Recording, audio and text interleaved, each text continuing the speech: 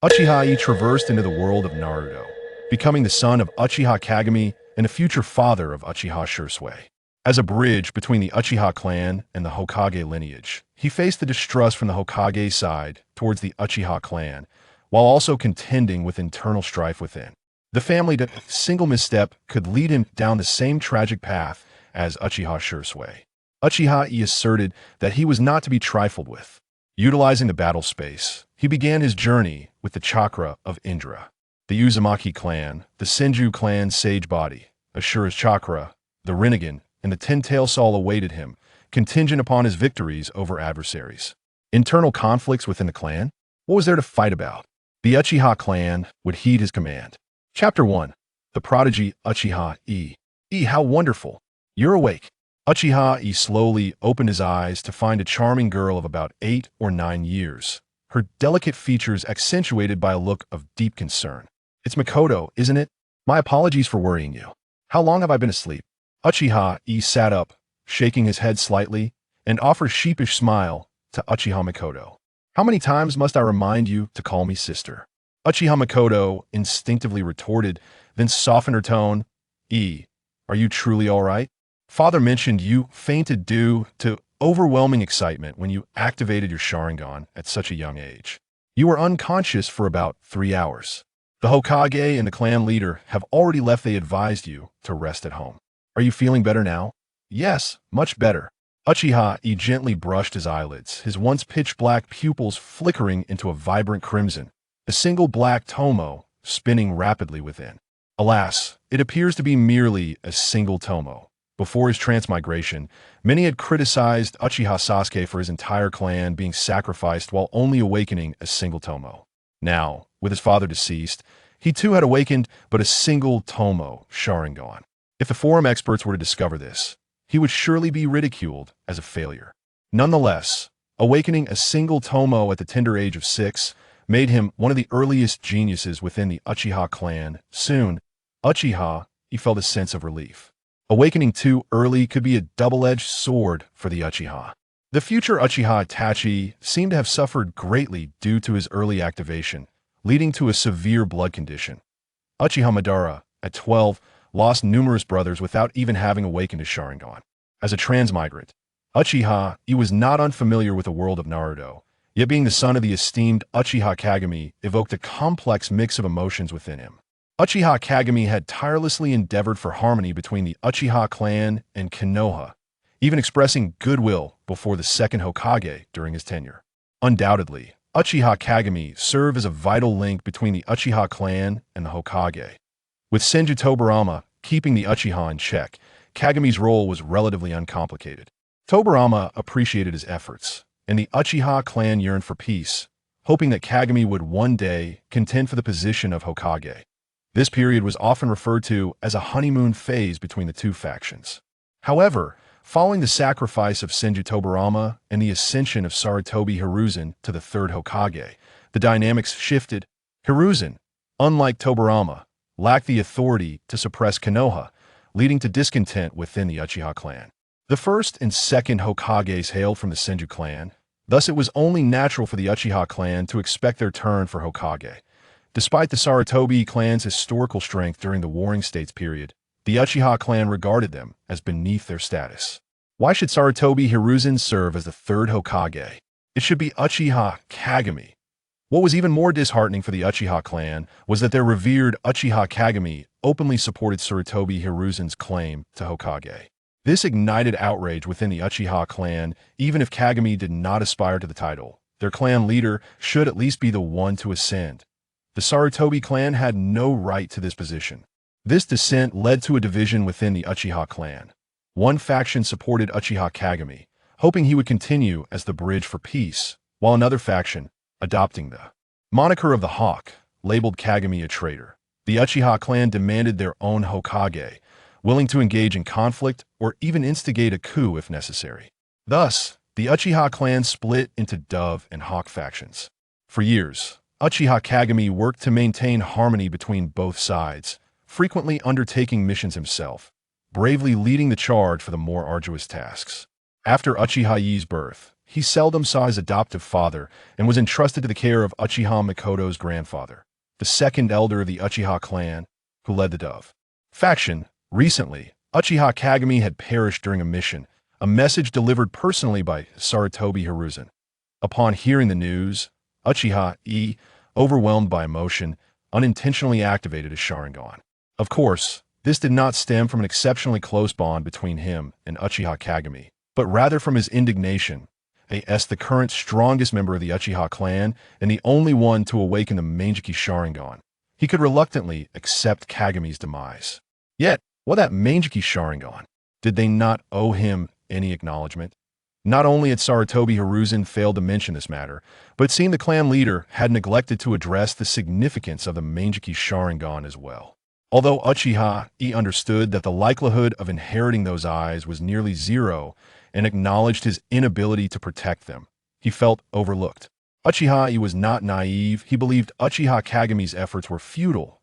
He could not comprehend Kagami's belief in treating Konoha as family, nor could he grasp the thoughts of the clan leader and his supporters. He was even uncertain as to whom those Mangekyou Sharingan now belonged: Sarutobi Hiruzen, Shimura Danzo, or the clan leader. Each of them held significant potential to become his future adversaries. However, for Uchiha Yi, pondering such matters was not a luxury he could afford. He needed to cultivate his strength swiftly beneath the protection of certain individuals. Only by amassing formidable power could he dictate his own fate. Fortunately, Uchiha Yi was not without his own cards to play. Not to mention the illustrious bloodline he inherited from Uchiha Kagami, it was likely he would awaken a three-to-mo Sharingan in due time. After all, Uchiha Kagami had awakened the Mangekyou Sharingan, and his future son, Uchiha Shisui, had also done so. There was no reason for Uchiha Yi to be unable to achieve the same. Chapter 2. The Activation of the Battle Space. As a transmigrant, Uchiha Yi was not without his advantages. Upon learning of Uchiha Kagami's sacrifice and awakening his Sharingan due to certain stimuli, his unique powers also began to manifest. His golden finger is rather ordinary, merely a combat space that refreshes 5 virtual opponents at random each month. Upon defeating them, Uchiha Yi can randomly acquire one of their abilities, which may include ninjutsu, bloodline techniques, or certain innate talents. Were it not for the inability to designate challenges within the combat space, Uchiha Yi would undoubtedly strive to confront the newly emerged Kaguya, Otsutsuki. Even if he were unable to inherit her bloodline in a single attempt, repeated challenges would likely yield results in due time.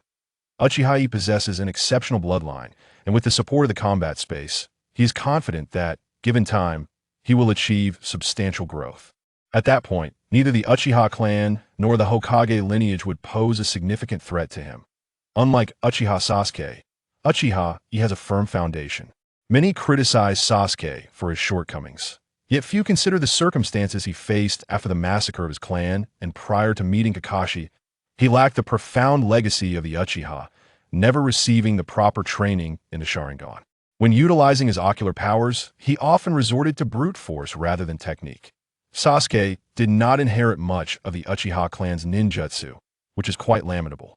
In contrast, Uchiha Yi, as the son of Uchiha Kagami, has been exposed to aspects of the Uchiha legacy from a young age.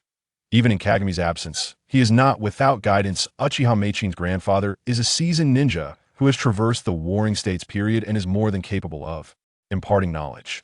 Moreover, should he need to, Uchiha Yi can adeptly disguise himself in front of Sarutobi Hiruzen and reap the benefits thereof.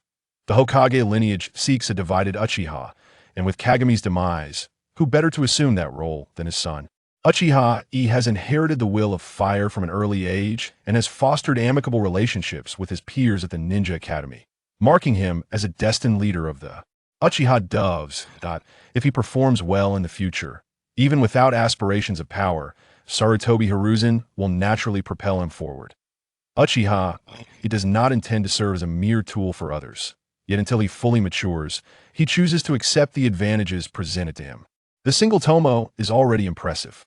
I have yet to awaken my Sharingan, Uchiha Meichin remarked, a hint of envy glinting in her eyes. The awakening of the Sharingan is accompanied by suffering and loss. If possible, I hope you never have to open those eyes, Uchiha Yi said, closing his Sharingan and gazing earnestly at Uchiha Meichin. Uchiha Meichin pursed her lips. Uchiha Yi's sentiments starkly contrasted with those of others in the clan. Even her grandfather likely anticipated her awakening. Meichin, I'm feeling a bit hungry. Could you prepare something for me? Uchiha Yi asked. Though Uchiha Meichin is still quite young, she possesses commendable culinary skills. The bento he enjoys at school is often crafted by her hands. Just a moment. I'll get started right away, Uchiha Meichin replied hurriedly. And as she hurried away, Uchiha Yi felt a complex emotion wash over him. In this ninja world, Uchiha Meichin epitomizes the ideal wife and mother. In the original narrative, she married Uchiha Fugaku and ultimately met her end at the hands of Uchiha Itachi. After his birth, Uchiha Yi was entrusted to the care of the second elder, allowing him and Uchiha Meichin to grow up as childhood friends. Could he bear the thought of Uchiha Meichin marrying Uchiha Fugaku? Clearly, that was out of the question. Nevertheless, he must now delve into the combat space. Uchiha Yi immersed himself in the combat space, quickly envisioning the 5 candidates for this month. 1. Uchiha Sasuke on the night of the massacre. 2. Yahiko in the Akatsuki's final days. 3. Inuzuka Kiba during the 4th Great Ninja War. 4. Rock Ninja in the 3rd Great Ninja War. 5. Konoha's gatekeeper, Zaitetsu. Upon seeing these 5 options, Uchiha Yi fell silent. Truth be told, aside from Uchiha Sasuke, he felt he could not possibly defeat any of them. Yahiko, during the Akatsuki's dire moments, was nearly annihilated by Danzo and Hans at that time. He was undoubtedly a Chunin, otherwise the Akatsuki would not have attracted the attention of Hans for Inuzuka Kiba. Uchiha Yi had little knowledge of him, but presumed he was likely a special Chunin or Chunin. Zaitetsu seemed to have started as a Chunin before eventually rising to special Chunin status. During the Gatekeeper period, he must have been at least a strong Chunin. Regarding the Rock Ninja, Uchiha Yi had never heard of him, but assumed he was stronger than himself, just entering the Ninja Academy. Thus, among the 5 candidates refreshed this time, only Uchiha Sasuke seemed a viable opponent. Moreover, Uchiha Sasuke was the most deserving of Uchiha Yi's challenge. Both were relatively new to the Ninja Academy and hailed as geniuses of the Uchiha clan. However, unlike Sasuke, Uchiha Yi has always been exceptionally perceptive. He understands that in this perilous world of ninjas, personal strength is paramount. This body is inherently gifted, and coupled with Uchiha Yi's soul, he possesses a remarkable affinity for Yin release. Although it pales in comparison to Sasuke's Indra Chakra, Uchiha Yi has been training from a young age. Had he not chosen to remain low-key and conceal his abilities, he could have graduated from the Ninja Academy long ago, and his true prowess has been consistently reserved. He previously showcased a genius side, exhibiting a strength comparable to Uchiha Meichin, who is currently regarded as a prodigy of the Uchiha clan. Uchiha Yi, who is 2 years younger than Uchiha Meichin, has already proven himself to be exceptionally talented. As Uchiha Yi concentrated, his consciousness was transported into the combat space. Beholding the figure before him, strikingly reminiscent of Uchiha Meichin, Uchiha Sasuke's expression morphed into one of frenzied determination. Uchiha Itachi, I will kill you. With that, Sasuke hurled 2 shuriken at Uchiha Yi. Chapter 3. The Awakening of Indra's Chakra. Do you mistake me for Uchiha Itachi? Uchiha Yi was momentarily taken aback, yet his actions did not waver. He launched 2 kunai in response, and swiftly propelled himself towards Sasuke's position. In the midst of his rapid movement, Uchiha Yi quickly formed hand seals, taking a deep breath and expanding his abdomen as chakra began to coalesce. Clang! The 4 kunai clashed in midair. As Uchiha Yi approached, Sasuke's heart raced. He recognized the hand seals Uchiha Yi was forming. Fire release. Great fireball technique, a signature technique of the Uchiha clan, which Sasuke could also perform, albeit not particularly well. Memories of his father's disappointment and his evaluations of both him and Uchiha Itachi surged forth, igniting Sasuke's stubbornness. He formed hand seals, unleashing a massive fireball to meet Uchiha Yi's.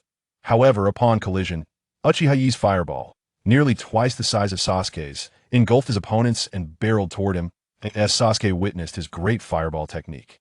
Being effortlessly crushed, his pupils constricted dramatically, prompting him to evade the impending attack. The fire release, technique that does not kill, did not disappoint, as it managed to partially obstruct Sasuke's great fireball, allowing him to narrowly escape its fiery embrace. However, before Uchiha Sasuke could revel in his fortunate escape, his expression shifted abruptly. He found himself surrounded by explosive tags that were on the verge of ignition. Did you truly believe I was unaware that the great fireball does not kill?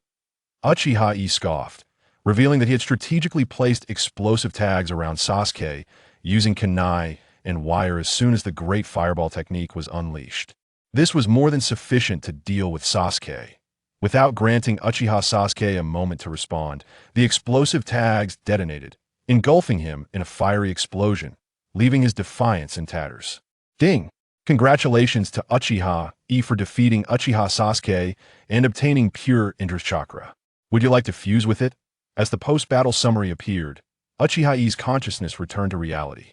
He found that eliminating Sasuke was far easier than he had anticipated. However, this was somewhat understandable, considering that at this stage, Sasuke was indeed lacking that IT was uncertain whether he had activated his Sharingan. Even if he had, he wouldn't have known how to utilize it. The lightning release, which he was adept at, also lacked proper mentorship, in comparison to fire release. Lightning release was evidently more suitable for Sasuke. Even in the future, most of Sasuke's compatible jutsu would revolve around lightning, rather than the fire release, which the Uchiha clan prided themselves upon. Sasuke possessed abilities that he could replicate, yet most of Sasuke's skills were beyond his reach. Thus, Sasuke, who had barely begun his journey, was unexpectedly outmaneuvered by an older adversary. Through this battle, Uchiha Yi gained insight into how he could swiftly vanquish early-stage opponents, realizing that the battle space did not prohibit the use of explosive tags. He considered preparing a greater quantity of explosive tags to confront formidable foes within the combat realm. However, explosive tags were strategic resources, and Konoha maintained strict controls over individual purchases. Accumulating a substantial stockpile of explosive tags was somewhat unrealistic. Moreover, while explosive tags were effective against average ninjas, they would prove less impactful against powerful adversaries. What Uchiha Yi did not foresee was that this time, the battle space had yielded Indra's Chakra, a significant boon for future Sasuke. Furthermore, this was pure Indra's Chakra, allowing Yi to remain unperturbed by its subtle influences. If he were to fuse with Ashura's Chakra in the future, would it not grant him the ability to awaken the Rinnegan? Uchiha Yi had no intentions of implanting Hashirama Senju cells instead. He awaited the possibility of obtaining Hashirama or Naruto Uzumaki within the battle space. If he were to directly acquire Ashura's essence, it would be nothing short of miraculous. Fusion. Uchiha Yi promptly intoned within the confines of the combat realm. In an instant, he felt a unique energy manifest within him, and under its influence, his ocular prowess nearly doubled, while his chakra surged by at least 50%. Moreover, this was merely the beginning. Uchiha He could distinctly sense that Indra's chakra would continue to subtly enhance his physique, chakra, and ocular power. One must not assume that the Uchiha clan was deficient in vitality and chakra beyond the Sharingan. They simply could not compare to the Senju and Uzumaki clans. In reality, each evolution of the Sharingan also resulted in an enhancement of one's chakra. For Uchiha, with a 3-Demo Sharingan, their chakra typically surpassed that of ordinary Chunin by more than double. The sole drawback was that Uchiha Yi could clearly feel that his chakra had taken on a colder essence due to Indra's influence. Of course, this could be explained generally. Once an Uchiha awakens their eyes, the chakra within them undergoes a transformation. Dinner is ready. Come and eat. As Uchiha Yi pondered the might of the battle space, the voice of Uchiha Mikoto echoed from the kitchen. Coming. Uchiha Yi quickly rose and made his way towards Uchiha Mikoto. Mikoto's culinary skills were impressive. Within a mere half hour, she had prepared a lavish dinner for Uchiha Yi, featuring beef and egg, stir-fried vegetables, and braised chicken dishes she had previously learned from Yi.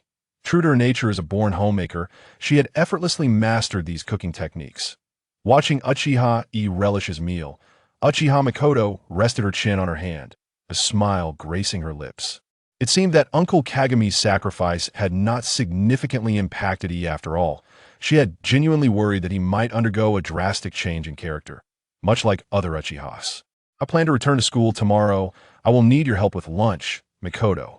Uchiha Yi remarked as he continued to eat. His words left Uchiha Mikoto momentarily stunned. So soon? Aren't you going to rest at home for a few more days? It's all right, Mikoto, I've nearly recovered. Uchiha Yi gently shook his head. He refrained from disclosing that his bond with Kagami was rather tenuous. Some things were best kept to oneself. After all, what kind of person could remain indifferent to the life and death of their own father? Chapter 4. Uchiha Yi and the Return to Konoha. You're back, Uchiha Yi? A curious classmate inquired when Uchiha Yi returned to the classroom. Having taken leave due to a family emergency, as mentioned by their teacher the previous day. Despite his Uchiha lineage, it was not like the others of his clan, who often held an air of arrogance.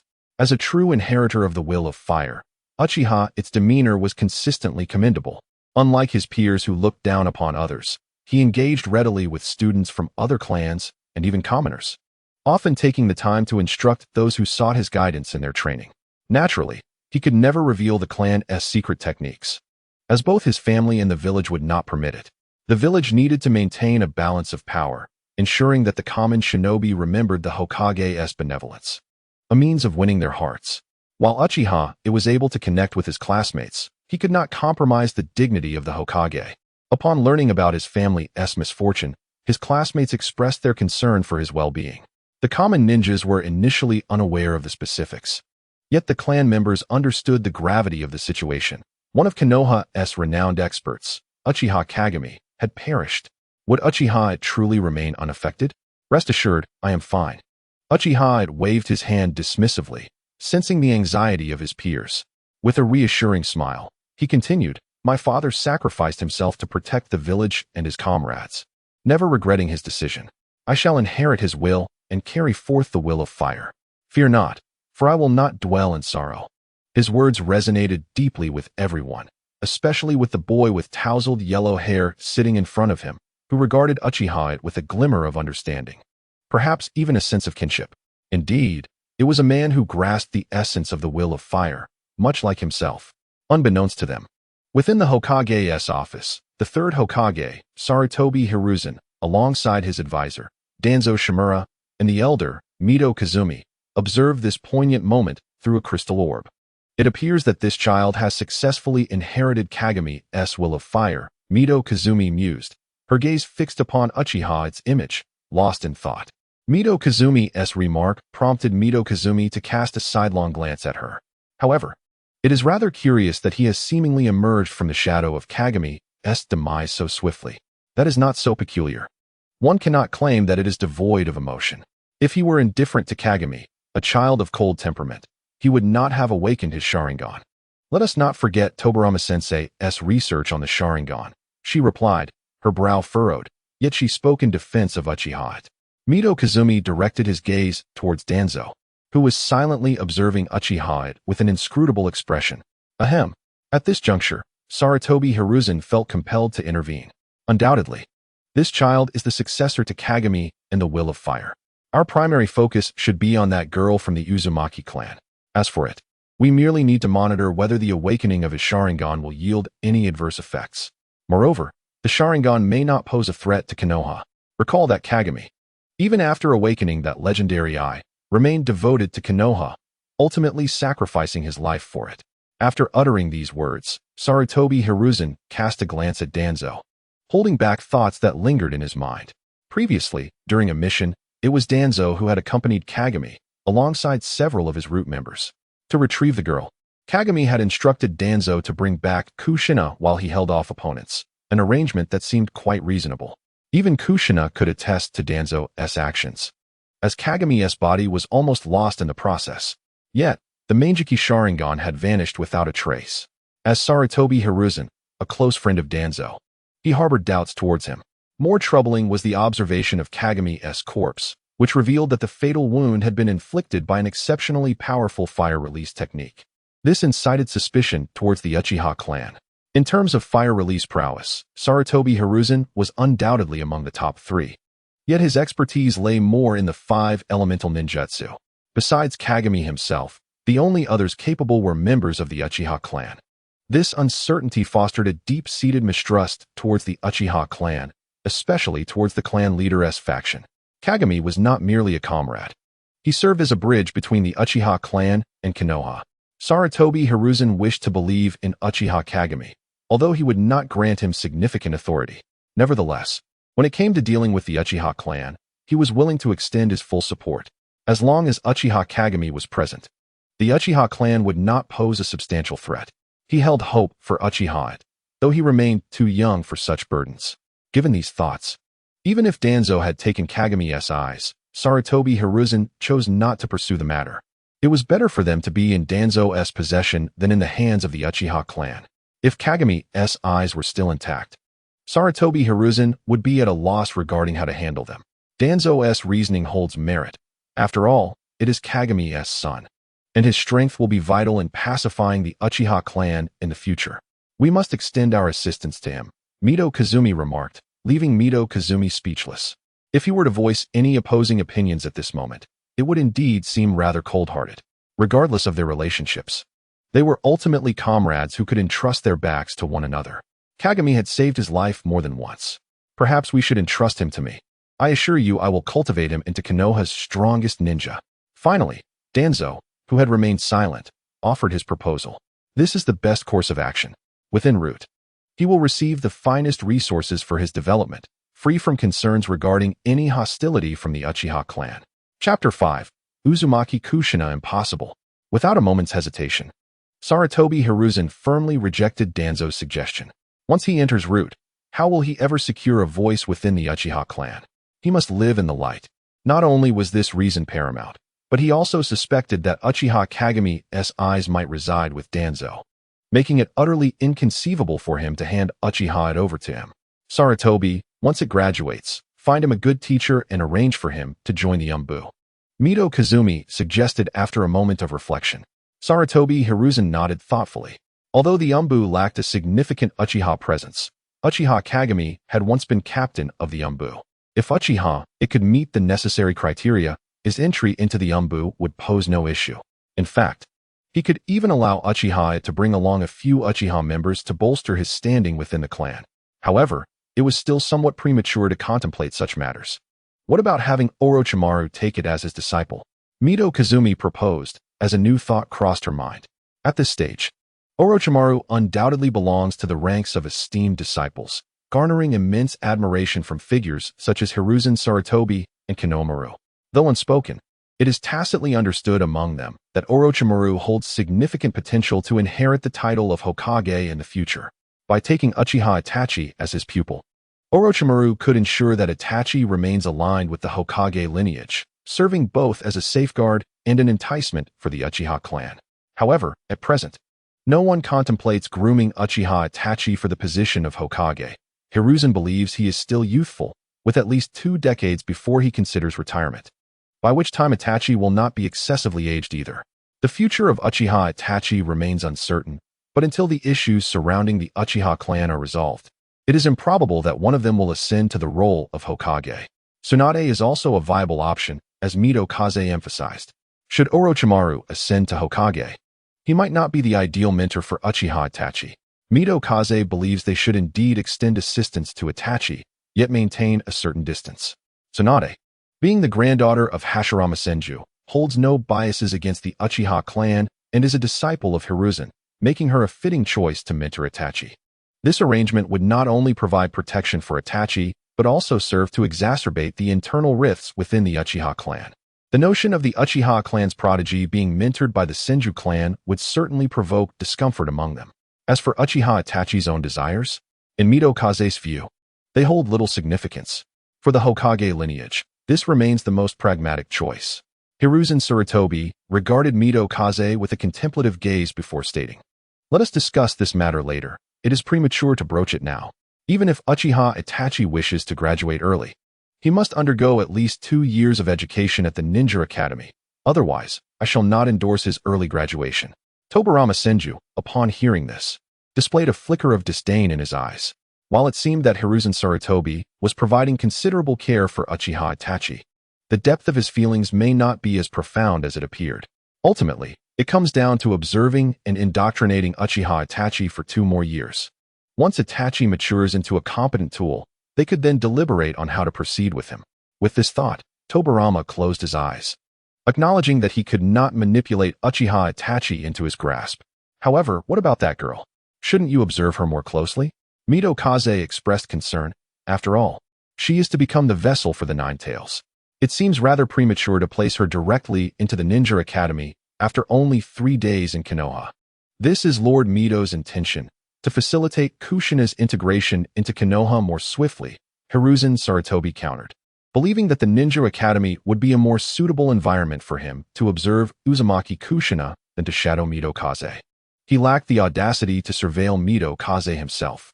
Despite being Hokage, Hiruzen did not dare to infringe upon the influence of Mito Kaze, who, while remaining inside her home, was intentionally diminishing her impact. Upon Hiruzen's words, others fell into silence. Even Shimura Danzo dared not openly defy Mito Kaze's wishes. As class was about to commence, their homeroom teacher, Hiruzen Sarutobi, entered the classroom with a small girl of about 5 or 6 years, with striking red hair. Her arrival quickly captured the attention of many. Despite the alliance between the land of whirlpools and Konoha, the Uzumaki clan seldom visited Konoha, and Mito Kaze was particularly reclusive, resulting in the common folk of Konoha rarely encountering members of the Uzumaki clan. For most, including Uchiha Itachi, this was the first time witnessing someone with red hair. Upon seeing Uzumaki Kushina, Uchiha Itachi's eyes flickered with surprise.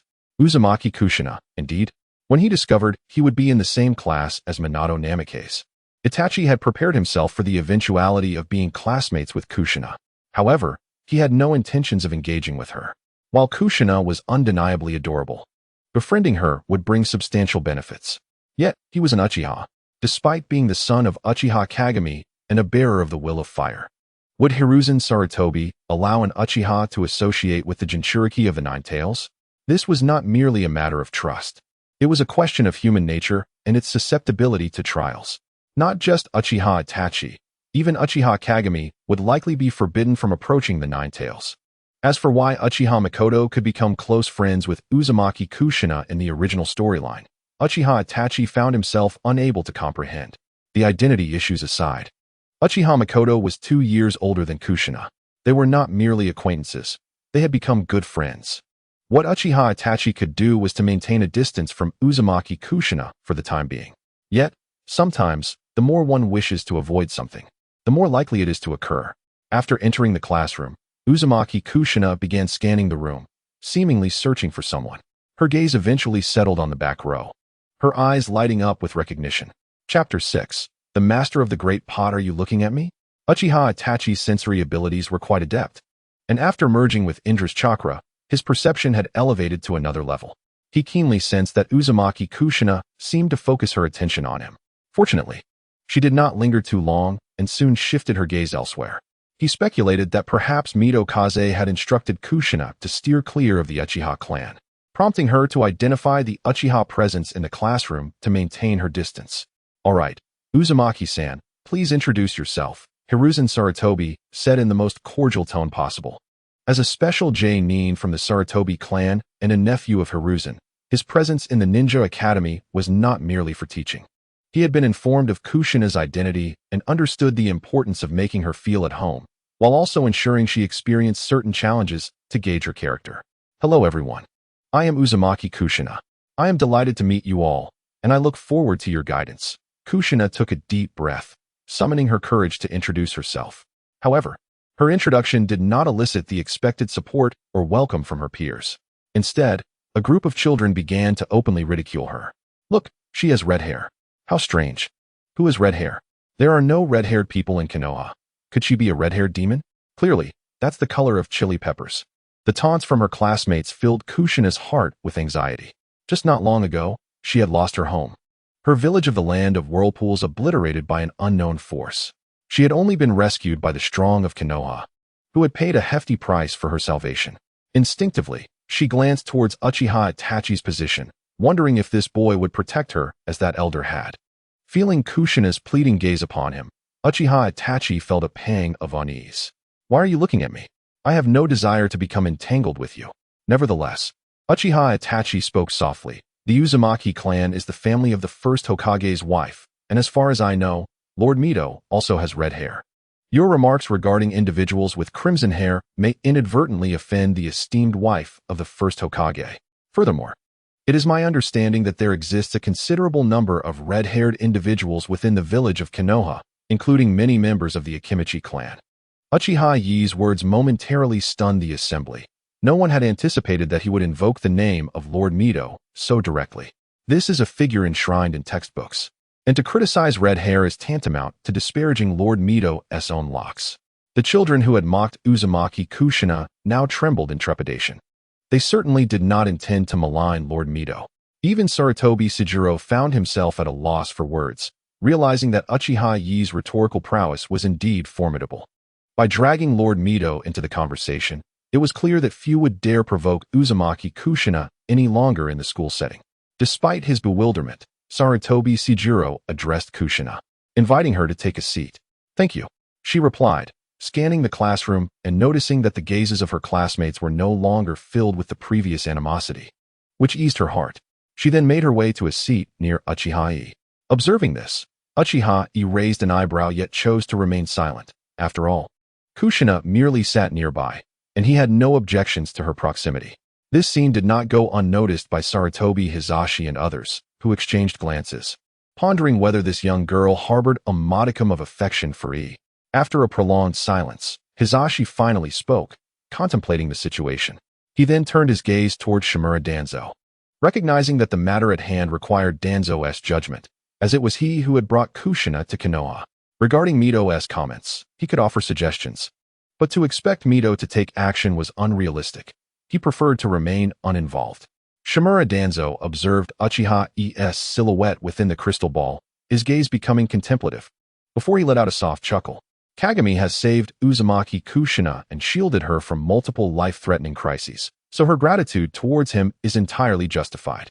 She likely began attending the ninja academy earlier than anticipated, perhaps having heard of Uchiha Yi from Lord Mito. Yet, he is to become the future vessel of the Nine Tails. Mito Minyan furrowed his brow, aware that despite Uchiha Yi being one of their own, he remained an Uchiha at heart. Even if the future confirmed Yi's trustworthiness, they could not permit him access to the Nine Tails. The memories of that terrifying battle loomed large. The notion of Kushina becoming the new host for the Nine Tails was merely speculation, lacking Lord Mito's endorsement. Whether Kushina would indeed become the new Jinchuriki was not to be determined by them, nor by the monkeys. Only Lord Mito's word held weight. Danzo cast a sidelong glance at Sarutobi Hizashi and spoke slowly. Until Lord Mito decides on a new Jinchuriki, none of us can press this matter. The weight of such a responsibility is not one that any of us can bear. Moreover, while Uzumaki Kushina is the most suitable candidate for the role, she is not the sole option. Hizashi nodded in silence, recognizing the respect due to Mito, who rarely emerged from seclusion. Under normal circumstances, he would not contravene Mito's wishes. Hizashi's feelings towards Mito were complex. Mito was his greatest assurance, and as long as he lived, Konoha would remain stable. Yet, as Hokage, who would appreciate the presence of a figure akin to a regent? Suddenly, Danzo's tone took on a devilish allure, captivating everyone present. You must understand, the other villages are grappling with the issue of tailed beasts running amok, while Konoha remains unaffected due to Lord Mito's presence. Uzumaki Kushina possesses chakra comparable to Lord Mito's, capable of suppressing the Nine Tails, making her an optimal choice. Sarutobi Hizashi inhaled deeply from his pipe, seriously considering Danzo's words. Bear in mind, it is not solely the chakra and sealing techniques of the Uzumaki clan that can restrain the Nine Tails. The Sharingan and wood release are also significant. Danzo subtly suggested, Uzumaki Kushina may not genuinely align with Konoha. Her prodigious talent could enable her to wield the Nine Tails power, and should she decide to leave Konoha, what recourse would we have? His words rendered the assembly silent. Trust in Kushina? They hardly knew her well enough to feel secure. Even though they had rescued her from the destruction of the Whirlpool village, fostering a sense of belonging remained a challenge. They had previously devised a plan to cultivate bonds for Kushina within Konoha, yet if she could indeed master the Nine Tails power, the morality of her choices might elude them. Restricting Kushina's growth seemed implausible. Even Lord Mito would endeavor to nurture her, a fact they could not impede. Thus, Kushina was not the optimal choice for the Nine Tails Jinchuriki. The Sharingan belonged to the Uchiha clan, while wood release was a legacy of the Senju clan. Tobarama had conducted research on wood release and made progress. Had it not been for the outbreak of war, it might have yielded results. I propose we resume research on wood release, aside from the Sharingan. It is the most effective means of countering the Nine Tails, Danzo asserted, his gaze piercing as he regarded Hisashi. Moreover, you must have observed that the military capabilities of various nations are escalating. The Ninja World War could erupt at any moment. The downfall of the Whirlpool Village was likely a test of our resolve and strength by those ninja villages.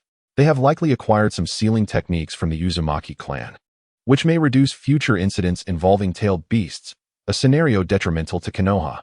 As Danzo spoke, his eyes reflected a chilling resolve. For a hawkish figure like him, the attacks on the Whirlpool Village were akin to a slap in the face. The existence of the Whirlpool Village had greatly benefited Konoha, as long as it stood. There was no fear of an assault from the land of water. It could serve as Konoha's maritime fortress. The Uzumaki clan was a formidable force. Yet now that the Whirlpool Village had fallen, Konoha would need to expend considerable effort to guard against the Mist Ninja. At times, Danzo would reflect on the wisdom of the first Hokage, who had wisely distributed the 8-tailed beasts, securing considerable resources. Over the years, other villages had suffered greatly from the tailed beasts, while Konoha remained untroubled. However, with the potential for other villages to harness the power of the tailed beasts, Danzo found himself pondering the soundness of the first Hokage's decisions in dispersing the beasts. Upon hearing Danzo's proposal, even Sarutobi Hisashi fell into silence. Restarting the wood release experiments posed no issue. After all, it had originally been initiated by Senju Tobarama, and the necessary cells and experimental data were still available. The initial reluctance of the Vortex Watergate to intervene was palpable, as the possibility of another great ninja war loomed.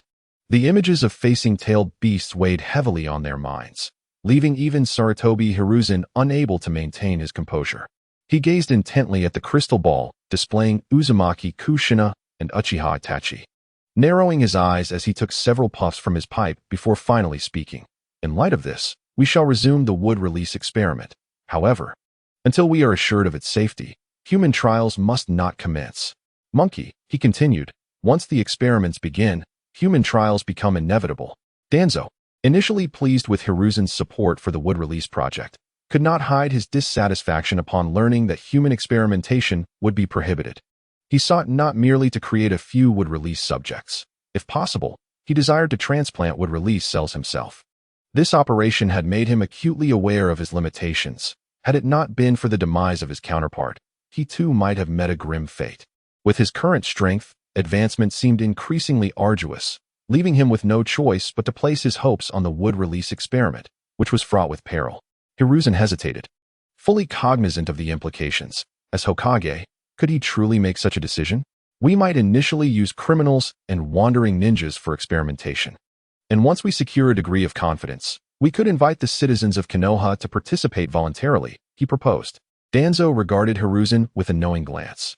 Although the Senju clan has disbanded, should there be hope of acquiring wood release, they would not refuse. Who better suited for the wood release experiments than them? Hiruzen fell into silence, grasping Danzo's ulterior motive. Utilizing the wood release experiment could also serve to diminish the influence of the Senju clan by eliminating some of its members. However, they were not targeting the Senju clan explicitly. Participation in the experiment would remain a personal decision. Should they succeed, they would inherit the wood release legacy. This was not a matter of betrayal. Hiruzen would continue to care for Tsunade and Shodame, honoring the memory of Vortex Watergate. Yet, as Hokage, he was compelled to act. The most direct threat to the Senju clan was not Hiruzen, but rather Tobarama Senju. When the Senju clan disbanded, many left with scant jutsu, forbidden from passing down their surname or even mentioning it to their descendants. In contrast, some of their methods seemed trivial by comparison. As for Itachi and Kushina, the latter was caught stealing glances at Uchiha Itachi, prompting an unvoiced inquiry from Nara Shikamaru about what would transpire next. We need not interfere, Hiruzen finally said after a moment's contemplation. Kushina's affairs at school cannot escape the eyes of Watergate, if he has given his tacit approval. What more needs to be said? Moreover, let us not forget, although Itachi belongs to the Uchiha, he is also the bearer of the will of fire. If Kushina were to be influenced by his presence, it could only be beneficial. Chapter 8. Kushina's affection during the morning lessons. Uchiha Itachi felt the piercing gaze of Kushina upon him, her eyes darting in his direction every few minutes. This gave him an unsettling sensation. as if she were advancing towards him with intent. If he had known it would come to this, he might have refrained from assisting her with her troubles. While being observed by Sarutobi Hiruzen was somewhat manageable, he could feign normalcy. Having Danzo take notice would spell disaster for him. He still needed time to grow. With the infusion of Indra's chakra, Itachi felt confident he could evolve into a formidable warrior. Through the battle space, he could engage with a variety of powerful opponents, ensuring he would not lack combat experience in the future. However, after exhausting his remaining 3 challenge opportunities the previous night, he reluctantly concluded that he could not yet defeat anyone. Jonin were beyond his current capabilities. Even against seasoned chunin like Steel, although he could hold his own, ultimately, experience triumphed, leading to his defeat. After this setback, the battle space lost its opportunities for challenges. Itachi was well aware of Danzo's duplicitous nature. There remained a high probability that Danzo was also his father's murderer. All he wished for was a peaceful student life. Was that too much to ask? Finally, the morning classes concluded. Just as Itachi was preparing to seek out Uchiha Mikoto, Kushina quietly approached him, her demeanor slightly anxious.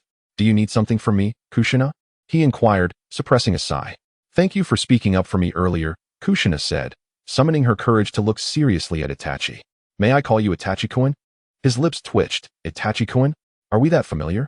He glanced over at Minato, who was observing the exchange with an amused expression. "Look away. If you keep staring, you might find yourself without a wife. We're all classmates, and I merely spoke the truth," Itachi replied nonchalantly, waving his hand dismissively. "Is that so?" Kushina pondered, nodding thoughtfully. "You possess a gentleness akin to that of your father." Just as she was about to say more, a familiar figure entered the classroom carrying a lunchbox. Uchiha Mikoto, spotting Kushina near Itachi, exhibited a hint of surprise. She approached Itachi with a sweet smile. "Itachi, it's time for lunch." "Yes," Itachi affirmed with a slight nod. Then turned to Kushina. "Kushina, if you have no other matters, we should eat lunch. We only have an hour, and if we don't hurry, we will have to wait until after school." The lunch break was short, though students were released early in the afternoon, before 3 o'clock. Some diligent classmates would even utilize the training grounds for practice, reflecting a joyful learning environment. One's potential as a ninja hinged on individual initiative. Lunch. Kushina's expression faltered. It seemed she had forgotten to bring her meal. What to do? If she returned home, the time spent traveling would hardly allow her enough time to eat. "Excuse me, did you forget your lunch?" Mikoto noticed Kushina's predicament and gently offered, "If you don't mind, I can share my bento with you." "Really? Is that all right? Won't that leave you hungry?" Kushina's gaze lingered on the 2 bento boxes, each filled with an abundance of delicious food, causing her to swallow hard. Before the fall of the Vortex Village, she had been a princess, yet the meals of royalty were not always exquisite, for the village was merely a small island. While fish was plentiful, the delicacies of the mountains had eluded her palate. Mikoto chuckled at Kushina's innocence, finding her endearing. "It's no trouble at all. I always prepare extra. There will be enough for both of us. Then I won't be polite." After a moment of hesitation, Kushina gazed at Mikoto with gratitude. Indeed, Konoha was home to many kind-hearted individuals. This girl must also belong to the Uchiha clan. Uchiha Kagami, Uchiha Itachi, and Uchiha Mikoto. What a warm and nurturing family they were.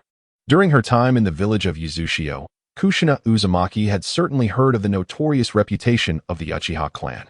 Some even labeled them as a naturally malevolent lineage. A rumor purportedly born from the private musings of the second Hokage, Tobirama Senju, which had somehow leaked out. Yet, as the old adage goes, hearing is but a shadow. Seeing is believing. Mito, the elder of the village, held no ill will towards the Uchiha, and now, having encountered 3 admirable Uchihas herself, Kushina began to ponder whether it was truly the Uchiha who were evil, or rather Tobirama Senju himself. Indeed, human prejudices can loom like a mountain. "This is delicious. Mikoto, did you make this?" Kushina exclaimed, her enthusiasm palpable. "I have decided. You shall be my lifelong sister." Faced with Kushina's fervent enjoyment of the meal, both Itachi Uchiha and Mikoto Uchiha exchanged glances, as if to convey disbelief at Kushina's seemingly insatiable appetite. It was rather exaggerated, to say the least. Even Itachi generously offered a portion of his lunch to Kushina, which only enhanced her admiration for both him and Mikoto. They were undeniably good people. She was determined to forge an everlasting friendship with them. For Kushina, who had just arrived in Konoha, such kindness and assistance were invaluable. It mirrored the bond between Minato Namikaze and Kushina in the original narrative, which may have been influenced by similar sentiments. Reflecting on this, Itachi sighed quietly. He could not deliberately distance himself from Kushina, for that would be too conspicuous and draw attention. Moreover, exhibiting coldness towards such a girl was not in line with the will of fire. Let us take it one step at a time, he resolved. Unbeknownst to them, everything was under the watchful gaze of Hiruzen Sarutobi. At this stage, a decision had yet to be made regarding whether Kushina would become the Jinchuriki. She remained merely a candidate. Chapter 9. The origins of the fall of Uzushio Village. Uzushio Village and Konoha shared an alliance, and when Uzushio came under attack, Konoha indeed dispatched formidable shinobi to assist. Uchiha Kagami, Danzo Shimura, and nearly the entirety of the route were involved, a force substantial enough to engage in a small-scale war. To annihilate a minor nation, barring exceptions like the Land of Rain, posed little challenge. The support Konoha extended to Uzushio was significant, to the extent that even Mito could not voice any complaints. Furthermore, the existence of Uzushio Village in the Land of Whirlpools was generally looked down upon by other nations. The Uzumaki clan, as both village leaders and feudal lords, raised eyebrows among the daimyos of other countries. What do you ninjas think you're doing, aspiring to become daimyos? What becomes of us? They could hardly believe that the Uzumaki, with their bloodline linked to the Sage of Six Paths, would be immune to scrutiny. Even without the matter of sealing techniques, the Land of Whirlpools was destined to be targeted by other nations. The daimyo of the Fire Country was not particularly fond of Uzushio. It could be said that the seeds of Uzushio's demise were sown upon its establishment. Konoha did not foresee that by the time they arrived at Uzushio, it would already be in ruins, and the strength of the unknown ninjas exceeded all expectations. Even Uchiha Kagami and a significant portion of the route had fallen there. Bringing Kushina back was a remarkable feat, fulfilling their duties as allies. It was uncertain whether Mito intended to make Kushina a Jinchuriki. If she were to become one, she would receive the best protection from Konoha, sparing her the need to undertake missions like other shinobi, thus ensuring her safety and allowing the Uzumaki legacy to endure within Konoha. Conversely, Hiruzen was apprehensive about the potential for Kushina's growth to spiral out of control, thus dissuading any thoughts of making her a Jinchuriki. After their meal, Mikoto tidied up the lunchboxes and prepared to leave. However, the shared meal had already fostered a budding friendship between her and Kushina. Human connections do not always require prolonged interactions. Sometimes, a shared glance is all it takes to forge a friendship. For Kushina, Mikoto was evidently a wonderful companion. The afternoon classes concluded swiftly. Unlike common civilian shinobi, both Itachi and Mikoto opted to return to their clan for training, as their familial training environments far surpassed those of the school. Moreover, some clan members often provided guidance, which contributed to the superiority of clan shinobi over their civilian counterparts. It's been lovely. See you tomorrow, Itachi, Mikoto, Kushina said as they reached the school gate. Living in the Senju clan's ancestral home, Kushina was situated far from the Uchiha compound. If possible, she truly wished to linger on her way home a little longer. See you tomorrow, Kushina, Mikoto replied. I'll bring you lunch. You're too kind, Mikoto. Kushina beamed. It's no trouble. I'll just cook a little extra. It won't add to my workload. Mikoto replied with a smile, her eyes sparkling. Once Kushina had departed, she turned to Itachi, her tone turning contemplative. Kushina is quite adorable, don't you think, Itachi? The way Mikoto said Itachi sent a shiver down his spine. Nevertheless, he responded evasively. Didn't you two get along splendidly before? He recounted the events of the class, surprised that Kushina had seemingly fixated on him. Mikoto frowned slightly. Are you sure she approached you because you helped her? That seems quite plausible.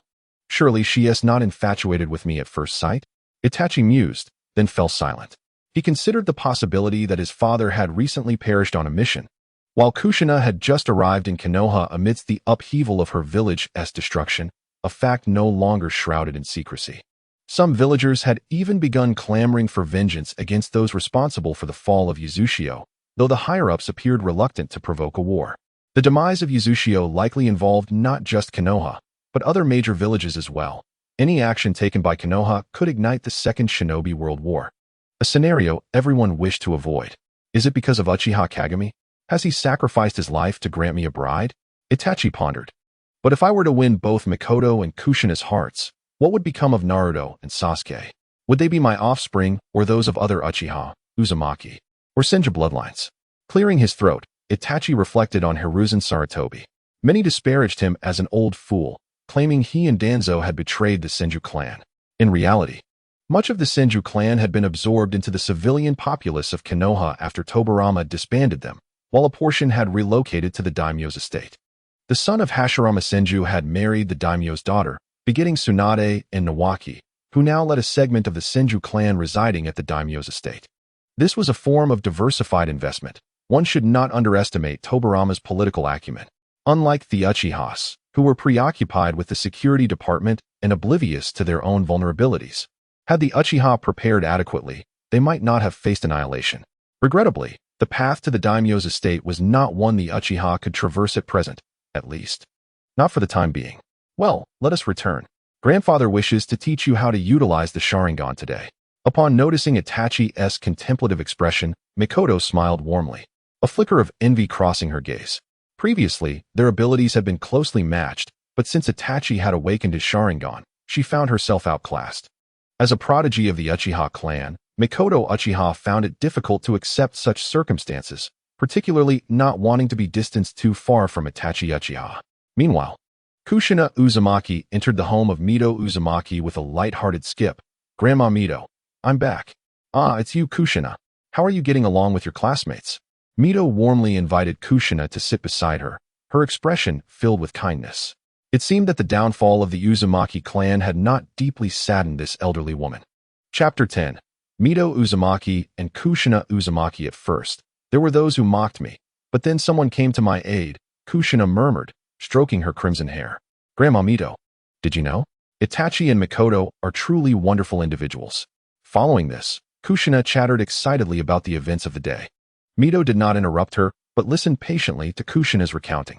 Were there truly several remarkable individuals in the Uchiha clan? Mito felt a hint of confusion, yet her heart swelled with joy. Due to her relationship with Hashirama Senju, Mito did not harbor the same animosity toward the Uchiha that other Uzumaki and Senju clansmen did. Even though the death of Hashirama was inextricably linked to Madara Uchiha, until his last breath, Hashirama seemed to feel remorse toward Madara. As an observer, Mito was well aware that Madara had been driven away by Tobirama Senju.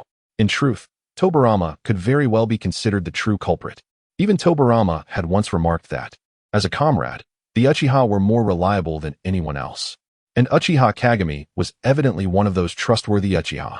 Could Itachi Uchiha be the next? Mito gazed deeply at Kushina, initially intending to have her become the Jinchuriki of the Nine Tails as a form of protection.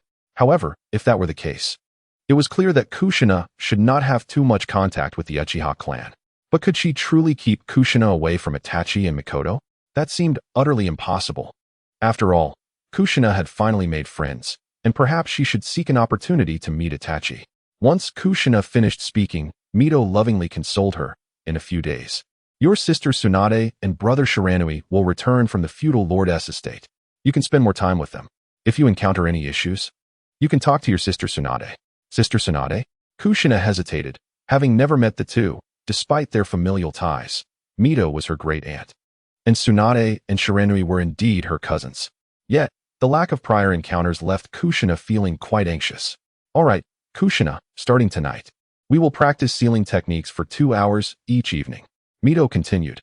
"You wouldn't want to rely on others to rescue you when you go on missions in the future, would you?" Kushina recalled the moment her parents entrusted her to Uchiha Kagami and thought of Kagami's protective stance for her. With determination, her cherubic face nodded resolutely. Meanwhile, Itachi Uchiha was panting heavily, his gaze unwaveringly fixed on the elder Uchiha Yohei not far away. His single Tomo Sharingan was firmly locked onto Yohei, his chakra nearly depleted. Across from him, Yohei crossed his arms and remarked, "Your talent is quite impressive. It's no wonder you were among the first to awaken your Sharingan. In terms of overall strength, you are already superior to most genin, though your experience still leaves something to be desired." After a pause, Yohei added, "However, do not become overly proud. Madara was not only without his Sharingan at your age, but his strength surpassed yours. He began taking lives at the tender age of 3. Itachi felt somewhat speechless. Yohei was indeed a veteran from the Warring States period, having fought alongside Madara, his combat experience unmatched by ordinary ninjas. Yet, comparing himself to Madara was truly overestimating his own abilities. Even with the Indra Chakra now coursing through him, Itachi could hardly guarantee his talent rivaled that of Madara, let alone surpassed it. Madara was a being of legend, having fought from birth to death. Although Kagaya Tsutsuki was ultimately the final antagonist of the series, the oppressive aura Madara exuded was unparalleled. Unbeknownst to him, Yohei regarded Itachi with astonishment, despite Itachi's single tomo Sharingan. He sensed that his ocular prowess was not inferior to that of a double tomo. He had previously trained Kagami and could clearly perceive that Itachi's potential surpassed that of Kagami. This revelation only heightened Yohei's excitement. This child, Itachi, might one day awaken the legendary double Sharingan. However, it was not yet time to disclose this information. He needed to ensure Itachi remained humble and to guard against any threats from others. Much like Itachi, Yohei harbored doubts about the clan leader and Danzo Shimura, yet felt powerless to act. Despite being the Uchiha's second elder and a leader of the moderate faction, he was ultimately just an elite genin. And with age and illness, his prowess had likely diminished. He could do nothing. The future would rest solely on Itachi's shoulders. I still have much to learn. Itachi mused, a self-deprecating smile gracing his lips as he recalled his inability to defeat even the guardian deities in the battle space, feeling a sense of shame. Yes. Understanding that is paramount, Yohei nodded in satisfaction at Itachi's demeanor. From now on, after school each day, you will come here for training, particularly in the use of your Sharingan. There is still much for you to learn. Yes, thank you, Elder. Itachi expressed his gratitude. Regardless of Yohei's skill, he was a battle-hardened veteran, possessing invaluable knowledge for Itachi to absorb. This distinction between Itachi and Sasuke Uchiha was stark. Itachi had a complete system from which to learn, while Sasuke had to rely solely on his own exploration. Despite Kakashi's renowned reputation, he was merely a novice in the true mastery of the Sharingan. Over the subsequent month, Itachi maintained his studies, sharing lunch with Kushina and Mikoto Uchiha, while training under Yohei in the evenings. He felt his strength visibly increasing. Were he to challenge the guardian deities again, he might not find himself at a disadvantage. As for the other two genin, Itachi had no immediate plans to confront them. Finally, after concluding his training at Yohei's residence, the battle space refreshed. Chapter 11. Confronting Shiranui, the final performance of Senju in the Second Shinobi War. Shiranui, the puppet master Chiyo in her twilight years, rebellious youth Asuma, and the beautiful yet inept Sakura Haruno in the Chunin exam. Upon seeing these four options, a smile graced Itachi's lips. At last, characters had emerged that he could contend with. Sakura Haruno, during her Chunin exam phase, was undeniably inept, as long as she did not summon her strongest spirit, Naruto Uzumaki. Itachi believed he could easily overpower her. At this stage, Sakura had yet to train under Tsunade, possessing only excellent chakra control and a modicum of talent in Jinjutsu. Her sole display of illusion was merely convincing herself that she had caught up to Sasuke and Naruto. Other than that, she had not demonstrated any further Jinjutsu capabilities. During the era of the Fourth Great Ninja War, Sakura Haruno indeed could not stand against the formidable Uchiha. However, during the Chunin exams, it would be fair to label Sakura as a beautiful waste of talent. In the past, many fans of Naruto held a disdain for Sakura, yet her initial characterization undeniably depicted her as a beauty, with Lee falling head over heels for her at first sight. As for Shinsuke during the Second Great Ninja War, Uchiha had harbored no absolute confidence in victory. After all, Shinsuke was the grandson of Hashirama Senju, and a disciple of both Tsunade and Orochimaru. His lineage and training were superior to that of Uchiha.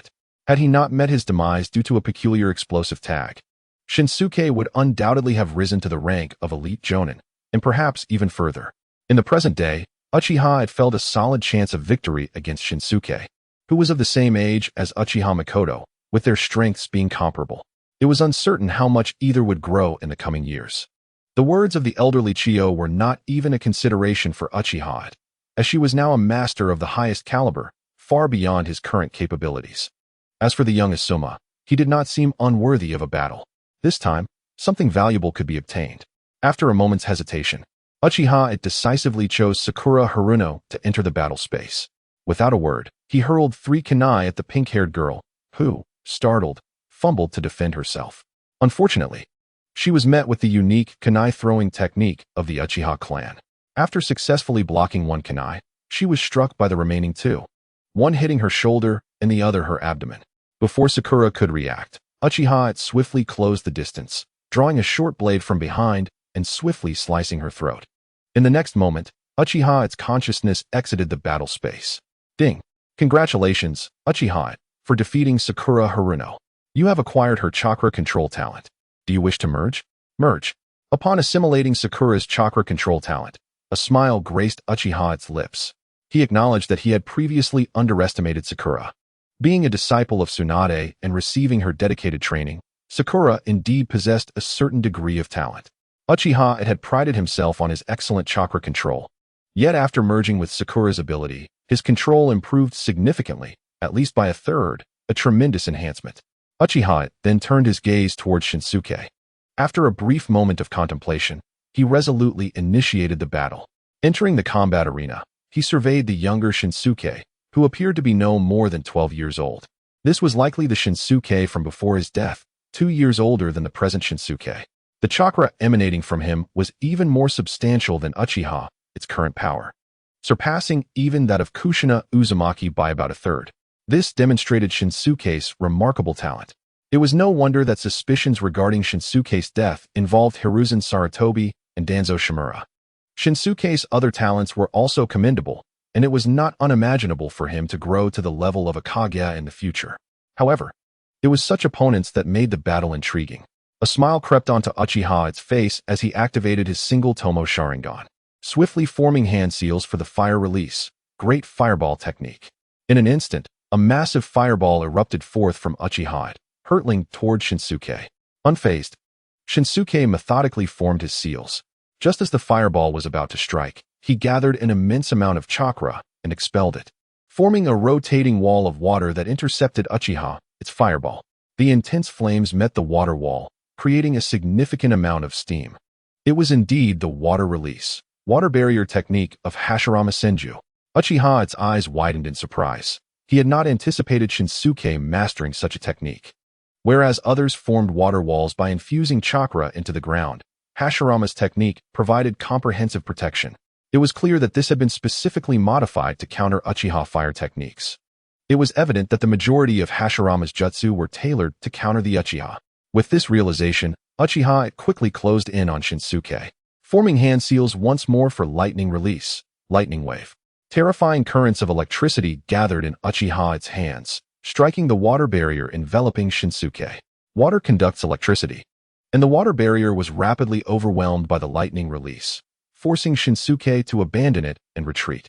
Breathing heavily and shaken, Shinsuke regarded Uchiha Yi with a sense of dread. Had he not reacted swiftly, he would have been caught in the effects of the lightning release. When did the Uchiha clan's youth begin to forsake the study of fire techniques in favor of lightning? Uchiha Yi remained unfazed, biting his finger and sliding it across the seal on his arm, summoning a giant shuriken taller than himself, which he hurled toward Shinsuke. Not good. Shinsuke cursed inwardly, drawing a kunai to intercept the spinning shuriken. Boom. Before Shinsuke could execute his next move, Uchiha Yi issued a low shout, causing Shinsuke to realize that the enormous shuriken was wrapped in numerous explosive tags. Is Uchiha Yi really this ruthless? Boom. A fierce explosion engulfed Shinsuke. Had he used the substitution technique? Uchiha Yi quickly pinpointed Shinsuke's location. The previous explosion had consumed Shinsuke, and even with a timely substitution, he was still caught in the blast.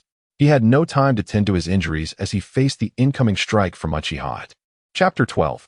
Merging with Shinsuke's physique, Uchiha Yi rarely revealed his body flicker technique. In fact, he almost never showcased it in front of others. He devoted more energy to mastering the body flicker technique than to fire and lightning techniques or other Uchiha methods. Uchiha Yi possessed considerable talent in the body flicker technique. After all, his son, Uchiha Shisui, was renowned for it.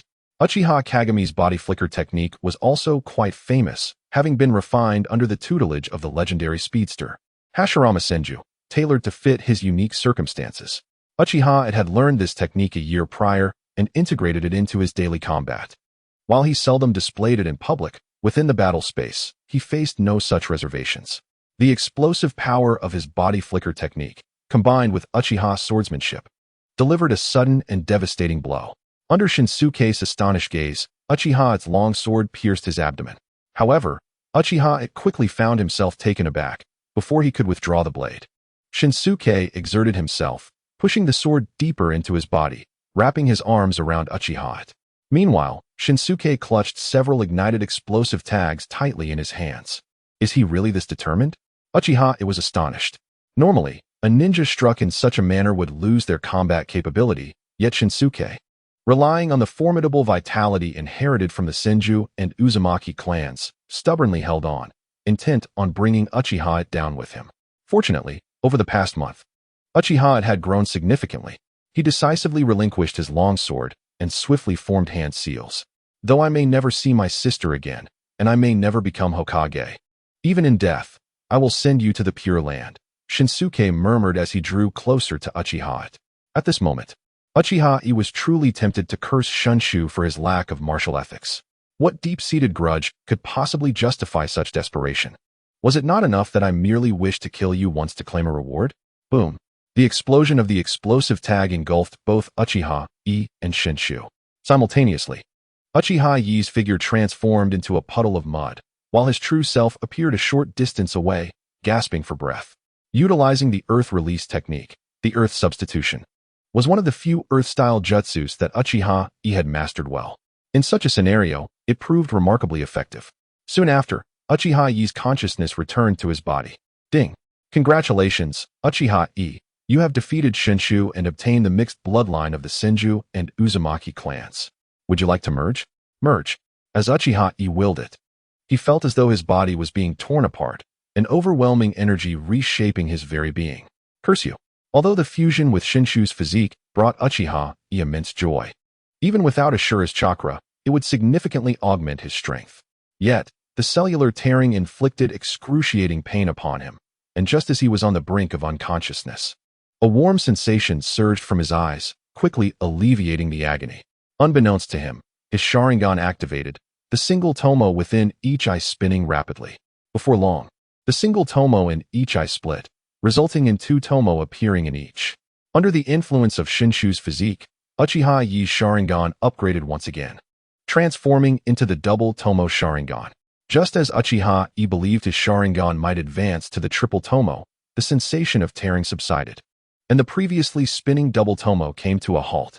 The fusion process was both brief and prolonged, leaving Uchiha Yi feeling as though he had emerged from a hot spring. However, this fusion had significantly enhanced his abilities, doubling his chakra and improving his physique.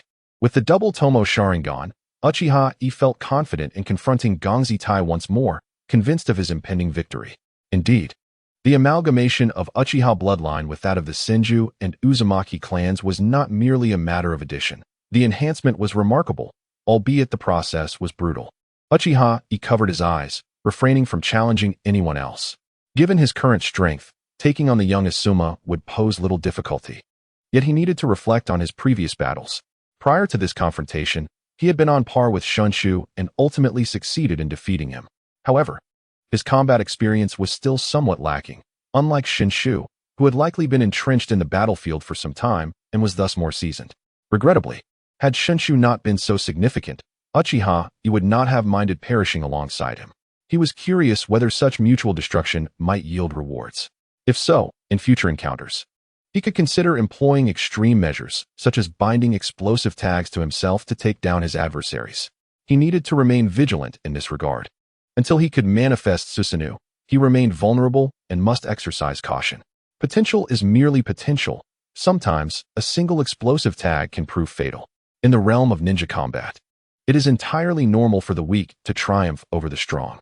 This reflection lasted over an hour, after which Uchiha Yi challenged Sarutobi Asuma. This young Asuma, likely around 14 or 15, possessed strength comparable to Shunshu, but Uchiha Yi, newly empowered, swiftly dispatched him. Following the battle, Uchiha Yi acquired Asuma's mastery of wind release. He had not previously delved deeply into wind techniques, focusing instead on fire and lightning, which were his innate affinities. However, upon merging with Asuma's wind release mastery, Uchiha Yi's understanding of it surged, rivaling his current proficiency in fire and lightning. Indeed, he relied on the advantages of the combat space. Regrettably, he could not contend with Chiyo. If he could obtain her expertise in poison and combat experience, Uchiha Yi felt he would become invincible. In the days that followed, Uchiha Yi dedicated himself to familiarizing and adapting to his newly augmented strength. Ikuin, do you know? Something significant occurred at school today. One day, as Uchiha Yi settled into his seat, Uzumaki Kushina spoke mysteriously to him. Recently, she had managed to relocate her seat closer to Uchiha Yi, leaving him both helpless and secretly delighted. Indeed, his allure to younger girls was substantial. What happened? Not only Uchiha Yi, but even those seated in front, including Namikaze Minato, turned their attention to Kushina. Chapter 13. The Hokage is coming to school? Hee. I heard from Sister Tsunade that the Hokage-sama is coming to the ninja school today. It seems he will be conducting combat training, and those who perform well will receive guidance from the village's elite ninjas, possibly even becoming their disciples. Kushina wasted no time and continued. Not only will Tsunade and her team be present, but it seems there will also be some renowned jonin from the village, including Jonin Kakashi. Uchiha Yi was taken aback. He had not anticipated such an event. Why was there no word of this within the Uchiha clan?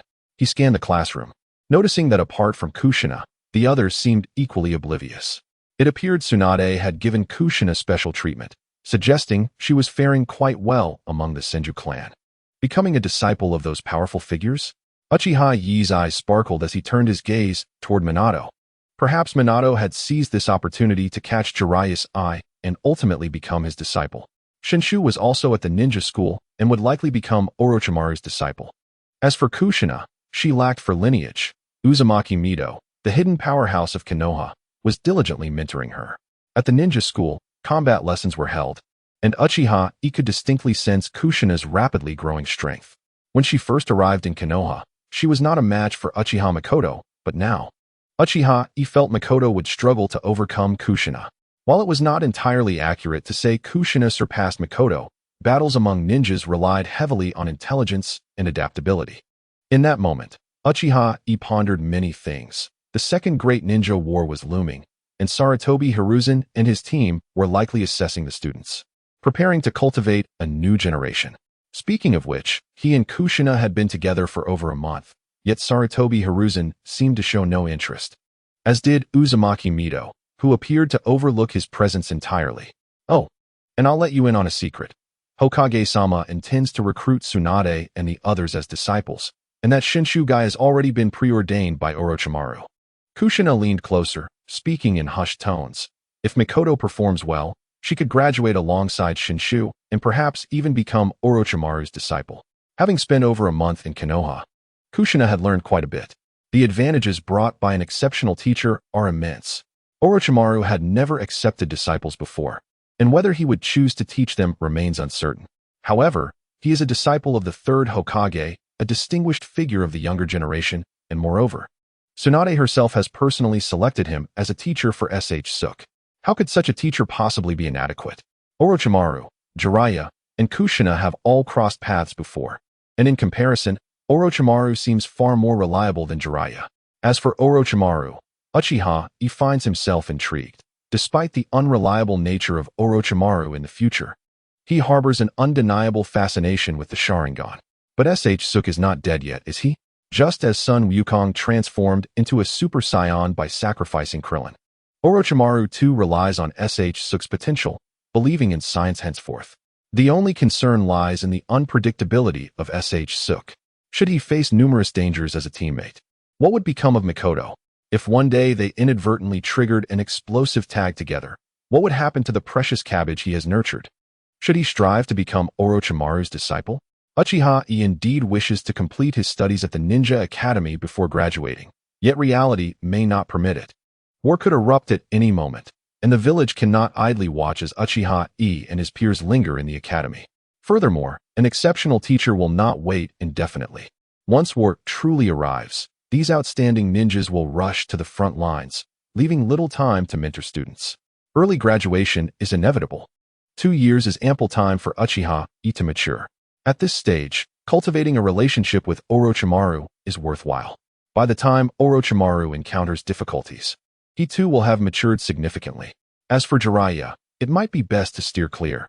This fellow has already been thoroughly duped by the frogs of Mayaboko Mountain. Should he choose to apprentice under Jiraiya, it would pose considerable risks. Tsunade, on the other hand, in the past, Uchiha Yi did not believe Tsunade suited the role of a teacher But now, having integrated SURPASSing's physique, he feels akin to a member of the Senju clan. Moreover, be sure to perform splendidly. I have already spoken to Sister Tsunade, and if you excel, she will introduce you to an excellent teacher. Kushina gazes at Uchiha Yi with eager anticipation. Rest assured, Uchiha Yi replies with a confident smile, sensing that this time, he must take the fish pond exercise seriously. Just as Kushina had mentioned, before class even began, Sarutobi Shinichiro entered the classroom, gravely stating, "Today's combat class requires your utmost effort, as the Hokage will be observing your performance." After speaking, he cast several significant glances at Uchiha Yi, Minato, and Kushina. These three children are ones he has high hopes for. He must scout talent for Sarutobi Hiruzen and offer them guidance. Uchiha Yi and Kushina are both heirs to legacies. While Minato appears to be an ordinary ninja, at least on the surface, current assessments suggest Minato may not surpass the clan heirs. Yet his talent is undeniably among the finest in the class. His remarkable reflexes, combat analysis skills, learning aptitude, and dedication have caught Sarutobi Shinichiro's attention. In terms of progress, Minato is indeed the fastest. He has previously discussed Minato with Sarutobi Hiruzen, and this time, Hiruzen's visit serves as an evaluation of Minato's abilities. If he seizes this opportunity, he could achieve remarkable success. As anticipated by Kushina, the students in the classroom began to buzz with excitement. The Hokage, most of them had only seen Sarutobi Hiruzen during the opening ceremony, and being in the presence of such a revered figure, especially one who pays them heed, is a dream come true. Chapter 14, A Talented Ninja Academy Ikuin, I wish to challenge you again today. Minato turns to Uchiha Yi with earnest eyes. For Minato, Uchiha Yi is both a confidant and a rival. Although he is acutely aware of the vast gap between them, each training session against Uchiha Yi reveals his shortcomings, allowing him to glean small techniques. This is a rare opportunity for someone of Minato's commoner background. Sometimes, Uchiha Yi even offers Minato valuable suggestions that greatly benefit him. Thus, Minato has come to schedule a match with Uchiha Yi. Certainly. However, it will have to be slightly later. Uchiha Yi does not refuse. Minato's recognition by Sarutobi Hiruzen seems inevitable. It is likely that Sarutobi Shinichiro has already reported Minato's potential to Hiruzen. If not for the purpose of talent scouting, how could an elite J-nin like Sarutobi Shinichiro possibly teach at the academy? One might say that Sarutobi Hiruzen is an old coin. Many clan heirs might experience some degree of suppression from him, yet during his tenure as Hokage, he has been quite fair to commoner ninjas.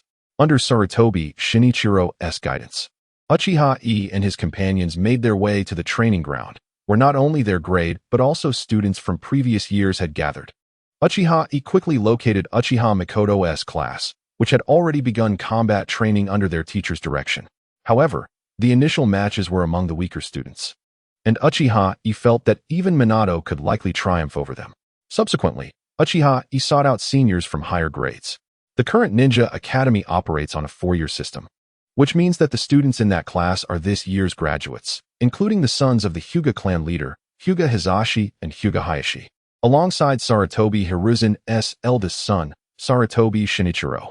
This class boasts the strongest combat capabilities in the school. Of course, the 3rd-year class, including Uchiha Mikoto, is also formidable. With SURPASSING, Uchiha Mikoto, and this generation's Ino Shikicho trio, Nara Shikaku, Akimichi Choza, and Yamanaka Inoichi. In comparison, the 2nd-year students are somewhat less powerful, though they include future pillars of Konoha like Yamanaka Ino. Uchiha Fugaku, the future head of the Uchiha clan, graduated from the academy just last year. Enough watching. Our class's combat training is about to commence. I expect each of you to perform admirably. Do not embarrass yourselves in front of so many people. Sarutobi Shinichiro led his students to their designated training area, earnestly advising them, other 1st-year classes may challenge us, and we must not lose to them. Uchiha Yi is in Class A, known as the elite class. In such scenarios, they are entitled to a designated training area, while other 1st-year classes can only challenge them to gain attention. Yes, alright, the first pair for practice is Shimizu Keisuke and Nara Shikawa. As Sarutobi Shinichiro concluded his statement, the two students stepped forward to the competition area, forming their respective hand seals and commencing battle under Shinichiro's guidance. Meanwhile, Sarutobi Hiruzen, surrounded by Orochimaru, Tsunade, and Jiraiya, arrived at the Ninja Academy. With their prowess, they preferred to remain inconspicuous, making it unlikely for the students to notice their presence. "Old man, is this your son? He looks just like you," Jiraiya teased, pointing at Sarutobi Shinichiro, who had just taken the training ground. Sarutobi Hiruzen shot Jiraiya a disapproving glance. This fellow's audacity in calling him old man was utterly lacking in respect. At not yet 40 years of age, how can one be considered an old man? However, when the name Sarutobi Shino was mentioned, Sarutobi Nichiren's eyes brimmed with admiration. Although Shino's talent may be somewhat inferior to that of Orochimaru, he still surpasses the majority, having inherited the elemental chakra of his lineage. Once he masters the elemental ninjutsu, Shino shall undoubtedly become a cornerstone of Konoha. Indeed, the strength of his bloodline is remarkable. His gaze swept over Hinata Hisashi and his brother, Hinata Hayashi. According to Sarutobi Shino, the prowess of these brothers is formidable, not inferior to his own. They are truly worthy representatives of the Hyuga clan. It is regrettable that their lineage is bound by tradition, making it challenging for the Hokage to intervene in the clan's affairs. The existence of the branch and main families renders Sarutobi Nichiren powerless at times, needing to negotiate with the main family when the powers of the Byakugan are required. Thankfully, there is no concern about the Byakugan falling into the hands of other villages. The thought of other villages potentially acquiring the sealing techniques of the Uzumaki clan filled Sarutobi Nichiren with sorrow. Heaven above, he genuinely does not wish to witness the annihilation of the Uzumaki clan. If only the Uzumaki could relocate entirely to Konoha, he could hardly fathom the strength the village would attain. "Orochimaru, how fares your search for a partner for Shinosuke?" Tsunade inquired, a smile gracing her lips as she glanced toward Shinosuke in the distance. Her brother has always been well-liked. It is a pity that she cannot arrange for this generation's Ino Shikacho trio to join Shinosuke as teammates. Otherwise, she would not have to worry about his safety.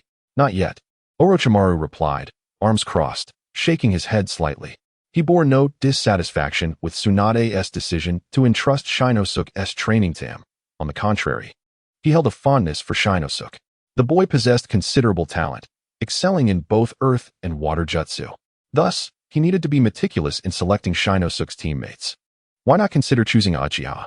Sarutobi Nichiren suggested rather unexpectedly. "Uchiha?" Orochimaru frowned. Though Shinosuke does not bear the Senju name, he is nonetheless of the Senju bloodline. Adding an Uchiha to the mix could make for an intriguing team. Sarutobi Nichiren's gaze deepened as he looked toward Uchiha Mikoto. Since the sacrifice of Kagami, the Uchiha have faced considerable turmoil. We must assist those allied with Konoha to mature swiftly. Uchiha Mikoto, as the granddaughter of the second elder, represents the new generation of peace seekers. Taking her as a disciple would benefit both Konoha and the Uchiha clan. Furthermore, Sarutobi Nichiren continued, there is also the child Yui. I hope one of you can take him under your wing. His talent rivals that of Kagami, and as he inherits the will of fire, he requires a guardian for his journey. Chapter 15. Tsunade, you shall be his teacher. Orochimaru, Tsunade, and Jiraiya are all disciples of Sarutobi Nichiren, and he harbors great trust in the three of them. They have matured into formidable ninjas, and it is time to assign them greater responsibilities, as certain matters require their attention. Uchiha Yui, it seems he shares a good rapport with Kushina. I have heard Kushina speak of him before. But is his talent truly so exceptional, to be compared with the esteemed Kagami? Tsunade pondered. She, too, was acquainted with Uchiha Kagami, and anyone who could earn the respect of her adversarial great-uncle must indeed be impressive. As Hokage, Sarutobi Nichiren cannot lead them on missions, many of which Uchiha Kagami has guided them through, during which he imparted much knowledge. Sarutobi Nichiren nodded slightly and turned his gaze toward Uchiha Yui, who was chatting with Uzumaki Kushina and Namikaze Minato. Yui is the youngest Uchiha to awaken his Sharingan. He has already shown commendable proficiency in both fire and lightning jutsu. Even without the Sharingan, he possesses the capability to graduate early. Had he applied for early graduation, your record might have been overshadowed by him. At present, I suspect he may already be capable of matching a Chunin. Oh, a 6-year-old Chunin? Orochimaru mused, his tongue flicking across his lips like a serpent. To say he possesses strength comparable to a Chunin is one thing. Whether he can officially attain that rank requires assessment. Moreover, since he has not expressed a desire for early graduation, I shall not advocate for it either, Sarutobi Nichiren advised with a light cough. Tsunade followed his gaze toward Uchiha Yui, and for some reason, she felt an inexplicable familiarity with the boy. What is it about this Uchiha? Tsunade, would you be interested in becoming his teacher? Sarutobi Nichiren inquired, pointing to Uchiha Yi. Me as his teacher? Tsunade blinked in surprise. Just moments ago, she was puzzled by the sense of familiarity Yui evoked, and now Sarutobi Nichiren proposed such a thing. While I may not bear the Senju name, I still carry the blood of the Senju clan within me, and he is an Uchiha. Sarutobi Nichiren took a puff from his pipe, chuckling warmly. What is there to be concerned about? Did not Tobirama-sensei accept Kagami as a disciple? The first Hokage even collaborated with the Uchiha to establish Konoha. The Senju clan may have disbanded, but the Uchiha are still part of our village. What harm is there in you taking him as a disciple? This could become a legendary tale, and he requires your guidance to flourish. While he could have easily arranged for Uchiha Yi to become Orochimaru's disciple, he ultimately leaned towards Tsunade. Subconsciously, Sarutobi Nichiren favored Orochimaru as the next Hokage. Should Yui become Orochimaru's disciple, he might indeed stand as a potential heir to the Hokage title. Shinosuke's talent would likely struggle to compare.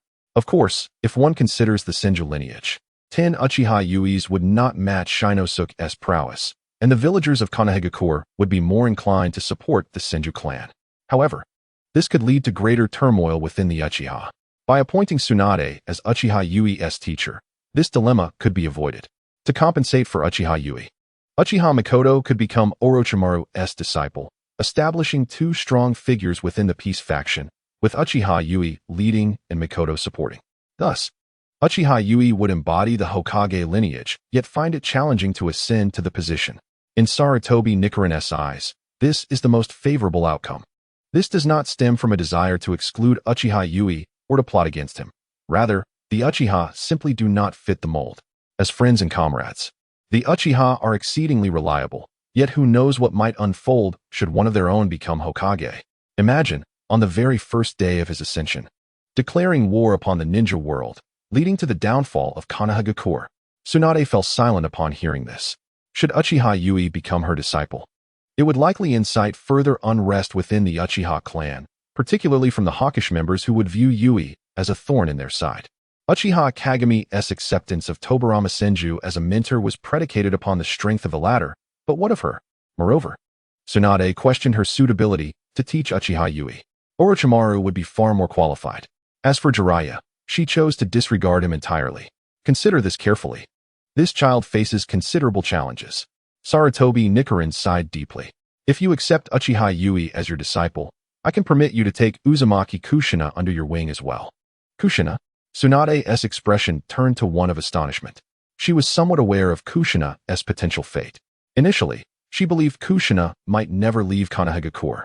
To her surprise, Sarutobi Nichiren had agreed to allow her to take Kushina as a disciple. Indeed, Kushina is a good child. She has found connections within Konoha. As her elder sister, you cannot simply turn a blind eye to her. Moreover, you are indeed the most suitable person to teach her, aren't you? If she can master Lord Mito's sealing techniques, as well as your extraordinary strength and medical ninjutsu, even if she only becomes a ninja, she will be capable of standing on her own in the future. As for the children in the current ninja academy, Sarutobi Hiruzen is quite pleased. Sarutobi Shino, Ju, Uchiha Mikoto, Uchiha Itachi, Uzumaki Kushina, Hyuga Hisashi, and Hinata, along with the new generation of Inoshikacho, represent the bright future of Konoha. Once they mature, the prospects for Konoha will be promising. Tsunade admits to feeling a stirring in her heart. She knows her cousin, Uzumaki Kushina, who has been brought along by her grandmother, very well. Her grandmother has stated that Kushina's talent in sealing techniques is not inferior to hers. The physique and vitality of the Uzumaki clan will enable Kushina to learn extraordinary strength and medical ninjutsu with great efficiency. Contemplating this possibility, Tsunade acknowledges her excitement. At this moment, Minato Namikaze has already arrived at the training ground, facing off against a member of the Sarutobi clan. In this battle, Minato showcases his solid foundational skills and timing, rhythmically defeating his opponent. Old man, that blonde kid, do you know him? Jiraiya exclaims, his eyes sparkling upon seeing Minato. As a ninja from a commoner background, Jiraiya naturally has a fondness for civilian ninjas. In Minato, he sees his own shadow from the past. This child is akin to me. Chapter 16, Jiraiya. This child is like me. This boy is named Minato Namikaze, a ninja born of common origins, possessing remarkable reflexes, combat analysis skills, and a capacity for learning. Within less than a year since enrollment, he has risen from the bottom of his class to a commendable level, showing no signs of inferiority against those from prestigious clans. Speaking of Minato, Sarutobi Hiruzen is full of admiration. By the way, his theoretical knowledge is at an exceptional peak, attaining perfect scores. Perfect scores? This child is indeed like me. The tale of the underdog rising to greatness strikes a chord with Jiraiya, who relishes such narratives. Furthermore, Minato's theoretical classes are all perfect scores, just like him. Fool. Orochimaru disdainfully glances at Jiraiya. You think this child resembles you? Wasn't it you who started as the bottom of the barrel in our team? Although Jiraiya later proved his potential, Orochimaru struggles to comprehend why Sarutobi chose Jiraiya initially, as he wasn't particularly outstanding back then. Of course, Jiraiya has since validated his worth. Jiraiya, if you are interested, you might want to observe Minato closely. Sarutobi Hiruzen contemplates, initially intending for Minato to become the final member of Orochimaru's team. However, if Jiraiya expresses interest, having Minato as his disciple would also be commendable. Among his 3 disciples, he holds Orochimaru in the highest regard, yet he has a fondness for Jiraiya. A solid foundation indeed. A remarkably intelligent child. Look, now he is about to challenge Uchiha Itachi. After witnessing Minato send a member of the Sarutobi clan flying, Jiraiya smiles at Uchiha Itachi, appreciating Minato's audacity in challenging a strong opponent. His courage mirrors his own. How delightful. Perhaps Minato may not be the most outstanding performer on site, yet he resonates most with Jiraiya. Orochimaru and Tsunade shift their attention to Uchiha Itachi, curious about how this young man will perform. According to Sarutobi, Itachi's strength far surpasses his opponent's. At this moment, will he crush his opponent like other Uchiha, or provide ample opportunity for his adversary to shine? This decision is tied to one's character. However, neither choice is inherently wrong, as Orochimaru would decisively defeat his opponent without hesitation. As Uchiha Itachi steps onto the battlefield, he smiles at Minato, saying, I didn't expect you to challenge me so soon. I am well aware of my own capabilities. I am no match for you and your classmate from the Uzumaki clan. Despite his words, Minato maintains a confident demeanor, responding, If I were to battle others first, I wouldn't even qualify to challenge you. Is that so? Uchiha Itachi forms a hand seal in opposition, awaiting Minato's first move. Not only is their relationship amicable, but Itachi also sees no need to demonstrate his strength by swiftly defeating Minato, especially as he is the inheritor of the will of fire. How could he act so ruthlessly? After forming the opposing hand seal, Minato swiftly approaches Itachi, executing a swift and cunning kick aimed at his face. However, Itachi effortlessly catches Minato's attack, effortlessly sending him flying with a flick of his hand. Minato spins through the air, landing gracefully on the ground, and then methodically forms seals, taking a deep breath. Wind release. Great breakthrough. He unleashes a rapidly spinning gale towards Uchiha Itachi. Fire release. Great fireball technique. Uchiha Itachi counters with a colossal fireball, unleashed with a speed far superior to Minato's. Tsunade cannot help but gasp in astonishment at the swiftness of Itachi's seals. She is not renowned for her sealing speed, and Itachi's speed has already surpassed her own. It might even exceed that of Jiraiya and Orochimaru. Sarutobi Hiruzen nods slightly, appreciating, while the speed of hand seals does not necessarily correlate with a ninja's strength. A truly formidable ninja can even simplify their seals, akin to the first Hokage and Tobirama-sensei. Nonetheless, Uchiha Itachi's seal speed eclipses the majority of ninjas. I've heard from Siren that he is training to form seals with one hand. I have yet to witness that. Jiraiya scratches his nose. Isn't it just one-handed seals? It's hardly impressive. If one possesses skill, they should be able to perform seals using their feet. Tsunade and Orochimaru exchange incredulous glances. Who in their right mind uses their feet for sealing? If you're so capable, try using your toes. However, Minato Namikaze undoubtedly possesses remarkable talent. He has nearly exhausted his potential. Orochimaru regards Minato with admiration, sensing that they are kindred spirits. If given the opportunity, Minato would surely seize it and astonish everyone. With Sarutobi Hiruzen's guidance, he is bound to become a strong ninja. Watching Minato flourish in his bout against Uchiha Itachi, Sarutobi Hiruzen nods in satisfaction. Itachi's prowess is as he anticipated. He even questions whether his own son, Sarutobi Shino, could match Uchiha Itachi, let alone Minato. Meanwhile, Minato rapidly improves during his battle with Itachi, which is quite commendable. Such an astute child being entrusted to Jiraiya seems a bit regrettable. Perhaps he should be handed over to Orochimaru? However, judging by Orochimaru's demeanor, he clearly has no intention of competing with Jiraiya, so fate may take its course. Tsunade gazes intently at Uchiha Itachi, feeling an increasing sense of familiarity, akin to that experienced with SHJU. Yet, Itachi is not SHJU. She can only attribute this connection to Itachi's unique charm.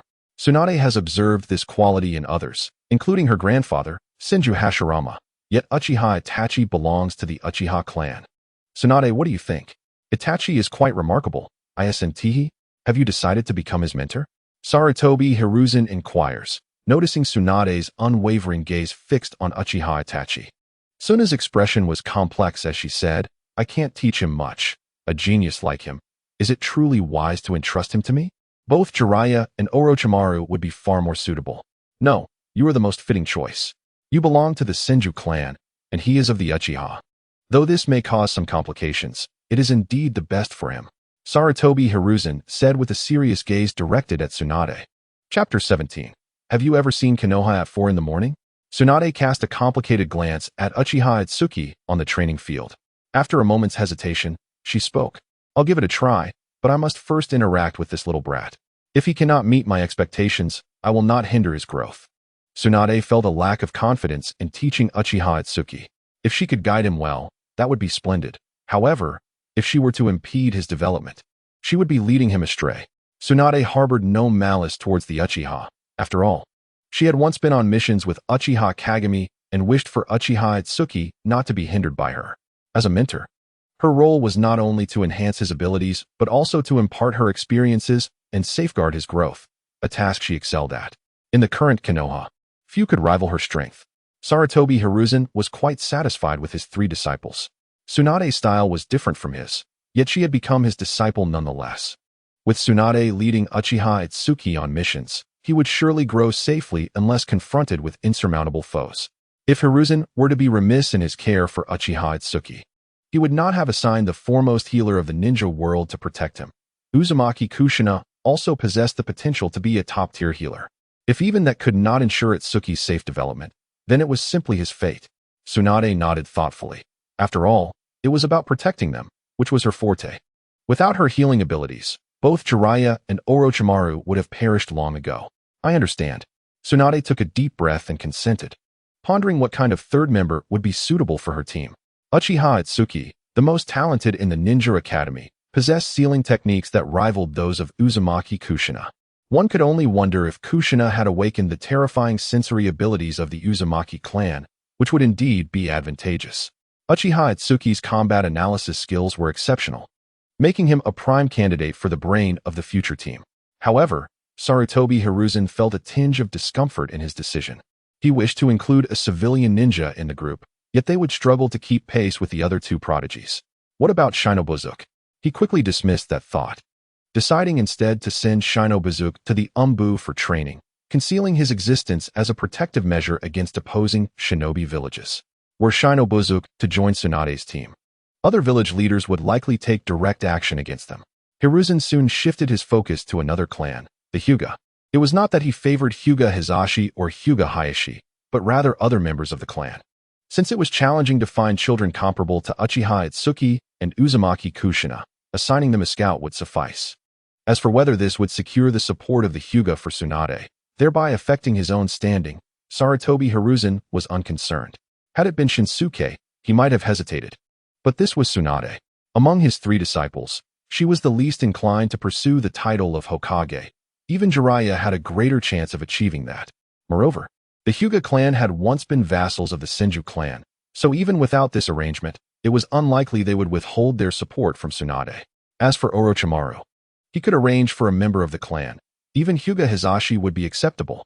Regarding Jiraiya, aside from Namikaze Minato, he could include some talented clan members as well as a few civilian talents. Depending on Jiraiya's own preferences, he could only offer suggestions. Truth be told, Sarutobi Hiruzen wished for Jiraiya to establish an entirely civilian class.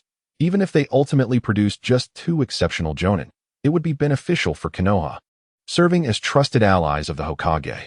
As Hiruzen began his planning, the battle between Uchiha Itsuki and Namikaze Minato had reached a fever pitch. Minato relentlessly attacked Itsuki, relying primarily on taijutsu due to his limited chakra, diligently studying the art. Lacking a ninjutsu legacy, he was indeed suited for this path, and with his remarkable learning aptitude, he had already distinguished himself in class.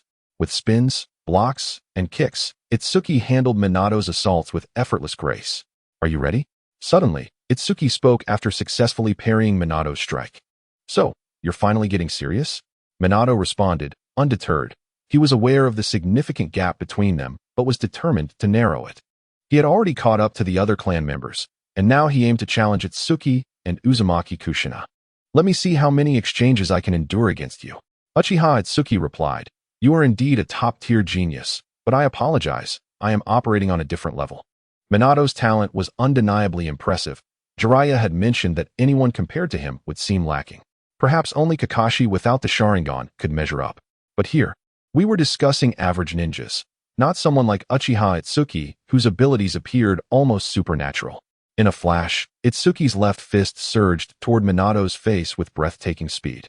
Minato quickly raised his other hand to block, but to his shock, despite his preparedness, his body lagged a fraction of a second. Itsuki struck him squarely in the face, and a sudden weightlessness enveloped him as Itsuki executed a sweeping kick, sending him crashing to the ground. This unexpected defeat left Minato momentarily dazed. Why did it feel as though the gap between himself and Itsuki was not narrowing, but instead widening? However, his gaze soon hardened with resolve. No, it was not that the distance was increasing. Rather, he had simply never witnessed Uchiha Itsuki's full power before. He needed to work harder to close the gap. Although his teacher regarded him as a genius, Itsuki was undoubtedly a genius as well. If he did not strive for improvement, how could he hope to bridge the divide? "How are you feeling?" "All right." Itsuki helped Minato to his feet, his tone gentle. "I'm fine. You were very measured in your approach." Minato chuckled self-deprecatingly. "I wonder how you, this monster, train. I must work even harder from now on. Have you ever seen Konoha at 4 in the morning?" "I have." Itsuki patted Minato's shoulder earnestly. "Young man, you must continue your efforts." Chapter 18. Meeting the Parents? "Konoha at 4 in the morning?" Minato murmured, recalling that he was still nestled in bed at that hour. Soon, his gaze steeled once more. If someone stronger than him could work so diligently, it was evident that his own training was insufficient. From now on, he would rise 2 hours earlier each day. Sleeping from 9 in the evening to 4 in the morning, surely that would suffice. When fatigued, he would practice his hand-sealing speed, for Uchiha Itsuki's speed far surpassed his. "I understand. Itsuki-kun, I will strive even harder." Minato gazed at Itsuki with deep gratitude, realizing that Itsuki likely wished for his swift growth, so that he would not feel alone. After the two reached a reconciliation, Uchiha Yi surveyed his surroundings and proclaimed loudly, "Who's next?" His demeanor left his classmates exchanging glances. While Namikaze Minato had already impressed them with his performance, Uchiha Yi had effortlessly defeated him. Not even Uzumaki Kushina felt inclined to challenge Uchiha Yi at that moment. Sarutobi Seijiro, witnessing this scene, couldn't help but sigh. Uchiha Yi had surged ahead of his peers, to the point where they were losing the courage to confront him. This was not necessarily a good sign. Fortunately, Uchiha Yi had already caught the attention of Sarutobi Hizashi, so there was no need to worry about a lack of opportunities to showcase his abilities. Seeing that no one was willing to challenge him, Uchiha Yi let out a resigned sigh and stepped down from the training ground, allowing his classmates a chance to shine. His gaze drifted toward the distant fourth-year students, particularly the Hyuga brothers. Currently, there was no one in the academy who could contend with him. Only if the Hyuga brothers teamed up with Sarutobi Shino would they barely qualify for a match against him, and even then, it would be a stretch. Before the establishment of the ninja village, battles among ninjas were typically solitary affairs. Post-establishment, however, teamwork and combat experience became paramount. Thus, generally, ninjas were stronger in individual combat before the village was founded. Yet, it would be inaccurate to claim that they weakened thereafter. Sometimes, teamwork could yield even greater strength. The Hyuga brothers, in conjunction with Sarutobi Shino, certainly possessed the capability to challenge him. Nevertheless, he saw little need for such a confrontation. He had at least a year left to grow. The question remained, how would Sarutobi Hizashi arrange matters for him? This little fellow is quite interesting. Setting his sights on the upperclassman, Jiraiya teased, his tone laced with sarcasm. As for the early morning scene in Konoha, Jiraiya expressed that he could see it daily on his way home. Presently, there were indeed no rivals among his peers. Sarutobi Hisashi cast a glance at Sarutobi Shino, pondering that Uchiha Yi might be interested in challenging his son. It seemed Shino was doing well to have garnered such attention. However, Shino likely wouldn't stand a chance against Uchiha Yi, as the latter's talent was exceptionally formidable and required proper guidance. Orochimaru, instead of continuing to observe Uchiha Yi, shifted his focus to Uchiha Makoto, who was currently engaged in a battle with Rope Tree, his eyes glinting with keen interest. The strength of both combatants was relatively balanced, and the matchup between the Senju and Uchiha was indeed intriguing. This provided Orochimaru a splendid opportunity to closely observe the awakening of the Sharingan. At that moment, Orochimaru was primarily curious about the Sharingan, particularly that of Uchiha Makoto, which surpassed the ordinary Sharingan significantly. If he could cultivate a Manjiki Sharingan, it would undoubtedly be fascinating. Tsunade, you've seen Ihaven-Tyu? What do you think? Do you have any intentions of mentoring him? Uzumaki Mito inquired, her gaze fixed intently on Tsunade, who sat across from her. Indeed, he is a genius. Teacher Sarutobi has suggested I take him as my disciple, Tsunade replied, her thoughts swirling as she glanced at Rope Tree. Uchiha Yi indeed resonated with her. Uzumaki Kushina paused her meal, her interest piqued as she observed Tsunade. As an experienced figure, she quickly grasped Sarutobi Hisashi's intentions and wholeheartedly supported them. Tsunade was decidedly unfit to become Hokage, as was Rope Tree. Should Rope Tree ascend to that position, it would effectively become the private domain of the Senju clan. The Uchiha clan, however, was more suitable, given their integral role in the founding of Konoha alongside the Senju. This land rightfully belonged to the Uchiha. Regrettably, the Uchiha's temperament posed a significant issue. Until it was resolved, the Uchiha were ill-suited for the Hokage role. Otherwise, the third Hokage would not have been Sarutobi Hisashi, but Uchiha Makoto instead. If an Uchiha could indeed reconcile the Uchiha and Konoha issues, fully integrating the Uchiha into Konoha, then that individual would be fit to become the new Hokage. Yet, the Uchiha were not the most fitting choice. Konoha currently needed a Hokage of commoner descent to instill hope among ordinary ninjas, at least on the surface. Konoha was not merely a stronghold for prominent clans. It belonged to all of Konoha's people. Sarutobi Hisashi's intentions to take on apprentices reflected this mindset, with Jiraiya and Orochimaru being viable candidates. So, Tsunade, will you accept E as your disciple? Uzumaki Kushina exclaimed, her excitement palpable. Tsunade was one of Konoha's strongest shinobi. If E could receive her guidance, his strength would undoubtedly see significant improvement. A hint of amusement flickered in Tsunade's eyes as she replied, I'm still considering it. By the way, my teacher is also planning to make you my student. Tsunade as my teacher, and E too? Uzumaki Kushina's eyes sparkled with joy as she rushed to Tsunade's side, linking her arm with hers. I implore you, Tsunade, please become both mine and Yi's mentor. Let us see how you perform first, Tsunade teased, a smile gracing her lips. She had already decided to accept Uchiha Yi as her disciple, but witnessing Uzumaki Kushina's enthusiasm compelled her to test her cousin. Uzumaki Mito observed this exchange with a heart full of warmth, reassured that even in her absence, Kushina would have family in Konoha. A thought crossed her mind, and she turned to Uzumaki Kushina, saying, Kushina, seize an opportunity to bring Uchiha Yi home. I would like to meet this child. Grandma Mito? Uzumaki Kushina gasped, her surprise evident. Was this akin to meeting the parents? Chapter 19. Namake's Minato and Jiraiya on the training grounds of the Ninja Academy. Namake's Minato concluded his exercises, panting heavily. Just as he bent down to retrieve his backpack, he noticed a tall, white-haired man sitting cross-legged nearby, his arms crossed, regarding Minato with a playful expression. Minato's eyes widened in surprise, but he quickly recalled what Uzumaki Kushina had mentioned earlier that morning. Could it be that he had been chosen? With a mix of apprehension and curiosity, he approached and asked, Are you the ninja lord waiting for me? Jiraiya's eyes glinted with intrigue. How did you deduce that I was waiting for you? I heard my teacher mention it. My performance must have caught your attention, Minato replied, his confidence wavering slightly. Suddenly, Jiraiya's expression darkened, and he fixed Minato with a piercing gaze. You're mistaken. Your talent is far too exceptional.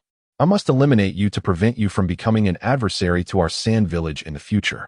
With that, Jiraiya pulled out a kunai, poised to strike. However, Minato remained still, calmly observing Jiraiya's actions. As the kunai neared Minato's throat, Jiraiya halted, his dissatisfaction evident. "What's the matter, kid? Are you frightened? Can't move?" "No. If you intended to kill me, you could have done so long ago. I doubt I would have had time to react. Why wait until I finish my training?" Minato replied, his composure unwavering. Admittedly, he was taking a gamble, but he trusted his instincts. Given Jiraiya's strength far surpassed his own, even an attempt to flee would likely result in instant demise. Jiraiya paused, then burst into hearty laughter. "Haha, you're quite the kid. I approve of you. How about it? Are you interested in becoming my disciple? I am, after all, a student of the Hokage." Jiraiya realized he had truly stumbled upon a treasure. The individual before him not only possessed remarkable talent and formidable learning abilities, but also exhibited observational and analytical skills rivaling those of Orochimaru. It was as if he were a fusion of himself and Orochimaru. If he were to teach a disciple surpassing Orochimaru, would that not signify his own superiority over the latter? Lord Jiraiya? Minato Namikaze was momentarily taken aback, then filled with delight as he bowed. "Teacher Jiraiya." "Indeed, young one. You are quite impressive. Come, let us dine, and I shall commence your training tomorrow afternoon," Jiraiya declared, his large hand ruffling Minato's golden hair, which felt surprisingly pleasant. "Thank you, Teacher Jiraiya." Minato's eyes sparkled with joy. Though he had yet to witness Jiraiya's true capabilities, he firmly believed in the strength of the man, especially as he was a disciple of the Hokage. Under Jiraiya's tutelage, Minato felt he could rapidly enhance his abilities. As for the notion of deceit, Minato dismissed such thoughts.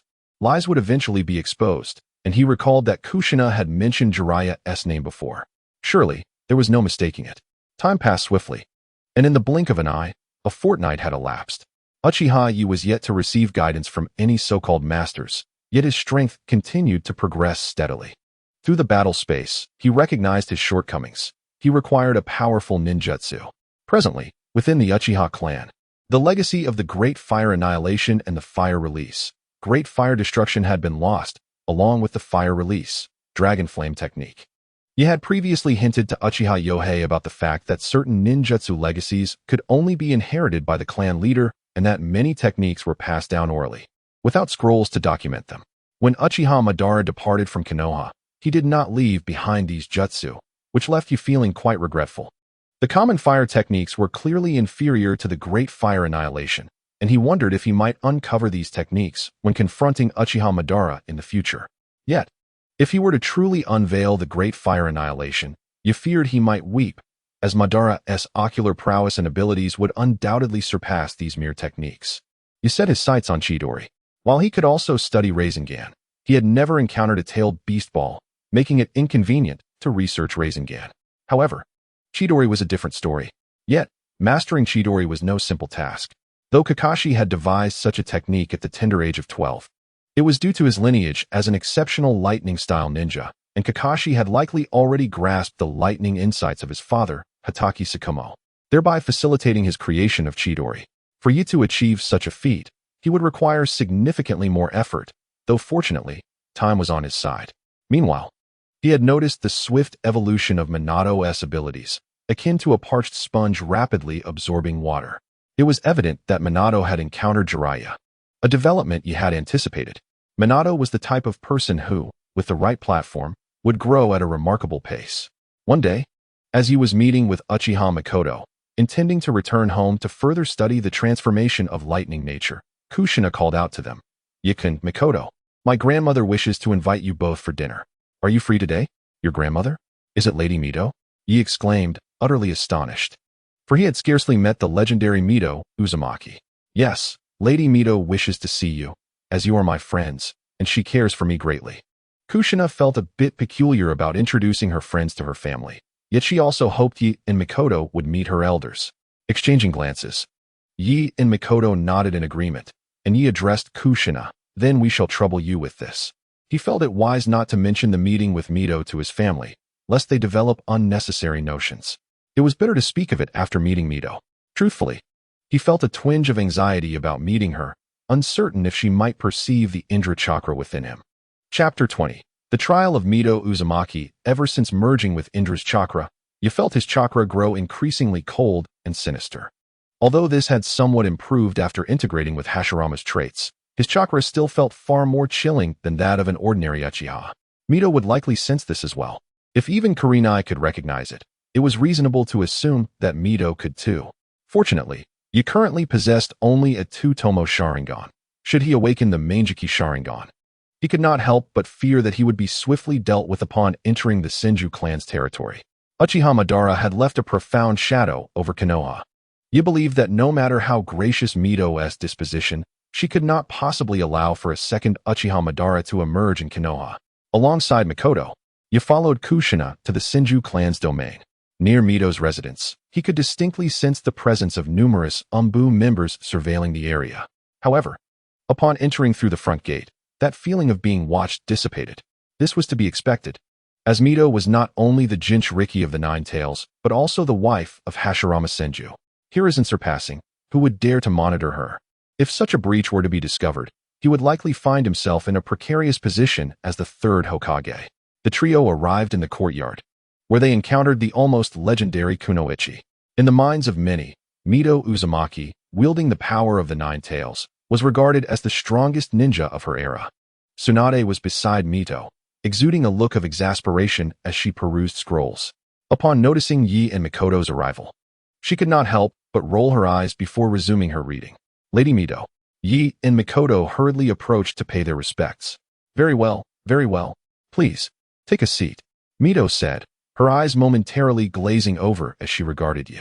She could not shake the sensation that she was witnessing shadows of Uchiha Madara and Hashirama within him. This caused her to hesitate, as the two were worlds apart. It was not that she undervalued Hashirama, but rather that he was not on par with Madara. Had Hashirama possessed even a fraction of Madara's strength, she would have been content to depart this world. Soon, Mito deduced the reason behind her confusion. Perhaps she had mistaken Hashirama for Tobirama. Upon closer scrutiny, she realized that Yi's vitality surpassed that of Tobirama, yet it was still inferior to Madara's.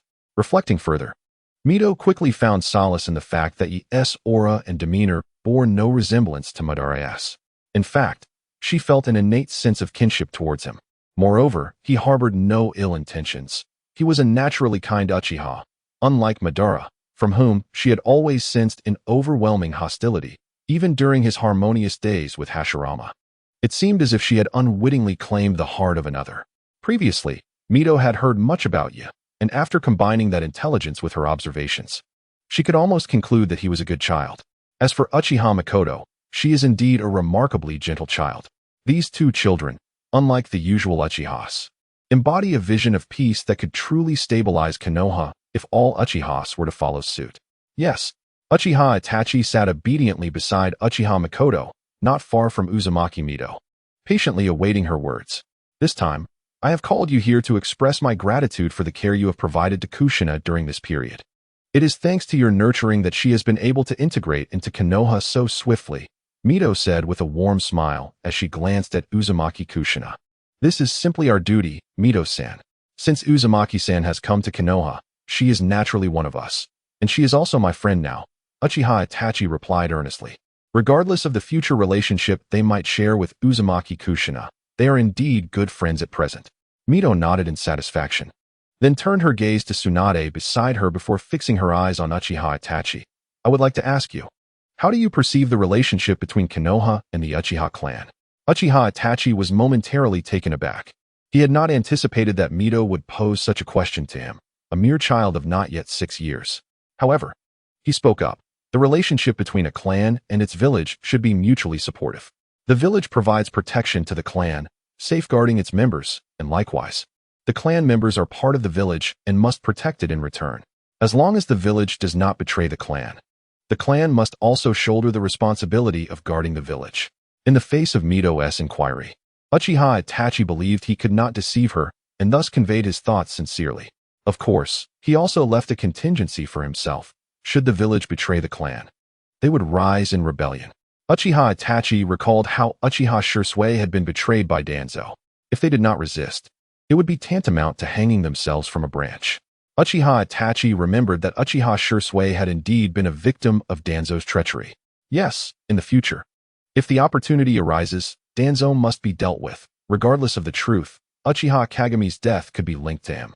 Mito nodded slightly at his words, detecting no trace of falsehood in Uchiha Itachi's statement. As for the hypothetical situation he presented, Mito did not consider it an issue. The village would not betray the Uchiha. After all, who would be foolish enough to seek the clan's downfall? Some oppression and division are normal, but betrayal cannot be classified as such. What is your view on the Hokage? Mito continued, probing further. Tsunade perked up her ears, eager to hear Uchiha Itachi's response. It is not that the person who becomes Hokage is universally accepted, but rather that those who are accepted by the people become Hokage. Some in the Uchiha clan have been mistaken from the very beginning, Uchiha Itachi articulated. Mito nodded in approval, regardless of Uchiha Itachi's future actions. His pursuit of recognition from others was sufficient. He was not like Uchiha Madara, who sought power through tyranny. If you were to become Hokage, what would you do? Mito asked next. As Hokage, I would suppress all enemies of the world. Anyone who threatens the safety and stability of Konoha, be they clan or friend, would be my adversary, Uchiha Itachi declared. Mito felt a wave of reminiscence wash over her. She had heard similar sentiments from Hashirama Senju. Hashirama had harbored such a mindset when he confronted Uchiha Madara. Uchiha Itachi's assertion that he would suppress all enemies if he were Hokage posed no contradiction.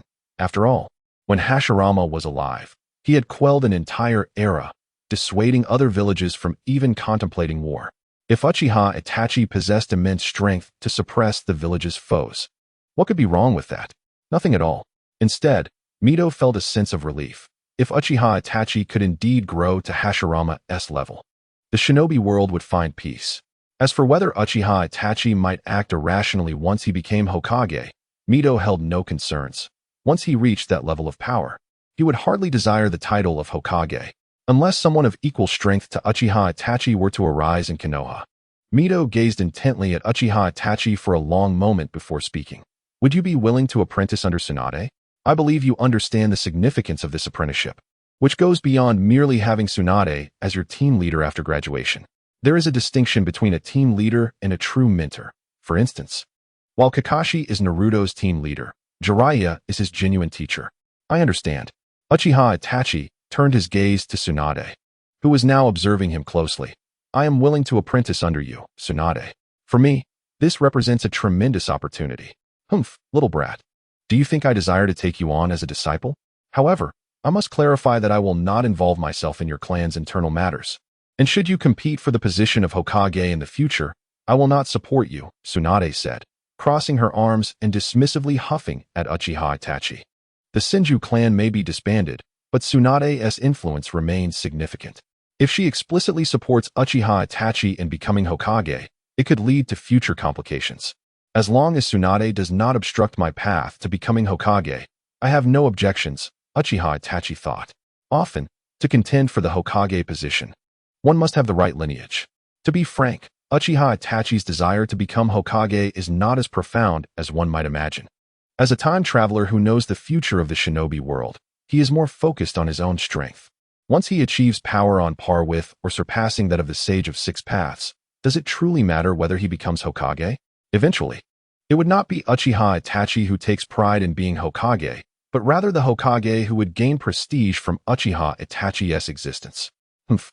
You've taken to calling me teacher already, you little brat.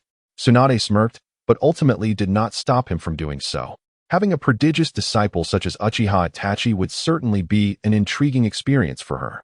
Mito watched Uchiha Itachi's demeanor with a smile, recognizing that other Uchihas would not be as forthright in seeking a mentor. In fact, some proud Uchihas might perceive such a request as an affront. This truly is a unique Uchiha. It remains to be seen how far Uchiha Itachi will grow in the future. Mito resolved to offer the necessary support before he reaches his full potential. Her motivations were not solely for Uzumaki Kushina, whom she treated as a beloved granddaughter. However, she felt a deeper connection rooted in the legacy of Hashirama Senju. Hashirama had harbored guilt over the events concerning Uchiha Madara, and before his passing, he had repeatedly voiced regret, pondering whether things would have unfolded differently had he steadfastly supported Madara's claim to the position of Hokage. The Uchiha clan might also become a burdensome issue in the future. Tobirama Senju had pinned his hopes on Uchiha Kagami, but with Kagami's sacrifice, the focus now shifted to Uchiha Itachi. This could be seen as Mito fulfilling Hashirama's dying wish. From tomorrow onwards, come to me after school each day, and I will provide you with guidance. Kushina gently stroked her hair as she spoke. To be honest, I am not particularly suited to teach you. However, if you are interested, I can impart to you the secrets of monstrous strength and medical ninjutsu. Of course, I am uncertain whether you are suited for such skills. The Uchiha clan has always favored a flamboyant fighting style, relying on technique.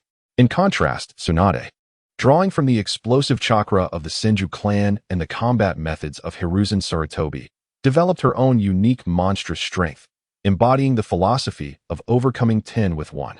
Tsunade was genuinely concerned that Uchiha Yi might be misguided by her teachings. Yet, Uchiha Yi remained unfazed, possessing the physique of a rope tree. He had no fear of being unable to control the monstrous strength. While he certainly preferred to pursue a technical style, he believed that combining it with monstrous strength would yield a greater deterrent, akin to Uchiha Madara. Setting aside the Otsutsuki clan, Uchiha Madara's prowess stands unrivaled in the annals of ninja history. Even the reincarnation of Indra's Chakra, Sasuke, despite awakening the Rinnegan, could not compare to Madara's might. Following Madara's example would undoubtedly benefit Uchiha Yi, who possessed the advantage of a battle-ready space, making him potentially stronger and more well-rounded than Madara himself. I will strive to learn, Uchiha Yi declared confidently. If you have any doubts, I would be glad to offer guidance. Though I wonder if you have an interest in sealing techniques, said Uzumaki Mito, turning her gaze toward Uchiha Mikoto. Mikoto, why don't you join us? Me? Uchiha Mikoto pointed incredulously at herself. She was aware that Tsunade had taken Uchiha Yi as her disciple and had not expected Mito to extend her guidance to her as well. Yes, you are a friend of Kushina, and I hope you can forge a lifelong friendship. The future of the Uchiha clan will rely on you both, Mito said, her eyes filled with affection for Uzumaki Kushina. As for how much Uchiha Mikoto could learn, Mito could not guarantee much. Although Mikoto appeared to possess considerable talent and had a strong chance of becoming an elite Genin, catching up to Uchiha Yi would not be an easy feat. Mito could distinctly sense Uchiha Yi's vibrant vitality. Perhaps the combat styles of the Senju and Uzumaki clans would suit him perfectly. Combining the legacies of the Uchiha, Senju, and Uzumaki clans into one, the future potential of Uchiha Yi was unfathomable. Chapter 22. The true Uchiha prodigy seemingly struck by a thought. Uchiha Yi inquired of Tsunade. Do you have any knowledge of lightning release? Lightning release? Tsunade furrowed her brow, pressing down on the scroll in her hand. She had anticipated teaching Uchiha Yi fire release and had been hastily studying it of late, so she was surprised by his inquiry regarding lightning release. Tsunade acknowledged her oversight. Who would have thought that an Uchiha would wish to learn lightning release? The Senju clan possesses some training notes on lightning release, though they are not extensive. If you desire them, I can have you come back tomorrow to collect them, Mito stated, sipping her tea leisurely. Mito was naturally aware that her granddaughter intended to teach Uchiha Yi fire release and smiled knowingly at this. The Uchiha clan had built its reputation on fire release, and Uchiha Madara's mastery of it had haunted countless foes. However, the fact that Uchiha Yi sought to study lightning release was indeed unusual. Then I shall trouble you, Uchiha Yi replied, feeling a sense of relief. Tsunade and Mito's willingness to share their training notes signified their genuine desire to nurture him. The Senju clan's exploration of lightning release likely surpassed that of the Uchiha clan, providing him with an opportunity for development. Such profound ninja techniques were the essence of a clan's legacy, and Mito's willingness to share was a testament to her kindness. After enjoying a meal at Mito's, Uchiha Yi returned home with Uchiha Mikoto. Shortly after their departure, Hiruzen Sarutobi visited the Senju clan's territory to meet Mito privately. I appreciate your assistance, Mito, Hiruzen said respectfully, his gaze fixed on her. Clearly, Uchiha Yi's meeting with Mito was not without Hiruzen's influence. Not a problem, Mito replied, shaking her head gently. Yi is a good child. If you treat him sincerely, he will not do anything to harm Konoha. Perhaps the Uchiha clan's hidden dangers will be resolved through him. After a pause, Mito added, he is a child who can grasp the meaning of Hokage at the age of 6. Hiruzen's pupils constricted sharply. He understood Mito's implication. Uchiha Yi was not only exceptionally gifted, but also possessed an impressive political awareness. What a delightful dilemma. If Uchiha Yi could indeed resolve the Uchiha clan's issues, it would not be unreasonable to envision him as Hokage in the future. However, that was a matter for decades hence, and he might not even be around to witness it. Hiruzen secretly hoped for such an outcome. He would not deny the Uchiha clan's threats or their strength. War was on the horizon, and he needed their power. This child, please take extra care of him. Mito, Hiruzen implored, taking a deep breath. The task involving the Uzumaki clan had been assigned to Uchiha Kagami, but the unforeseen sacrifice of Kagami had left Uchiha Yi an orphan. Hiruzen felt a sense of responsibility and wished to make amends in some way. Furthermore, if Mito could guide Uchiha Yi onto the right path, it would benefit both him and Konoha. What? You've become Tsunade's disciple? Upon returning home, Uchiha Yi immediately shared the news with Uchiha Yohei, who was left astounded. Yes, Mikoto has also been permitted to train under teacher Tsunade, Uchiha Yi affirmed with a nod. This is a fortunate turn of events for us. Uchiha Yohei stood and paced back and forth several times before speaking up, but this also marks you with their label. The elders and clan leader may take issue with you because of this. And what of it? Uchiha Yi scoffed dismissively. Do they truly think they can expel me from the Uchiha clan? Or strip me of my Uchiha bloodline? Do not overestimate them. Decades ago, they were nothing special. Ultimately, those individuals were merely opportunists. Uchiha Yi's words left Uchiha Yohei in silence, as they rang true. After all, the current clan leader had risen to power by betraying Uchiha Madara. To be honest, their position was indeed questionable. The Uchiha clan had always revered strength, and the strongest had once been Uchiha Kagami. Had Kagami still been alive, the current clan leader might not have been able to maintain his position after a few years. So, do you wish to align yourself with the Hokage? They may not necessarily treat you well, Uchiha Yohei inquired, rubbing his temples. Despite being a proponent of peace and desiring harmony between the village and clan, he did not wish for the village to excessively interfere in clan matters. This was a conflicting sentiment, tied to Uchiha Yohei's upbringing during the Warring States period. I understand, but I also require their assistance, do I not? Uchiha Yi replied, his gaze intense as he looked at Uchiha Yohei. Only by becoming one of them can I have the right to compete for the Hokage position in the future. Hokage? Uchiha Yohei felt a profound emotional stir. Whether one belonged to the Dove faction or the Hawk faction, an obsession with the position of Hokage was undeniable, especially for him. Once, he believed that Uchiha Kagami had a chance, only to be surprised by the ascent of Sarutobi Hiruzen instead. Now, would Uchiha Yitsu be granted such an opportunity? He was, after all, of impeccable lineage. Uchiha Yohei sighed softly, instructing, from now on, you and Mikoto should diligently train under Tsunade. Leave the rest to me. I am still capable of standing my ground. If anyone has objections, I will bear the brunt. He continued, however, you must strive to distinguish yourself, at the very least. Surpassing Fugaku. Presently, Uchiha Fugaku, the young clan leader, had only recently graduated yet had already joined the Konoha police force to build his credentials, reportedly having awakened his Sharingan, making him formidable even among the average nin. Prior to Uchiha Yitsu showcasing his talents, Fugaku had been regarded as the foremost genius of their generation, with the potential of unlocking the Mangeki Sharingan not being out of reach. Yohei pondered when Yitsu might surpass Fugaku, harboring expectations for him. I will. Uchiha Yitsu replied with a confident smile. Not to mention the future, even in the present, he believed he was already surpassing Fugaku. Chapter 23.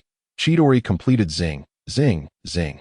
The lightning danced in Uchiha Yitsu's hands, the violent lightning chakra resonating like the cries of thousands of birds. Observing the electric light in his palms, a smile crept across his face. After 3 months of rigorous training under Tsunade and Uzumaki Kushina, he had finally mastered Chidori. Is it complete? Tsunade asked, arms crossed, scrutinizing the lightning in Yitsu's hands. Mikoto, Kushina, and Ju bore expressions of curiosity. They had witnessed Yitsu formulate the theory, combing through extensive materials from the Senju clan regarding lightning release training, culminating in the completion of this ninjutsu under the guidance of Tsunade and Kushina. It is nearly complete, Yitsu affirmed with a slight nod. In an instant, he accelerated, dashing towards a distant target dummy with a speed far exceeding that of an average nin, easily piercing through it. After the demonstration, he spoke. For me, the ninjutsu is complete, yet popularizing it poses a challenge. This technique requires rapid movement towards the opponent. And due to the overwhelming speed, one may fail to discern the enemy's counterattack, necessitating the use of the Sharingan to maximize its potential. However, the Uchiha clan had few practitioners of lightning release, most being primarily adept in fire release. While it was possible to develop lightning release through training, it could never quite match the innate talent of those born with it. It would be better to delve deeper into fire release instead. At least you succeeded, did you not? If you were to use this ninjutsu against me, I might very well perish, Senju remarked, eyeing the destroyed target dummy, swallowing hard before continuing. This technique's power is likely on par with A rank, is it not? No, this is an S rank ninjutsu, Kushina interjected decisively, her gaze towards Yitsu, filled with admiration. The best ninjutsu is one that suits the user. The same technique can yield vastly different results in different hands. For instance, the Uchiha clan's Great Fireball technique, while merely a stronger version of fire release in the hands of other Uchihas, becomes lethally devastating in Uchiha Madara's possession, requiring dozens of adept water release ninjas to counteract it.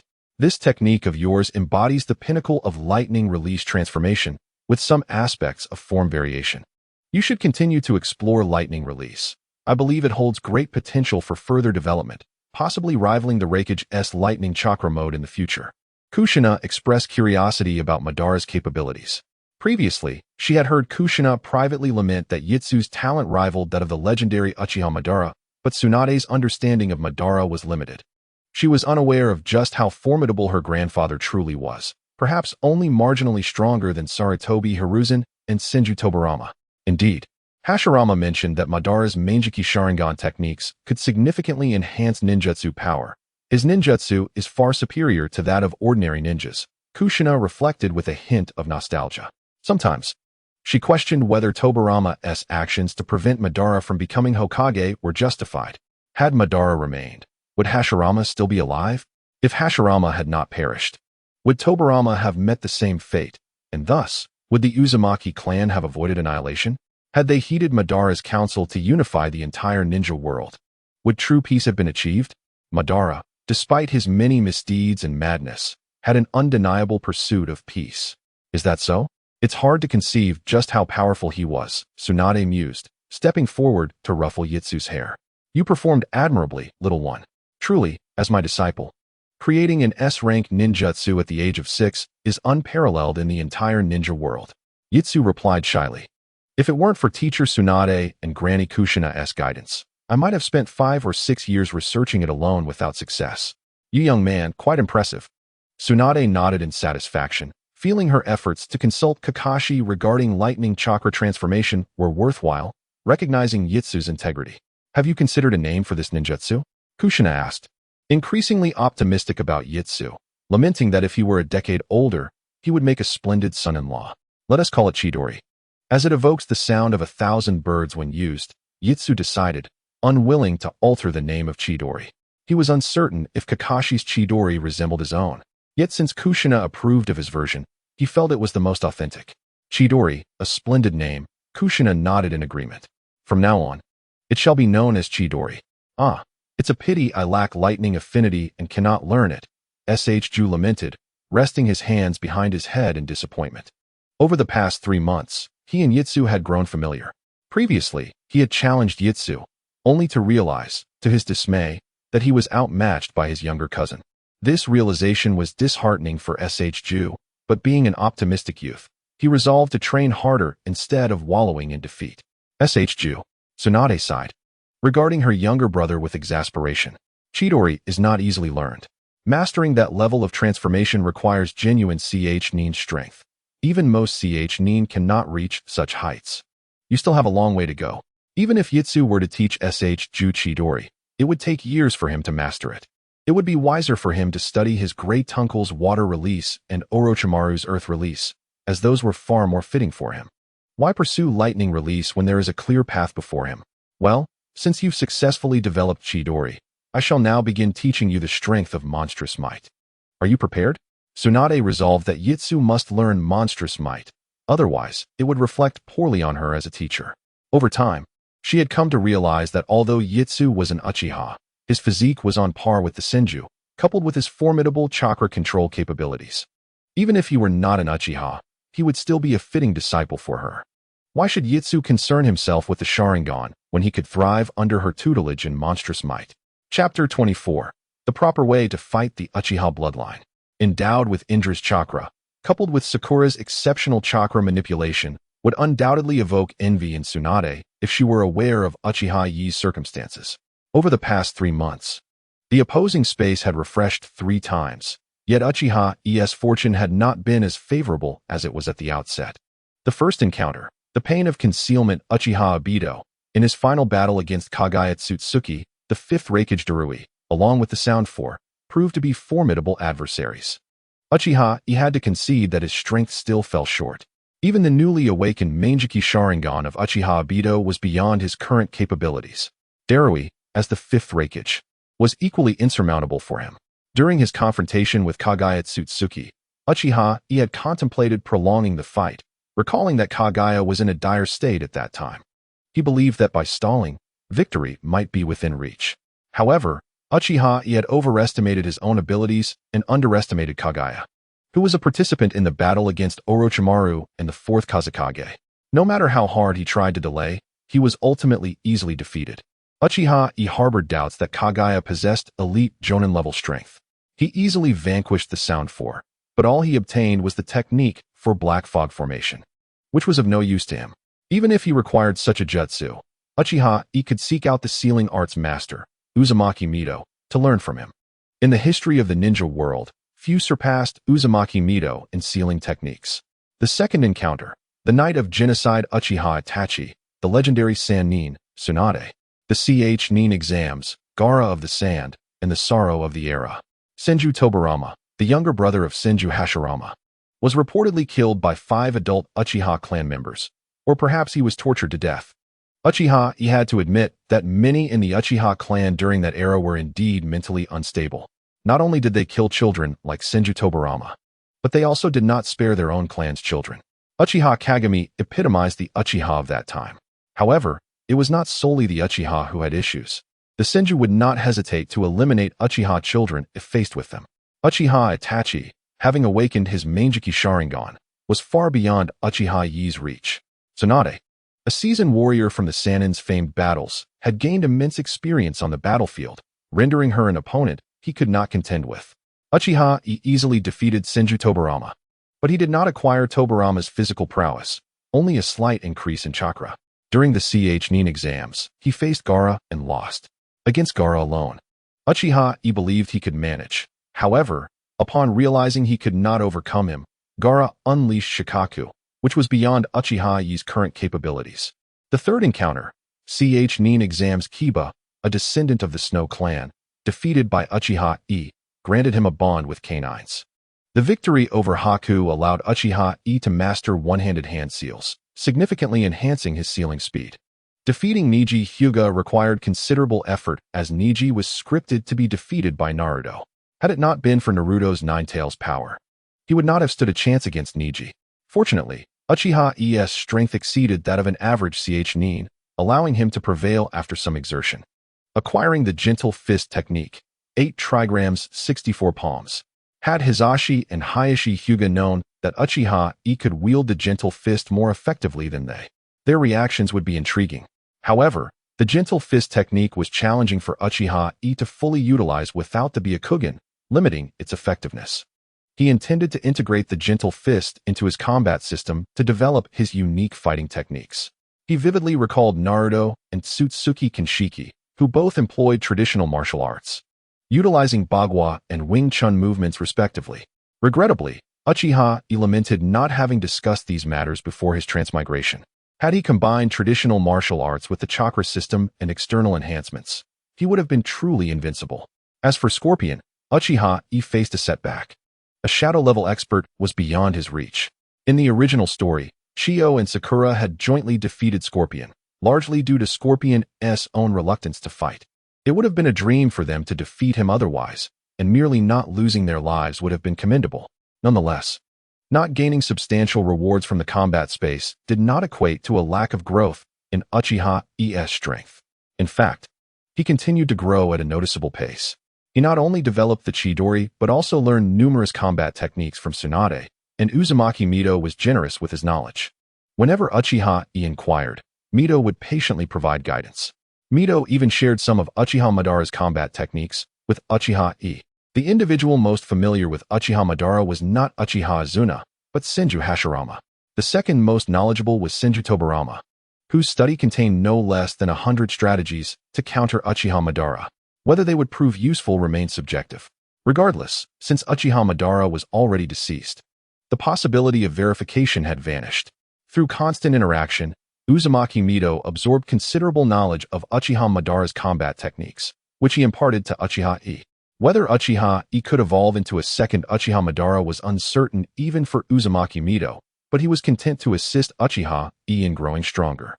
"E, do you intend to graduate early?" Suddenly, Rope Tree inquired of Uchiha Yi. His question drew the attention of Tsunade and Uzumaki Kushina, who were eager to see if Uchiha Yi would consider early graduation. "Perhaps. However, I plan to graduate next year." "Why? Are you considering an early graduation?" Uchiha Yi candidly shared his thoughts, acknowledging that while his strength appeared commendable, he was still only 6 years old with much potential yet to be unearthed. Chapter 25. Tsunade's despair. I plan to have Rope Tree apply for early graduation this year, at which point Orochimaru will take him on missions. The ninja world is currently unstable, and war could erupt at any moment. If you and Mikoto do not apply for early graduation, there may not be time to acclimatize later. Graduating early would afford you some time to familiarize yourselves with missions, and your abilities should be utilized in combat to foster growth. As for Mikoto, should she apply for early graduation, she could be integrated into Orochimaru's team. Once the war commences, I can arrange for your class to undertake missions together, as I and Orochimaru will likely have no time to guide you. Tsunade cast a serious glance at Uchiha Mikoto, who was nearby. If Uchiha Mikoto did not seize this opportunity, she might not have another chance to continue as Orochimaru's apprentice. If Michiko Uchiha wishes to avoid the battlefield upon her graduation next year, she must report to the Konoha Guard. However, such a decision may significantly tarnish her reputation in the eyes of Tsunade and others. After all, with the onset of war, Rope Tree would also be thrust into combat. The Senju clan may disdain warfare, yet they have never shied away from it. Joining Lord Orochimaru's squad. Michiko gasped at the mention. Orochimaru is currently the face of the younger generation of Konoha ninjas. While Shikaka Nara was still on missions in the Umbu, Orochimaru was regarded as the foremost genius. Michiko never anticipated she would have a chance to be part of such a team. Although the Uchiha clan is known for their pride, they also harbor admiration for strength. And there are certainly many within the clan who harbor resentment towards Orochimaru. During her stay at Tsunade's house, Michiko had encountered Orochimaru and even received some guidance from him. She was astonished to learn that he might become her mentor. Indeed, if you are willing to graduate early, Orochimaru will accept you as his disciple. Your abilities are on par with Rope Tree's, and you have long met the requirements for early graduation. Of course, if you prefer not to. I shall not press the issue, Tsunade said with a smile. She genuinely hoped Michiko would become Orochimaru's apprentice, as she is a cautious and intelligent girl who could balance out Rope Tree's impulsive nature, preventing him from meeting an untimely demise due to carelessness. Tsunade harbored no doubts about Rope Tree's talent. With ample resources and ninjutsu at his disposal, he was bound to become formidable. Yet, she worried about the multitude of adversities he might face.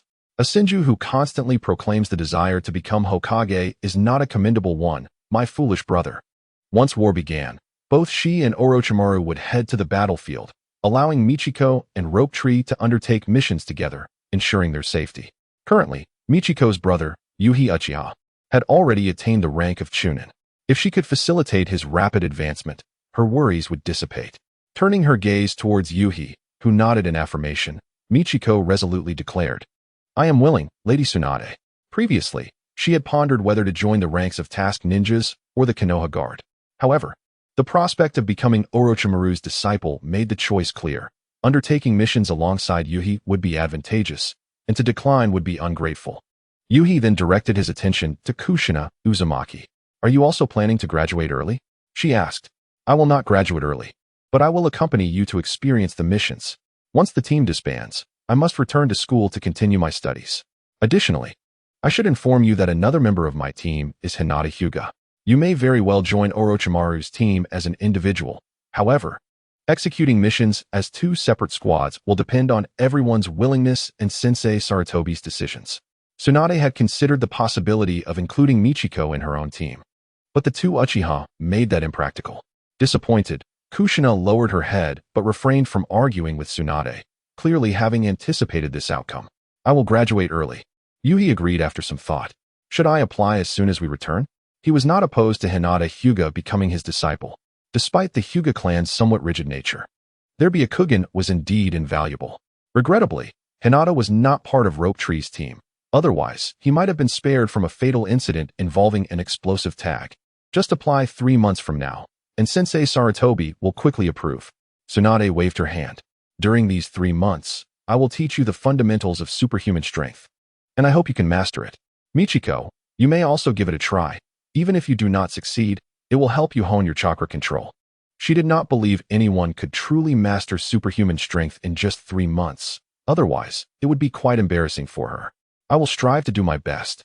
In the following 3 months, Yuhi's rapid progress would leave Tsunade in despair. Did you know how those 3 months unfolded? Yuhi managed to grasp superhuman strength from scratch, even incorporating it into his combat style, which made Tsunade question her own abilities.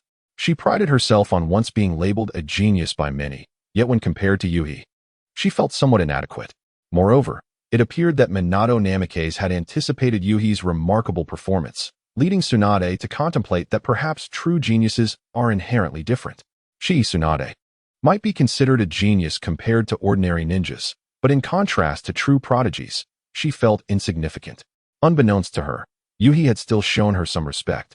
Had he unleashed his full potential, mastering superhuman strength within a month would have been easily achievable.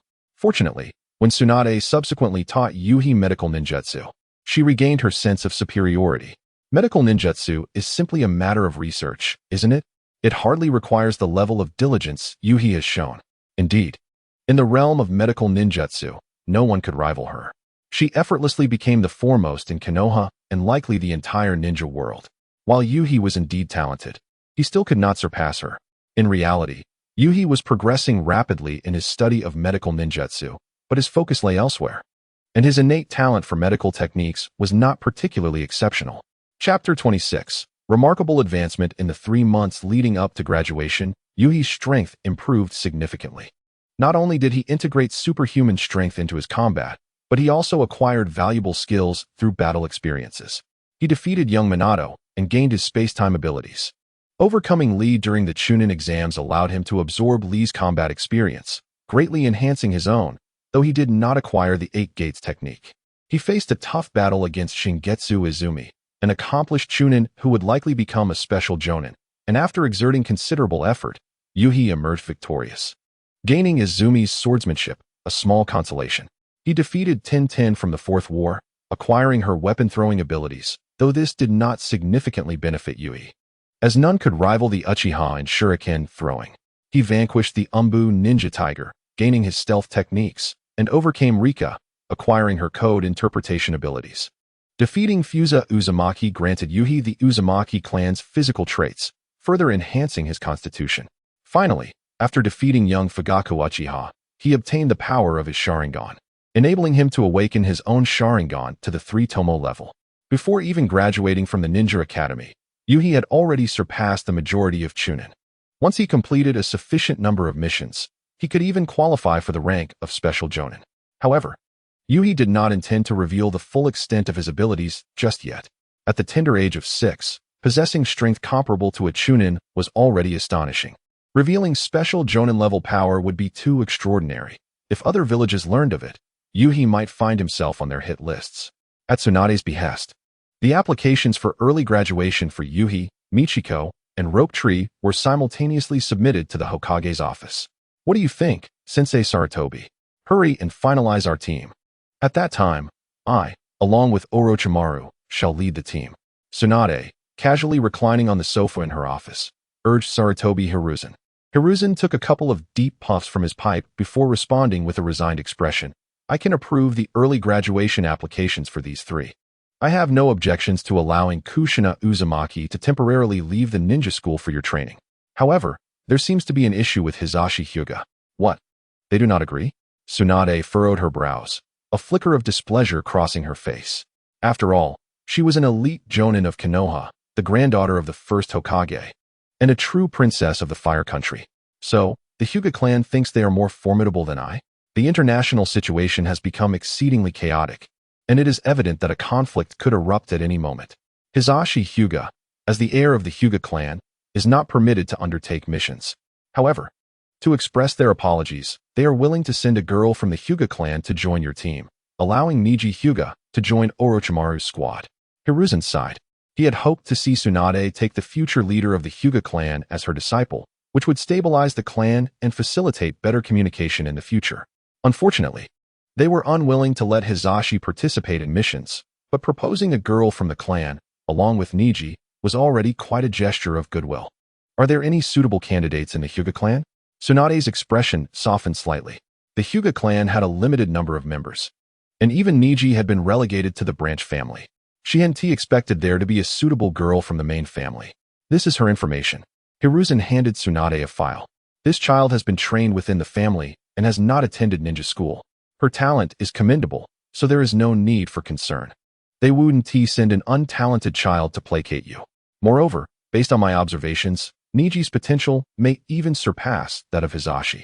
Unfortunately, he has been placed in the branch family. This realization was not only noted by him, but also by Danzo, who had contemplated using this to sow discord between Neji and Hisashi, even inciting conflict between the branch and main families. At first glance, this plan seemed feasible. They asked for little, merely that the main family relinquish its control over the branch family and refrain from punishing them at will. For the branch family, this would indeed be a boon. However, it was nearly impossible for the branch family to oppose the main family unless the latter made a grave mistake. Hinata Rin, 8 years old, possesses exceptional chakra control and has already mastered the gentle fist 8 trigrams 32 palms. She truly appears to be a remarkable talent. Perhaps she could learn some medical ninjutsu from me, Tsunade mused. Yes, I also believe this child may be suitable for you. Perhaps they consider your class to be relatively safe, Hiruzen remarked, unable to suppress his admiration. Many view Tsunade merely as a medical ninja, failing to recognize her formidable combat prowess. Naturally, being by Tsunade's side is indeed safer. How is your research on ninjutsu progressing? Hiruzen inquired further. I still have some modifications to make. It should be completed within 6 months. Tsunade replied confidently. At that time, I will revolutionize the realm of medical ninjutsu. Hiruzen opened his mouth, eager to say that she was Tsunade, not just any medical ninja, and that not every medical ninja could measure up to her. Yet, upon seeing his disciples' fervor, he ultimately refrained from revealing the truth. Well, I shall give you 6 more months. Konoha is currently trying to avoid war, but the situation among the nations is restless. Even the Land of Rain is frantically stockpiling war materials. According to intelligence from Danzo, Hanzo aims to elevate the Land of Rain to the status of the 6th great nation. War is imminent, and our time is limited. Hiruzen earnestly advised Tsunade. Should you require assistance, do not hesitate to inform me. I understand. Tsunade seemed to recall something and said to Hiruzen, by the way, my great-grandfather's sword seems to be with you, right? We didn't take it as a relic back then.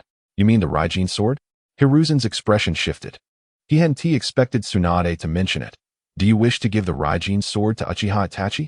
Hiruzen was reminded that Itachi had developed a powerful lightning-based ninjutsu recently, and he intended to further refine it, necessitating a quality weapon. However, chakra metal was not easily obtainable. The inventory from the Senju clan had been donated to Konoha, and now Itachi required a substantial amount of chakra metal. When asked what weapon he desired, he expressed a wish for a sword, and since the Raijin sword was unused, it seemed reasonable to offer it to him. Tsunade appeared unconvinced.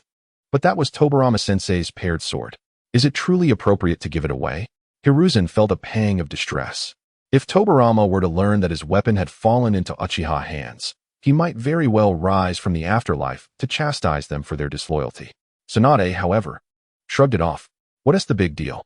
After all, it's just a sword. In reality, it doesn't hold that much symbolic significance. The greatest legacy from my great-grandfather has already been inherited by you. Or rather, you all are the true legacy of my great-grandfather. Seeing you all flourish Konoha, he would likely have no objections. Tsunade's words brought comfort to Hiruzen. Indeed, they were the legacy of Tobirama Senju, and it was thanks to their teacher's sacrifices that they had survived. Throughout the years, Hiruzen had sought to prove that his teacher's choice had not been misguided. Diligently working towards that goal, and upon closer inspection, he noticed the strands of gray that had begun to appear in his hair. Hearing Tsunade's evaluation of him, He felt an immense sense of satisfaction.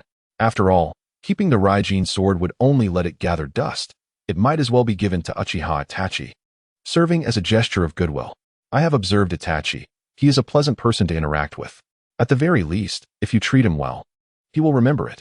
There is no need to worry about raising a treacherous wolf. His temperament is quite stable, unlike what you might expect from the Uchiha clan. Tsunade noted, reminding Hiruzen. Hiruzen took a puff from his pipe before speaking. The Raijin sword is still in the Hokage office. You didn't take it back then. Moreover, it is the paired sword of the second Hokage, so it is not appropriate to give it directly to him. Here's the plan. Have Uchiha Itachi write Chidori into the sealing book, and I can then present the Raijin sword as motivation. All right. Tsunade did not refuse. Chidori had been developed under her and Uzumaki Mito's guidance, and if Hiruzen truly desired it, he could certainly approach them. This jutsu was practically useless without the Sharingan, and there were few powerful lightning-based ninjas in the village. This was essentially a roundabout way of offering the Raijin sword to Uchiha Itachi. By the way, I also need the scroll for the Flying Thunder God technique. Tsunade suddenly recalled and addressed Hiruzen again. The Flying Thunder God technique. Does Uchiha Itachi possess spatial talent? Hiruzen furrowed his brow, genuinely surprised that Itachi had such an aptitude. The Flying Thunder God technique had been practiced by the Senju clan under Tobirama, yet none had managed to master it. Hiruzen had thought it was on the verge of being lost, but now, it appeared that Uchiha Itachi might indeed have the potential to learn it. Recently, while urging Uchiha Yi to sign the contract with the slug, I discovered his remarkable talent and spatial abilities, which may rival that of my second uncle. Tsunade expressed her difficulty in revealing the truth. That young Uchiha Yi is indeed exceedingly clever, with exceptional talent. There are few capable of guiding him now. Must it truly be that he has to struggle with medical ninjutsu for the next few years? If that is the case, even Tsunade would have to admit she is leading him astray. It would be far better to allow Uchiha Yi to become a strong practitioner sooner. If I were to impart the Flying Thunder God technique, the most challenging jutsu in Konoha, to Uchiha Yi, it would grant him several years of study. Once Uchiha Yi garners fame, I could proudly declare that I was his teacher. Perhaps I should let him try. I have learned the Flying Thunder God technique myself. Though I sadly failed to master it, Jiraiya did not succeed either. Sarutobi Hiruzen added a reminder about Uchiha Kagami to illustrate his own aptitude. If he can learn it, it would be beneficial for the impending war. However, mastering the Flying Thunder God technique requires not only spatial talent, but also exceptional reflexes and keen eyesight. Otherwise, even if one teleports, it would merely lead to demise. Furthermore, a solid foundation in sealing techniques is essential. These cannot be accomplished overnight. If that is the case, perhaps he should continue studying at the Ninja Academy for a few more years. This would afford him the time to learn the Flying Thunder God technique. However, Tsunade firmly rejected this notion. Keeping that young lad in school would be a waste of his talent. In her view, the Flying Thunder God technique would merely be an embellishment for Uchiha Yi. Did not her grandfather and Uchiha Madara also lack the Flying Thunder God technique? Yet, they became unparalleled powerhouses. Her grandmother also did not master the Flying Thunder God technique, yet she became the foremost figure in the ninja world. Her teacher, Sarutobi Hiruzen, did not learn it either, yet he stood as one of the 5 Kage, once wielding a staff to defeat the 3rd Kazekage. Well, since you hold that opinion, I shall entrust the Flying Thunder God technique to him. Remember to inform him that it is perilous. Without complete confidence, he should not attempt it recklessly. After much contemplation, Sarutobi Hiruzen acquiesced to Tsunade's request. Presently, he felt immense pressure, as Konoha was likely to face a scenario of multiple adversaries. There was little time to consider how to nurture Uchiha Yi's growth. He could only wish for Uchiha Yi to become increasingly formidable. The Thunder God Sword. I shall also take. I will have Uchiha Yi supplement a scroll of the Chidori ninjutsu. Tsunade stood, waving her hand as she exited. As he gazed at the closed door, Sarutobi Hiruzen sighed deeply.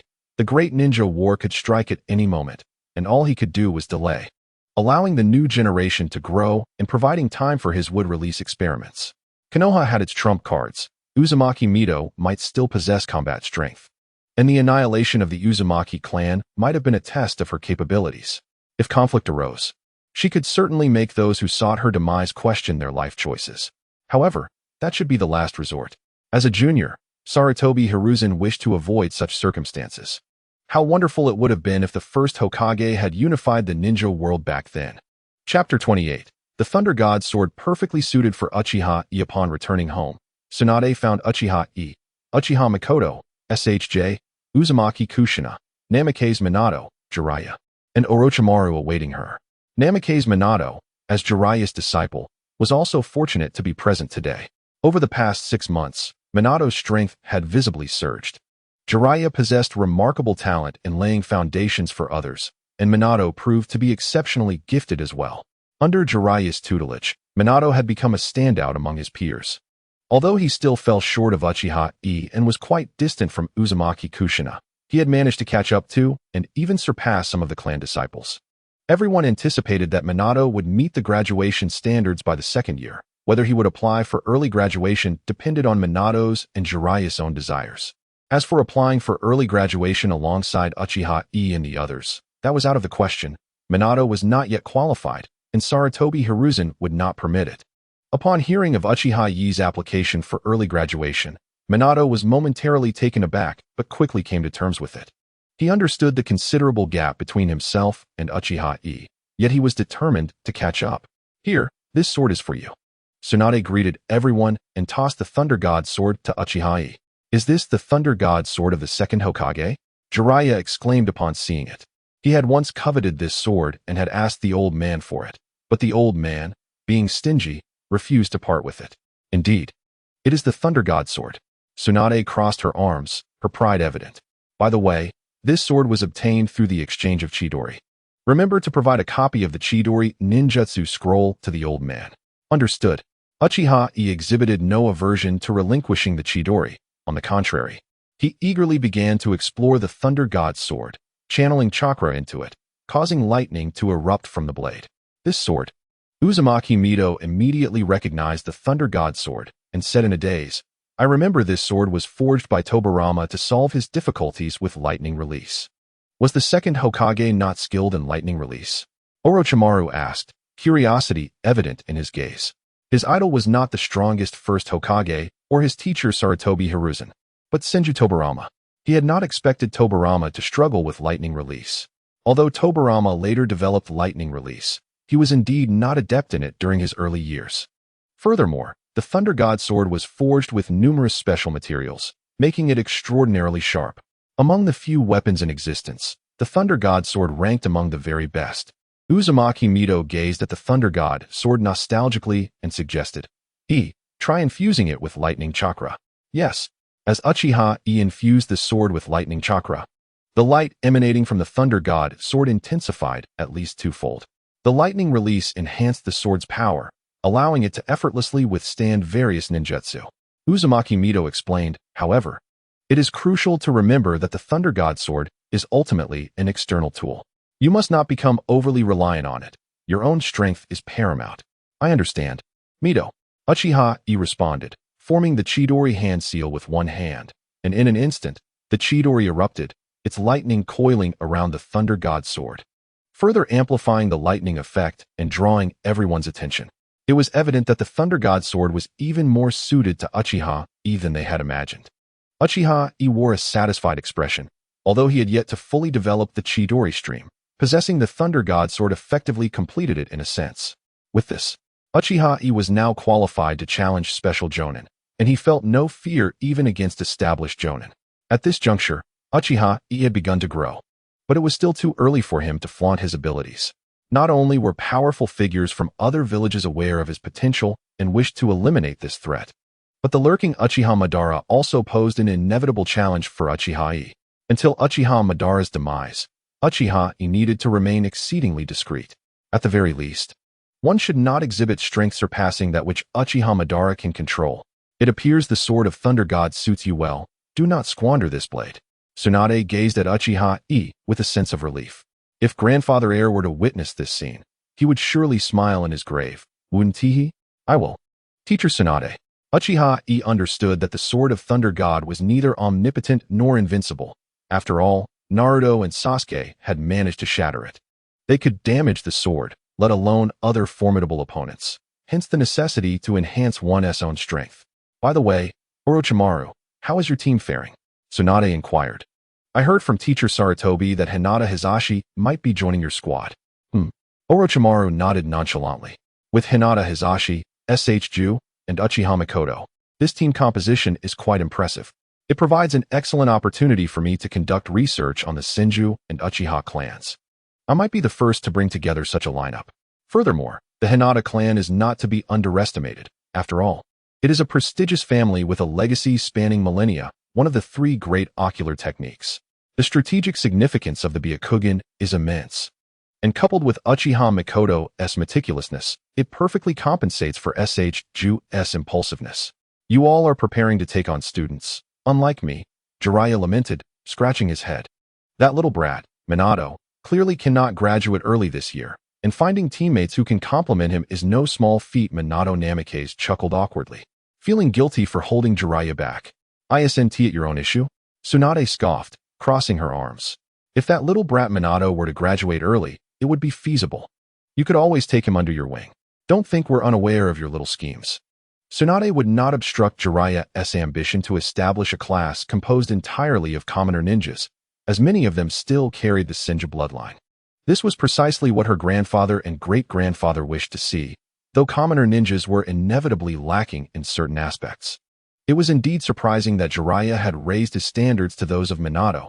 Finding students who could match him would be quite perplexing. Chapter 29.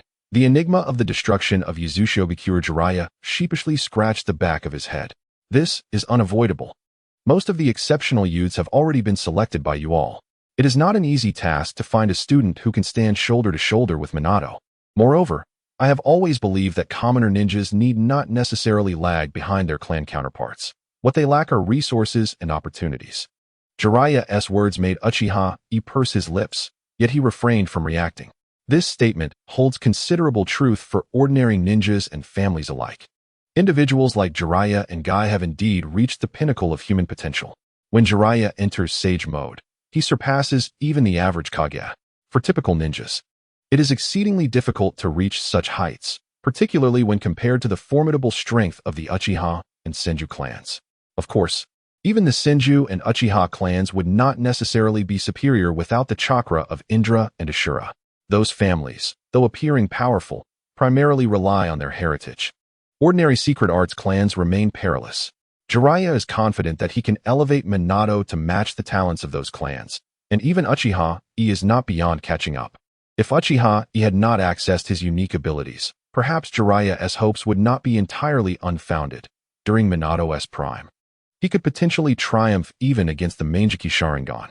However, Uchiha Yi is no ordinary Uchiha. He is determined to one day stand alongside Uchiha Madara, or even surpass him. For most Uchiha, awakening the Manjiki Sharingan is an arduous task, and achieving the eternal Manjiki Sharingan is even more challenging. Yet Uchiha Yi possesses a battle space. If he can confront several Uchiha, the attainment of the eternal Manjiki Sharingan may not be impossible.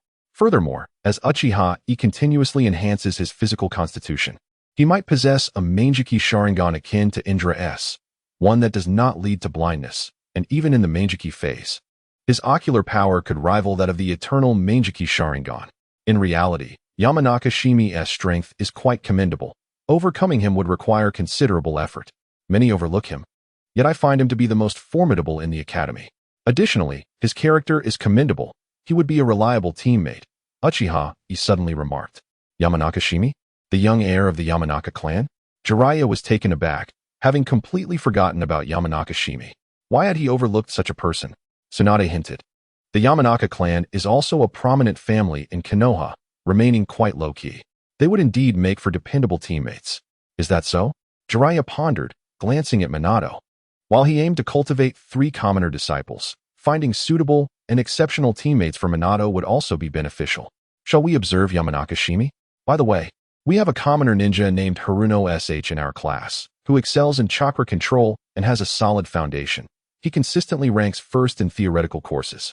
SH Ju began recommending as he noticed Uchiha Yi doing the same. He could not fathom Jiraiya's fixation on commoner ninjas, so he attempted to introduce a classmate. Haruno SH, you say? I shall remember that, Jiraiya said, ruffling SH Ju's hair. He would not simply take in those recommended by Uchiha Yi and SH Ju as disciples. he needed to conduct his evaluations first. Uchiha Yi's expression was remarkably subtle. He had not anticipated Ju would recommend Haruno Sh to Jiraiya. In the realm of Tsukuyomi, Haruno Sh seemed to become Hokage. Yet, that was merely an illusionary world. He remembered Haruno Sh as an ordinary genin, unexpectedly possessing commendable fundamentals, good chakra control, and even achieving top theoretical scores. It appeared that Haruno Sakura's advantages were inherited after all. By the way, Hinata Hisashi did not join our team. Instead, a child from the main branch named Hinata Rika has come. Tsunade continued to elaborate. Orochimaru quickly grasped the situation, a playful expression appearing on his face. Is it to protect the future clan leader? The Hinata clan remains unchanged. Despite possessing an excellent heritage and a powerful bloodline, they have yet to produce a true powerhouse. Not quite. Uzumaki Mito countered Orochimaru's assertion. The Hinata clan has faced numerous crises in the past, yet they have always emerged successfully. The most recent instance was about a century ago when they clashed with the Yuhi clan. Initially, the Hinata clan found themselves at a disadvantage, but their then leader unleashed tremendous power, decisively defeating numerous Yuhi masters. Although he perished shortly after the war, the strength exhibited at that time was likely beyond that of a Kage. What? Beyond the Kage level? Everyone turned their attention, astonished. They had not anticipated that the Hinata clan possessed such a formidable individual. I believe I've heard of him. Was it Hinata Tenjin? Uchiha Yi felt a tumultuous wave within. Despite the Byakugan being reduced to mere mediocrity by the Hinata clan, it still held great power. Even the original Byakugan was a staple of the Tsutsuki clan. Comparing Kagaya Tsutsuki's Byakugan to that of the Hinata clan, it was evident that the latter had indeed regressed. They had turned what was once a top-tier ability into mere binoculars. Indeed, the Hinata clan is rather disappointing. However, it is highly probable that the Hyuga clan possesses the means to temporarily create the rebirth eye. The death of the clan leader may have been a consequence of backlash. How could an ordinary ninja withstand the backlash of the rebirth eye? Uzumaki Mito was somewhat astonished that Uchiha Yi was aware of this. I did not expect you to know about Hyuga Tenjin. This was a legend in our era. Nevertheless, how could a family that has been passed down for a millennium be anything but extraordinary? Uzumaki Mito found it puzzling that the Uzumaki clan, which also boasts a 1,000-year legacy, could not compete with the 5 great nations in overall strength. Yet it should not have been so easily annihilated without a chance for Konoha to intervene. Moreover, the Uzumaki clan had its own trump cards. If they were truly provoked, they could easily cause the deaths of several leaders from those villages. Yet, as things stand, it seems that not a single leader from the major villages has perished, suggesting that unforeseen events may have transpired within the Uzumaki clan. The sacrifice of Uchiha Kagami further validates this possibility. But who among the Shinobi villages could achieve such feats? Chapter 30. Speculations regarding the Hyuga, the effortless destruction of the Uzumaki clan, and the slaying of Uchiha Kagami surpasses the capabilities of an ordinary ninja. Uzumaki Mito could not help but doubt that Uchiha Madara was still alive. How could that be possible? After all, Senju Hashirama had killed Uchiha Madara, and Mito held no doubt regarding Hashirama on this matter. Perhaps there is someone in the shadows of the ninja world instigating chaos, someone who harbors malevolent intentions toward Konoha. While she was present, things were somewhat manageable, but once she was gone, there would be no one to impede the adversary. This was one of the reasons why Uzumaki Mito tirelessly endeavored to cultivate Uchiha Yi. I find myself intrigued by certain historical events. Studying history can be enlightening. Only by understanding the tumultuous history of the warring states can one truly appreciate the rarity of the current peace. Uchiha Yi has always believed that Senju Hashirama was somewhat flawed in his reasoning, yet that does not diminish his greatness. During the warring states period, various clans were embroiled in conflict, with children even younger than Uchiha Yi taking up arms to kill. In this era, although the great ninja wars exist, from a certain perspective, they represent an escalation of conflicts between clans, and yet everyday life remains relatively peaceful, allowing children to grow without the immediate threat of violence. Compared to the warring states period, the current era of ninja villages is considerably better. As for why a single nation should have one village, rather than a military political integration, this too reflects the limitations of the times. Even Uchiha Yi must concede that the vast majority of ninjas are ill-suited for governance. The concept of one nation, one village is a compromise of the era. Human energy is finite, And how can these ninjas be expected to learn the intricacies of statecraft? In Uchiha Yi's view, these matters are not immutable. They merely depend on whether individuals are willing to change. However, even if Konoha desires to reform and reshape the world, their capabilities are limited. The future will ultimately rest in Uchiha Yi's hands. Can studying history truly impart wisdom?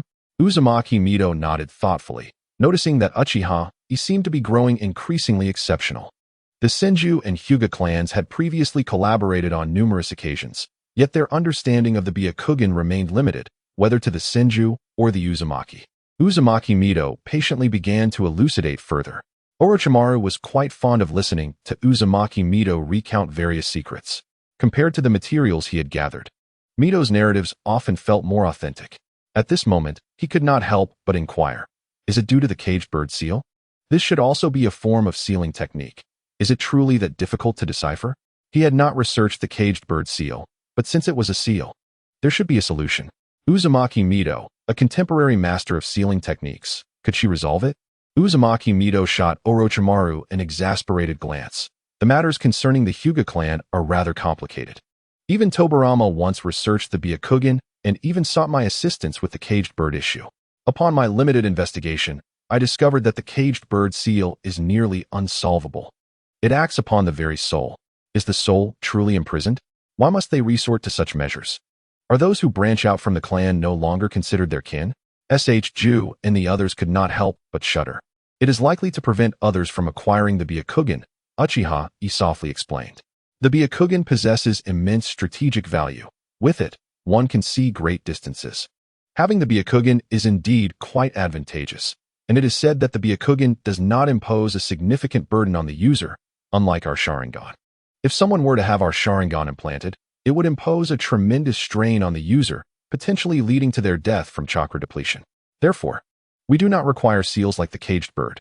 Moreover, if someone were to steal our Sharingan and we became aware of it, we would generally pursue them relentlessly, to the death. This explanation made sense, yet why was there still a distinction between the main and branch families? If the intention was to protect the Byakugan, why not mark everyone with it? Jiraiya mused while stroking his chin, inadvertently drawing the attention of several pairs of Byakugan eyes. Uzumaki Mito shook her head in resignation. She had a fondness for Jiraiya, yet he was rather naive, and some of his thoughts bore a striking resemblance to Hashirama's, albeit with a significantly lower political acumen. Definitely not on par with Tsunade or Orochimaru. She turned her gaze to Uchiha Yi, her eyes glimmering with expectation as she inquired, "E, what do you think?" Every person harbors their own desires. Perhaps the caged bird seal initially served that purpose, but with the passage of time, it is not impossible that someone would wish to dominate others and compel them to fight for their own benefit. This applies to families, villages, and even nations. Power can easily corrupt the heart. Uchiha Yi hesitated momentarily before articulating this sentiment. He was uncertain whether these words would reach Sarutobi Hiruzen. Yet he felt he could not lie in the presence of Uzumaki Mito. Some truths are best left unspoken, known only to those who understand.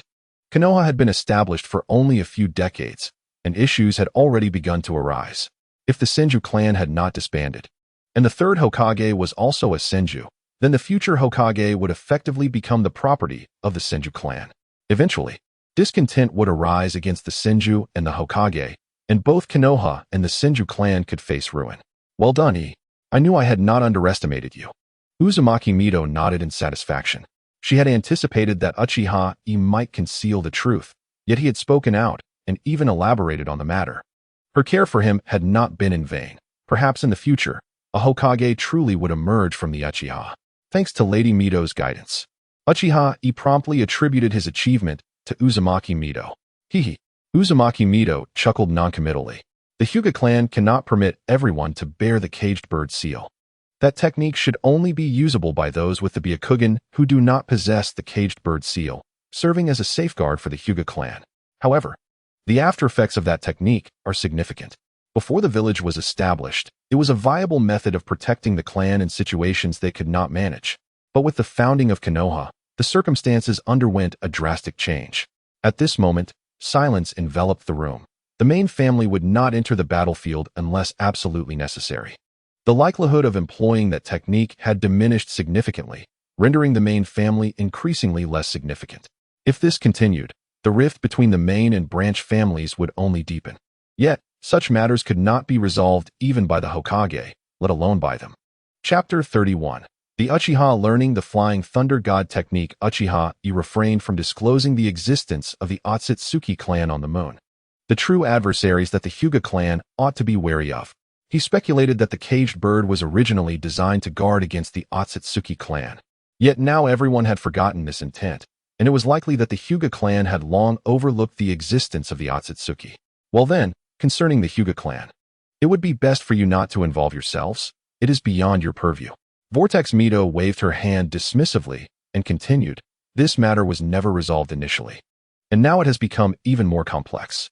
Remember not to mention certain things to your Hyuga classmates. We understand, Grandma Mito. Vortex Kushina responded promptly, with others echoing her agreement.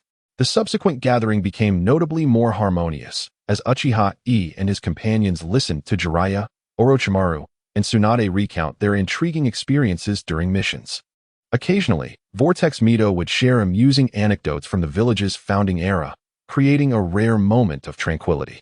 Before departing from Tsunade's residence, she discreetly slipped a ninjutsu scroll into Uchiha Yi's arms, whispering, I exerted considerable effort to acquire this for you. Peruse it first. If you can cultivate it, do so. But if not, let it be. Do not take risks. This ninjutsu carries significant danger. Only one person in the entirety of Konoha has succeeded in mastering it. Always prioritize your safety above all else. Not possessing this ninjutsu will not hinder your path to becoming strong. Understood. Uchiha Yi glanced at the scroll's exterior, which bore no indication of the ninjutsu's name. The others remained oblivious to this exchange, as Tsunade clearly wished to keep it private. He was immensely curious about the ninjutsu Tsunade had chosen for him. After bidding farewell to Tsunade, Uchiha Yi departed with Uchiha Makoto. Once everyone had left, Vortex Mito turned to Tsunade and inquired, what did you give E? A scroll containing the Flying Thunder God technique, Tsunade revealed. I requested it from the teacher. This boy possesses commendable spatial talent, and with the perceptiveness granted by his Sharingan, his reflexes are quite impressive. He may very well be capable of mastering the Flying Thunder God technique. If he succeeds, I will no longer need to worry when he undertakes missions.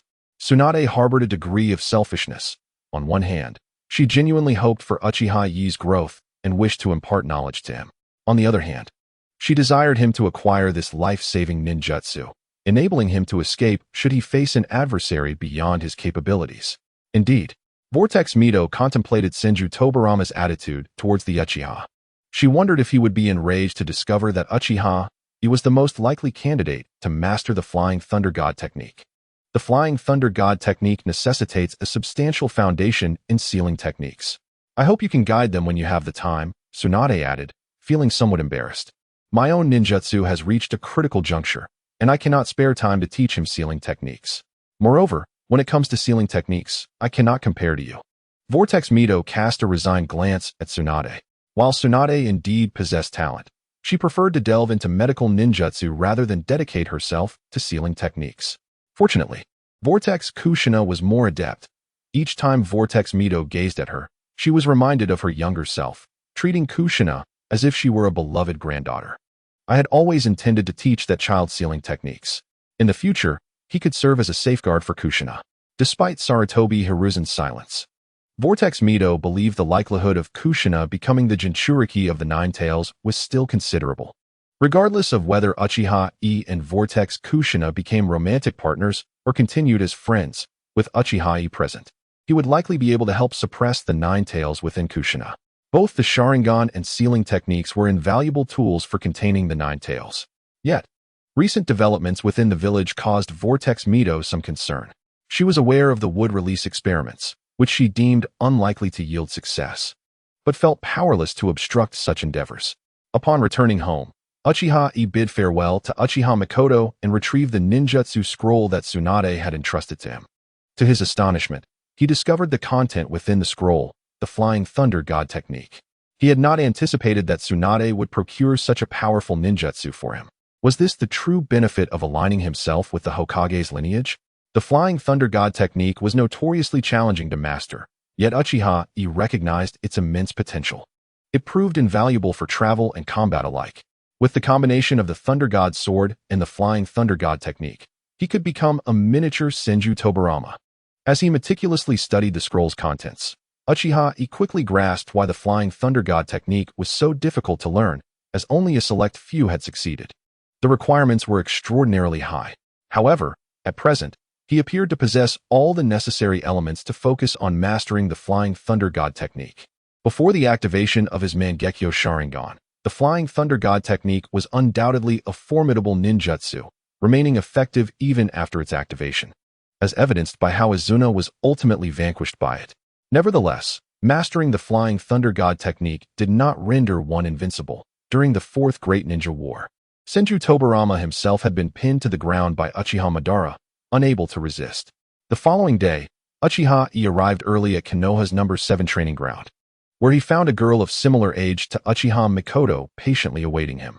The girl was strikingly adorable, exuding an air of natural purity. Her pale eyes revealed her identity, Hyuga Rinnegan, another teammate of Uchiha Yi. He had not anticipated that his teammate would be such a beautiful girl. Upon noticing Uchiha Yi's arrival, Hyuga Rinnegan formally greeted him. "I am Hyuga Rinnegan from the main branch.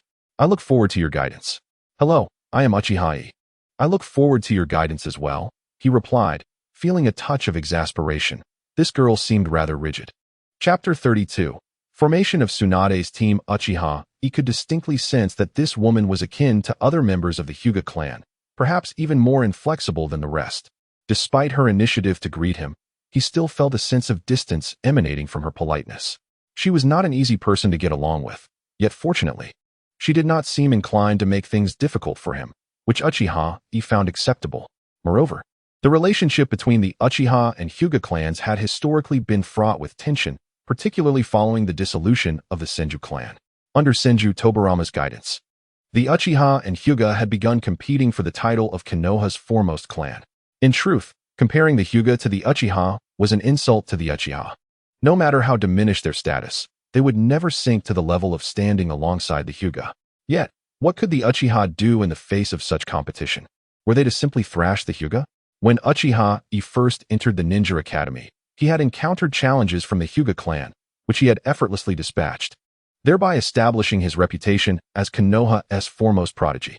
In this era, if a member of the Uchiha clan cannot defeat a few from the Hyuga clan, it is difficult to claim the title of Uchiha genius. Indeed, there are quite a number of Uchihas who find themselves unable to best the Hyuga. After all, the Hyuga specialize in taijutsu, which grants them an advantage during their chakra-deficient childhood years. Uchiha Yi took a seat not far from Hinata Ranaka and began perusing the comprehensive guide on sealing techniques that Uzumaki Mito had previously gifted him. Sealing techniques are notoriously intricate and challenging to master. The foundational aspects are difficult, and advancing further is even more daunting. Were it not for his desire to learn the Flying Thunder God technique, Uchiha Yi might have been disinclined to study sealing techniques at all. After all, once he awakens the Rinnegan in the future, a single Earth explosion star could resolve most sealing issues. However, the high demands of the Flying Thunder God technique necessitate that Uchiha Yi devote considerable time to the study of these sealing methods. Fortunately, with the guidance of Uzumaki Mito, a master of sealing techniques, Uchiha Yi felt encouraged. Otherwise, he might have truly considered giving up. Conversely, Uzumaki Kushina possesses remarkable talent in sealing techniques. If only he could somehow inherit the sealing prowess of either Uzumaki Kushina or Uzumaki Mito, it would be nothing short of perfection. Upon noticing Uchiha Yi's seated posture, Hinata Ranaka halted her movements, occasionally casting her gaze toward him to observe discreetly. Ranaka had actively requested to join Tsunade's team. Had she been unwilling, the Hyuga clan would not have forced her. Within the main family, she enjoyed the finest resources, possessing training materials that the branch families could hardly dream of. Her life was comfortable, with servants and branch family members attending to her every need. Their primary duty seemed to be managing the branch families and propagating their lineage, with no other endeavors deemed meaningful. Hinata Ranaka did not wish to lead such a life. Deep down, she sensed that the Hyuga clan should not exist in such a manner. She had never shared these thoughts with anyone. But upon hearing of the opportunity to join Tsunade's team, she eagerly volunteered. She aspired to alter her destiny, to become a formidable force, not to be shielded by the branch family, but to protect the entirety of her clan. Her curiosity about Uchiha Yi the Uchiha's foremost genius, was equally piqued. She yearned to discover the depths of his talent. Feeling the weight of Rinnegan's scrutiny, Uchiha Yi found himself somewhat helpless. Yet there was little he could do. It was unreasonable to expect her to avert her gaze entirely. Fortunately, Tsunade and Uzumaki Kushina did not keep them waiting long. After about 10 minutes, they arrived at the training ground. "Ikuin!" Uzumaki Kushina exclaimed joyfully as she rushed to his side to greet him. "Kushina." Uchiha Yi acknowledged her with a nod, then introduced her to Hinata Rinnegan, saying, "This is our teammate, Hinata Rinnegan." Uzumaki Kushina then noticed Rinnegan standing nearby and was briefly taken aback by her charm, thinking, "What a lovely girl." This realization brought a twinge of caution to Kushina. Having already felt immense pressure from Uchiha Makoto, she wondered how she would fare against another potential rival, Hinata Rinnegan. "Very well, from now on. You are all members of Tsunade's team. I do not expect you to become best friends, but I hope your relationships will not be too strained," Tsunade said, casting a fierce glance at Uchiha Yi.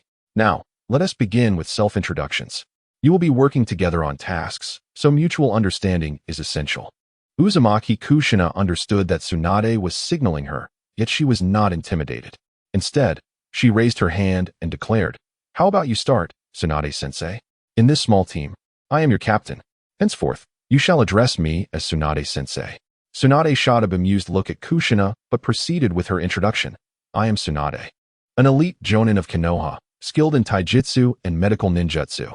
I enjoy gambling and drinking, but dislike troublesome matters. And my dream? To win bets against everyone in the world. What an extravagant dream." Uchiha Yi mused to himself, pondering that if Tsunade were to triumph over everyone, it might come at the cost of the ninja world itself.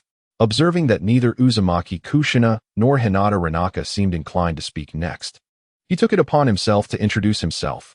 "I am Uchiha Yi, 6 years old, proficient in fire and lightning release. My hobbies? I suppose I have a fondness for gourmet food and dislike seeing friends depart from my life.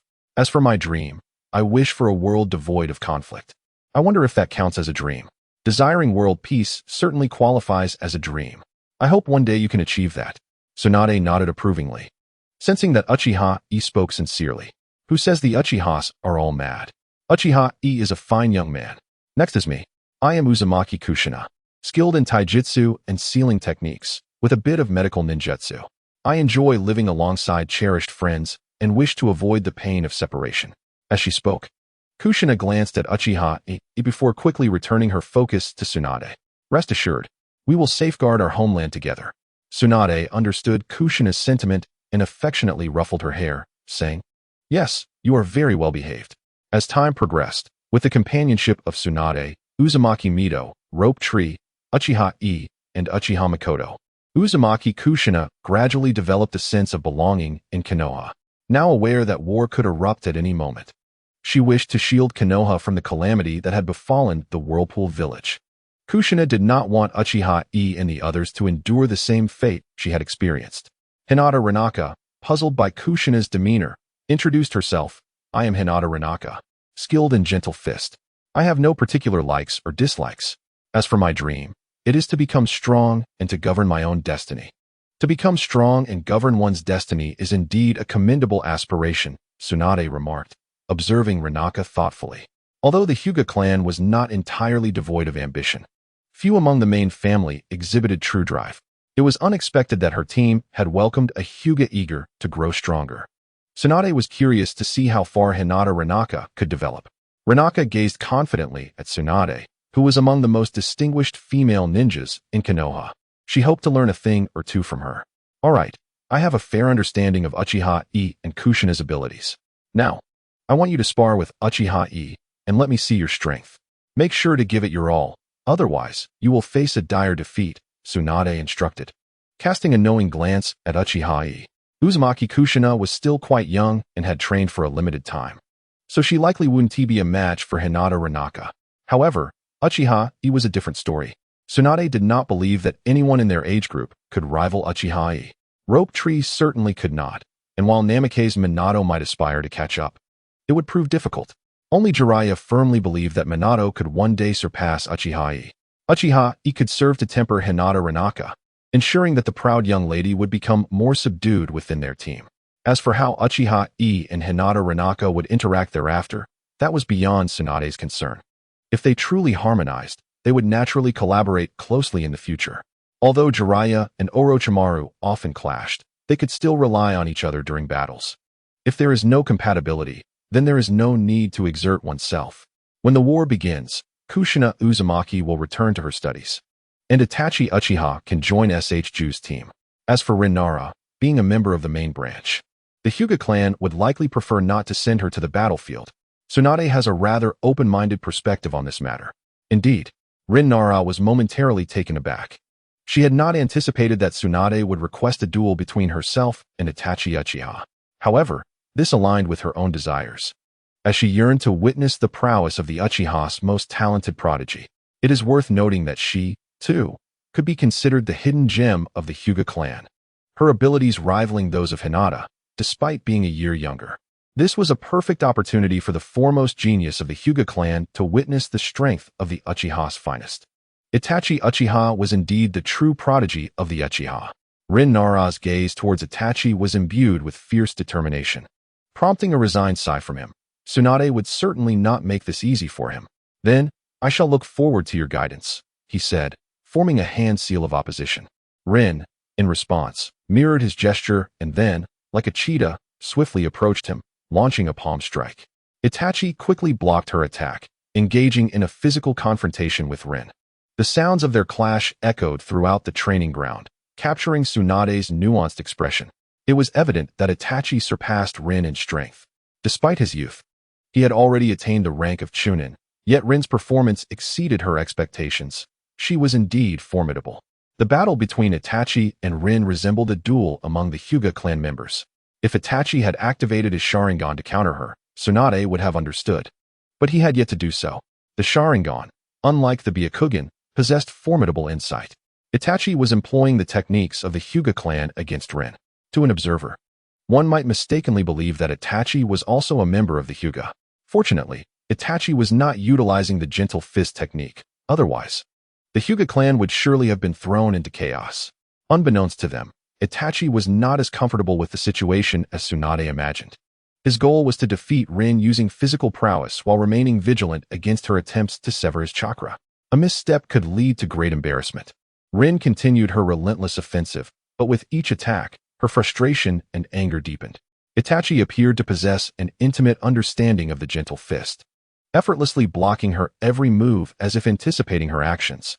With their martial skills surpassing hers, Rin soon realized the truth but found herself unwilling to concede. Drawing a deep breath amidst her unyielding assault, she declared, 8 trigrams 64 palms. Had she finally unleashed it? A faint smile graced Itachi's lips as the moment Rin's first palm struck him. He transformed into smoke and vanished. Shadow clone. When did this happen? Rin gasped, startled.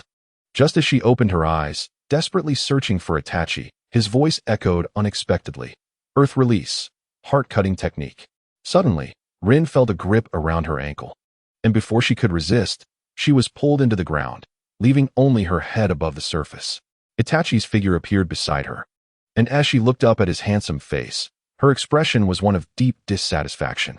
Wonderful. You won, Itachi. Kushina Uzumaki cheered joyfully.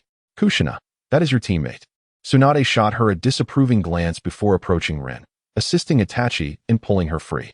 You previously formed the hand seals for the shadow clone and transformation techniques with one hand, concealing them with the stones by your feet. However, Rin possesses the Byakugan. How could you be certain it could not see through your ruse? The Byakugan can see through clones, but it is uncertain whether it can perceive shadow clones, Itachi replied, reflecting on whether the Byakugan could detect them in earlier times. After all, Kagaya Otsutsuki's Byakugan could not penetrate shadow clones, at least not in the blink of an eye, or she would not have been repeatedly outmaneuvered in her battles against Naruto. This was merely an experiment. The Sharingan cannot discern shadow clones. As for the Byakugan, I am unsure, but it was worth attempting. Even if I failed, the consequences would be minimal. I could always resort to other means to secure victory, Itachi explained, his confidence evident as he waved his fingers. One must acknowledge that Senju Tobirama was quite cunning. To counter the Uchiha clan, he devised numerous strategies. Ordinary clones could be detected by the Sharingan, so he innovated the shadow clone. To deal with Izuna Uchiha, He developed the Flying Thunder God technique to mask his movements from the Manjiki Sharingan. His mastery of water release surpassed even that of the Mizukage. Can you believe it? Even the technique of dark walking was developed by Senju Tobirama, specifically to neutralize the advantages of the Uchiha Sharingan. No one has ever targeted the Uchiha with such precision as Senju Tobirama. Although he could not contend with Madara Uchiha, he certainly had the upper hand against ordinary Uchiha. Rin stood silently, feeling somewhat belittled by such dismissive thoughts. However, she could not deny that Itachi's prowess indeed surpassed her own. And given that he was 2 years her junior, he truly deserved the title of prodigy. Indeed, Tsunade nodded slightly, recognizing that Itachi's strength exceeding Rin's justified his actions. However, she was somewhat disappointed that Itachi had not triumphed using pure physical prowess, showcasing his incredible strength. Tsunade glanced at the time and stated, "Well, introductions are complete, and I have a general understanding of your abilities. Upon my return, I will devise a training regimen for you. The time has come. We must embark on our mission, which I have already accepted yesterday." "Fantastic. We are going on a mission," Kushina exclaimed enthusiastically. It was indeed an opportunity to undertake a mission. She wondered if they would venture outside the village to engage in battle with other ninjas. Even Rin's previously stoic expression now bore a glimmer of excitement, as it was evident that for this esteemed member of the main branch, leaving the village for a mission had become an obsession. Many from the main branch would never have the chance to leave the village, let alone the land of fire. However, Itachi's demeanor shifted to one of unease, sensing that Tsunade might be plotting to take advantage of this opportunity. As they arrived at the entrance of a hot spring establishment, Itachi's apprehension heightened. Tsunade was undoubtedly doing this on purpose. "Sister Tsunade, are you treating us to a hot spring?" Kushina inquired with eager anticipation. She had visited this hot spring with Tsunade before and found it immensely relaxing. However, Tsunade had warned her to keep a close watch on Itachi, lest he become so enamored with the hot springs that he forgets to return home. Itachi's eyelids twitched as he asked, somewhat apprehensively, "Our mission isn't here, is it?" Tsunade cast a knowing glance at Uchiha Yi, acknowledging his cleverness. "Indeed, your task today is to thoroughly clean this hot spring establishment. Do you think you can manage that?" The bewilderment on the faces of Uzumaki Kushina and Hyuga Ranaka was palpable. One was a former princess of the Uzumaki clan, and the other was the esteemed daughter of the Hyuga clan. How could they possibly undertake such labor? Now, Tsunade was insisting they clean the largest hot spring in Konoha. And who could say if they would be able to do so? Even if they could, it would surely exhaust them. "Come on, I have faith in you," Tsunade encouraged. "This is the first mission for my team, and I trust you won't disappoint me. Failing your first mission could affect your ability to take on future tasks." A glint of mischief flashed in her eyes. She recalled her early days as a ninja when her teacher, Sarutobi, assigned them numerous unpleasant tasks that nearly drove them to despair. Even Orochimaru, with his notorious demeanor, had been shaken. Now, she could pass on the same experiences to her disciples. Perhaps this was the joy of being a mentor. However, she wasn't entirely setting Uchiha Yi and the others up for failure. After all, as ninjas, they needed to confront numerous unpleasant situations. If they couldn't even manage to clean a hot spring, they might as well reconsider their paths. "Lady Tsunade, welcome." The hot spring owner rushed to greet her upon her arrival. "These 3 children will be cleaning the hot spring. Please hand over the equipment to them." He continued, "Also, could you arrange a private room for me and prepare some snacks and beer? That would be splendid, wouldn't it?"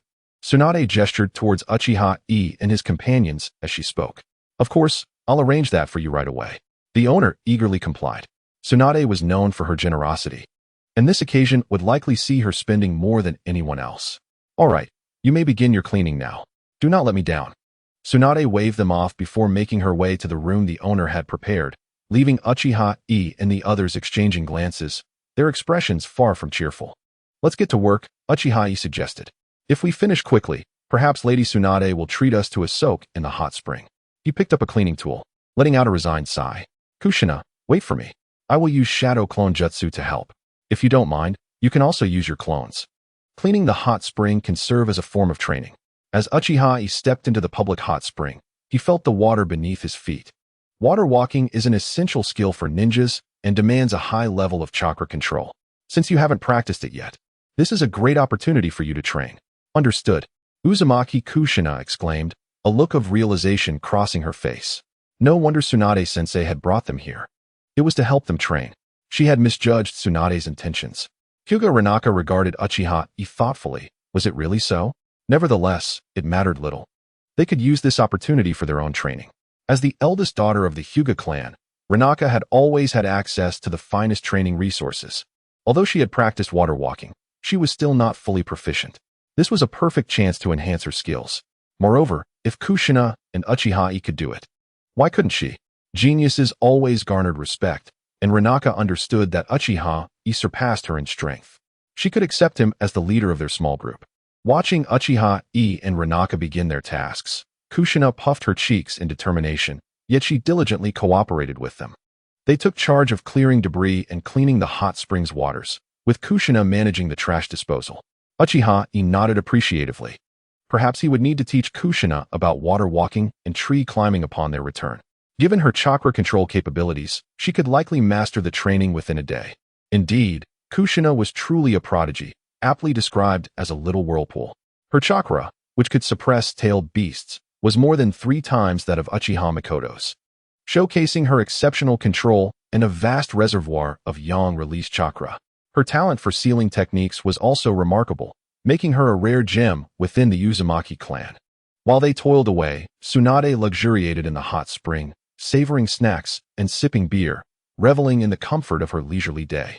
If every task could be so enjoyable, she mused, perhaps being a mentor wouldn't be so bad. How exhausting. Kushina sighed as she dispelled her shadow clones, massaging her temples. Even with the clones handling the bulk of the work, her unique physiology was feeling the strain. She glanced at Uchiha Yi, wondering how he could manage with even more clones, considering he wasn't from the Uzumaki clan. Yet, it appeared that his chakra reserves were significantly greater than her own. Was this truly the typical chakra capacity of an Uchiha? Yes, it is indeed tiring. Uchiha Yi admitted as he recalled his clones. After a brief moment, he adapted to the situation. I had considered using shadow clones for training, but upon reflection, it was a bit too taxing. The multi-shadow clone technique is categorized as a forbidden technique for a reason. When the clones dissipate, the original must bear the burden of their memories, and not everyone possesses the resilience of Naruto Uzumaki to shrug off such fatigue.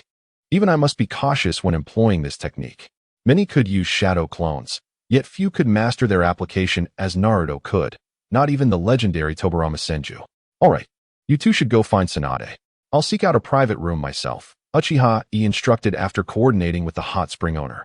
If Tsunade was unwilling to treat them, he could always cover the expense himself. Uchiha Kagami had forged a solid network for Uchiha Yi, allowing him to integrate smoothly into the Hokage faction. Other Uchiha might not have had such opportunities. Without Kagami's connections, Uchiha Yi could have faced hostility upon demonstrating his prowess. Moreover, he was currently under the tutelage of the formidable Uzumaki Mido. Additionally, Kagami had left a substantial inheritance for Uchiha Yi, ensuring a comfortable life as long as he didn't squander it or pursue risky ventures.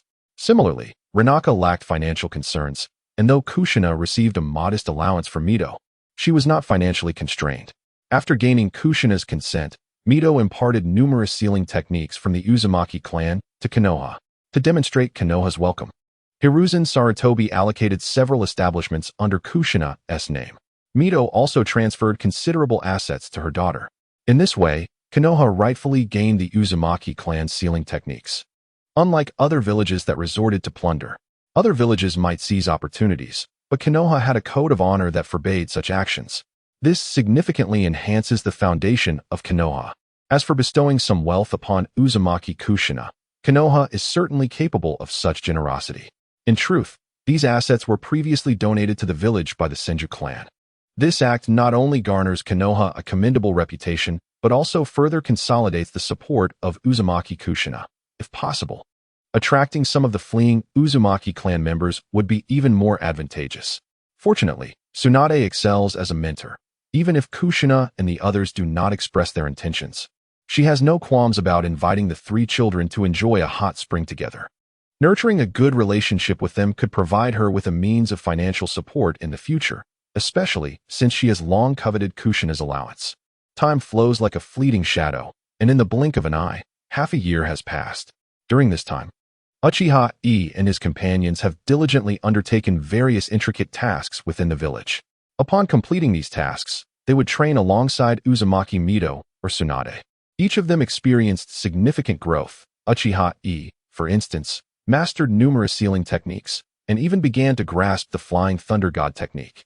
However, his proficiency remains vastly inferior to that of Minato Namikaze and even the legendary Hashirama Senju.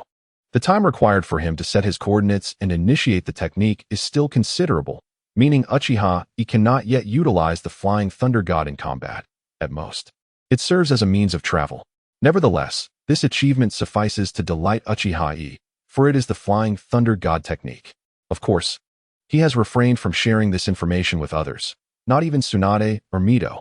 This is not an act of concealment. After all, he has not truly mastered the Flying Thunder God, as he cannot activate it instantaneously or apply it in battle. Beyond the Flying Thunder God technique, Uchiha Yi's overall strength has been visibly improving. At his age, he is in a phase of rapid human growth, and the natural development of his physique contributes to his increasing power, particularly as he has been diligently training. Even if he has only practiced sealing techniques and the Flying Thunder God, the enhancement is substantial, not to mention the other areas of his training. Simultaneously, over these past 6 months, Uchiha Yi has also reaped tremendous benefits within the battle space. For instance, he defeated Uchiha Itachi during the Chunin exams, acquiring his combat wisdom. He vanquished Uchiha Izumi on the night of the Uchiha massacre, gaining her ocular prowess. He triumphed over Queen Hebe, obtaining control over the dragon veins. He overcame Uchiha Sasuke during the first Valley of the End battle, acquiring his lightning release talent. He defeated the young Yahiko, gaining water-style chakra. He conquered Senju Tobarama, inheriting his physical constitution. Lastly, he bested Ebisu, acquiring foundational knowledge of ninjutsu. Thanks to Uchiha Yi's own efforts, coupled with the feats he has achieved in the battle space, his strength has subtly reached the level of a jonin, even hinting at the prowess of an elite jonin. If such news were to spread, it would undoubtedly cause a stir among many. After all, Uchiha Yi is merely a 7-year-old child. The existence of a 7-year-old jonin is astonishingly extraordinary. Even Uchiha Madara would likely question the validity of such information, considering that both he and Hashirama were far from being Uchiha Yi's equals at that age. In truth, Uzumaki Mito has previously harbored concerns regarding Uchiha Yi, especially upon witnessing his Sharingan inexplicably evolve into the Three-Tomo state. She was left utterly dumbfounded. Uchiha Yi is not an ordinary Uchiha, who possesses the ability to evolve at will. Sometimes, Mito found herself questioning whether Senju Tobarama had encountered any issues with the Sharingan. Yet Tobarama's conclusions were based on extensive data, and even Uchiha Madara could not refute them. Yet, Uchiha Yi's Sharingan seemed to evolve at his mere command. It only awakened under stimulation, progressing from 1 tomo to 2, and then to 3, without any provocation. Uchiha Yi's mental state remains entirely normal, leading them to conclude that he might simply be a unique Uchiha, beyond conventional reasoning. One day, after completing a weeding task, Uzumaki Kushina looked at Tsunade with frustration. "Sister Tsunade, when will we undertake other tasks? I am utterly fed up with these chores. Every day, it's either cleaning, searching for people, or capturing stray animals, or helping to harvest fruit. What is the end of this? We are here to train." Kushina's dissatisfaction caught the attention of Uchiha Yi and Hinata Rinka, who had also grown weary of such tasks. Despite Tsunade and Mito's substantial guidance during this time, leading to their rapid improvement in strength, they did not sign up to be mere laborers. Tsunade crossed her arms and directed her gaze toward Uchiha Yi. "What? Do you share this sentiment as well? What tasks do you wish to undertake?" This team consists of an orphan from the Uzumaki clan, a prominent Hinata heiress, and an Uchiha prodigy. If you were to leave the village, other villages and bounty hunters would surely take notice. Wouldn't that be even better? Kushina eagerly waved her fist. "We are not weaklings." Hinata Rinka's eyes sparkled with excitement. She yearned to battle strong opponents. Practicing with Uchiha, he offered her little satisfaction, as he was far beyond her in strength, despite her belief that she was no weaker than a Chunin. "This boy is truly a prodigy beyond compare. Perhaps we could attempt a mission," Uchiha Yi mused for a moment before speaking. "Regardless, we cannot remain sheltered in the village forever." "Heh," Tsunade chuckled softly, then turned her gaze to the others. Observing Kushina and Rinka's eagerness, a smile crept onto her lips. "Very well, prepare yourselves. Tomorrow, we shall leave the village for a mission." "Is it really happening?" Kushina inquired with anticipation. "I hadn't planned on taking you out for missions so soon." But since you are so insistent, let us venture out and see some action, Tsunade said with a hint of mischief in her eyes. Hooray! Kushina exclaimed, bursting with joy. After enduring 6 long months, she could hardly express how she had managed through this period. Daily, she had been subjected to exhausting tasks, either strenuous or downright filthy. After returning home, she would still have to learn sealing techniques from Mito, and Kushina felt she could no longer bear it. Thankfully, such arduous days were finally coming to an end. Tsunade observed Kushina's exuberance with a glint of amusement in her eyes. Recently, both within and outside the village, circumstances had been tumultuous. This opportunity might serve well to catch some unsuspecting prey. One thing Tsunade did not disclose was the fact that she was far more sought after in the black market than Kushina and the others. If this little squad were to undertake a mission, it was as if they were inviting trouble upon themselves. Are you truly considering allowing Tsunade's squad to go on a mission? Shimura Danzo questioned, his expression one of discontent as he scrutinized Sarutobi Hiruzen, who was puffing on his pipe. Recent failures in the wood release experiments had left Danzo uncertain, and he redirected his gaze toward Uzumaki Kushina. She was their safeguard. How could they permit her to leave Konoha? Recently, the village has been plagued by an increase in the rodent population, prompting me to enlist your assistance. Sarutobi Hiruzen gazed intently at Shimura Danzo. I trust you will safeguard them. Will you not, Danzo? Danzo furrowed his brow. You wish for me to protect them? I am quite occupied, and my operatives are scattered across other nations gathering intelligence, particularly in the land of rain. Henzo could declare war on us at any moment. I scarcely have the time for such matters. Chapter 37. Shadows in the dark. While Sarutobi Hiruzen supported the idea of fishing, Danzo lamented the absence of personnel. The recent losses in the Uzumaki village were severe, and recovery has yet to be achieved. Although the base has made some progress in recuperation, operatives are continuously engaged in gathering information and sowing discord among the other ninja villages. Konoha is unafraid of war. Facing 2 adversaries is manageable, but confronting 4 is beyond our current capabilities. It is essential to incite turmoil among the other villages. At this stage, as long as Danzo refrains from coveting the Hokage position and focuses on external forces, he remains a commendable ninja. His personality has garnered significant support from the pro-war factions within Konoha. Recent intelligence indicates that spies from the Cloud Village have been seen lurking around Uzumaki Kushina, likely plotting to take action against her. Hiruzen took a puff from his pipe, his gaze deepening.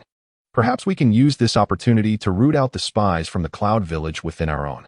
Danzo regarded Hiruzen with a discerning look. I can allocate 2 root teams to you. Beyond that, I truly cannot spare any more at this time. Very well, I will have Shikomo accompany them. Hiruzen nodded noncommittally. He held a high opinion of Hatake Shikomo, who consistently executed his tasks flawlessly, demonstrating formidable strength and diligence. Truly an impeccable ninja. Moreover, I require an additional 10 million ryo for research. The funding is insufficient. Danzo seemed to recall something and promptly requested more resources from Hiruzen. Hiruzen frowned. Danzo, war is imminent, and Konoha requires funds for various needs. Is 10 million not excessive? Excessive? Not in the least. After all, this pertains to the wood release experiment. If we succeed, the value far surpasses 10 million ryo, Danzo retorted with a huff. Hiruzen opened his mouth, contemplating the absurdity of such financial calculations. However, considering the circumstances, he ultimately acquiesced, recognizing that 10 million could potentially be squeezed from the budget. The following day, Uchiha Itachi gathered early at the village gate, and by 7 o'clock, Tsunade's team was assembled. Noticing the new diamond mark on Tsunade's forehead that had not been present the previous day, Itachi was momentarily taken aback. He had not anticipated that she had successfully developed the Ein seal. This represented a significant advancement for Tsunade, indicating her steady progress over the year. The devastation of the Uzumaki village and the sacrifice of Uchiha Kagami, coupled with the turmoil among the nations, likely exerted considerable pressure on Konoha's inhabitants. It was probable that not only Tsunade but also Jiraiya and Orochimaru had made strides during this time. Let us depart. Upon observing the trio's spirited demeanor, Tsunade nodded approvingly and waved her hand. Stay close and do not fall behind. With that, she swiftly took the lead, racing towards the outskirts of Konoha. Itachi and his companions promptly followed suit. Tsunade's audacious departure from the village elicited an exasperated smile from the personnel responsible for registration at the gate. Indeed, While ordinary ninjas were required to register when leaving the village, certain individuals, like Tsunade, were exempt from this requirement. It was not merely her Senju lineage that afforded her this privilege. Rather, her long-standing involvement with the Umbu had granted her such leeway.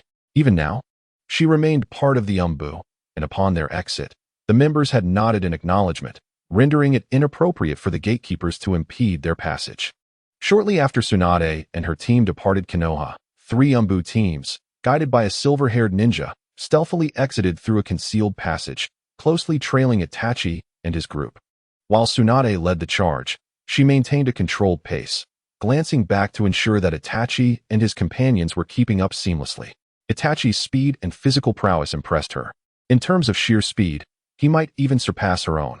Hinata Rinaka, being a member of the Hyuga clan and trained in taijutsu, exhibited commendable speed, which was to be expected. Surprisingly, Uzumaki Kushina, despite her young age, managed to keep pace as well, suggesting that she had not neglected her physical training alongside her studies in sealing techniques. It appeared that Tsunade's insistence on assigning them arduous tasks was indeed beneficial. Her intent was not solely to challenge Itachi, but also to facilitate their development through rigorous training. With a desire to test their limits, Tsunade unconsciously quickened her pace, gradually causing the youngest, Kushina, to struggle, her breathing becoming erratic. Then it was Hinata Rinaka who began to falter, while Itachi, theoretically the weakest in terms of physical constitution, remained unaffected, his breathing steady.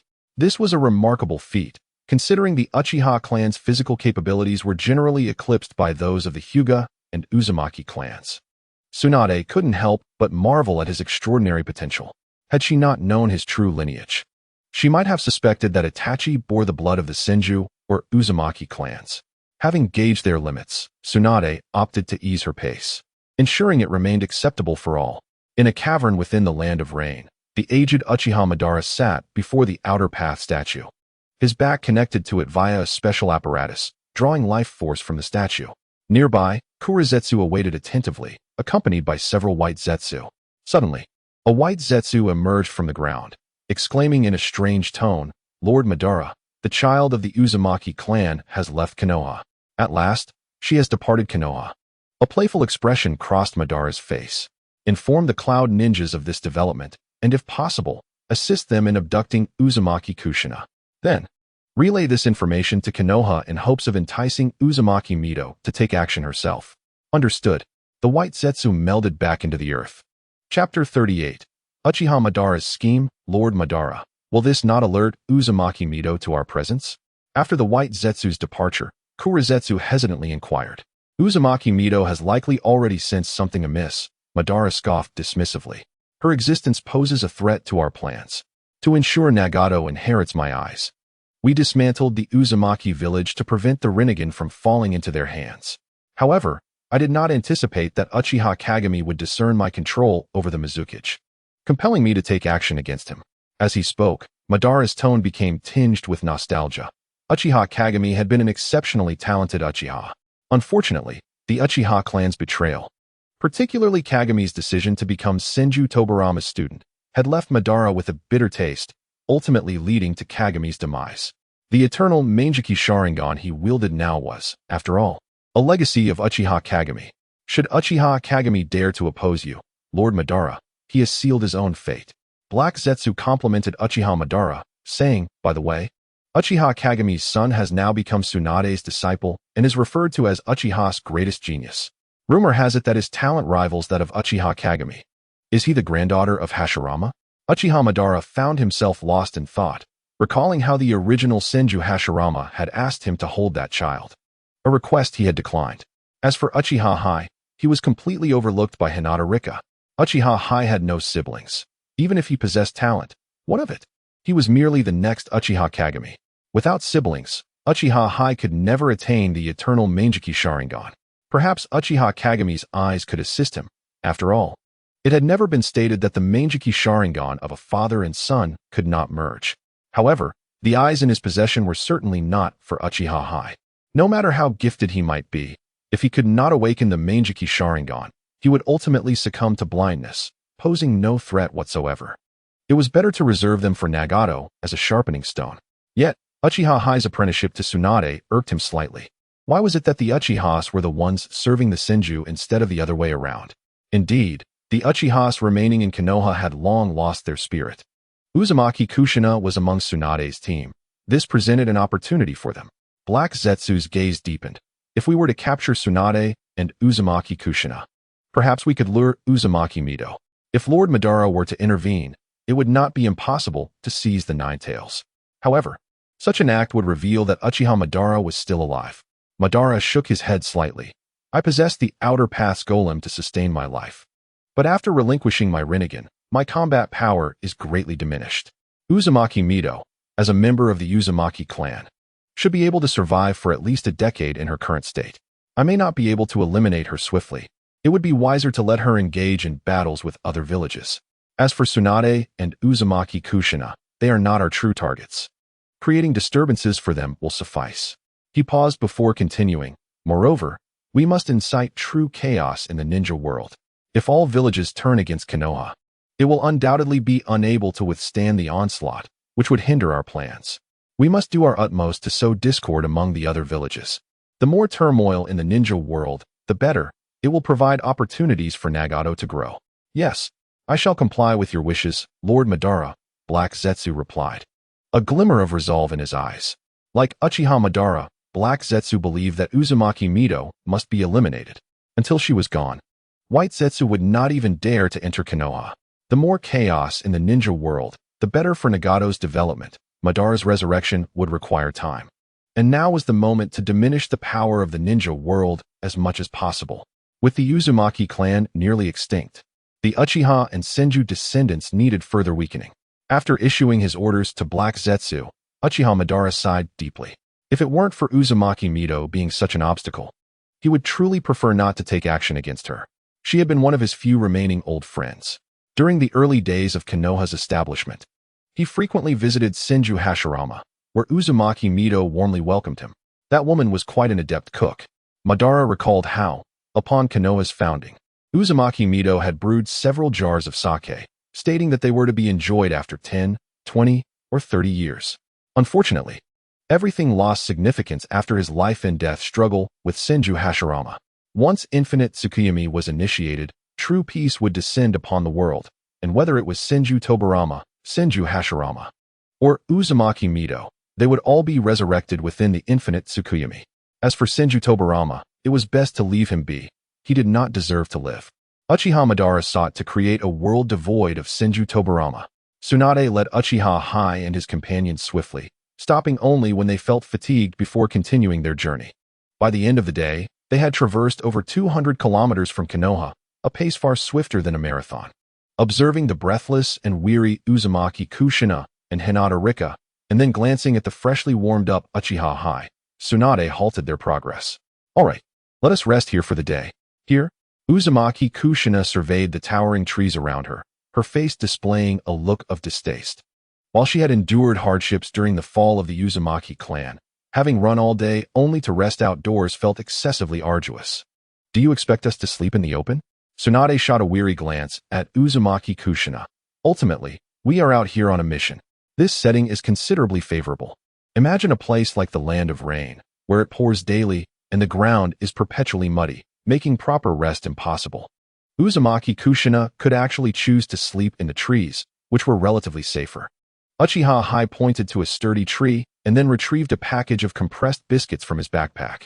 He tore it open, taking one for himself and offering the remainder to Uzumaki Kushina. The young girl had not faced much hardship, but under Tsunade's tutelage, she had gained considerable experience. Still, Uchiha Yi could not help but look after her. Uzumaki Kushina exhibited no signs of a spoiled princess. She was simply a bit naive and endearingly spirited. Uchiha Yi perceived nothing unfavorable about Uzumaki Kushina's demeanor. After all, she was merely a 7-year-old child. Should one expect her to act as rigidly as Hinata Rika? How dull that would be. Children should possess the essence of youth, and Uzumaki Kushina was no troublemaker. Rather, she was quite understanding, simply expressing her thoughts openly in front of loved ones. In truth, Uchiha Yi was also dissatisfied with their circumstances. He had felt discontent even upon arriving at the village. This world lacked convenient online shopping, takeout, mobile phones, computers, mobile games, and the allure of enchanting women dancing on video platforms. Such a world felt incomplete. Had he not been transported to a realm where strength was paramount, Uchiha Yi would undoubtedly have sought ways to establish various online enterprises. It was imperative to create platforms showcasing beautiful women. As a time traveler, he found it challenging to adapt to such a rudimentary environment, let alone Uzumaki Kushina.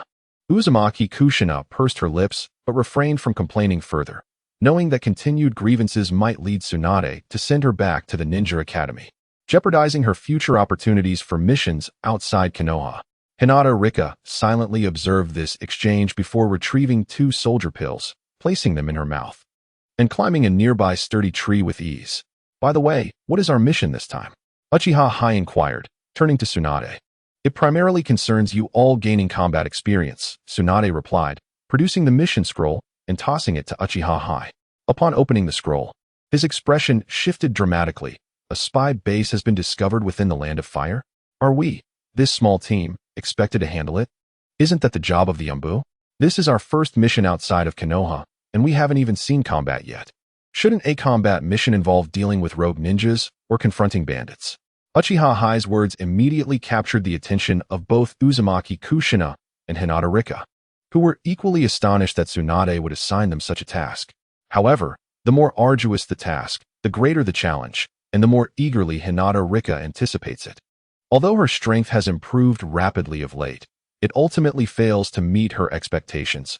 She requires formidable opponents to propel her further. As for battling Uchiha Yi, Hinata Rika is not so foolish.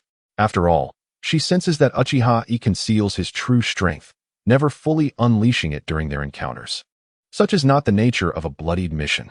Nevertheless, Uchiha Yi still returned the mission scroll to Tsunade, his heart brimming with eager anticipation. He too longs for a clash with a strong adversary, where he can fight without restraint in the realm of combat. Yet he knows that real battles demand cautiousness against every opponent. Otherwise, he risks suffering a fate akin to Rope Tree's downfall. Enjoy yourself.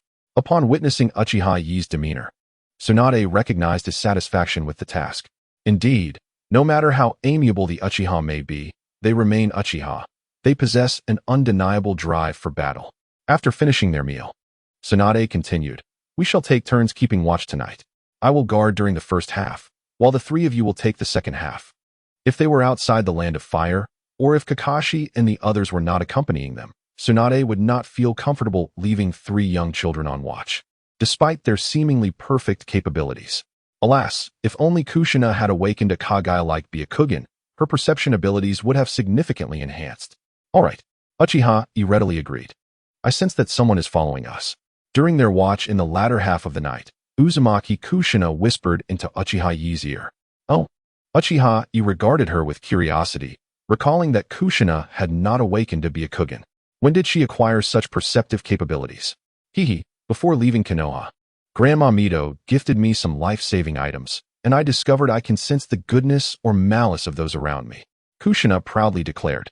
Today, Kushina was in high spirits, having realized that Uchiha Yi harbors a favorable impression of her, even more so than Tsunade. Not only Uchiha Yi, but even Hinata Rika has treated her with kindness, indicating that she has already been regarded as a friend. This brought Kushina immense joy. Shortly after they departed from Konoha, a group of individuals had begun tailing them, some harboring ill intentions while others bore goodwill. Kushina was puzzled. What could this mean? Uchiha Yi's eyelids twitched. Could it be that Mito had bestowed the Nine-Tails chakra upon Kushina? Moreover, it seemed likely that this chakra had been refined by Mito, for otherwise, Kushina's current physique would struggle to handle it. Even if she could endure it, using it effectively would be another matter. Hinata Rika's senses sharpened as she activated her Byakugan, scanning their surroundings before imperceptibly nodding at Uchiha Yi. It must be the village's Umbu. We embarked on this mission, and the spy base should not be the primary target. We are likely the bait for drawing out the spies, Uchiha Yi conjectured after a moment of contemplation. Hinata Rika frowned slightly, clearly agreeing with Uchiha Yi's hypothesis. But it left her feeling quite uncomfortable. Anyone would feel uneasy being treated as a target. In truth, it was not surprising. If this small team were to persist, it would inevitably attract the attention of hostile forces, and their bounty would not be lower than that of Tsunade. Uchiha Yi waved his hand dismissively. We need only focus on our tasks. Trust in our comrades, trust in Tsunade, trust in the village. At this, both Hinata Rika and Uzumaki Kushina fell silent. What more could they say? To say anything further would imply a lack of trust in the village and in Tsunade. Not far away, Tsunade, who had fallen asleep, smiled faintly. These children are not foolish. Chapter 40. The roles of Uzumaki Kushina and Hinata Rika resting in the wilderness inevitably comes with limitations. And even with their rotating watches, Tsunade and her companions found it difficult to secure adequate sleep. Fortunately, they were no ordinary individuals. They had become ninjas. Recently, Tsunade had tasked them with various peculiar missions, including cleaning public restrooms, tending to livestock, and managing their waste, experiences they had endured and were accustomed to. Thus, no matter how arduous the task, Uchiha Yi and the others had grown accustomed to it. Although Tsunade's tasks did not significantly enhance their abilities, they certainly honed their mental fortitude. The following morning, after a brief cleanup and a light meal, they hastened toward their mission point, arriving at a valley by midday. This is it. Let us take a moment to regroup and then eliminate the enemies inside, Tsunade said, surveying the valley before addressing the three of them. This time, you will decide how to proceed with the battle. Uchiha Yi turned his gaze toward Hinata Rika. I'll leave it to you. Hinata Rika nodded slightly. Forming a hand seal, Byakugan. Activate. The scene within the valley instantly revealed itself to her Byakugan. 6 chakra signatures appeared, 3 of which were relatively weak, 2 moderate, and 1 exceptionally strong. I'll take the strongest one. The other 5 are yours. Is that acceptable? Uchiha Yi retrieved the Raijin sword from his back. Tactical maneuvers seemed unnecessary here, as the valley itself was inherently defensible, with only one accessible path leading into it. Can you spot any traps? Uchiha Yi inquired. While the Byakugan granted insight into many things, it did not reveal all traps. Hinata Rika shook her head slightly. Let me handle it. I can use the multi-shadow clone technique to trigger all the traps, Uzumaki Kushina eagerly proposed, eager to contribute. In terms of raw strength, she fell far short of Uchiha Yi, and even Hinata Rika temporarily surpassed her, possessing the advantage of the Byakugan. This left Kushina feeling somewhat disheartened. However, now she had a means to make herself useful by setting off traps with clones. No, let me handle it. Uchiha Yi's eyes transformed into the 3-tomo Sharingan. He anticipated numerous traps within, including explosive tags and shurikens, which were the most basic of snares. Confident in his speed, he believed that as long as he was quick enough, those hidden weapons would not reach him. In the event of an emergency, he could always rely on the Flying Thunder God technique. Although his execution of the technique was relatively slow, making it unsuitable for battles against powerful foes, it sufficed against ordinary ninjas. Help me check for any flammable materials, Uchiha Yi instructed Hinata Rika. Many of their structures are wooden, but there is a water source within the valley, Hinata Rika replied, her tone somewhat subdued as she analyzed how to breach the enemy's defenses.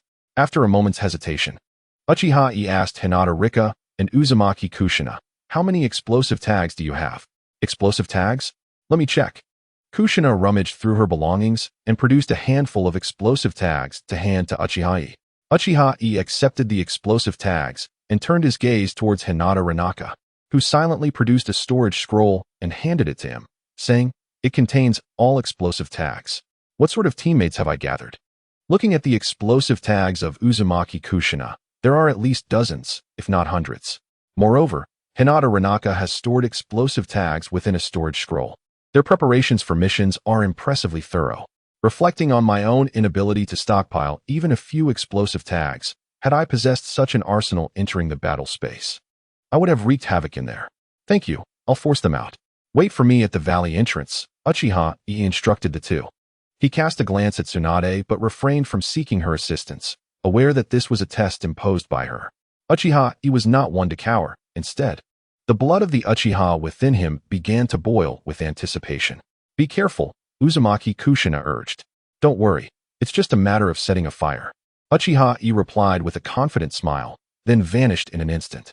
Such speed in the body flicker technique, Hinata Rinnegan clenched her fists. Realizing that despite her belief in understanding Uchiha Yi's prowess, she had never managed to compel him to display his technique. The gap between them was indeed considerable. Tsunade crossed her arms, letting out a light huff.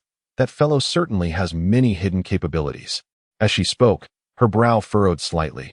For some reason, Her conscience seemed to weigh heavily upon her lately, an unfamiliar sensation that sometimes proved to be quite cumbersome in the midst of battle. Hinata Ranaka fell silent, acknowledging that Uchiha Yi's concealment was indeed profound. Uchiha Yi did not charge directly into the valley. Instead, he maneuvered along its edge, crafting various small devices from wire on the trees. After a considerable time, he took a deep breath and swiftly dashed into the valley. With a burst of speed, he easily penetrated its depths.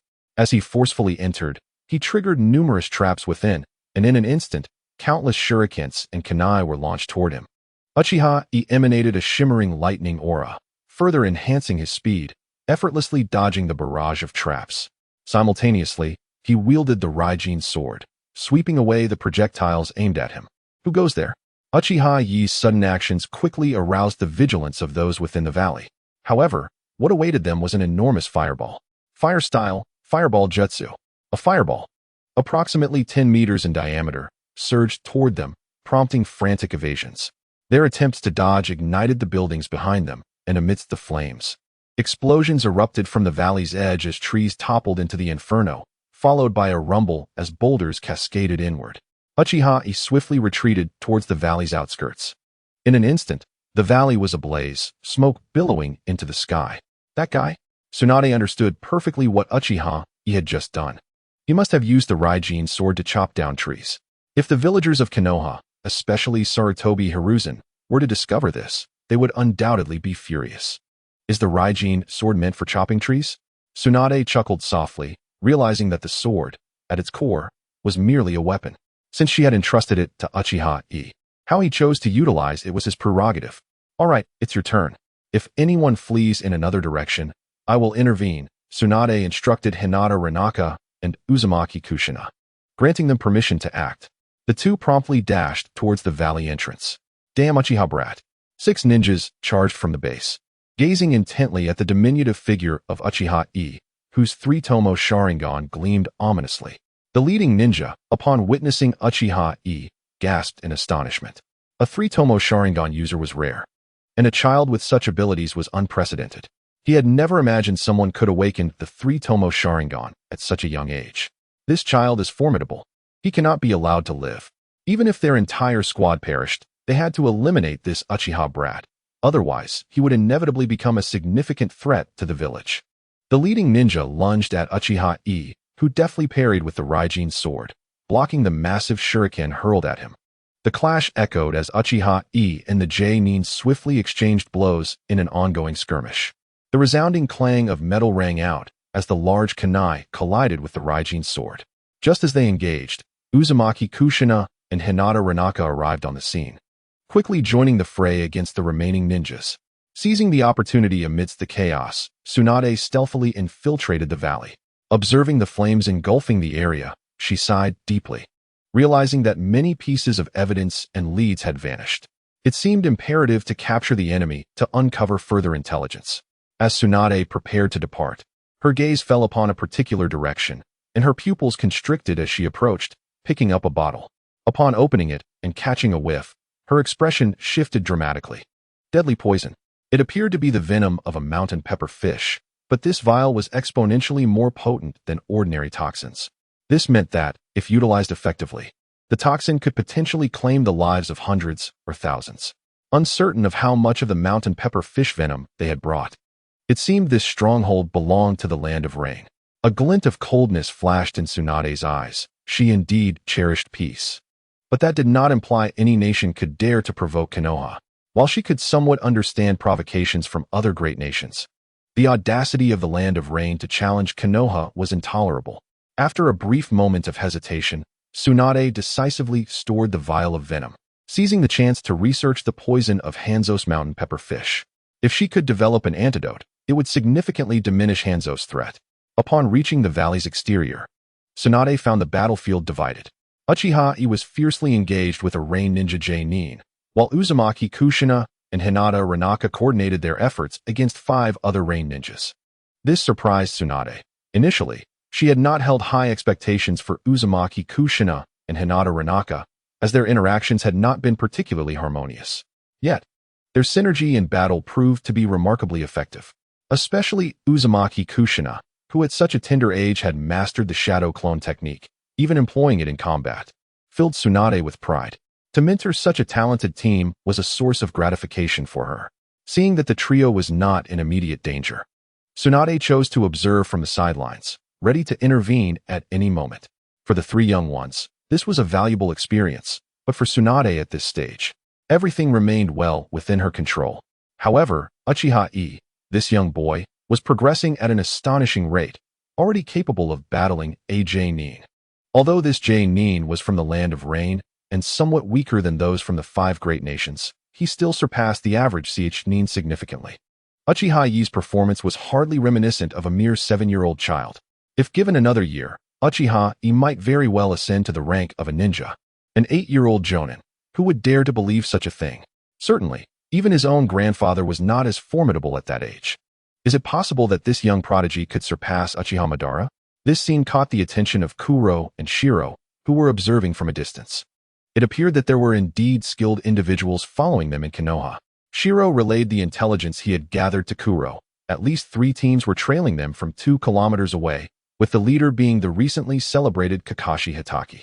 It would be impossible for Shiro's clone to contend with them unless Lord Madara intervened. Therefore, they decided to lure the other village's ninjas in this direction. Kuro, however, had no inclination to concern himself with Kakashi. After all, he was merely an ordinary ninja, hardly worthy of Kuro's attention. In the grand scheme, he might only reach the level of a shadow, easily dealt with by his mother with just a glance. Not to mention, even Uchiha Madara would regard the 5 Kage with disdain, so how could Kuro possibly hold Kakashi in high esteem? Yet, Uchiha Yi intrigued Kuro not because he opened the 3-tomo Sharingan at such a tender age. An early awakening of the Sharingan is not necessarily advantageous for an ordinary Uchiha. The Sharingan harbors an overwhelming power of Yin release. If one's Yin release is excessively potent while the body cannot keep pace, it may lead to bloodline diseases. For a reincarnation like Uchiha Madara, awakening the Sharingan too early could result in the Indra Chakra directly aiding him in sealing it. Uchiha Yi's early manifestation of the 3-tomo Sharingan at the age of 7 indicated a foreboding fate, yet the aura emanating from him perplexed Kuro. This essence bore a resemblance to Indra's chakra, but remained unconfirmed. As the manifestation of Indra's chakra is often elusive before the awakening of the Manjiki Sharingan, something even Kuro could not discern. Kuro was quite familiar with Indra's chakra, having studied it for millennia. He had examined the reincarnations of Indra through the ages and found that prior to awakening the Manjiki Sharingan, the chakra of Indra's reincarnations was typically cooler and their ocular prowess superior to that of ordinary Uchihas. Perhaps Ashura's reincarnation could sense Indra's, but Kuro could not. Uchiha Yi exhibited a hint of Indra's chakra reincarnation, yet Kuro quickly dismissed this notion. With Uchiha Madara still alive, the emergence of another Indra reincarnation seemed implausible. Was it conceivable that Indra, feeling inadequate against Ashura, would fragment his chakra into 2 reincarnations to combat Ashura collectively? Such a notion was absurd. Moreover, if Uchiha Yi were indeed an Indra reincarnation, he would not have opened the 3-tomo Sharingan at such a young age. Despite Uchiha Yi's current display of prodigious talent, it was clear that within 3 years, significant problems would arise. The question was not merely whether he could awaken the Manjiki Sharingan, but whether he could survive at all. Even if he did awaken it, his body would likely prove unable to bear the terrifying weight of Yin release. Thus, Uchiha Yi could not possibly be an Indra reincarnation. Despite his apparent genius and exceptional abilities, he was unlikely to endure for long. Soon after, Kuro chose to disregard Uchiha Yi, no matter how gifted. He would ultimately meet his demise. Konoha was also unlikely to furnish Uchiha Yi with cells from Senju Hashirama. However, should a day come when Uchiha Yi experienced profound despair, Kuro might consider the prospect of recruiting him, potentially offering him a second chance at life. Yet, this would only occur after Uchiha Yi felt the weight of despair. Kuro then cast a glance at Tsunade, Kushina Uzumaki, and Hinata Rika, recognizing them as talented ninjas, yet ultimately inconsequential to the larger picture, unless unforeseen circumstances arose. The pivotal moment for the Second Shinobi World War lay within this group. Let them perish, the more the merrier. The Rei Ninja watched Uchiha Yi maneuver with increasing ease, anxiety gnawing at his heart. Initially, he had considered leveraging his adult physique to gain an advantage in battle, no matter how talented his opponent might be. he was still a child. However, the Rain Ninja soon discovered that despite his youth, Uchiha Yi possessed astonishing strength, subtly surpassing his own. Most critically, his speed was unparalleled. Aside from Hanzo, he had never encountered anyone faster than this Uchiha boy. Uchiha Yi was still just a child. If given more time, would Konoha produce another Uchiha Kagami? In this era, Uchiha Madara's name was gradually fading from memory, supplanted by that of Uchiha Kagami, renowned in Konoha as well. Fortunately, Uchiha Kagami was already deceased. Just the lament of a defeated dog, the Rain Ninja thought. You must be from the Rain Village. Who gave you the audacity to provoke us, Konoha? Was it Hanzo? A small nation must possess the awareness befitting its stature. Your existence serves merely as a source of missions for the great ninja villages and a strategic buffer between powerful countries. What delusion led you to believe you could challenge a great nation? Uchiha Yi taunted as he launched his assault. Initially, he had been testing the opponent's strength, viewing them as a suitable sparring partner. However, his interest had since waned. Although the opponent was a Jonin and possibly Hanzo's right-hand man, their abilities were ultimately limited. Given the resources of the Land of Rain, it was challenging to cultivate a plethora of powerful ninjas. Now, Uchiha Yi found himself disinterested in his opponent. Unbeknownst to him, he had reached a point where he no longer regarded ordinary Jonin as worthy of his attention. The next step would be to confront elite Jonin, or even those of the shadow level.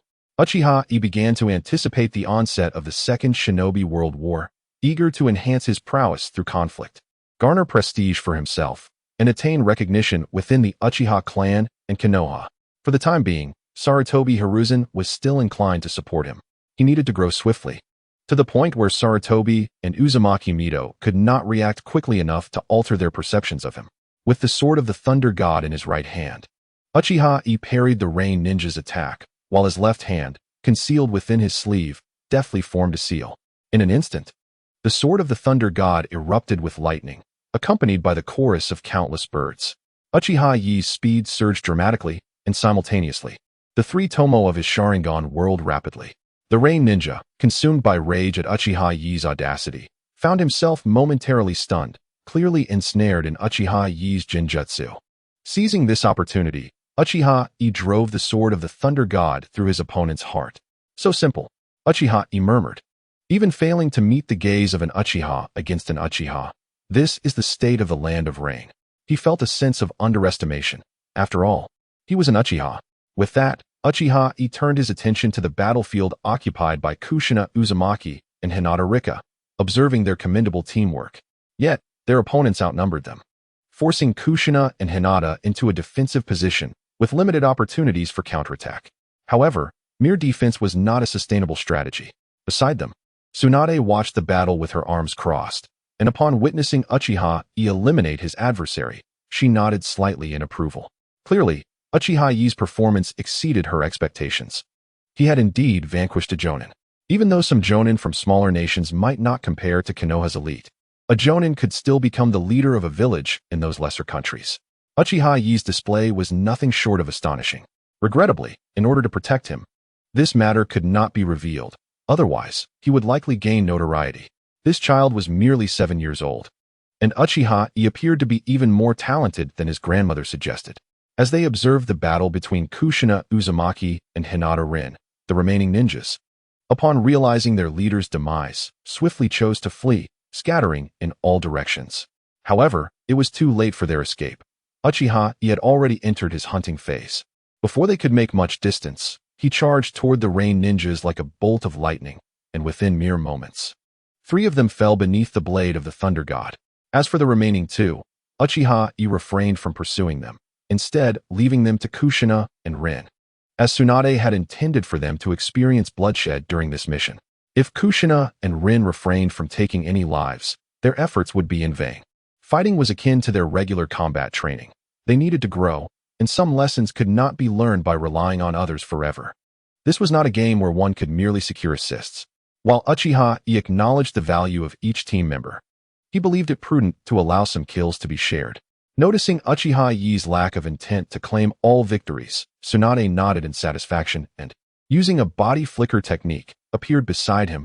Her curiosity piqued. I did not expect you to remain so composed after taking a life. How did you feel the first time you killed?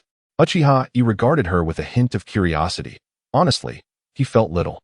Although his opponent was a living being, his upbringing had taught him that they were invaders who deserved their fate. If he were to entertain a more empathetic perspective, he could remind himself that they were merely fleeting lives, which made it less troubling. What?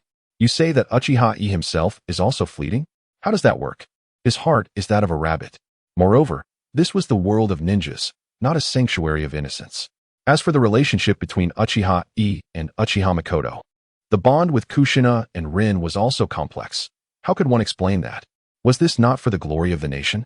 Ultimately, one must embrace a degree of double standards. Under such reasoning, Uchiha Yi felt little emotional turmoil, remaining remarkably stable, almost uncharacteristic of an Uchiha. However, he would not divulge his inner thoughts, knowing that even if shared, others could not emulate his experience. I feel nothing, he replied. Tsunade recalled her own initial experience. Jiraiya had outright vomited, while she herself had managed to hold it together, contrasting with Orochimaru's indifferent demeanor.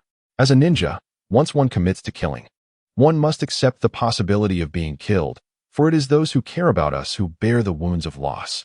Uchiha Yi spoke in a somber tone. Thus, we must strive to enhance our strength, ensuring we do not perish while eliminating our enemies. Tsunade fell silent, taken aback by Uchiha Yi's words. Upon reflection, she found his reasoning quite sound, aligning with the will of fire. After all, his intent was to protect those he cherished. He would feel sorrow for the loss of friends and would strive to safeguard them. At times, death is indeed a release. The departed feel naught, leaving the living to bear the burden of grief. Tsunade reached out and gently ruffled Uchiha Yi's hair, speaking softly. So, to spare others from sorrow, you must protect yourself. Regarding Kushina and Rin, Tsunade felt little concern. Both would primarily remain within Konoha, and it was unlikely they would encounter misfortune there. If such were to occur, what purpose would Konoha serve? At this stage, Tsunade retained her confidence in Konoha. Yes, Uchiha Yi beamed with confidence, his worries instead directed towards Rope Tree and Uchiha Mikoto.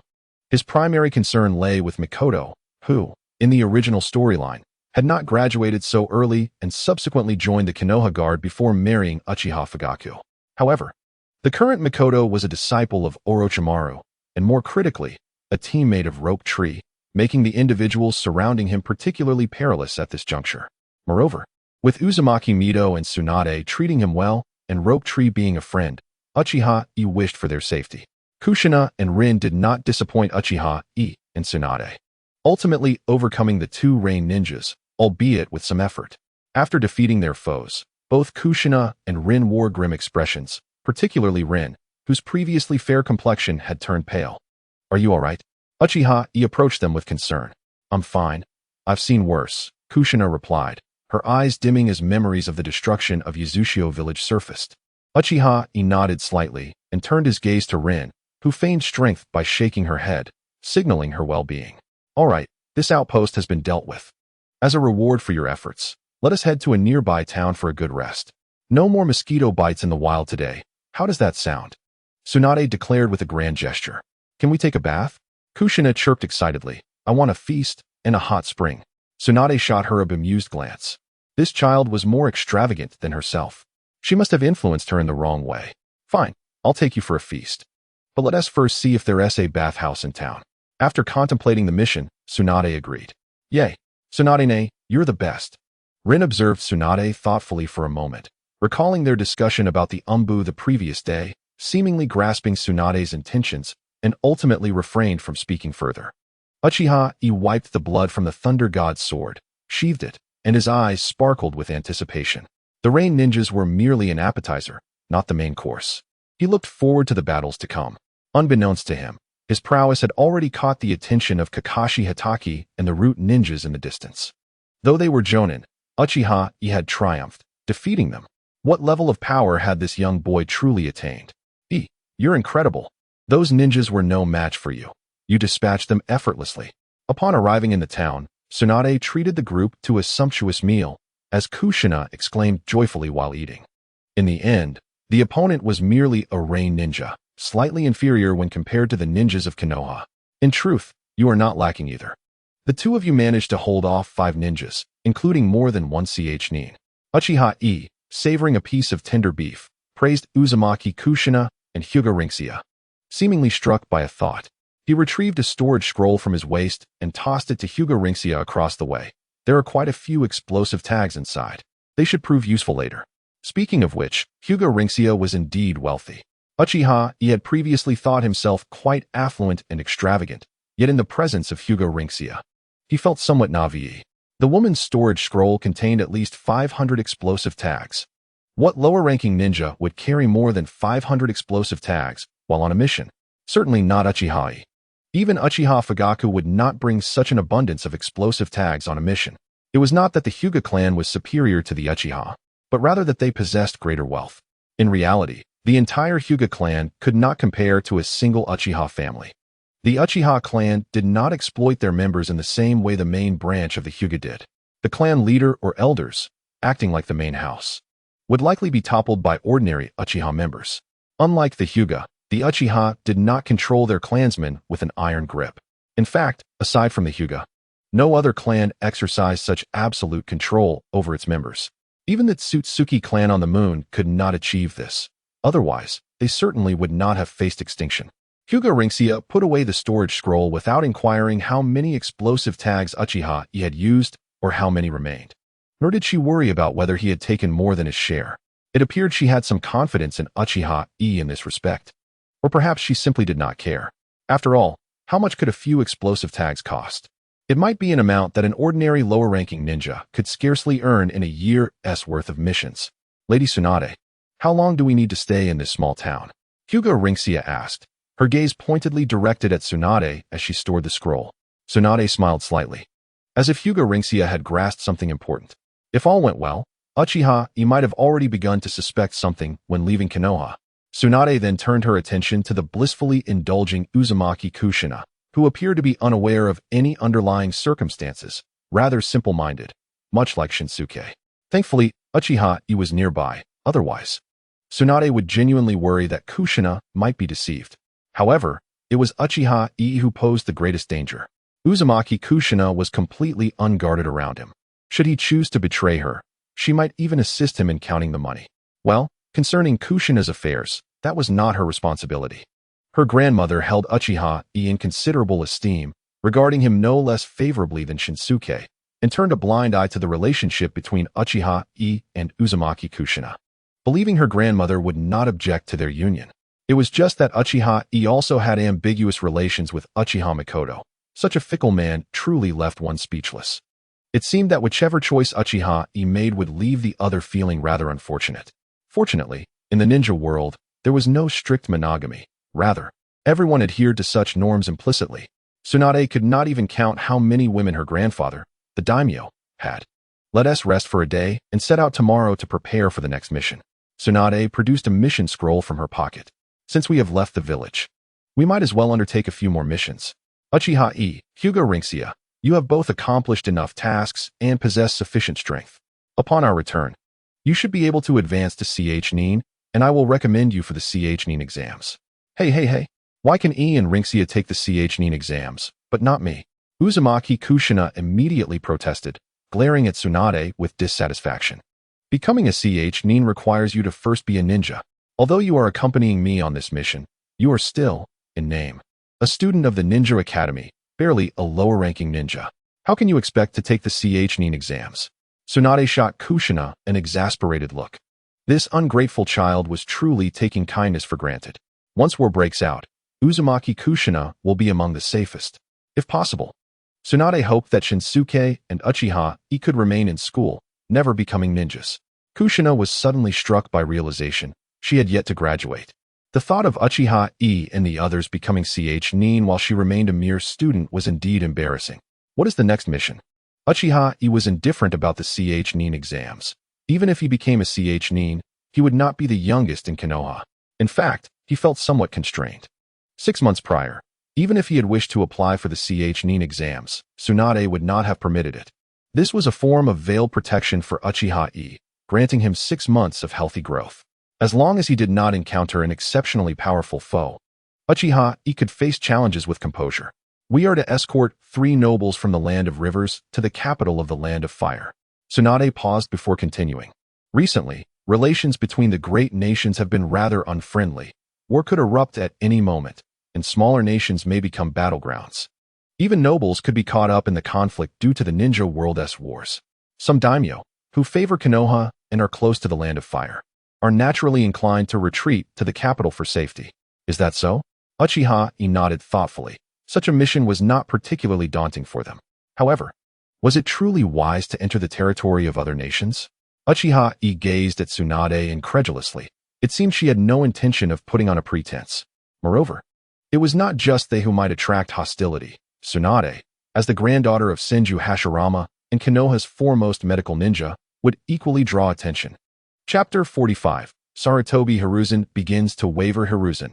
Uchiha Yi's strength had already reached the level of AJ Nin. Shimura Danzo hurried into the Hokage's office, his tone somewhat displeased as he addressed Sarutobi Hiruzen. Has he reached the level of AJ Nin?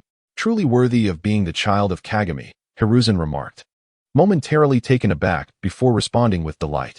Uchiha Yi's remarkable talent, combined with Uzumaki Mido's guidance, had resulted in him attaining J-Nin level prowess at such a young age. Though astonishing, it was not entirely inconceivable. Foolishness. He is an Uchiha. Danzo clearly did not anticipate Hiruzen's reaction, glaring at him with irritation. How can you feel joy over Uchiha Yi's excellence? Do you not remember how they made things difficult for us when we returned to Konoha to support your ascension as Hokage? Now that Uchiha Yi has attained J-Nin strength, does that not mean he possesses the potential to rival a Kage at the age of 10 and be comparable to Uchiha Madara at 15? When that time comes, will Konoha belong to Uchiha Yi or to us? If Uchiha Yi wishes to become Hokage, will we obstruct him or not? Danzo could tolerate Uchiha Yi being a genius, but he could not accept a genius of such caliber that it threatened his power and obstructed his path to Hokage. What does it matter that he is an Uchiha? He is merely the child of Kagami. Sarutobi Hiruzen was momentarily taken aback, but soon grasped the implications of Shimura Danzo's words. He took a drag from his pipe and solemnly remarked, regardless of the circumstances, he is our nephew, destined to become the backbone of Konoha. Moreover, with the imminent onset of the Great Ninja War, it is only advantageous for Uchiha Yi to grow stronger. I would prefer him to rival Uchiha Madara, to see if other villages dare to act against us. However, there is one thing Sarutobi Hiruzen did not voice. Uchiha Yi is, after all, his own disciple, a member of his family. Over the past year, he had treated Uchiha Yi quite well, providing him with weapons and ninjutsu, sparing no effort in bestowing benefits upon him. If Uchiha Yi truly matures into a second Uchiha Madara, would he not need to accumulate some military merit to aspire to the position of Hokage? Perhaps a modest goal would be to unify the ninja world.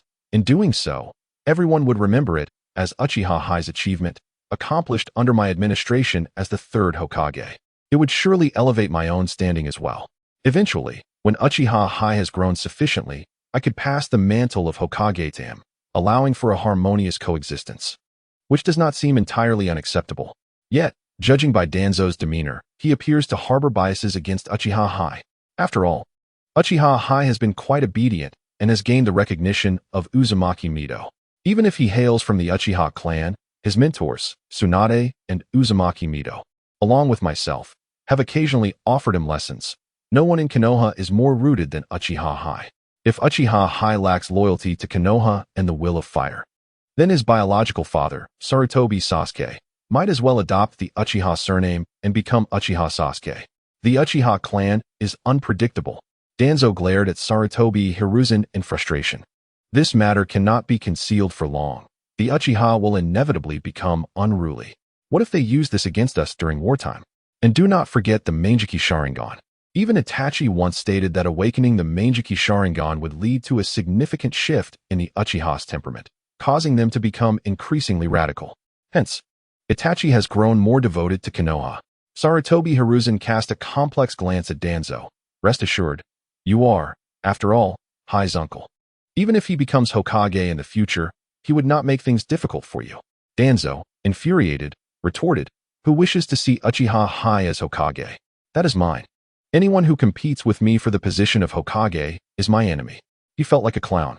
Ultimately, Danzo unveiled his trump card. What if you utilize the village's resources to support the Sarutobi clan? After the Senju clan disbanded, the resources that should have been allocated to the commoners were largely appropriated by your Sarutobi clan. Yes, You, Sarutobi Hiruzen, may not have taken a single thread from the populace, but what about your clan members? Your talented ninjas are all placed in key positions, while those less gifted are relegated to the safety of the finance department, ninja academy, and medical department. Can you honestly claim there are no issues with this arrangement? Not to mention, even the dog kept by your second uncle, Sarutobi Kanohamaru, has a corresponding position. Sarutobi Hiruzen's eyes narrowed sharply. Danzo, are you threatening me? Not a threat. Just a statement of reality. Uchiha Yi may have a good relationship with you and pose no threat, but what about your family? Do not forget, he will eventually need to look after the entire Uchiha clan. Konoha does not have enough positions to accommodate them all.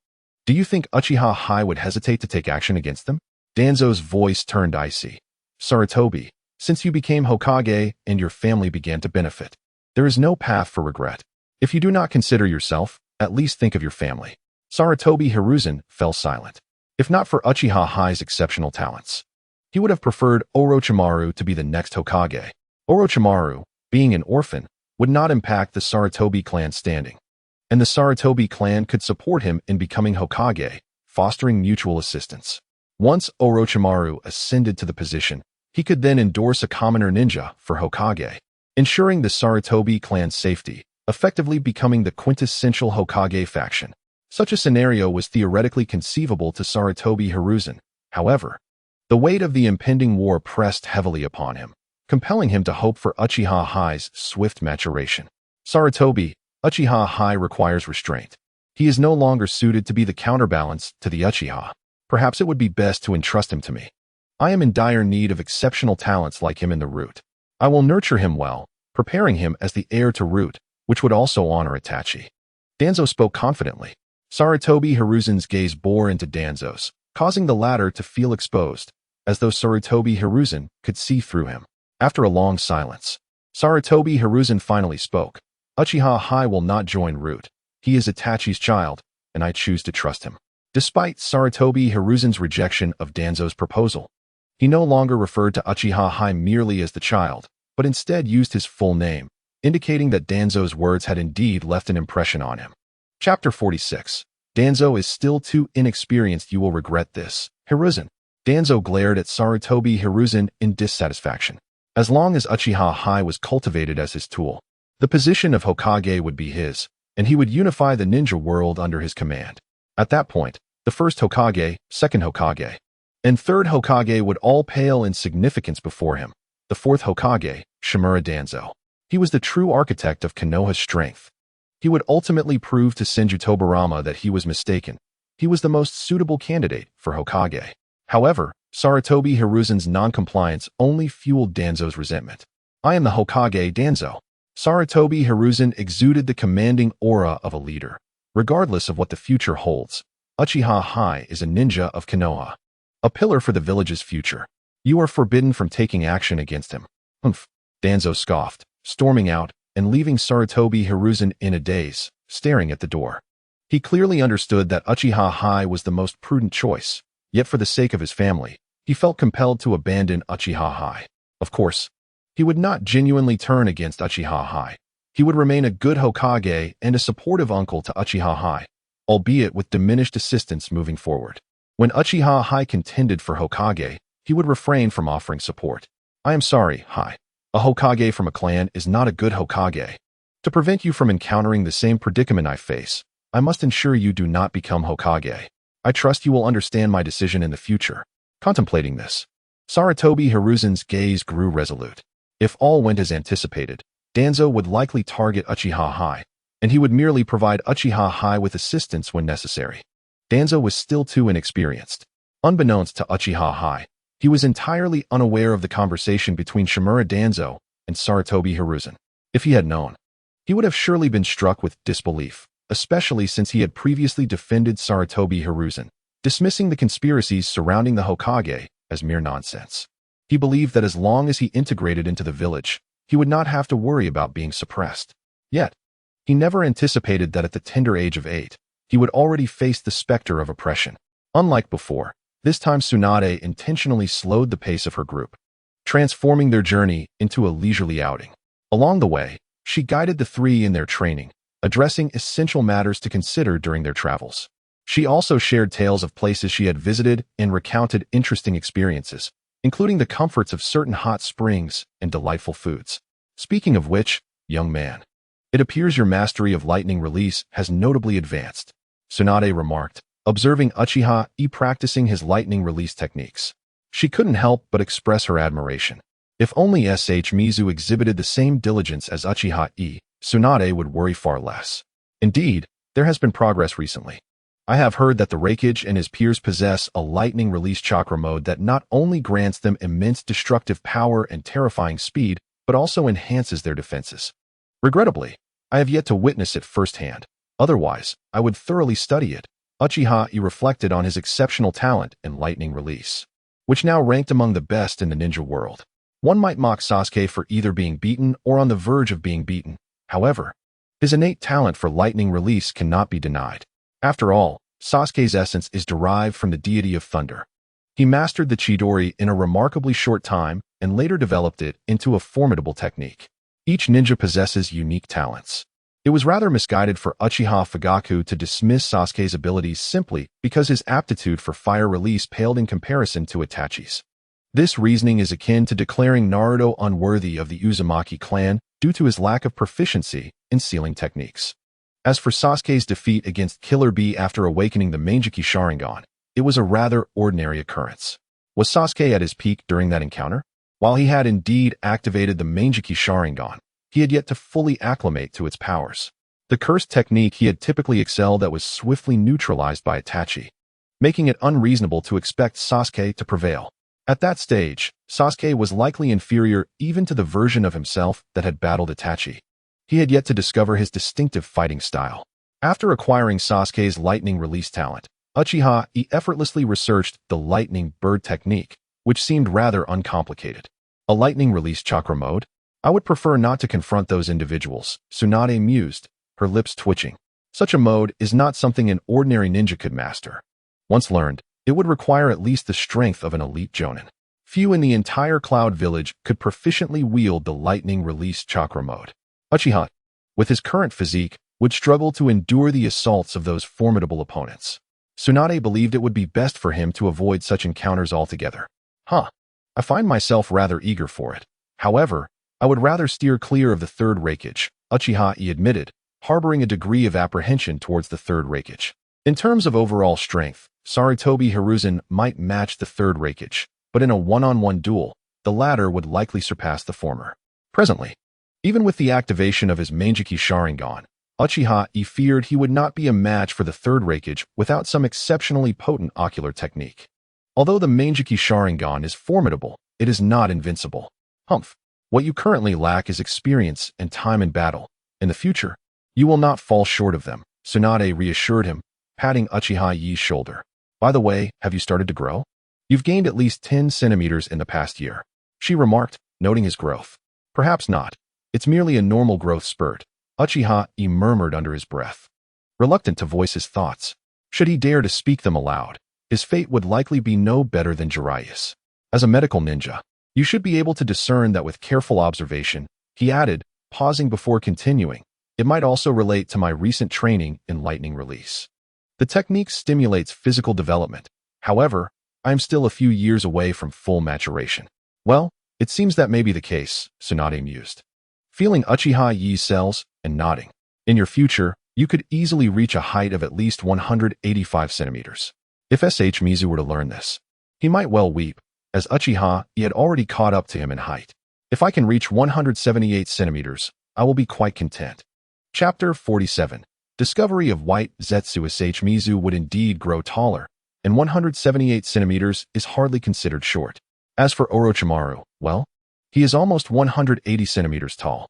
In fact, nearly half of the adult males in the Uchiha clan do not reach 178 centimeters. So there is no need for excessive concern. Moreover, height has little bearing on strength. Lord Hokage is not particularly tall, yet his prowess remains unaffected. I hope so. Both my parents are of average height, and my grandfather is quite tall, Uchiha Yi said sincerely. Tsunade sighed, if one is too short, it may hinder their prospects in finding a partner. You need not worry about that. Being short or unattractive isn't necessarily detrimental, as long as Mizu grows strong. With a solid background and financial stability, Uchiha Yi hesitated, casting a doubtful glance at Tsunade, recognizing that financial success might be a considerable challenge for Mizu. After all, no amount of money would suffice to satisfy Tsunade's extravagant habits. Perhaps it's best not to trouble others' daughters, Uchiha Yi mused. Given Mizu's personality, it would be entirely normal for him to assume the role of a pampered younger brother. Having graduated for over 6 months, he reportedly spent all his earnings on Tsunade, leaving him without even pocket change for snacks. Given Tsunade's reckless spending, even a noble lady from the land of fire might hesitate to marry Mizu.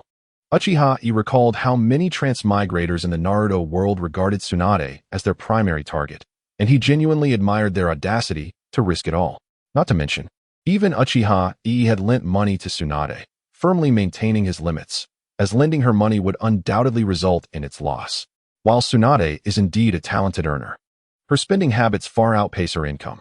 Sensing Uchiha Yi's unusual gaze, Tsunade shot him a discontented look. What do you mean by that? Mizu is still young and should not hoard money. I'm merely looking out for him. All right. You have his best interests at heart, Uchiha Yi said, silently mourning for Mizu, yet saying little more. Better he faces Tsunade's mischief than my own. Humph. Tsunade huffed, deciding to cease her conversation with Uchiha Yi. She recognized that he would not support her gambling endeavors, proving to be rather heartless. She might fare better nurturing a relationship with Hokage Rika, as Uzumaki Kushina would certainly reveal her gambling habits to her grandmother, unlike Hokage Rika, who treated money with indifference. Lady Tsunade, we entrust our safety to you, they said, acknowledging her esteemed position. Tsunade, as ever, commanded respect wherever she went. Beyond her recognized status as the princess of Konoha, her identity as the foremost medical ninja in the village earned her the admiration of many nobles. As affluent individuals, they naturally preferred to have an excellent doctor attending to their ailments and injuries, and cultivating a relationship with Tsunade might very well save their lives in the future. In the eyes of many, they would sooner offend the third Hokage, Sarutobi Hiruzen, than cross Tsunade. Do not be concerned, you have compensated for my services. I appreciate your trust in the land of fire, Tsunade replied, gesturing for them to board their carriage as their journey awaited. In this world, the nobility held considerable influence. Though at times, Uchiha Yi found it perplexing that so many seemingly fragile commoners would serve those of greater strength. During the Fourth Great Ninja War, the participants were predominantly ninjas, with true nobility rarely involved. Take for instance the case of Terumi Mei, the Mizukage, who had to protect the feudal lord. Such useless individuals should be left to perish. If the ninjas showed even a modicum of indifference, it is likely that Akatsuki and White Zetsu would not concern themselves with these people at all. These nobles have trained a number of ninjas and samurai, and although there are fewer than 10 of them, they are guarded by over 100, along with numerous carts laden with wealth. Not to mention, even Uchiha Itachi and his companions were assigned a cart for their movements. Do you think those people would act? Inside the cart, Uchiha Itachi abruptly inquired of Tsunade. Hinata Rika quickly turned her gaze towards Tsunade, as this matter pertained to the true purpose of their outing, accompanying Tsunade in a gamble for their lives. If she were unwilling to divulge the truth at this moment, it would render her an exceedingly unreliable mentor. What does this mean? Are other villages planning to take action against these nobles? Uzumaki Kushina looked at Uchiha Itachi with suspicion. No, we are the greatest bait. Uchiha Itachi replied with a slight shake of his head, his gaze becoming profound. Ever since we departed from Konoha, numerous ninjas have followed us, the majority being members of the Umbu. They are not here to protect these individuals, but rather to safeguard us. Should other villages become aware of our team's situation, they would likely aim to target us. Uzumaki Kushina blinked. No wonder Mito Granny advised me to be cautious. It turns out this is the reason. However, why do some still harbor malice towards us? Moreover, they are quite close. Oh, Kushina, you sense something? Tsunade immediately inquired of Uzumaki Kushina, recalling that her grandmother possessed the ability to sense others' intentions. Could it be that Uzumaki Kushina has also acquired such a skill? Earlier, Mito Granny left a trace of chakra on me, which enables me to do so. Uzumaki Kushina scratched her head and opened the cart's curtain, pointing toward a nearby tree. There is something up there. Uchiha Itachi's mind stirred. He sensed nothing, but combined with Uzumaki Kushina's perceptive abilities, it was evidently a power belonging to the Nine Tails. He quickly deduced a possibility. White Zetsu. Since we have already emerged, let us make the ninja world even more chaotic. He drew a kunai and, following Uzumaki Kushina's indication, hurled it towards the large tree. Just as the kunai was about to embed itself in the tree, a white phantom darted out, evading the projectile. What is this? Tsunade's pupils constricted. Even she had never encountered such an oddity. Without waiting for others to react, Uchiha Itachi's figure flickered, arriving before White Zetsu, wielding the sword of Thunder God to stab at him. Chapter 48. What exactly did Danzo research? An enemy attack. The moment Uchiha Itachi dashed out, the samurai reacted, drawing their weapons and alertly surveying their surroundings. Ah, it seems I have been discovered. White Zetsu, cornered, displayed no hint of panic, instead grinning mischievously. So it is indeed White Zetsu? I wonder if Black Zetsu is also keeping an eye on the vicinity, and what of Uchiha Obito? Who is White Zetsu fixated on? These nobles? Impossible. They lack the qualifications to attract White Zetsu's attention. Hinata Rika? She is merely a Hinata, not Otsutsuki. It is likely that Uchiha Obito and Black Zetsu do not regard the Hinata clan highly, not even the main family. As for Tsunade, that is unlikely. After all, she is not like other ninjas. She frequently undertook missions beyond Konoha. If Uchiha Obito truly intended to target Tsunade, he would have acted long ago. Could it be me? Uchiha Itachi felt an unsettling premonition. Could it be that his youthful awakening of the three-tomo Sharingan has drawn the attention of Uchiha Obito and Black Zetsu? Or perhaps it is the Indra Chakra within him that has caught Black Zetsu's eye. However, the one most likely to be targeted is Uzumaki Kushina, as she may very well become the future Jinchuriki of the Nine Tails. Uchiha Obito cannot possibly overlook her. Following this line of thought, Uchiha Itachi also speculated another possibility. Uchiha Kagami could have been eliminated by Uchiha Obito. The Manjiki Sharingan is not invincible, but those who awaken it will stand out in the ninja world. Even when faced with formidable foes, they can still escape. Yet Uchiha Kagami was easily dealt with, and only a handful of individuals in the ninja world possess that capability. It is possible that betrayal is at play. Uchiha Itachi had previously speculated that Danzo might have had a hand in this, or perhaps the Uchiha clan leader had turned against him. However, it seems that the likelihood of Uchiha Obito's involvement is also quite high. Contemplating this possibility, a flicker of murderous intent flashed in Uchiha Itachi's eyes.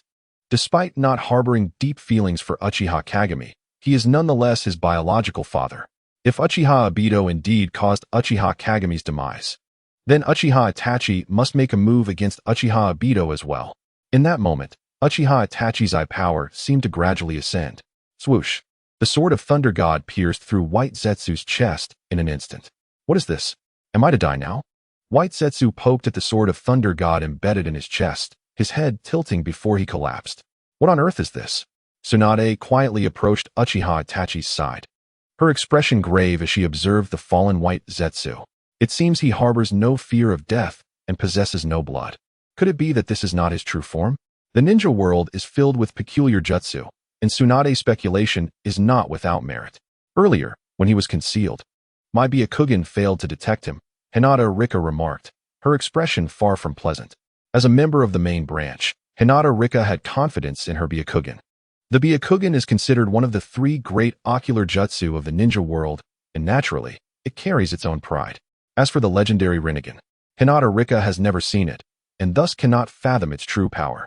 However, the Sharingan, once awakened to the level of Manjiki Sharingan, is indeed far superior to an ordinary Byakugan. Of course, the Byakugan also has its trump cards, but once utilized, the backlash is not something they can withstand. Typically, the Byakugan is renowned for its reconnaissance capabilities, yet this time, they failed to notice the adversary lurking nearby, which left Hinata Rika somewhat disheartened. The Byakugan could not detect him? Tsunade's expression turned exceedingly serious. If such entities proliferate undetected, they would be susceptible to various infiltrations. Indeed, Hinata Rika nodded, her expression grim. Kushina, do you sense anything else? Tsunade turned her gaze towards Uzumaki Kushina. There are indeed more, over there, and there as well. Uzumaki Kushina closed her eyes and sensed for a moment before indicating several directions. Before Uchiha Itachi could react, White Zetsu's figure slowly reemerged. This is bad. They have discovered us. The Uzumaki clan's sensing techniques can detect us?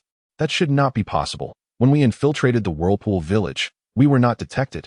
This is the power of the Nine Tails. This girl is the Jinchuriki of the Nine Tails. Upon White Zetsu's appearance, he began chattering simultaneously as he fled in all directions. Capture them! Tsunade immediately shouted, leading the charge towards one of the White Zetsus. Uchiha Itachi, Uzumaki Kushina, and Hinata Rika hurriedly followed suit, launching an assault on the White Zetsus present. In this moment, even someone as carefree as Uzumaki Kushina realizes that these white entities are undoubtedly malevolent. While she may appear somewhat naive, she is not truly foolish. The palpable malice emanating from these beings is unmistakable, and she cannot simply overlook them. Fortunately, Kuro and Uchiha Madara seem to have underestimated the ability of Uchiha Yi to detect the white entities, as they have not deployed many of them. With a united effort, they easily capture and eliminate all the white beings. What exactly are these creatures? They do not bleed and appear devoid of internal organs. Kushina stares in bewilderment at the slain white entities. Being part of Tsunade's team has imparted considerable knowledge to Kushina, as Tsunade has nurtured her as a younger version of herself. Consequently, Kushina has dabbled in medical ninjutsu. However, upon encountering such creatures, her mind is overwhelmed with questions. Are these truly human? Tsunade's expression darkens. If she is not mistaken, these beings emanate a hint of wood-release chakra. One of the white entities even attempted to attack her with wooden spikes. Could it be that these creatures are products of the wood-release experiments? Tsunade is aware of some of the research conducted by Sarutobi Hiruzen and Shimura Danzo, yet she refrains from intervening. After all, her grandmother, Uzumaki Mido, has turned a blind eye to this matter. Moreover, the first individuals to conduct wood-release experiments in Konoha were the second Hokage, Senju Tobirama. Even Tsunade cannot outright oppose this. What kind of monstrosities has Danzo created? Chapter 49. Kuro takes action. These beings do not seem human. Uchiha Yi observes a white entity clone with a discerning eye, remarking that they resemble plants more than humans, lacking even vital organs. Tsunade solemnly nods, choosing not to disclose to Uchiha Yi that these may be products of Konoha's wood-release experiments. It is not a matter of distrust. Rather, Yi is simply too young to be embroiled in such sordid affairs, and she wishes to preserve his innocence until he turns 15, shielding him from the village's darker side. The true darkness within the village, after all, lies with her great-grandfather, Senju Tobirama. Furthermore, they are not without outsiders present. Nobles and samurai render it impractical to reveal such matters to them. She retrieves a storage scroll, collecting the bodies of the white beings. Although she suspects they may not be hostile, but rather protective, or more accurately, surveillant, towards them, she recalls Kushina's assertion of their malice. This cannot possibly be the work of Sarutobi Hiruzen. Tsunade can only suspect Danzo's involvement. Indeed, it was wise not to allow Danzo to ascend to the position of Hokage. Let us secure these entities for now and revisit this matter upon returning to the village, Tsunade softly explains, resolving to ensure her mentor addresses Danzo's actions appropriately. If Danzo possesses a squad capable of undetectable stealth, it could compromise everyone's privacy in the future. Should we proceed with this mission? Uchiha Yi wonders, sensing impending trouble. He harbors suspicions regarding Uchiha Madara's potential interference. With their mission already underway, they cannot refuse at this juncture. Tsunade gestures toward the nearby noble carriages, dismissing any concern. Moreover, since Kushina can sense their presence, it should not pose a significant issue. Besides, are not our seniors present? As long as the opposing force is not overwhelmingly powerful, we should be fine. Yet, how likely is it that those ninjas will act carelessly? Very well. Uchiha Yi refrains from mentioning Uchiha Madara. Nonetheless, he feels a surge of excitement for the battles to come. The black-clad cloud ninja has become aware of the situation involving Uzumaki Kushina and Hyuga, hastening towards Tsunade's team. One white entity reports to Kuro. In the absence of Uchiha Madara, Kuro serves as his will's representative, although even in Madara's presence. The white entities primarily heed Kuro's commands, a secret known only to themselves. It appears the ninja war is about to commence, Kuro muses with a faint smile. Activating his Rinnegan, it will not be long before he can rescue his mother. However, prior to that, he must weaken the strength of the ninja world and probe whether his two brothers have contingencies in place within the ninja realm. The Senju, Uchiha, and Uzumaki clans all warrant investigation. And let us not forget the Hyuga. He wonders how the Otsutsuki on the moon are faring. The Uzumaki clan has nearly been eradicated, rendering the Senju and Uchiha clans prime targets. Thus, The focus must remain on Konoha. Suddenly, Kuro's expression shifts. His voice raspy as he announces, a white entity in proximity to Uzumaki Kushina has been detected. It seems related to the Nine Tails. That woman, Uzumaki Mito, is still alive. It appears she has bestowed a portion of the Nine Tails chakra upon Kushina. Her talent is truly exceptional. Even Kuro cannot deny Kushina's remarkable prowess. It is not common for someone to withstand the chakra of the Nine Tails, even if it has been refined by Mito. Should Kushina continue to develop her abilities, she may very well become the next Uzumaki Mito, ensuring that they cannot allow the white entities to infiltrate Konoha. Kuro resolves that the Cloud Ninja must abduct Uzumaki Kushina, potentially igniting a war within the ninja world. He cannot fathom that if the Cloud Ninja were to assassinate the Uchiha's top prodigy, capture the backup Nine Tails Jinchuriki, extract the Byakugan, and leave Senju Hashirama's granddaughter gravely injured, Konoha would remain unresponsive. In that case, he would have to commend Sarutobi Hiruzen as the greatest ninja in the world. Once conflict arises, he plans to have the white entities assist the Cloud Ninja in obstructing the Umbu. As a thought strikes him, he cautions the nearby white entities.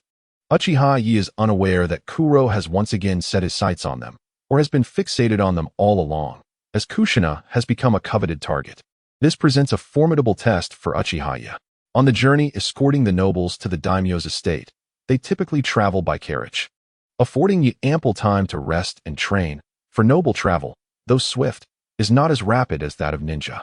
Transitioning from the land of rivers to the land of fire's daimyo estate, if they do not complete the journey within a month, it would seem improper for the land of fire. Finally, the long-awaited opportunity for a monthly battle space refresh has arrived. White entities. The fourth great ninja wars Hinata. The five Kage summits Mitsuba, the youth of Senju Tobarama. Upon seeing the four names that emerged in the battle space, Uchiha Yi's eyes gleam with excitement, confirming his suspicions. He realizes that Mitsuba is not an opponent he can contend with. The Mitsuba from the Fourth Great Ninja War is undoubtedly a shadow-level powerhouse, likely surpassing the current Kakashi Hitaki. Uchiha Yi has previously fought Kakashi, and the truth is, at this stage, he is far from being Kakashi's match. The words of White Zetsu instilled a sense of confidence in Uchiha Yi, for he believed he could contend with him, provided it was not the unique variant of White Zetsu. In the Fourth Great Ninja War, he recalled Hinata Hyuga, whose rank he could not precisely remember but leaned towards her being a chunin. Hinata epitomized the archetype of possessing innate talent, yet failing to showcase it. Chapter 50. The first perceiver of the ninja world highlights that Hinata Hyuga possessed the inherent conditions to become a formidable force, being esteemed by Otsutsuki Shurin, her talent beyond dispute. Nonetheless, other limitations hindered her ascent to power. Her timid disposition and lack of ambition prevented her from realizing her potential as a true strength. However, had she been informed that becoming the strongest in the ninja world would allow her to pursue a romance with Naruto Uzumaki, it is likely that she would have surged forth, if not to claim the title of the strongest, at least surpassing Sakura Haruno as a worthy member of Team 7. Some speculate that Hinata's lack of strength might stem from insufficient nourishment, a plausible argument as Uchiha Yi acknowledged a grain of truth in it. Considering the importance of nutrition for ninjas, during the Fourth Great Ninja War, Hinata also exuded confidence in facing challenges. Yet, what preoccupied Uchiha Yi the most was the youthful Tobarama Senju, who possessed an abundance of qualities he coveted: combat prowess, perception abilities, ninjutsu aptitude, water release skills, and a knack for cunning strategies. Although Tobarama lacked the overwhelming strength of his brother Hashirama, his capabilities were nonetheless formidable. Indeed, had it not been for the remarkable Hashirama, Tobarama would have been the most suitable candidate to lead the Senju clan during that era. According to the intelligence Uchiha Yi gathered, Tobarama surpassed even his father in certain aspects. It could be said that both Hashirama and Uchiha Madara were simply in a league of their own.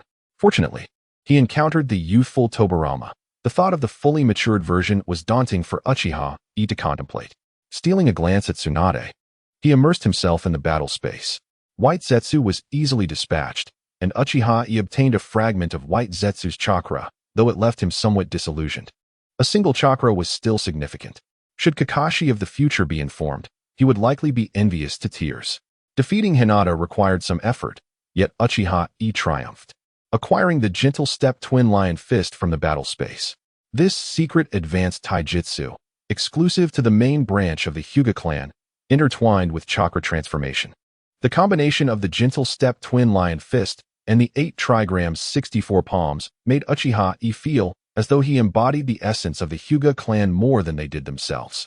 While Hinata Rinka had mastered the 8 trigrams 64 palms, she had yet to grasp the gentle step twin lion fist. Otherwise, she would have unleashed it already. After all, she was merely around 10 years of age, and her accomplishments were commendable for a Hyuga prodigy. The current ninja academies were not akin to the 6-year programs of Naruto's time. Reflecting on this, Uchiha Yi could not help but marvel at how Sarutobi Hiruzen, despite his senility, had managed to protect some children by extending their schooling from 4 to 6 years. Regrettably, he lacked the Byakugan. Otherwise, Uchiha Yi mused, he could emulate the Hyuga clan's mischief during his escapades. With Byakugan, the 8 trigrams 64 palms, and the gentle step twin lion fist.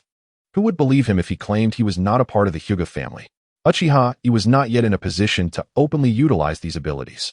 The youthful Tobirama did not demand much exertion from him. Uchiha Yi estimated this version of Tobirama was akin to the one present during the initial rift between Hashirama and Madara.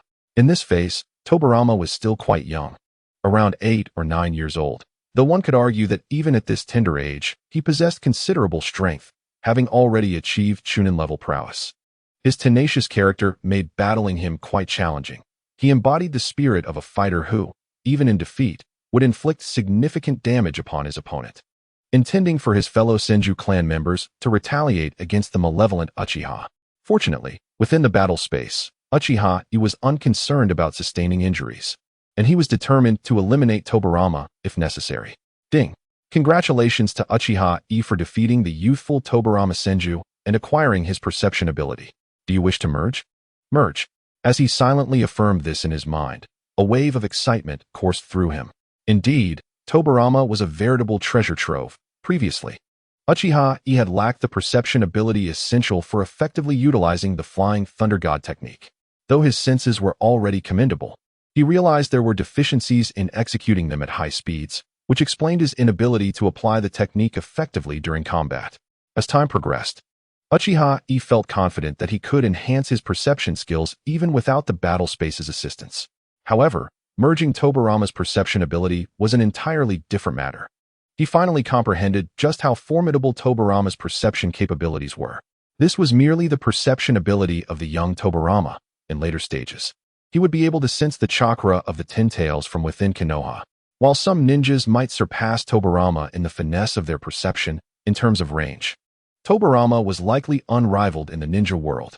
Now that Uchiha Yi had acquired the perception ability of the young Tobirama, sensing chakra within a 10-kilometer radius became a trivial task. If he focused solely on larger chakra signatures, his sensing range could increase threefold or more. Uchiha Yi was now nearly certain that he could utilize the Flying Thunder God technique while moving at high speeds. I'm on the verge of becoming invincible, Uchiha Yi exclaimed inwardly.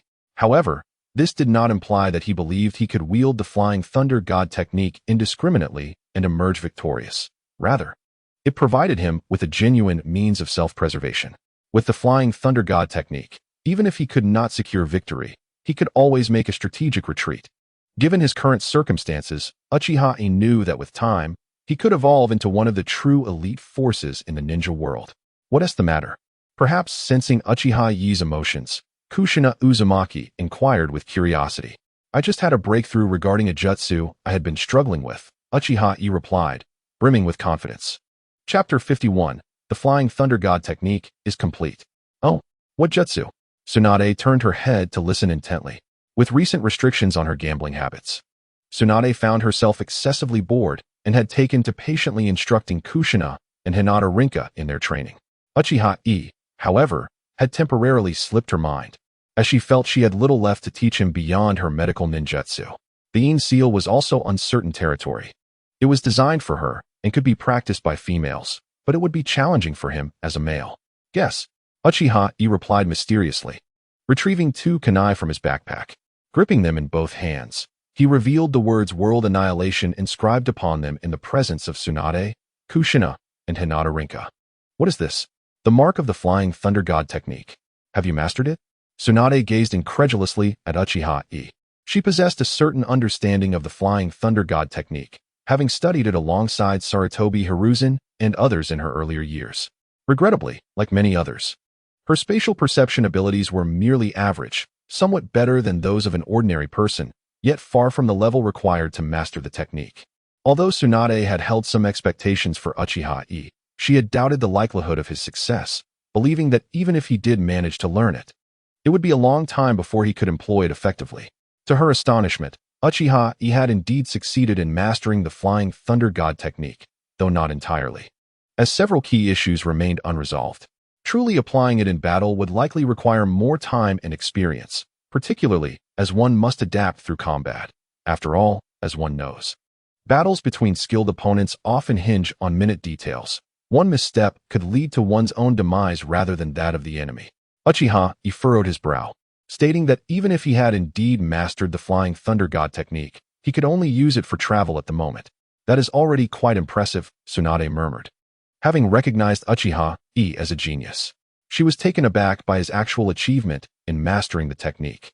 If their second grandfather were to learn of this, he might very well question his own existence, for the Flying Thunder God technique was undoubtedly one of the most challenging ninjutsu in his eyes.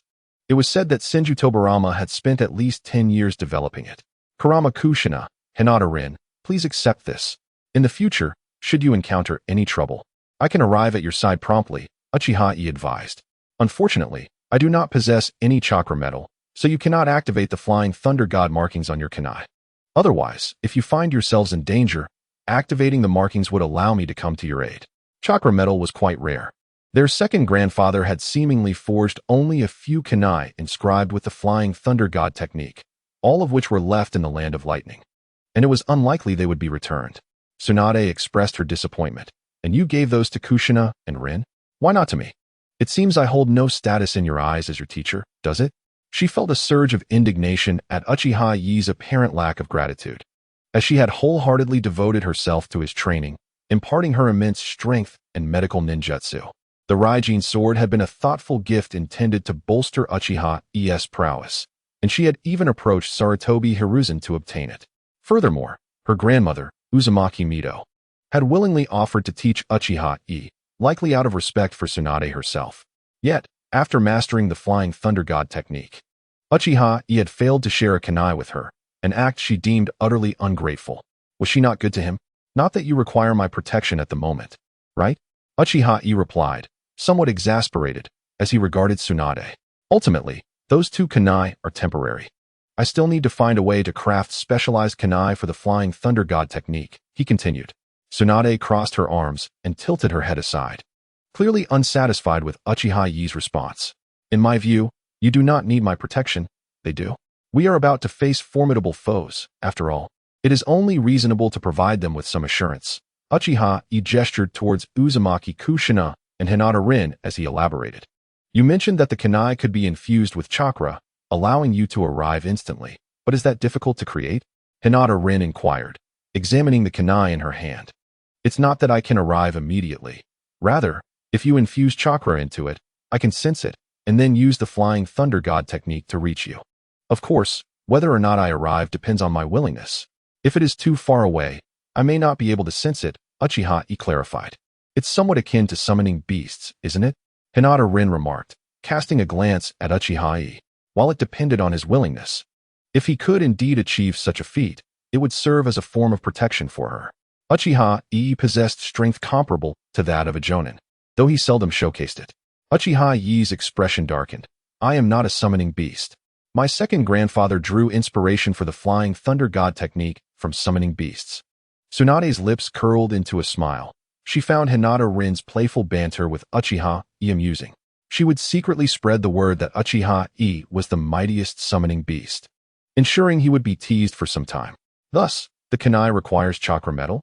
Hinata Rin asked, gazing intently at Uchiha Yi. Yes, if possible. Chakra metal is the best choice. If that is unavailable, a special type of iron will suffice, though it will require more chakra to conduct, Uchiha Yi responded, grimacing at the thought of chakra metal. While he was not lacking in wealth, thanks to the substantial inheritance left by Uchiha Kagami and the numerous missions he had undertaken, there was still a limited supply of chakra metal throughout Konoha. The Hyuga clan possesses some chakra metal. I can bring some back for you, Hinata Rin said thoughtfully. Thank you very much. However, there is no need for gratitude, as the kunai will ultimately be in my possession, Uchiha Yi replied. Chapter 52. The Sage of Six Paths is unjustly maligned at this moment. Uzumaki Kushina looked at Tsunade with a furrowed brow. If the second Hokage could use the Flying Thunder God technique, why did he still perish in the Land of Lightning? Having previously heard Tsunade discuss the Flying Thunder God technique, Kushina reasoned that a ninja like Senju Tobarama, who wielded such skill, should have been among the safest. Yet, this formidable ninja had still met his end on a mission, leaving Kushina utterly perplexed. Upon hearing Kushina's question, Tsunade's expression grew complex as she turned her gaze to Uchiha Yi. Did your father ever discuss this matter with you? He mentioned a few things. At the time, the second Hokage had taken my father and the third Hokage to Kumogakure, attempting to form an alliance against other villages. However, just as they began their meeting, the brothers Kin and Jin led their elite forces in rebellion. Not only were we ambushed, but the second Raikage also fell victim to their surprise attack, Uchiha Yi explained, casting a deep glance at Tsunade as he spoke of Kin and Jin. It appeared that Kin and Jin were also descendants of the Sage of Six Paths, utilizing the so-called Six Paths tools. Uchiha Yi harbored strong doubts about these so-called Six Paths tools, suspecting they were merely toys crafted by Otsutsuki Kagaya before her growth or trinkets made for Ashura and Indra. These Six Paths tools held little significance for the grown Otsutsuki Kagaya, but could still prove effective against those of weaker strength. Even among elite shinobi, a careless mistake could lead to their downfall at the hands of those tools. What intrigued Uchiha Yi, however, was that the brothers Kin and Jin, based on their exhibited traits, should have belonged to Ashura's lineage, as they lacked the sage's eye yet possessed a commendable physique. In contrast, Indra seemed to have left his descendants solely within the Uchiha clan, while Ashura's lineage was represented by the Senju and Uzumaki clans. The brothers Jin Jiao and Yin Jiao are likely descendants of Ashura. However, the reasons for their strained relationship with the Senju clan remain unclear. Uchiha Yi harbors considerable doubts regarding the circumstances that allowed Ashura to defeat Indra and gain the recognition of Kagaya Otsutsuki, thus becoming the heir to the ninja path. This victory was not solely due to Ashura's belief in love, but also stemmed from his ability to propagate the bloodline of the Six Paths. Consider. If you were an ancient emperor with two sons, one dutiful and competent, the other intelligent, yet somewhat rebellious. The obedient son has sought many partners to expand your lineage, while the brilliant son focuses solely on his ambitions, showing little interest in romantic pursuits. Eventually, under your guidance, he manages to have a child, but shows no inclination to continue the family line. If placed in your position, whom would you choose as your successor? Of course. This is merely Uchiha Yi's fanciful speculation. Nevertheless, it is evident that Kagaya Otsutsuki displayed favoritism toward her two sons. If the development of the ninja path were truly her priority, Indra's abilities would have been better suited to advance it. As a father, upon realizing that one of your children has erred and strayed from your wishes, it is imperative to communicate your thoughts and guide them, rather than hastily selecting another child and rendering the former's efforts futile. From Indra's perspective, it is only natural to resist and oppose his father's decisions. Ultimately, Kagaya Otsutsuki's arrogance led to a flawed choice in selecting the heir to the ninja path, a decision that impacts the peace of the ninja world, opting instead for one fraught with potential hazards. One could argue that Kagaya's decision at that time was a form of democracy. Indra preferred to solve problems through his own means, while Ashura leaned on collective support, making him the favored leader among subordinates. Yet, the critical point is that Indra was indeed a capable guide. Hence, it is no surprise that many believe the chaos within the ninja world over the past millennium is a conspiracy orchestrated by the Sage of Six Paths. Even a time traveler like Uchiha Yi, upon uncovering the truths of this world, cannot help but suspect it is merely Kagaya's scheme. Of course, discussing such matters is premature for Uchiha Yi. He must swiftly enhance his strength. Contemplating these issues prior to attaining the level of the Sage of Six Paths is futile. Indeed, Tsunade nodded slightly. The rebellion of Jin Jiao and Yin Jiao was too sudden. Initially, the second Hokage and others believed it to be a surprise attack from the Cloud Village, resulting in chaos. Once they realized the truth, the second Raikage had already fallen, and many had sustained injuries, including the teachers. To protect their escape, the second Hokage chose to hold the rear. Is that so? The Hokage personally stayed behind to cover the retreat. Kushina furrowed her brow, wanting to inquire why these individuals, tasked with protecting the Hokage, ended up requiring his own protection. Such actions seemed to align with the will of fire she had learned, yet they contradict the ninja code taught in the academy. Did the third Hokage truly make no errors?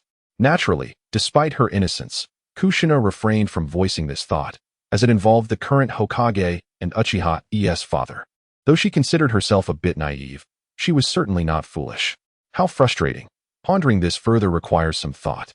Tsunade gently pressed down on Kushina's head, speaking softly. If you cannot make sense of it, do not dwell on it. Sometimes, choices are made in the heat of the moment, and no one knows what they would decide in such circumstances. If it were you, when your team encountered danger, you would likely urge Uchiha Yi to swiftly lead Kushina and Hinata Rin away, correct? She then turned her gaze to Uchiha Yi. My boy, what is the maximum distance you can teleport using the Flying Thunder God technique? If it were only myself, I could teleport approximately 20 kilometers. However, if I were to carry others, the distance decreases with the number of people and the chakra they possess, increasing my own chakra consumption. For our small team, I estimate that 7 or 8 kilometers would not pose a problem. Uchiha Yi, of course, held back some details. If it were solely himself, he could teleport around 50 kilometers. Chapter 53. Indeed, Tobirama is once again disparaging Madara. The teleportation distance of the Flying Thunder God technique primarily depends on Uchiha Yi's chakra and perception range. His chakra reserves have grown significantly, surpassing Tsunade's without him realizing it.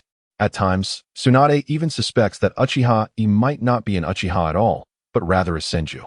Is that so? Wait. Leave some Flying Thunder God marks behind on land. Should danger truly arise, take Rin and Kushina and leave. Tsunade exhaled softly.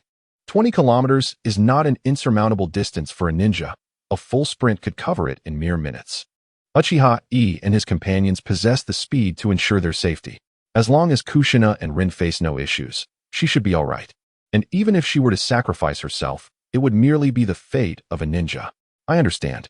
Uchiha Yi nodded slightly, a smile gracing his lips. However, there is no need for pessimism regarding this battle. Is it possible that other villages would send over Kage-level ninjas? Uchiha Yi was aware that Kakashi Hatake was following closely behind, along with himself and a group of root ninjas. Should they encounter Hanzo of the Salamander, it might not be an impossible confrontation. In a few years, Tsunade, Jiraiya, and Orochimaru would have struggled against Hanzo. The trio of Uchiha Yi, Tsunade, and Kakashi could potentially hold their ground, albeit their teamwork might not match Tsunade's original squad. Good coordination undoubtedly yields greater results than merely the sum of its parts. However, individuals of Hanzo's caliber are rare in the ninja world. Currently, Madara Uchiha stands undisputed as the foremost figure, followed by Mito Uzumaki, with the 5 Kage and Hanzo trailing thereafter. Hanzo has yet to earn the title of demigod. Based on current strength, he is among the elite within the 5 Kage. I believe not. Tsunade felt reassured by his words, realizing she may have overthought the situation. However, to complement the Flying Thunder God technique, I must research a new jutsu. Uchiha Yi sighed in resignation. The compatibility between Chidori and the Flying Thunder God technique is not particularly high. Had the Flying Thunder God technique not existed, he would have continued developing Chidori before unlocking the Mangekyou Sharingan, eventually creating a unique form of Chidori based on the lightning release chakra model, infused with brute strength, distinct from Sasuke's version. Yet now, with the Flying Thunder God technique at hand, Uchiha Yi felt compelled to explore the Rinnegan. Certainly, forming the Rinnegan may not be the most suitable endeavor for Uchiha Yi at present. Despite his ample chakra, he has not yet reached the level of chakra density required. As for ninjutsu, why not simply use the Raijin sword to sever the neck? Your swordsmanship is commendable. You have mastered the Uchiha style exceptionally well. And you have also learned much from our Senju clan's techniques. Yet Tsunade remained unconvinced. My second grandfather utilized the Flying Thunder God slash to slay Madara Uchiha's brother. It is said he was a formidable warrior, rivaling my grandfather, with their previous encounters yielding both victories and defeats. Uchiha Yi felt a pang of nostalgia. Had Tobirama Senju perished instead, and Uchiha Izuna survived, would Konoha have turned out differently? Indeed, it is Uchiha Izuna, who was reportedly gravely injured at the time. Uchiha Madara also experienced complications with his eyes, seizing the opportunity to take Izuna's eyes while he was incapacitated. At that moment, Madara's eyesight was significantly enhanced. The specifics are unclear to me. This is merely what my great-uncle conveyed. Uchiha Madara's actions were undeniably despicable, even resorting to stealing his own brother's eyes. Tsunade expressed her sorrow at the mention of Uchiha Izuna. As I understand it, Uchiha Madara was quite fond of his younger brother, treating him as an entity of utmost importance. How could he possibly resort to such treachery? Uchiha Yi gazed at Tsunade in disbelief. It was the Flying Thunder God technique that left Uchiha Izuna severely wounded, and Madara's eyes were also affected, with the Manjiki Sharingan gradually losing its light with use. In a bid to protect the Uchiha clan and for the sake of his elder brother, Uchiha Izuna selflessly offered his eyes to Madara, not foreseeing that Madara would gain eternal vision through this act. Nevertheless, it is understandable that the second Hokage sought to tarnish Madara's reputation, given his deep-seated animosity towards him after suffering greatly at Madara's hands. After a brief pause, Uchiha Yi continued, "If Madara truly possessed the audacity to gouge out his own brother's eyes, do you believe the first Hokage would still regard him as a close friend?" Tsunade fell silent, pondering for a moment before breaking into a smile. "Indeed. Considering my great-grandfather's character, if Uchiha Madara were truly such a vile person, he would not have considered him a lifelong friend." Tsunade then elaborated, "However, the fact that the Manjiki Sharingan can lose its light is something I was previously unaware of. Has this become a secret among your Uchiha clan?" "It is not particularly a secret." Uchiha Yi gently shook his head.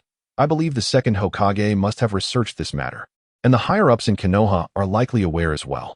I have merely heard it from my father. Perhaps the ordinary Uchiha clan members are still oblivious to this fact. Regardless, Uchiha Kagami has passed away, so it is best to leave certain matters to him. Is it possible that Sarutobi Hiruzen and others could resurrect Uchiha Kagami with the Edo Tensei technique?"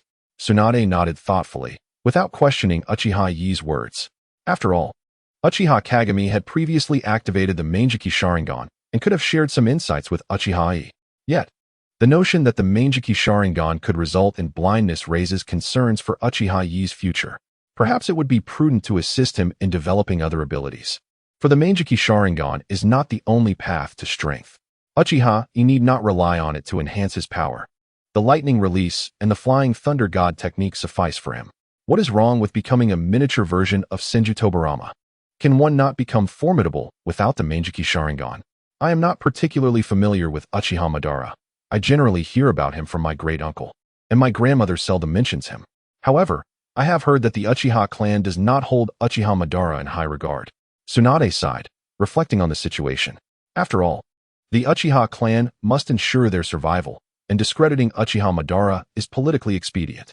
If one considers it, the current Uchiha clan leader is, in essence, a traitor to Madara. He cannot afford to speak well of Madara. Where would his legitimacy derive from otherwise? Chapter 54. A formidable opponent. On this day, the group halted their journey, relishing bowls of noodles when their expressions suddenly turned grave. In recent days, their circumstances had markedly improved compared to the beginning. These nobles could not endure hardship. Traveling in remarkably comfortable carriages that offered no jolts, their provisions served in accordance with noble standards. They were indeed benefiting from Tsunade's influence. Ordinary ninjas could not expect such treatment from the nobility, yet Tsunade herself surpassed these common aristocrats in status. Naturally, their meals were subject to scrutiny, as one could never be too cautious against potential bribery. "What is the matter?" Tsunade paused her meal, directing her gaze towards Uchiha Yi in inquiry. Several potent chakra signatures were approaching. Uchiha Yi pressed his fingers against the ground, detecting over 10 chakra signatures of J-nin level strength, with the leading presence surpassing both you and Kakashi-senpai. "Surpassing us?" Tsunade furrowed her brow, willing to trust Uchiha Yi's sensory abilities. A ninja capable of using the Flying Thunder God technique would undoubtedly possess keen perception, although the strength of a ninja does not correlate directly with the quantity of chakra. Possessing a greater chakra reserve is certainly advantageous. However, as one hones their chakra, particularly in the realm of nature transformation, the quality of their chakra can also change, and many sensory ninjas often gauge an opponent's strength through these variations. Nonetheless, it should not pose a significant problem. A confrontation may still be feasible. Uchiha Yi expressed his eagerness, We ought to ascertain the true strength of such formidable opponents. Tsunade's expression remained tense, sensing that Uchiha Yi was courting danger. Sometimes, a mere test could lead to demise. Even she recognized that encountering a genuine powerhouse carried the risk of death. Mastering the Flying Thunder God technique does not grant one invulnerability. Tsunade admonished Uchiha Yi with a hoarse voice, having long regarded him as a disciple and little brother. She wished to protect him from harm. I understand, but battling such a master is perilous. However, without challenges, there can be no growth. Uchiha Yi spread his hands. Don't worry, Tsunade-sensei. If you were to perish, I would undoubtedly awaken the Manjiki Sharingan. Tsunade, you reckless fool. Are you seeking death? Tsunade exclaimed angrily, seizing Uchiha Yi's hair and ruffling it into a chaotic mess. Yet, if her demise were to trigger Uchiha Yi's awakening of the Manjiki Sharingan, she would derive some solace from the knowledge that she held significance in his heart. Humph. Uchiha Yi scoffed lightly. If possible, I would love to seek out Kakashi-senpai and join him in confronting those cloud ninjas. Are you certain they are cloud ninjas? Tsunade's brow knitted. This was not welcome news. Yes, the majority are lightning release users, and I can sense the presence of my kin. Aside from the Cloud Village, I doubt any other village could boast such a concentration of lightning release masters. A smile crept upon Uchiha Yi's lips. So, Tsunade-sensei, what do you intend to do? Tsunade regarded Uchiha Yi, then glanced at Kushina and Hinata, momentarily ignoring the nobles. Despite their generous treatment throughout the journey, she did not take them too seriously. Or else, she would not have embarked on this mission in the first place. At this moment, Tsunade hesitated, unsure of how to proceed. They could set traps along their path. Hinata raised her hand to suggest, my father expressed concerns before I departed, so he prepared several contingencies for me. I have a plethora of explosive tags. Explosive tags? Tsunade's lips twitched. Are you suggesting we could blow them to smithereens? She had never heard of any formidable opponent being vanquished by explosive tags. However, if they could create some trouble for those cloud ninjas, it would not be out of the question. You can use them for self-defense, while E and I will confront the enemy. You must ensure your own safety. Tsunade glanced at the noble's location and whispered softly in Hinata Rinya's ear, there's truly no other way. You should take Kushina and leave. The others need not concern themselves. Understood. Hinata Rinya cast a compassionate glance at the nobles, recalling their obsequiousness towards Tsunade throughout their journey, yet it seemed they held little significance in Tsunade's heart. Uchiha Yi, however, remained unconvinced. But aren't these nobles the targets we are meant to protect? The choice between safeguarding oneself and one's comrades or fulfilling the mission's objective posed a perplexing dilemma. Ultimately, it hinged on the nature of the choice. Had Kakashi been assigned this mission, should casualties arise and Danzo's malice deepen, Kakashi would become the object of widespread scorn. I have my trump card as well. Granny Mito left me some insurance, Kushina chimed in timidly. Tsunade felt a pang of jealousy. Granny Mito had provided Kushina with a safeguard, but had left her with nothing. Who truly was the favored granddaughter of Uzumaki Mito? Nevertheless, Tsunade inquired, what exactly did Grandma leave you? I'm not sure. She said I would find out when the time came. Kushina scratched her head. But I believe it must be a powerful technique. Uchiha Yi regarded Kushina intently, suspecting it to be the Nine-Tails Chakra, as her previous displays confirmed such a notion. Yet, he mused, if Kushina truly unleashed her potential, Tsunade might not stand a chance against her. Yi's gaze shifted to Tsunade, who hesitated, torn between taking the offensive or remaining on high alert. She bore the weight of responsibility not only for herself, but also for the entire team. If given the choice, she would prefer Orochimaru to undertake the mission, not wanting to be involved. After all, the heads of Shoshin, Hinata Hizashi, and Uchiha Mikoto held considerable value. Forget it, kid. We'll face this together, Tsunade ultimately declared, her determination palpable. Chapter 55 Stop. The burly, dark-skinned man at the forefront abruptly halted, prompting the ninjas behind him to cease their movements in unison. Sir.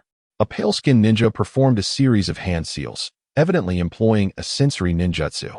Moments later, he reported to the leading man, there are traps ahead, and numerous ninjas lie in ambush not far off. Traps, you say? The man scoffed, summoning arcs of lightning to envelop him as he charged headlong into the so-called traps, embodying the spirit of one who knowingly walks into danger. Unsurprisingly, he harbored no fear of the traps. As he entered, a resounding explosion erupted, and countless shurikens hurtled toward him, yet they inflicted no harm whatsoever. This is bad. It's Killer Bee. Kakashi Shikamaru, hidden among the trees, felt a surge of seriousness wash over him. His right hand instinctively grasped the short blade at his back. Poised for action. Killer Bee? Uchiha Yi blinked in surprise. If memory served him right, Killer Bee was the legendary god of the forest. How curious that a Pokemon had found its way into this world. Yet, realization dawned upon him. This Killer Bee was likely the name of the individual before him. As this thought crossed his mind, a glint of murderous intent flickered in Yi's eyes. Damn it! How dare you claim the name Killer Bee? Your end is nigh. Killer Bee, the second in command of the hidden cloud village, possessed strength rivaling that of the Raikage. Tsunade whispered to Yi, each generation of the hidden cloud village has one. They are the Raikage's right hand, akin to how Shimura Danzo is to Sarutobi Sensei. Uchiha Yi nodded, recalling that the future Killer Bee would also serve as the fourth Raikage's partner. He never anticipated that his first mission outside of Konoha would lead him to encounter this generation's counterpart. Furthermore, the chakra mode he employed was undoubtedly the lightning release chakra mode he had longed to witness. Little did he know that he would encounter it so soon. You certainly possess a knack for cursing, Tsunade remarked dryly, her gaze fixed on Kakashi Shikamaru's position. The moment he engaged, Tsunade would act without hesitation. Uchiha Yi pursed his lips, contemplating how best to confront Killer Bee. His experience with Uchiha Sasuke taught him not to use lightning release in the presence of a stronger lightning wielder unless his own was superior. Sasuke had suffered a harsh defeat against the fourth Raikage. While it was true that without Gaara's assistance, the Raikage might have faced dire consequences, he had been reckless. The reality was that Sasuke's Chidori was no match for the Raikage's lightning release chakra mode. I will leave a flying thunder god seal on you. Uchiha Yi placed his hand on Tsunade's shoulder in inquiry. Very well. Tsunade hesitated only briefly before consenting. He merely inscribed the seal on his clothing rather than her skin. And she chose to trust him. After all, what harm could come from it? In the heat of battle, he would surely prove invaluable. Boom. Just as he marked Tsunade with the flying thunder god seal, Killer Bee launched an assault towards the root ninjas. With an unimaginable speed, Killer Bee struck a root ninja, leaving them unconscious, then swiftly turned to engage others. Attack! Kakashi Shikamaru, sensing the urgency, drew his short blade, the White Fang, and charged at Killer Bee. Unlike Yi, Shikamaru's White Fang was enveloped in a terrifying wind release chakra. Wind release counters lightning release, and while Shikamaru excelled in lightning techniques, he still fell short when compared to Killer Bee. Yet, Shikamaru was also adept at wind release, and when paired with his swordsmanship, it proved even more fitting. The penetrating and tearing abilities of wind release were among his strongest assets. Ah, the White Fang of Konoha? It seems you are merely fishing, Killer Bee taunted, as he met Shikamaru's blade with his fist, effortlessly halting the attack. The onlookers gasped in disbelief. Shikamaru was one of Konoha's most formidable warriors, yet here was Killer Bee, blocking his assault with ease. Now, the root ninjas surged forward, joining forces against Killer Bee. We must assist our senior. Tsunade hesitated briefly before addressing Yi. Our senior cannot face him alone. I need to help. You choose your opponent. I will handle the remaining cloud ninjas. Also, do not employ lightning release in the presence of someone stronger. In Tsunade's eyes, Killer Bee appeared to have the upper hand against Yi. Although Yi exhibited talent and his Chidori was commendable, he still lacked the prowess to compare with Killer Bee. It wasn't that Yi lacked potential compared to Killer Bee. Rather, the latter had learned his techniques, whereas he had created his own. The art of creation is always far more arduous than that of learning. However, the subsequent ninjas were quite different. Tsunade was confident that Uchiha Yi could surpass them. Moreover, eliminating these cloud ninjas would serve as a means to indirectly weaken the hidden cloud village. Tsunade leaped forward towards Shirabi's position, and at that moment, chaos reigned on the battlefield. The root ninjas surged forth to confront the cloud ninjas. One point Uchiha Yi had to concede was that these root ninjas were indeed lethal machines. In the face of enemies, they spared no effort, willing to sacrifice themselves to ensure the enemy's downfall. Nevertheless, Uchiha Yi could never truly regard them as comrades, for no one could predict whether these individuals might turn against him in a critical moment. Ever since he traversed to Konoha and the Uchiha clan, Uchiha Yi understood that Danzo would be his adversary, despite Uchiha Kagami and Danzo being companions with a relatively amicable relationship. It was only a matter of time before they became enemies. One need only recall how Danzo acted decisively against Uchiha Shisui without hesitation. Chapter 56. This child is terrifying. He must not be allowed to live. Uchiha Yi surveyed the fray, noticing several cloud ninjas attempting to breach the blockade set by the root. A smirk graced his lips as the three-tomo Sharingan gradually emerged in his eyes. He drew the sword of Thunder God from his waist and charged towards Ajin. The sword radiated a golden glow as he lunged at the cloud ninja, catching them momentarily off guard. They had not anticipated that this child would possess the audacity to counterattack. Such children typically struggled to wield weapons even during missions. However, their astonishment quickly transformed into disbelief. Was that a three-tomo Sharingan? How could someone so young unlock such power? Or was this child, in fact, a dwarf in disguise? They found it easier to believe that this youth was a dwarf, for how could a mere child awaken a three-tomo Sharingan at such a tender age? The Cloud Ninjas had always been wary of the Uchiha. Even Uchiha Kagami had posed a significant challenge for them. The three-tomo Sharingan represented the pinnacle for most Uchiha. Yet, when they locked eyes with Uchiha Yi's Sharingan, the leading Cloud Ninjas momentarily faltered. To engage in battle with the Uchiha while daring to meet their gaze was a blatant display of contempt. It was essential to note that Uchiha Yi's ocular prowess far surpassed that of an ordinary three-tomo Sharingan. Unlike Uchiha Sasuke, who relied solely on raw power, Uchiha Yi possessed not only strength, but also considerable skill. Uchiha Yi's education was rooted in the authentic teachings of the Uchiha clan. After his daily lessons with Tsunade, he would also receive instruction from Uchiha Yohei. Not only Uchiha Yi, but also the former Uchiha Kagami had undergone similar training. Furthermore, Uchiha Yi possessed numerous insights related to Uchiha Kagami, with at least a third concerning the art of Jinjutsu. Uchiha Kagami was indisputably the foremost Jinjutsu master, and his son, Uchiha Shisui, would also become renowned for his Jinjutsu prowess. Uchiha Yi's talent in Jinjutsu was exceptional, quite possibly inherited. He had never neglected his training in this art. And while he was uncertain of his current proficiency, he knew it to be formidable. There were likely only a handful of Uchiha stronger than him in this regard. A mere moment of distraction could prove fatal, and the sword of Thunder God, gleaming with a golden light, swiftly severed the throats of his adversaries. Beware of his Jinjutsu. Do not look into his eyes. The elite team of Cloud Ninjas immediately recognized the threat of Jinjutsu and hastily warned their comrades. Yet, they were also filled with a profound murderous intent toward Uchiha Yi. This child was too terrifying to be allowed to survive, even if it required their lives. They must ensure this Uchiha was eliminated, lest he become another Uchiha Kagami. Targeted, Uchiha Yi's face lit up with exhilaration. So do you wish to dance? He mused. Tsunade and Shinobi exchanged a powerful blow, both retreating several steps, though Tsunade was clearly pushed back further. This was the first time she encountered someone with such overwhelming strength.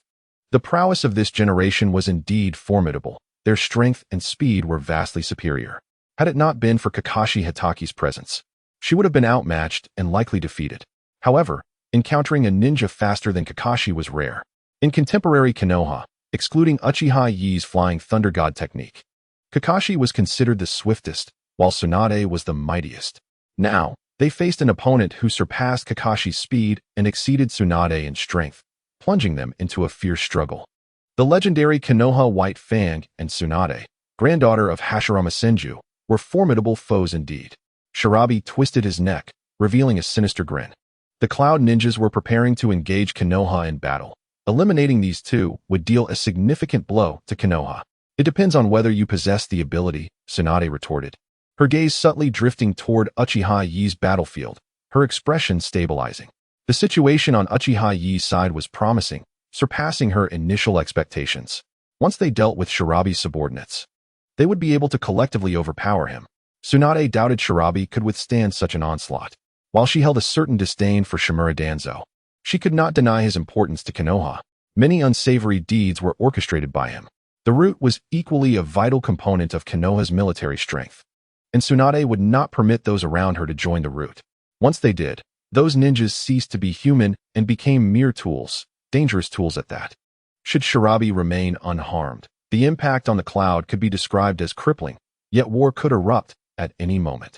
But the enemy had already come to their doorstep. Did they truly believe Shinobi would be spared, thus avoiding conflict with Konoha? Kakashi did not converse further with Shinobi, his eyes filled with a fierce determination. Since he was the enemy, he would find a way to eliminate him. Anyone opposing Konoha was an enemy deserving of death. Tsunade joined forces with Kakashi, concealing a trump card yet to be revealed. However, she pondered whether Uzumaki Kushina and Hinata Rin would manage without issue. Recalling the contingency her grandmother had left with Uzumaki Kushina, Tsunade felt a surge of reassurance. Damn it, why didn't my grandmother leave a contingency for me? She thought, feeling somewhat aggrieved. While she had not prepared her own, neither had Shinaru. Yet her grandmother had always treated them well. Could it be that those contingencies were only meant for Uzumaki Kushina? Soon, Tsunade found solace in the notion that it was indeed probable. It was likely tied to the chakra of the Nine Tails. She remembered how Uzumaki Kushina had been brought to Konoha as a host for the Nine Tails. Her chakra capable of suppressing the beast. Perhaps this was the key to her grandmother's hidden strategy. Chapter 57. Uzumaki Kushina's anomaly. Approximately 3 kilometers from the battlefield, over 100 warriors stood vigil, fiercely guarding the nobles in their midst. Uzuki Kurinai and Hyuga Rincha anxiously gazed upon the distant battlefield. Hyuga Rincha turned to Uzuki Kurinai and inquired, "How is it?" The ordinary Byakugan could see within a radius of 1 kilometer. Yet Hyuga Rincha's Byakugan allowed her to perceive events 2 kilometers away. This was indeed a remarkable ability, making her a distinguished member of the Hyuga clan. However, the battle raged 3 kilometers away. Although Hyuga Rincha could vaguely discern some occurrences, her clarity of perception paled in comparison to Uzuki Kurinai's. A twinge of envy began to stir within Hyuga Rincha regarding Uzuki Kurinai's sensory abilities. If her Byakugan could see such distances, perhaps her strength would also see enhancement. With thoughts of Uchiha Yi and Tsunade engaging formidable foes outside, she and Uzuki Kurinai were left to wait, clenching her fists. Hyuga Rincha recalled stories of Uchiha Yi's exploits at 4 in the morning in Konoha, realizing her own efforts were lacking. Upon returning to Konoha, she resolved to train harder, waking 2 hours earlier each day to practice her martial arts, allowing herself a brief midday nap if fatigue became overwhelming. Uzuki Kurinai remained silent, sensing the energy from the battle. What's wrong? Is the situation dire? Hyuga Rincha furrowed her brow. This was troubling news. If Uchiha Yi and the others could not hold their ground, their own safety would be at risk. What troubled Hyuga Rincha most was her inability to partake in such a battle. Was the Byakugan truly inferior to the Sharingan? While Uchiha Yi had already vanquished numerous enemies, Tsunade and her comrades found themselves in a precarious position. Uzuki Kurinai's expression turned urgent. It was her first time witnessing Tsunade in such a disadvantageous state. What shall we do? Hyuga Rincha's heart raced at the thought. Could their adversaries truly be that formidable? Tsunade's strength was formidable. Even the Hyuga clan's strongest would struggle against her. Yet, it seemed that a more powerful foe had emerged from the Cloud Ninja ranks. What now? I must assist. Suddenly, Uzuki Kurinai spoke impulsively. You? Wait, Kurinai. Don't act recklessly. Hyuga Rincha exclaimed, quickly urging her friend against such impulsiveness. If you go, you might distract Tsunade-sensei and Uchiha Yi. Hyuga Rincha doubted whether Uzuki Kurinai could surpass her own abilities in the future. As of now, Kurinai was still too inexperienced. Not every child of 7 or 8 could match Uchiha Yi's prowess. No, I am prepared, Uzuki Kurinai replied, placing a hand on her abdomen. To Hyuga Rincha's astonishment, a radiant golden light enveloped Uzuki Kurinai, her aura elevating to an entirely new level. This presence. Hyuga Rincha was momentarily awestruck at that moment. Uzuki Kurinai exuded an energy surpassing even Tsunade's. Yet, soon her expression shifted again as she realized it was not merely Uzuki Kurinai's aura that had transformed. Her demeanor had changed too, her gaze shifting from Navi clarity to a familiar warmth. This was a gaze she recognized. No, it was the essence of Mito, her grandmother. Stay here, I will return shortly, Uzuki Kurinai instructed, darting off towards Shirabi's location like a streak of golden light. Wow. Tsunade was sent flying by a punch from Shirabi, blood spilling from her lips, but she quickly wiped the blood away and charged back at Shirabi. Tsunade was not in optimal condition, yet she needed to hold Shirabi at bay. The situation for Kakashi Hitaki was little better. His short blade struck Shirabi but failed to inflict any damage, an unprecedented occurrence. As Tsunade closed the distance to Shirabi, she took a deep breath and mentally recited, "Release the Ein Seal." This was the first time Tsunade had unsealed the Ein Seal during a battle. In an instant, the immense chakra she had stored surged into her limbs. The injuries she had sustained were instantaneously healed. Tsunade launched herself at Shirabi with reckless abandon, declaring, "Elder, I will take the lead." Kakashi Hitaki exchanged a profound glance with Tsunade before joining forces with her. Shirabi, witnessing Tsunade's resurgence akin to the beginning of their battle, was momentarily taken aback, but then unleashed a fierce barrage against her. What Shirabi had not anticipated was the significant difference in Tsunade's capabilities. Her speed and strength had markedly improved. She could barely keep pace with Shirabi, and her power was now on par with his. What is happening? Shirabi soon deduced that this was likely a special jutsu. Most crucially, Tsunade appeared increasingly resilient, akin to a wild beast. He had barely managed to send her flying when she charged back without a hint of injury, determined to fight.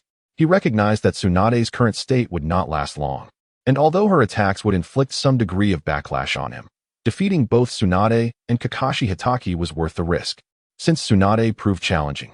Targeting Kakashi Hitaki should be manageable, right? Surely he could not match Tsunade's prowess. Thus, Kakashi Hitaki found himself deliberately targeted by Shirabi, enduring immense pressure. Meanwhile, Uchiha Yi continued to engage Cloud Ninja while observing Tsunade, Kakashi Hitaki, and Shirabi's duel. He marveled at the strength of elite shinobi, considering Shirabi's prowess. He believed he might be even stronger than Shimura Danzo in a one-on-one confrontation. Although Danzo was Konoha's strongest wind release user, facing Shirabi would be a monumental challenge. Uchiha Yi readied himself to employ the Flying Thunder God technique to assist Tsunade. Despite his doubts about his effectiveness, he recognized that their greatest challenge lay in breaching Shirabi's defenses. Chapter 58. The Elder's Substitute. Even Uchiha Yi had to concede the formidable nature of lightning release chakra. Shirabi was likely not weaker than the future fourth Hokage. While Shirabi's speed might not match that of the fourth, his defensive capabilities surpassed those of the fourth. Uchiha Yi understood how to combat this so-called strongest shield. His Sharingan granted him observational prowess comparable to that of Uzumaki Naruto in Sage mode. However, his strength did not quite match that of Naruto during their battles. Attempting to replicate Naruto's fighting style against the third Hokage was a possibility for Uchiha Yi, but it was not guaranteed. Chidori would prove ineffective, and he had yet to develop the Rasengan. It was not that Uchiha Yi lacked knowledge on how to cultivate the Rasengan. In fact, its development was considerably simpler than that of Chidori. The anime depicted the training process for the Rasengan, and given Uchiha Yi's current understanding of ninjutsu, mastering the technique should not pose a challenge. However, it was a nameless endeavor. Minato Namikaze had derived the Rasengan from his research on tailed beast balls, yet Uchiha Yi had never encountered such a ball. How could he study the Rasengan then? Did Uchiha's ancestors possess knowledge of tailed beast balls? Previously, Uchiha Yi had been too occupied with researching other jutsu to spare time for the Rasengan. After returning from this ordeal, he knew he would need to delve into the Rasengan as well. As Uchiha Yi hesitated between aiding Tsunade against the formidable Shirabi or joining forces with the Root to confront the Cloud Shinobi, he suddenly sensed a familiar chakra signature rapidly approaching them. This chakra left Uchiha Yi momentarily stunned. While he contemplated this, a petite figure radiating golden light appeared not far from them. Was this the Ninetales chakra mode? Uchiha Yi gazed in awe at the golden figure of Kushina Uzumaki, feeling a wave of nostalgia. Yet, his expression shifted again. This was not Kushina Uzumaki, but Mito Uzumaki. Remarkably, Mito Uzumaki had fully manifested within Kushina's body. While Kushina's physical prowess was limited, there existed a means to temporarily amplify her strength. The Ninetales chakra mode bestowed upon her capabilities surpassing Tsunade's. Although Kushina lacked practical combat experience, with the spirit of her grandmother residing within her, her battle instincts were unmatched by ordinary ninjas. Mito, during the Warring States period, had proven her mettle in battle, even facing off against Hashirama Senju. During the First Shinobi World War, Mito played a significant role, subduing numerous powerful foes. Utilizing Kushina's body, she could likely hold her own against Shirabi. Upon arriving at the scene, Mito first assessed Uchiha Yi's position, noting his adeptness in combat. This young lad had already attained the strength of a jonin, perhaps rivaling even elite jonin. Such experiences were undoubtedly beneficial for him. Her gaze then shifted to Tsunade, who was struggling against Shirabi, a flicker of disappointment crossing her eyes. It was evident that Tsunade was fighting desperately, but as her chakra rapidly diminished, her condition was deteriorating. If this continued, she would be in grave danger. While Mito knew little of Shirabi, she was well acquainted with the lightning release chakra mode. After all, she had once dealt with the second Raikage. Engaging the Raikage and countering his lightning release was not a daunting task.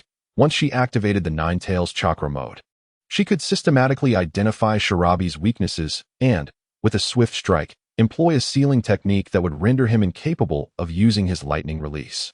As long as he could not utilize that mode, he posed little threat.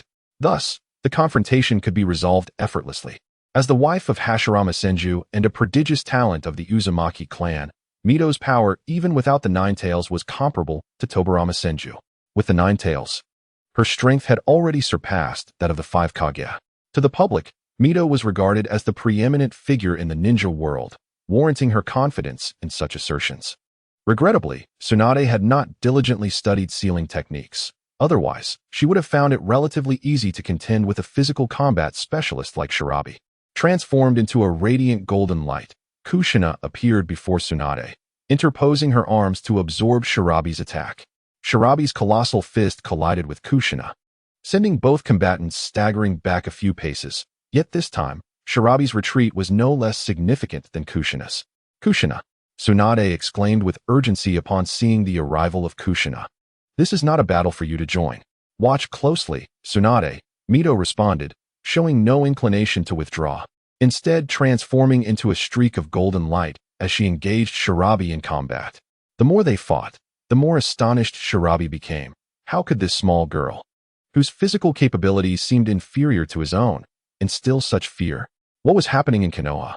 Where did all these prodigies come from? "Grandma," Tsunade murmured, her gaze transfixed on the battle between Kushina and Shirabi. She was certain this was not Kushina, but rather her grandmother, Mito. "Tsunade, what is happening?" Kakashi Hitaki, with his left arm hanging limply, quickly retreated to Tsunade's side, inquiring with urgency. He had fought valiantly in the previous skirmish and anticipated weeks of recovery upon returning to Konoha. Yet, how was it that the girl named Kushina was so formidable? "This is not Kushina. It is my grandmother fighting in her stead," Tsunade replied, a smile gracing her lips. While she acknowledged her inability to best Shirabi, she was comforted by the fact that her grandmother was present. Mito was indeed a force to be reckoned with, even while utilizing Kushina's body. She appeared to have the upper hand against Shirabi. "Lady Mito?" Kakashi, startled, recalled Mito's previous display of strength during their last encounter. It seemed that she had also emanated a golden aura at that time. He breathed a sigh of relief. With Lady Mito in attendance, he felt reassured, despite the overwhelming fatigue enveloping him. "Ah, so my grandmother left a contingency plan within Kushina," Tsunade mused with a smile, settling down to commence her healing. After completing her creation rebirth technique, she felt an unprecedented surge of pain in her chakra pathways. It was best to avoid using this technique in the future if possible. Chapter 59, The Mighty Mito, Uzumaki. Tsunade brimmed with confidence. With her grandmother present, all challenges could be surmounted. Had she known about Kushina's hidden strength earlier, she would not have needed to exert herself so fiercely against Shirabi. Uchiha Yi, having appeared beside Tsunade and Kakashi, observed Kakashi's battered condition and began applying his rudimentary medical ninjutsu. Kakashi was momentarily taken aback by Uchiha Yi's healing abilities. He had not anticipated such a young boy to possess such talent and medical prowess. Was this boy even human? A child should aspire to be like Uchiha Yi, Kakashi thought. If his future child could achieve such heights, he would die content.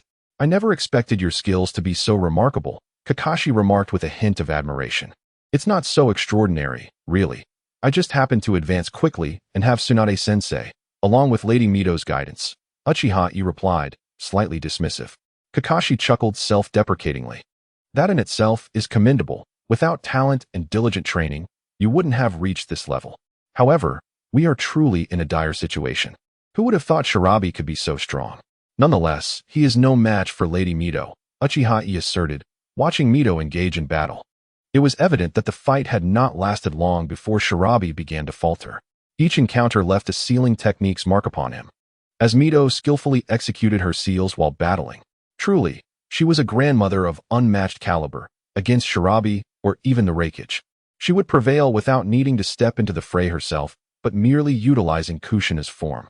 "We should first eliminate those cloud shinobi. News of Kushina must not spread," Tsunade stated, her expression turning serious. Tsunade was no stranger to politics. Having grown up beside Hashirama Senju, she had absorbed much wisdom. She simply preferred not to expend her energy on such matters. While Uchiha Yi's situation was manageable, the information regarding Kushina could not be allowed to leak. Uchiha Yi possesses a certain degree of self-preservation capability, complemented by the Flying Thunder God technique.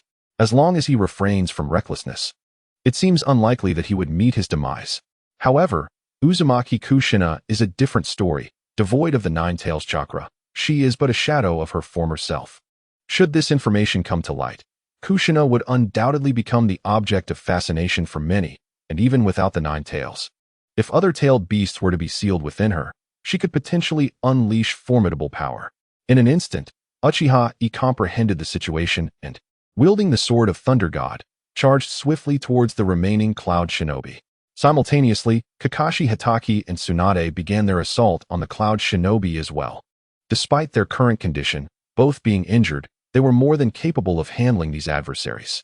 Today, Tsunade and Kakashi have risen to be among the elite of Konoha. Witnessing his subordinates fall one by one, Shirabi's face contorted in rage. These were his comrades. The Cloud Shinobi are known for their loyalty, especially after the incident involving the Gold and Silver Brothers, leading to a greater sense of unity within the village hidden in the clouds. Their stronghold is genuinely protective of their own. One could argue that they are akin to brigands, seizing whatever they desire, yet they treat their subordinates with undeniable respect. Otherwise, the third Raikage would not have sacrificed his life to ensure the safety of his comrades. Undoubtedly, the third Raikage is a man of remarkable charisma, as is the fourth. In Konoha, the Hokage is referred to with honor, while in the Cloud Village, the Raikage is addressed as boss. During this mission, Shirabi had considered the possibility of encountering formidable foes. It could very well be a trap. Nevertheless, he was confident in his ability to complete the mission.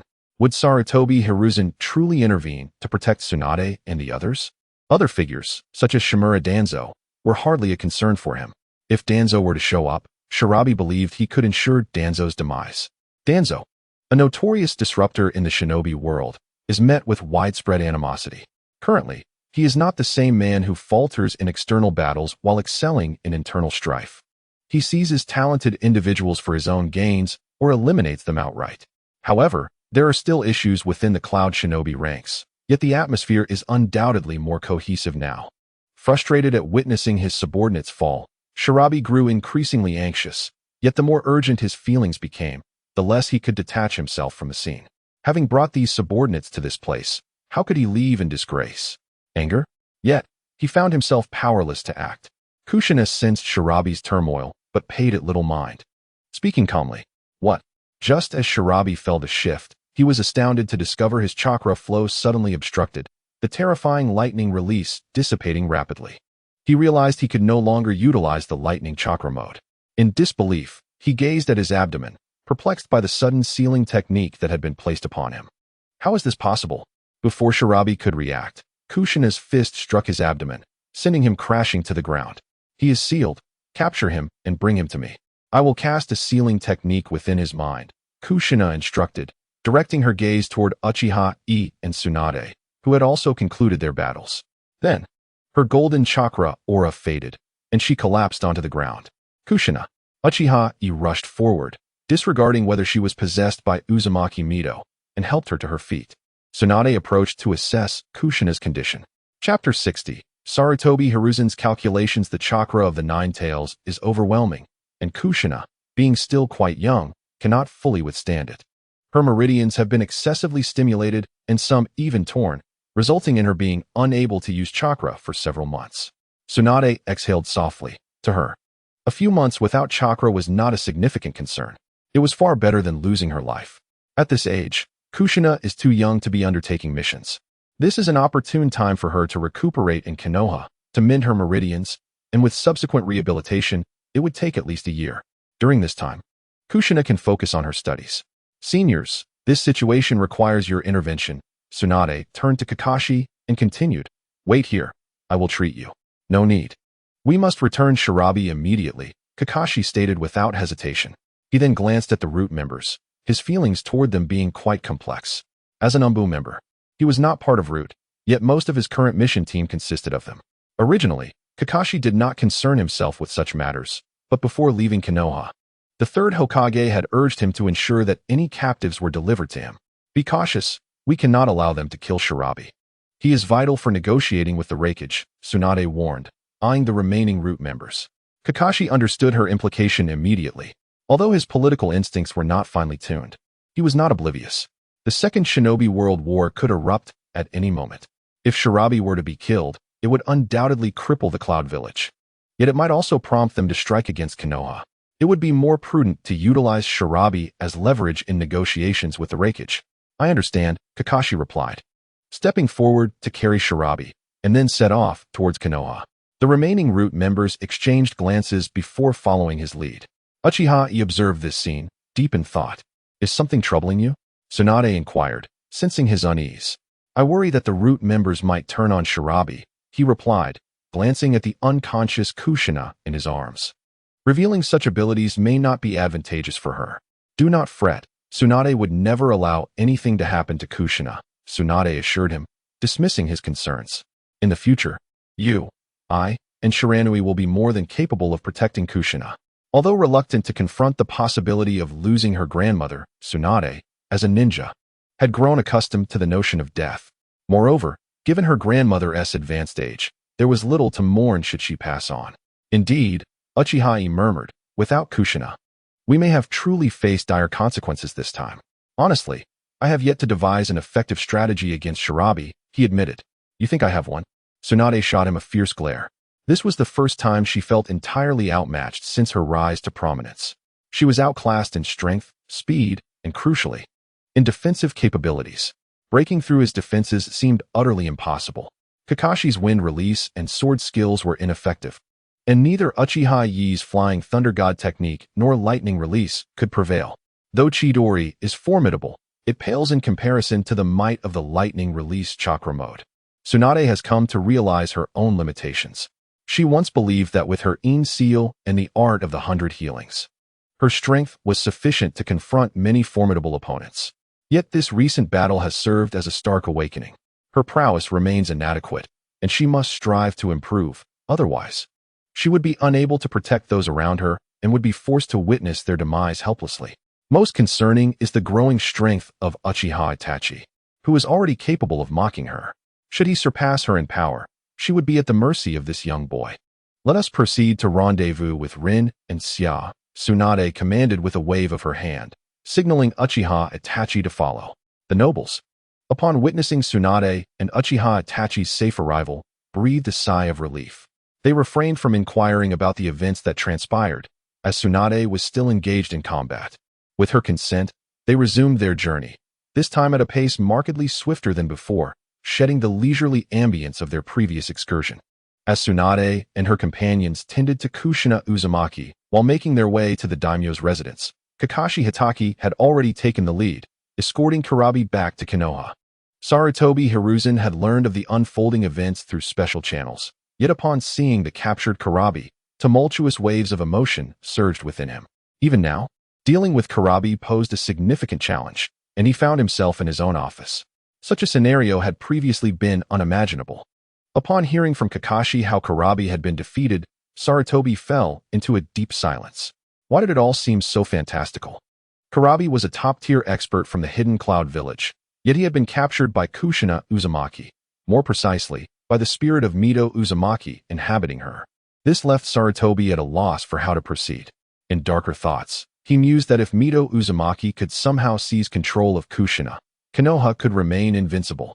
Fortunately, he also knew that Mito was not that kind of person. The will of fire within him would not allow such actions. Sarutobi took a couple of puffs from his pipe, his gaze growing more profound. Capturing Kurabi was undoubtedly a boon for Konoha. By the way, Mito-sama has requested that I take Kurabi to her.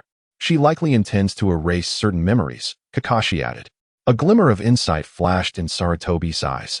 Mito's request for Kakashi to escort Kurabi to her indicated that Kakashi held a position of significance in Mito's eyes.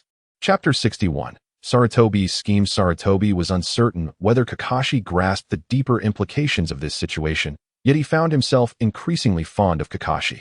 Mito had directed Kakashi to escort Kurabi to her, yet Kakashi prioritized visiting Sarutobi first, affirming that the Hokage held the highest importance in his heart.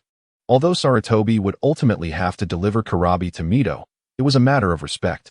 Mito rarely intervened, yet when she did, Sarutobi understood the need to honor her wishes. He did not intend to impede her plans. If possible, he hoped Mito could extract all the intelligence from Karabi's mind. Once you deliver him to Mito-sama, please extend my gratitude to her, Sarutobi instructed, waving his hand. You needn't return immediately. Focus on your recovery first. Do not let any lingering injuries fester. Yes, Hokage-sama, Kakashi replied, his heart ablaze with admiration for the Hokage's kindness. After Kakashi departed with Karabi, Sarutobi resumed his smoking in the office. True to form, about 5 minutes later, the office door was violently thrust open, and Danzo Shimura stormed in, slamming the door behind him. Sarutobi, hand over that Karabi. I will extract every piece of information from his mind. Then, while Mito-sama still possesses the strength to fight, we shall eradicate the land of lightning and secure our position. At Danzo's words, Sarutobi shuddered. Initially, he had merely wished to engage Karabi and the Hidden Cloud Village in earnest dialogue, seeking a peaceful resolution. Any shadow-level expert was invaluable to a village, unless that expert posed a significant threat or was an outsider. Yet here was Danzo, contemplating the annihilation of the land of lightning. Truly, he was as ambitious as ever.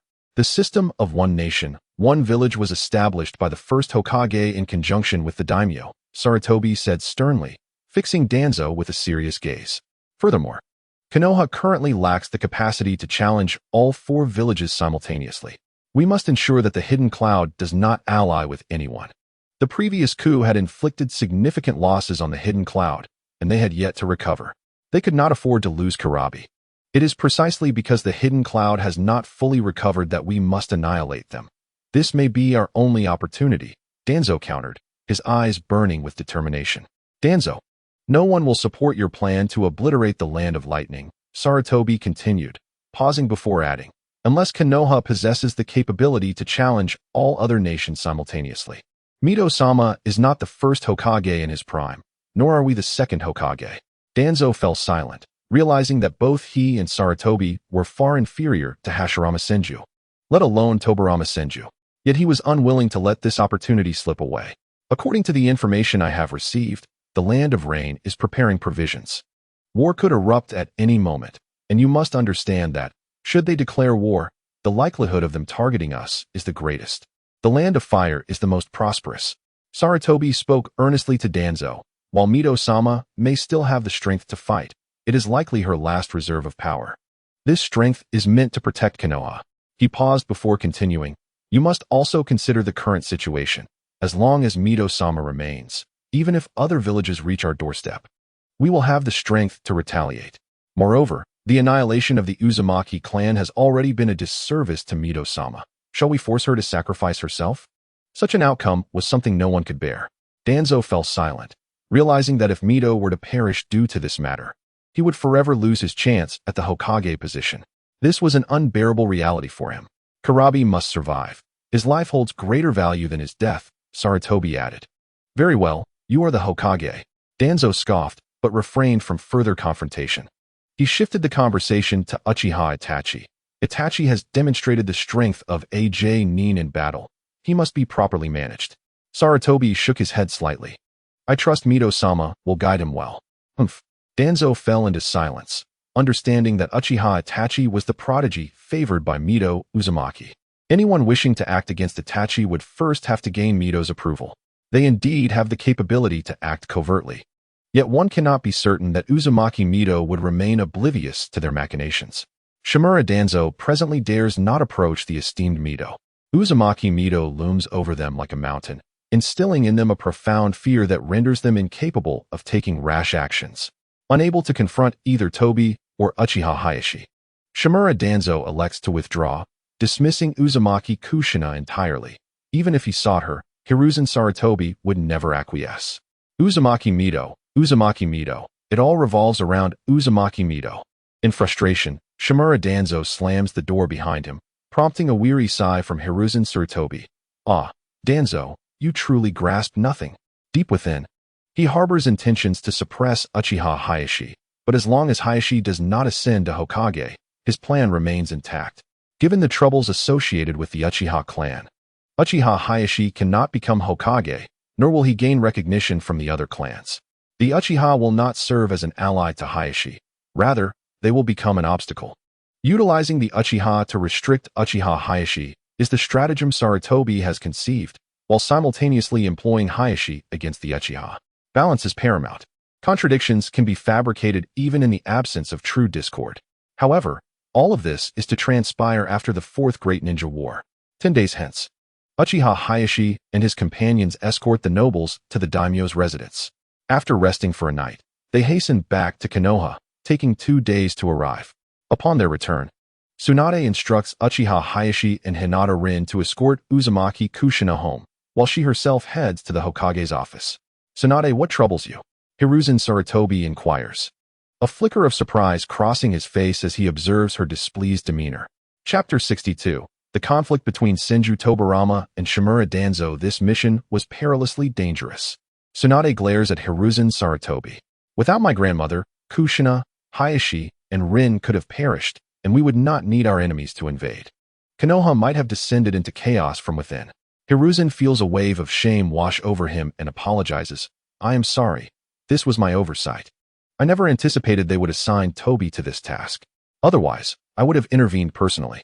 Initially, Hiruzen had contemplated taking action himself, but just as he formed the thought, he was thwarted by Mito and Konoha's security. The Hokage must not leave Konoha without pressing necessity, a measure to prevent a repeat of the calamity that befell the second Hokage. The sacrifice of the second Hokage nearly plunged Konoha into civil strife. Now, Hiruzen finds himself regretting his inaction. Had he known, he would have acted himself. Fortunately, Mito had left contingencies regarding Uzumaki Kushina. Otherwise, this situation could have escalated dramatically. None are fools. Uchiha Hayashi, Tsunade, Hinata Rin, and Uzumaki Kushina were clearly deployed as bait. Their unique identities mean that should anything go awry, internal conflict may erupt.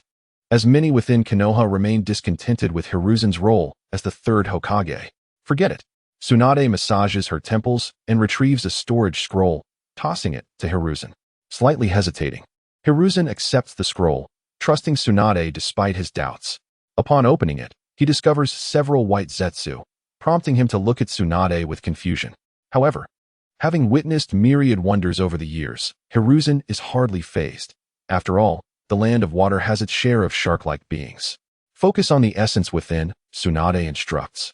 Arms crossed, huffing, that Danzo is growing increasingly brazen, utilizing the fruits of the wood release experiment to surveil us. Their concealment abilities are far too potent. Even Byakugan cannot detect them. Were it not for the Nine-Tails Chakra, we might remain oblivious to their presence. I refuse to believe you lack such an entity nearby. What? A wood release experiment? Hiruzen gasps, incredulity flooding his features as he examines the white zetsu. He senses a hint of wood release chakra, sending a chill down his spine. Indeed, it is wood release. Could it be that the wood release experiment has succeeded, with Danzo withholding this from him? After all, as Hokage, he had painstakingly allocated funds to support the experiment. The emergence of a wood release entity and Danzo's silence on the matter breed suspicion in Hiruzen's mind regarding Danzo's character. Aside from you, who else could access my great-grandfather's cells? Tsunade scoffs. Not you. So could it be my second grandfather's experimental subjects? Well then, I leave this matter in your hands. I must return home. I hope you can resolve this appropriately, lest your intelligence be compromised in the eyes of others. Hiruzen lapses into silence, fully comprehending Tsunade's implication. Should their adversaries possess such formidable stealth capabilities, it indeed poses a grave threat. As for the second Hokage's experimental subjects, Hiruzen considers the possibility. After all, they hold great respect for the second Hokage's abilities. Had he not perished so abruptly, it is conceivable that the wood release experiment could have succeeded. Mito, we have returned. Uzumaki Kushina joyfully exclaims as she enters her home, rushing towards Mito's presence. Uchiha Hayashi and the others soon observe that Mito is presently instructing Uchiha Mikoto and Shoju. Meanwhile, Hinata Hizashi lacks this privilege, not because he is undeserving, but because the Hyuga clan does not support Hizashi's training under Uzumaki Mito. After all, Hizashi bears the mark of a caged bird upon his brow.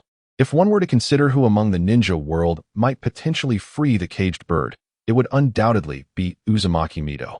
Hisashi surely longs to break free from the caged bird, and even if Mito possessed a mere 1% chance of achieving this, the Hyuga clan must remain vigilant against such possibilities. You've returned. Mito greets them, gesturing for them to sit. Grasping Uzumaki Kushina's hand, she senses her recovery and sighs with relief. You've made significant progress. You must continue to rest. Yes, I understand. Uzumaki Kushina expresses her fondness for this feeling of vulnerability, relishing the care Uchiha Hayashi has provided throughout their journey, which puts her mind at ease. If possible, she wishes to remain on Uchiha Hayashi's back indefinitely. As she prepares to rest, Uchiha Hayashi too deserves a respite. Life seems quite pleasant. The outside world is perilous, with even Tsunade encountering dangers, prompting her to refrain from undertaking missions. Mito nods in approval, then turns her gaze to Uchiha Hayashi. You appear entirely unfazed. After all, you are a master of sealing techniques. Chakra is a wondrous energy, so there is no need for surprise. Furthermore, the second Hokage delved into various peculiar ninjutsu. Surely not all of them are without parallels. Uchiha Hayashi sometimes harbors a mischievous suspicion towards Senju Tobirama. He has nurtured Uchiha Kagami, pondering whether he has truly grasped the essence of the Uchiha clan. Should he aim to possess Uchiha Kagami, it is likely that Senju Tobirama would not decline. Perhaps even Orochimaru's reincarnation technique was a notion that crossed Tobirama's mind. Despite this, Tobirama might harbor a distaste for the Uchiha bloodline, considering it a taint upon his legacy. Through the body of Uchiha Kagami, Senju Tobirama harbored confidence that he could suppress the Uchiha clan. Believing that resolving the Uchiha problem through Uchiha means was a course of action he would never reject. If he truly dominated the Uchiha, would he not merely be a pawn of the Uchiha? The sinister Senju Tobirama likely would not refuse such an occurrence. Even for this purpose, he would contemplate the reincarnation of Uchiha. Chapter 63. Uzumaki Mito was already aware of everything. Uzumaki Mito sensed a hint of malice from Uchiha Itachi. Yet it was not directed at him. Rather, it was aimed at Senju Tobirama, prompting him to dismiss it. After all, Tobirama had indeed conducted research in this regard. So Uchiha Itachi's thoughts on the matter were not unfounded accusations against Tobirama. Such minor emotions could not sway the larger picture. The more Uzumaki Mito understood Tobirama, the more he felt that Uchiha's resentment towards him was entirely justified. However, the Uchiha clan ought to be grateful to Tobirama, for after Tobirama became Hokage, he genuinely sought to integrate the Uchiha into Konoha. Of course, during the tenure of Senju Hashirama as Hokage, Tobirama had indeed executed numerous actions against the Uchiha. It could be said that the Tobirama before and after becoming Hokage were akin to two different individuals. What are your feelings after this outing? Uzumaki Mito inquired. My strength remains inadequate. Raikage Kurabi's lightning release far surpasses my own. If I were to encounter him, I would possess no capacity to resist. Of course, Uchiha Itachi was being modest. With the Flying Thunder God technique, he was now sufficiently capable of ensuring his own invincibility. Indeed, the lightning release chakra mode has its own merits. Uzumaki Mito sighed resignedly. I had considered assisting you in obtaining the training methods for the lightning release chakra mode from Kurabi. Unfortunately, his mind is sealed in such a way that any forceful attempts to break it would result in catastrophic damage from lightning release. Furthermore, if you were to achieve the lightning release chakra mode, the Raikage would likely go mad, seeking to eliminate you at any cost. Uchiha Itachi chuckled knowingly. I am aware, and the lightning release chakra mode may not truly suit me.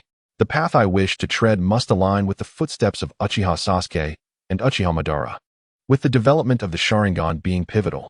As for the eternal Mangeki Sharingan, I shall not dwell on it, for the time being. No one possesses a compatible pair to offer me. I can only hope that the battle space will aid me in merging with other Mangeki Sharingan. Even if it does not materialize, I still aspire to attain Indra's Mangeki Sharingan, one that does not lead to blindness. Indeed, Uzumaki Mito nodded slightly upon hearing Uchiha Itachi's thoughts. In fact, once sealing techniques are mastered to a certain level, countering the lightning release chakra mode becomes quite feasible. You possess a modicum of talent in sealing techniques. You should delve deeper into this area. I understand. I shall rely on you, Lord Mito. Subsequently, Uchiha Itachi broached the subject of white zetsu, which rendered Uzumaki Mito momentarily silent. After a prolonged pause, Mito finally spoke. These white beings should have no connection to Monkey and Danzo. Oh, Uchiha Itachi looked at Uzumaki Mito in surprise. He had intended to cast a disparaging light on Shimura Danzo in Mito's presence, despite Danzo not having acted against him as of yet. History dictated that one must never place their trust in Danzo. To do so was tantamount to courting death. Speaking of which, the annihilation of the Uchiha clan was a consequence of multiple factors. While Shimura Danzo stoked the flames, the ninjas of Konoha, lacking a divine perspective, naturally harbored animosity towards the Uchiha. Ultimately, it was Uchiha Obito who had led them into this predicament. The presence of the nine-tailed Sharingan was sufficient reason for hatred towards the Uchiha. If not them, then whom would they resent? One could only speculate whether Obito's status as an outcast had caused him to harbor such ill intentions against the Uchiha, ultimately leading to their downfall. Undoubtedly, Obito's lack of confidence played a significant role, as he feared the emergence of uncontrollable Mangekyou Sharingan within the Uchiha clan. It was simpler to eradicate the Uchiha entirely than to confront that possibility. They did not possess the capability to research such matters, Uzumaki Mito added thoughtfully. Moreover, these entities first appeared during the First Great Ninja War. I had captured a portion of them with the intention of having Tobirama investigate, but unfortunately, he never returned. Is that so? Uchiha Itachi's expression shifted to one of realization. Uchiha Obito and his associates were aware of the Nine-Tails Chakra's ability to discern good from evil, and it was evident that either Black Zetsu or Uchiha Madara had informed them of Uzumaki Mito's capabilities. But how did they come to know this? Uzumaki Mito became the Nine-Tails Jinchuriki after the climactic battle between Uchiha Madara and Senju Hashirama. Thus, it was clear that Uzumaki Mito had long recognized the existence of White Zetsu. Uchiha Itachi pondered why neither Orochimaru nor Kabuto had attempted to reincarnate Uzumaki Mito. Was it due to her insufficient strength? Certainly not. She was the foremost ninja in the world at present. Perhaps her body was no longer available? Given Orochimaru's abilities, he could certainly locate it. Ultimately, it was simply that Uzumaki Mito posed a significant danger.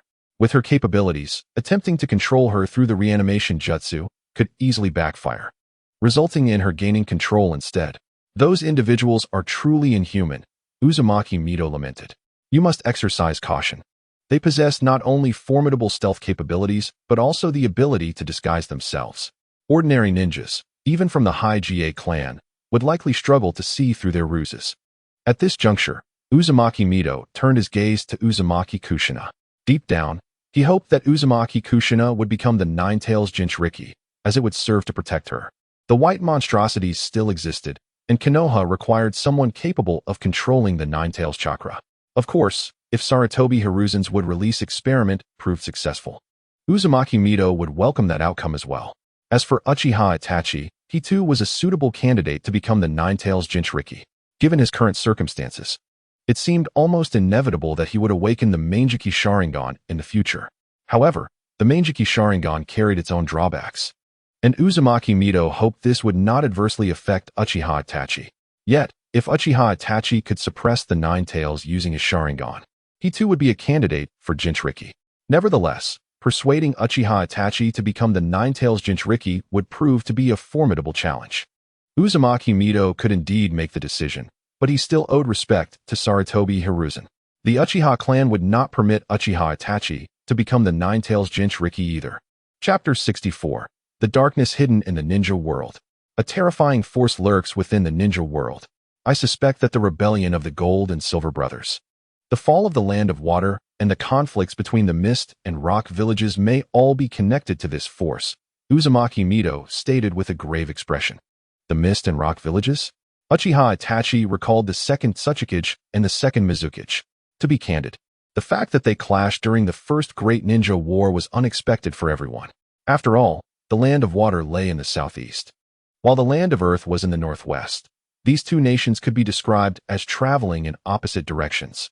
Yet, during the Great Ninja War, they engaged in a fierce and unrelenting conflict, their motivations remaining elusive, yet the battles undeniably occurred. At the outset, Uchiha Yi harbored suspicions regarding Senju Tobirama's involvement in inciting discord between the two nations, for Tobirama was no stranger to underhanded schemes.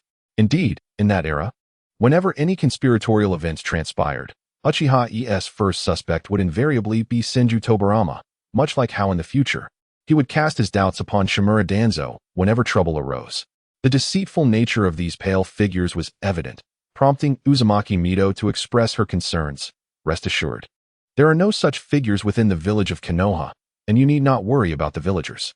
However, once you step outside, be wary of all that lies beyond. Initially, she believed this to be an isolated incident, but it now appeared that these entities were poised to return, their sights even set upon them. Uzumaki Mito, adamant about preventing Uzumaki Kushina from venturing out, felt that while Uchiha Yi could fend for himself, Kushina was decidedly more vulnerable.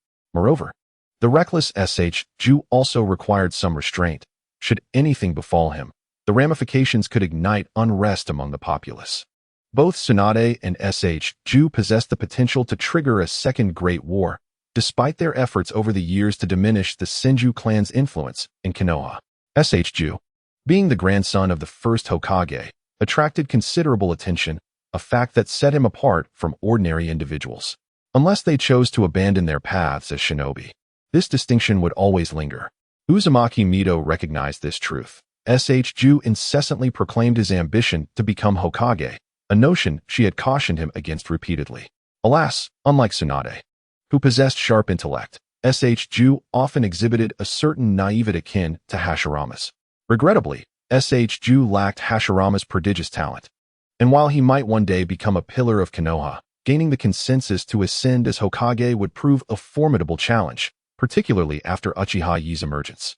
The prospect of any young contender gaining acceptance as Hokage had become increasingly daunting, especially since Uchiha Yi faced significant political hurdles in that regard. However, such matters would only arise after her passing. Being Hokage offered its advantages, yet not holding the title did not diminish one's worth. Senju Hashirama had viewed the position with a sense of detachment. Had it not been for Senju Tobirama's incessant meddling, perhaps the first Hokage would have been Uchiha Madara. Do not worry, Mito, I shall remain within the village, assured Uzumaki Kushina, sensing Mito's apprehension. Indeed, Kushina is a good child, Mito replied, stroking her granddaughter's crimson hair while casting a glance at Ju, who listened intently yet remained nonchalant. With a sigh, Mito thought to herself that this foolish grandson required some guidance. As the conversation unfolded, Tsunade returned home, visibly fatigued. She unceremoniously seated herself and began to indulge in some pastries. Mito refrained from chastising Tsunade, feeling a measure of satisfaction with her granddaughter, intelligent and uninterested in the Hokage title. Tsunade exhibited remarkable talent. Though she might never achieve the pinnacle of power, her prowess in medical ninjutsu was unparalleled, marking her as the most gifted medical ninja Mito had ever encountered. In the future, Tsunade's reputation as the foremost medical ninja in the shinobi world would afford her a means of self-preservation. After swallowing a piece of pastry, Tsunade inquired, Grandma, has that rascal Uchiha Yi mentioned anything about those pale figures? Yes, he has, Mito replied, casting a glance at Uchiha Yi, who understood the cue and reiterated her previous words. Tsunade's countenance darkened. Was there truly a hidden force in the shinobi world? This could spell disaster for Konoha. Do you think this might be aimed at Lady Mito? Uchiha Yi posed the question, prompting the others to turn their attention toward him. The affairs of the Uzumaki clan were likely entangled with the machinations of this shadowy puppeteer. It could be a plot against Konoha, or perhaps a direct assault on Lady Mito herself. Should the situation escalate to a critical juncture, intervention on her part would be imperative, yet such action could lead to dire consequences. Uchiha Yi's words elicited no ire from Mito. Rather, she gazed at him with affectionate encouragement to continue.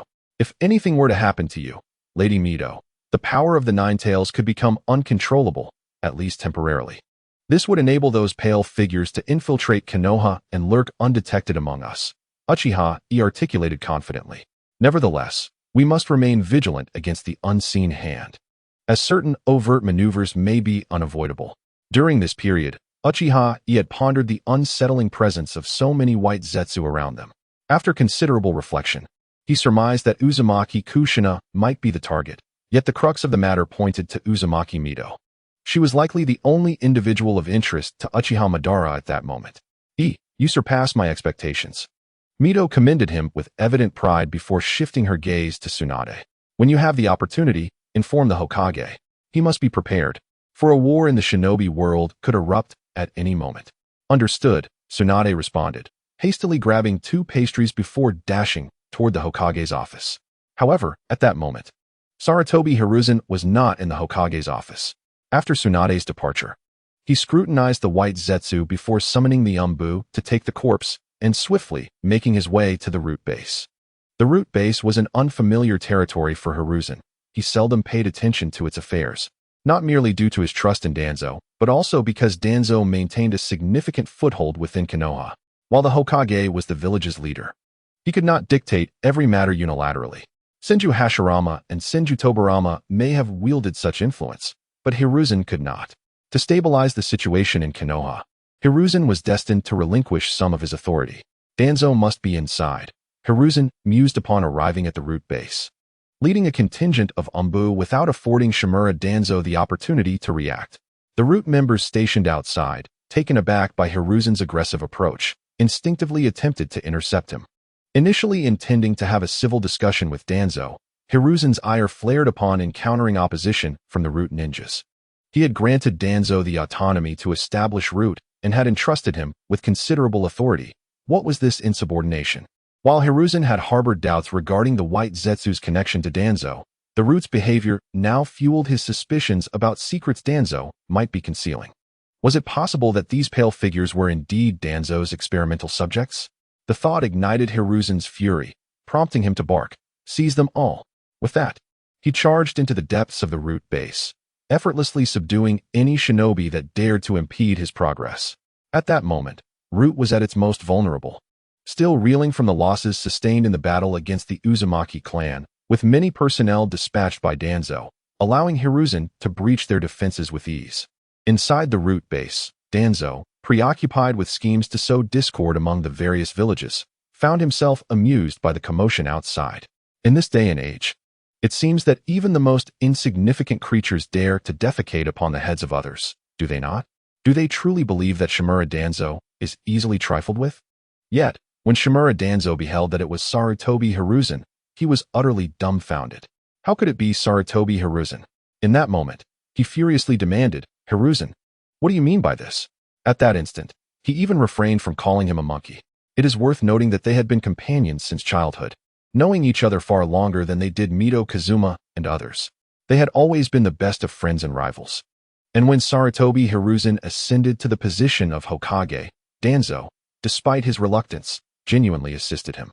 However, now that Sarutobi Hiruzen had intruded upon his base and engaged in combat, Danzo was incensed. Did Sarutobi Hiruzen truly think him weak? What did this mean? Sarutobi Hiruzen waved his hand and ordered an Umbu to present the corpse of white Zetsu before Danzo. Feel the aura emanating from it. Since the wood release experiment has yielded successful results, why was I not informed? Successful results from the wood release experiment? Danzo was momentarily bewildered. As he sensed the aura from white Zetsu, his heart tightened. Indeed, there was the distinct essence of white Zetsu, but when had their experiments ever yielded successful results? Why was he, the person in charge, completely unaware? Are you saying this is a product of the wood release experiment? Danzo queried with a furrowed brow. Could there possibly be a falsehood here?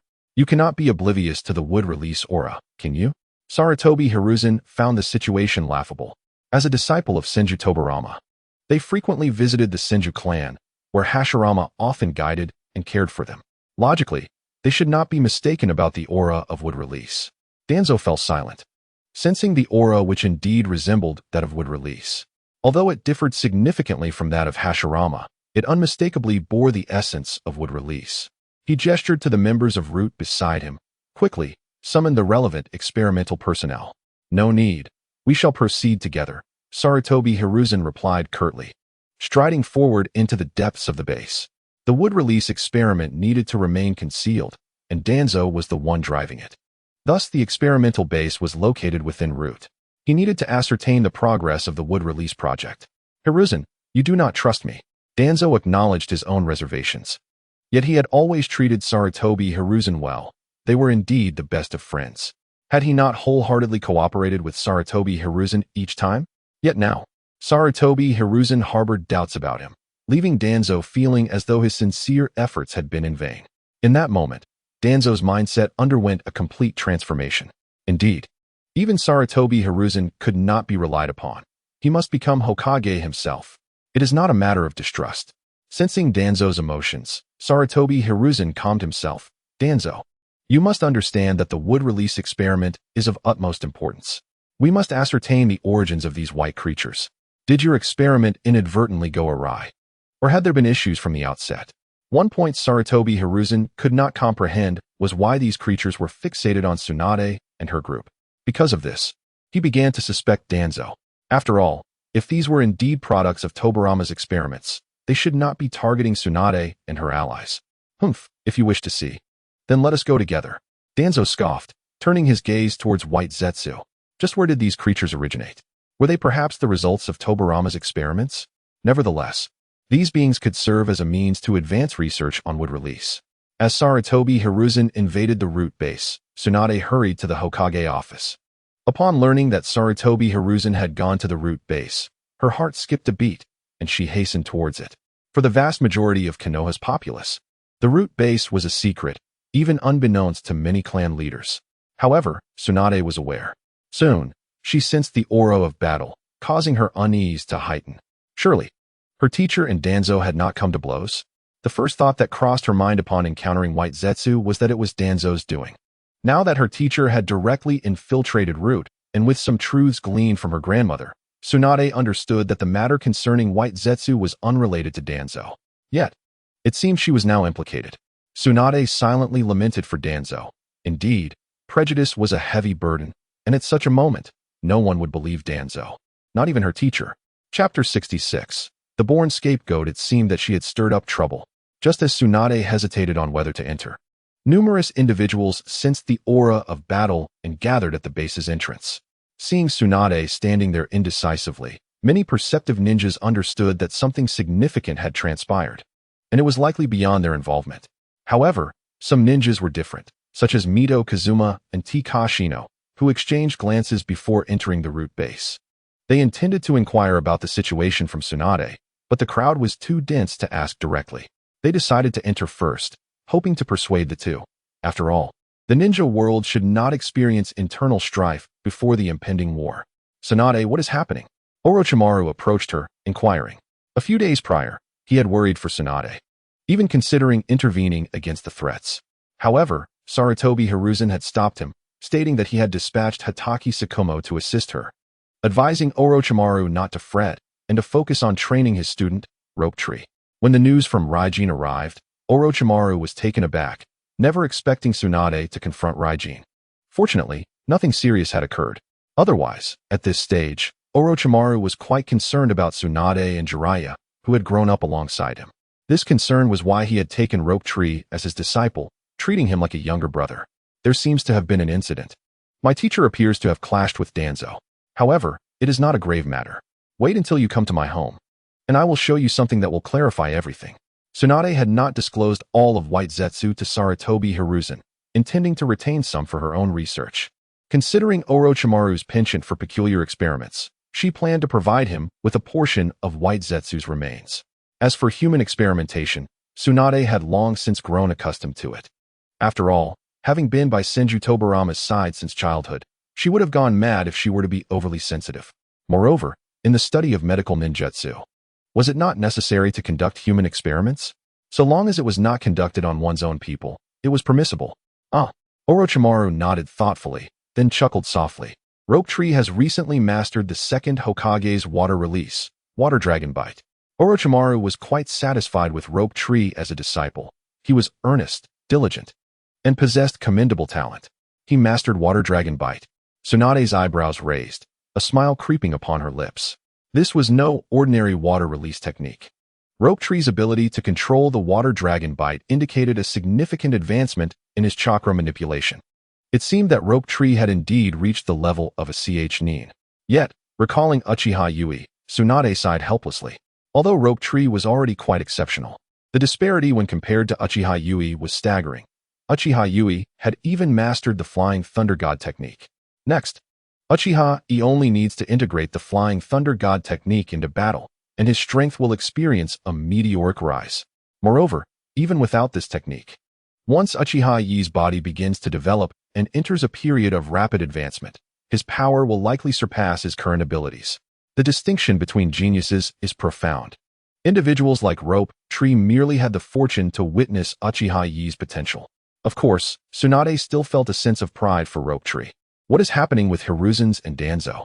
Mito Minion and Tsunade's colleague, SH-10, directly arrived at the root base. Normally, they would not have access to this place. But Hiruzen's had given them permission. In truth, Hiruzen suspected he might have wrongly accused Danzo and wished to ease the tension through these two. Take a look at this. Hiruzen said coldly, pointing at White Zetsu. The two turned their gazes towards White Zetsu, sensing its aura and casting dubious glances at Danzo. Danzo was infuriated by their scrutiny. What are you looking at me for? This has nothing to do with me, at least not with my experiments. Why do both of you suspect my involvement? Am I so untrustworthy? Everything Danzo did was for the sake of Konoha. If he had achieved results from his experiments, he would certainly disclose them. What on earth is going on?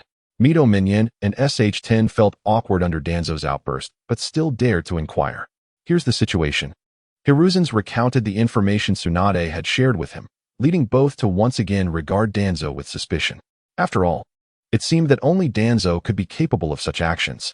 It wasn't me. Danzo crossed his arms and scoffed.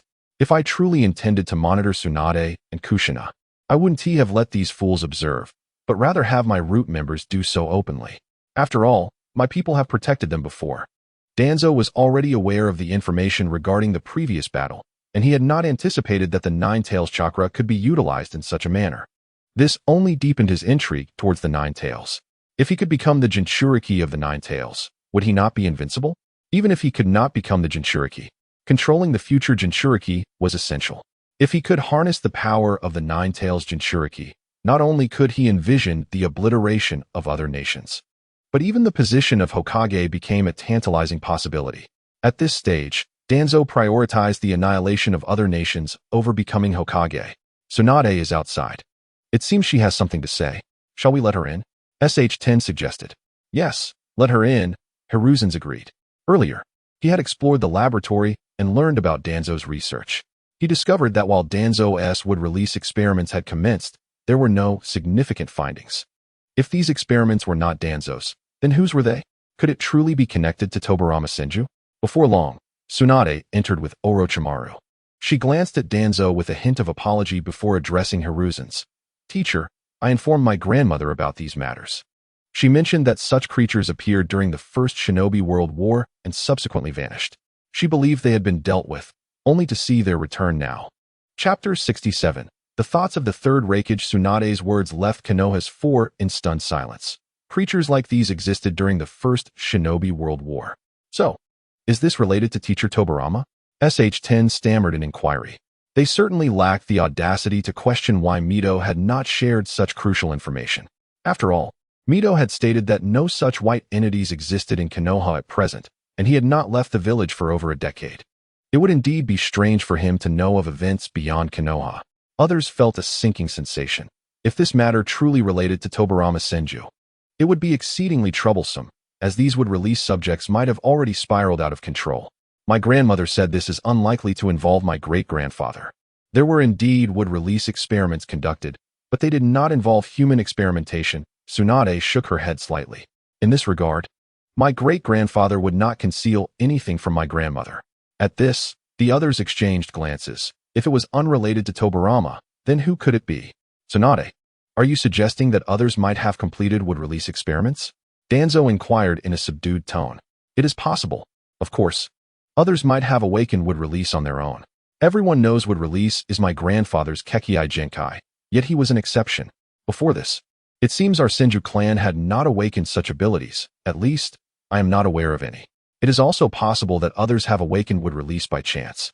But I cannot ascertain the specifics. Tsunade sighed helplessly. This revelation made the expressions of the others grow even darker. No matter how one viewed it, this situation was difficult to manage. Additionally, my grandmother mentioned that an invisible hand operates behind the scenes in the shinobi world. Tsunade continued, relaying Mito's speculation. At this, everyone lost their composure. Hiruzen's and Danzo exchanged knowing glances. They were aware that Uchiha Kagami had been easily defeated, even killed, and that his Manjiki Sharingan was likely in the hands of this unseen force, which would undoubtedly bolster their adversary's strength. After all, it was a Manjiki Sharingan. This was certainly not a favorable development for Konoha, considering that this force might be secretly sowing discord among the nations. It was easy to deduce that they could incite a second Shinobi World War. Perhaps we should expose this force, SH-10 suggested hesitantly. That is impossible. Even if we spoke out, no one would believe us, Danzo bluntly refuted. He was still irked. Hiruzen's had barged into the root base without a word and cast doubts upon him. It was proven to be a misunderstanding, yet Danzo still felt discontent. What could he do? Blame Mito? That was inconceivable. Ultimately, it was Hiruzen's lack of trust that irked him.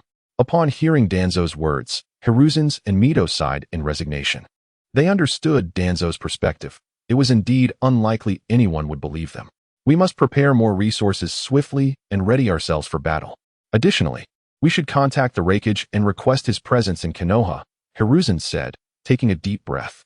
Danzo opened his mouth, eager to seize the opportunity to eliminate Shinobi and then ambush the third Raikage en route to the Land of Fire, thereby seizing control of the Land of Lightning. However, with the knowledge that someone could easily kill Uchiha Kagami and that they remained a lurking threat, even someone like Danzo dared not act recklessly. Teacher, may I take a look at this white entity? Orochimaru inquired, turning his attention to white Zetsu. Yes, feel free to examine it, Hiruzen's replied, not refusing. After all, Orochimaru was his most favored disciple, with a penchant for studying various peculiarities. If he was interested, Hiruzen's would allow him to investigate. Meanwhile, in the hidden cloud village, the third Raikage swiftly received notice from Konoha, and in a fit of rage, he smashed his desk. Damn Konoha, damn Hiruzen's. What does this mean? Does he wish to wage war against our cloud village? Lord Raikage, please calm your anger. The young boy, Sukadai, hastily intervened. Despite his youth, he was highly regarded by the third Raikage, who took him under his wing for training. Humph. The third Raikage scoffed, striving to regain his composure. Prepare for me. Accompany me to Konoha. Could this be a trap? Sukadai inquired warily, recalling how the second Hokage had perished while attempting to negotiate a peace treaty. Aside from the inaugural 5 Kage summit, there had been no instances of a Kage visiting another village. That first meeting occurred during the era of Senju Hashirama, and there were no concerns then, as Hashirama relied not on schemes, but on direct action. He was a being who had subdued an entire era. Since they extended an invitation, we shall accept it. The third Raikage spoke in a rumbling voice. There was no choice. After all, Shinobi had been captured. He was like a brother to them, and Cloud Village could not afford such a loss. Pausing for a moment, he continued, mobilize forces and position them at the borders of the Land of Lightning. Should anything happen to me, we will declare war on Konoha. Although the third Raikage was confident in his strength, he knew he was not invincible. Uzumaki Mito was not to be underestimated. Given the current situation, Cloud Village could not afford to strike first against Konoha. Thus, he needed to secure some benefits for himself. Despite his muscular build, which might suggest a brash nature, he was far from foolish. Mito, do you have any suggestions regarding the transformation of Chakra? Regardless of how the ninja world evolves, it has no bearing on Uchiha Yi, who continues to visit Uzumaki Mito's home daily. Since Uzumaki Kushina's injury, their small team had effectively disbanded. Tsunade lacked the time and energy to manage them. And it wasn't only Tsunade's team. Even Orochimaru's team was currently in a semi-dormant state. This was not due to injuries within their ranks, but rather because Orochimaru was preoccupied and had no time to lead missions. Chapter 68. Researching the tailed beast ball transformation of Chakra? When you practice Chidori, you must have worked on transformation as well. Or are you seeking to create a new jutsu? Uzumaki Mito never doubted Uchiha Yi's creative abilities. Compared to Uchiha Madara, Yi resembled Senju Tobirama more. Though I have not battled Shinobi, I have clearly identified the flaws in Chidori, and at present, I lack the capability to enhance it further. Moreover, I have mastered the Flying Thunder God technique. My next step is to integrate it into my combat system. Chidori, while valuable, has become somewhat of a double-edged sword. Uchiha Yi expressed uncertainty at this point. He had previously contemplated developing Kakashi's future technique, Purple Lightning.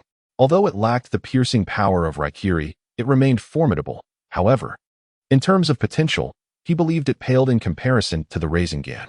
Considering the future Uzumaki Naruto's mastery of the Rasengan, Uchiha Yi, possessing considerable chakra, contemplated creating it himself. Naturally, lightning release suited Uchiha Yi better, but who said wind release Rasen Shuriken could not incorporate lightning release? Chidori was certainly worthy of continued research. Yet it was time to delve into the Rinnegan as well. While Chidori excelled in piercing and speed, it did not perfectly align with the Flying Thunder God technique. Uzumaki Mito nodded thoughtfully. Tobirama once considered using explosive tags or sword techniques to execute the Flying Thunder God slash. Mito was already aware that Yi had mastered the Flying Thunder God technique. She felt reassured by his ability and did not view it as a threat. At least for Uzumaki Kushina, Yi's mastery of the Flying Thunder God technique was a positive development. Are you referring to the mutual explosive tags of the second Hokage? Uchiha Yi seemed to have an epiphany. Indeed, the mutual explosive tags were initially intended for use with other jutsu, but they can also be applied in conjunction with the Flying Thunder God technique. Uzumaki Mito paused before adding, "It is simply a bit perilous." "Very well. I shall conduct further research. However, I wish to explore an instant-use ninjutsu without hand signs." Uchiha Yi nodded contemplatively. "Mito, may I have a glimpse of the legendary tailed beast ball? Do you wish to study jutsu akin to the tailed beast ball?" The tailed beast ball indeed represents the pinnacle of chakra transformation, yet it is composed of yin-yang chakra. It is nearly impossible for humans to utilize such jutsu. Nonetheless, as she spoke, Uzumaki Mito extended her hand, revealing a small, energy-laden black sphere the size of a peanut. This is a miniature tailed beast ball. Do not underestimate its size. It possesses the equivalent chakra of an average jonin.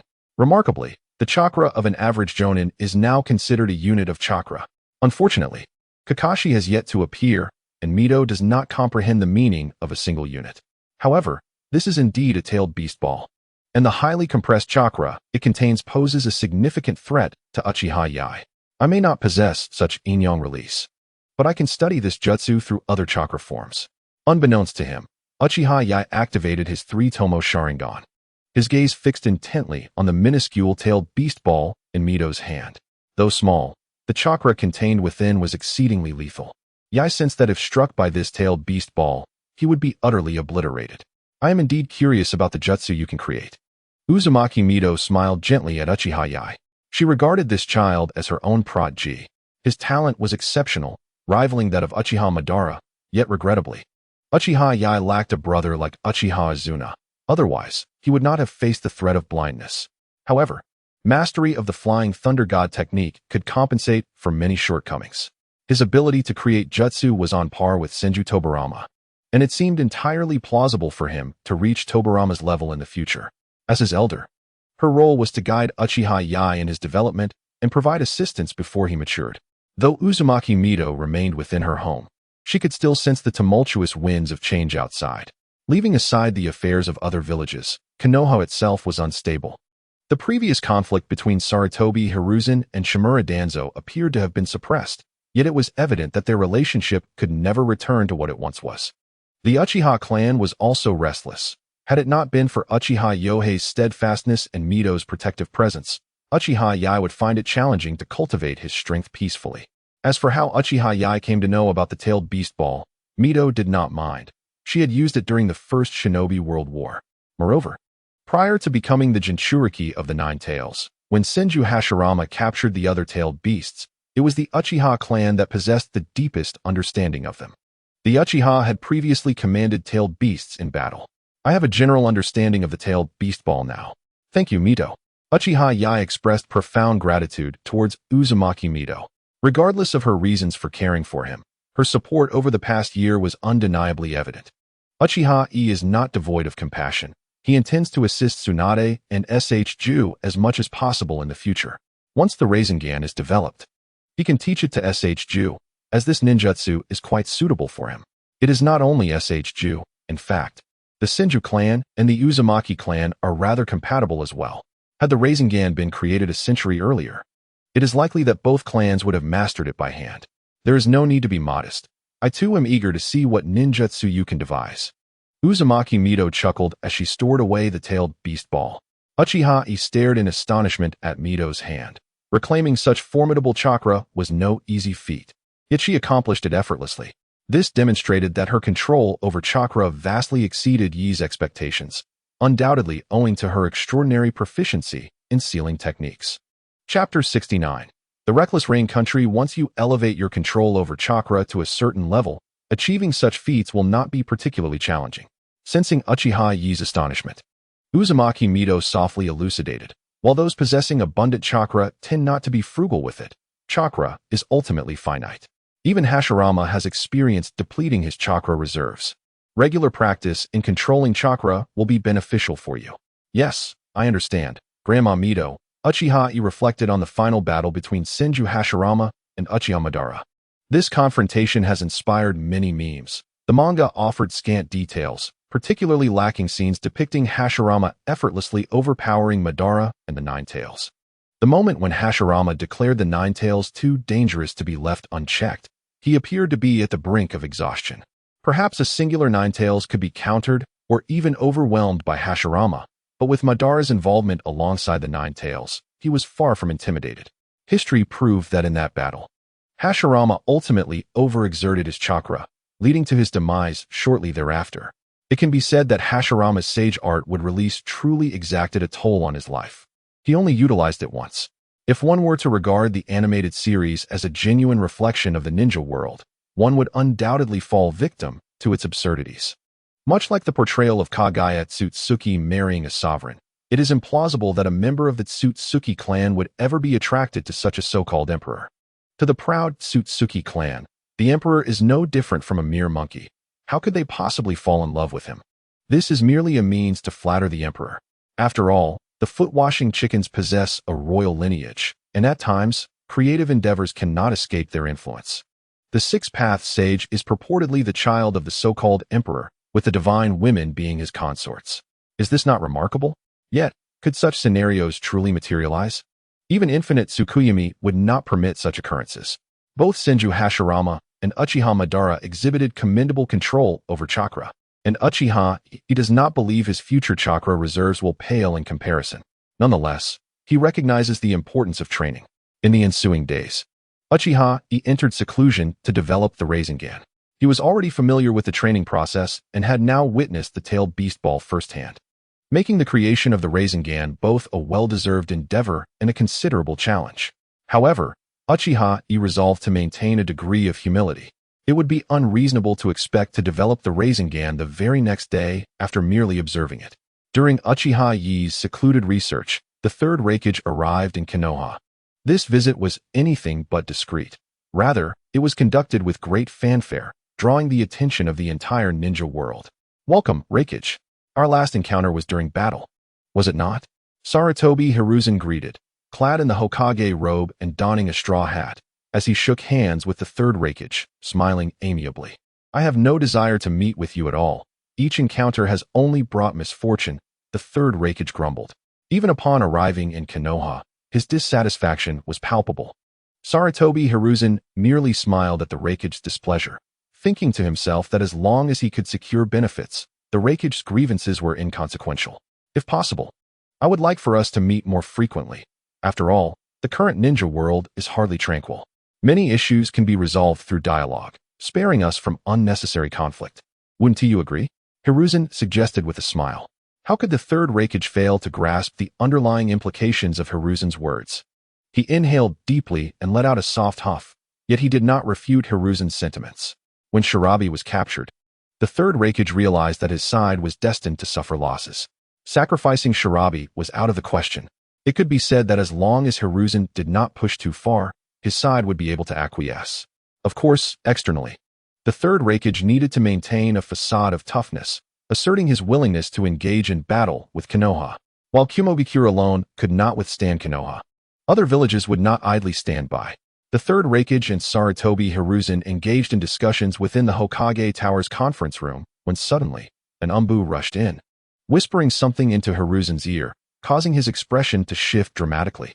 With a grave countenance, Hiruzen turned to the third Raikage and declared, Raikage, the land of rain has declared war on the land of iron. What?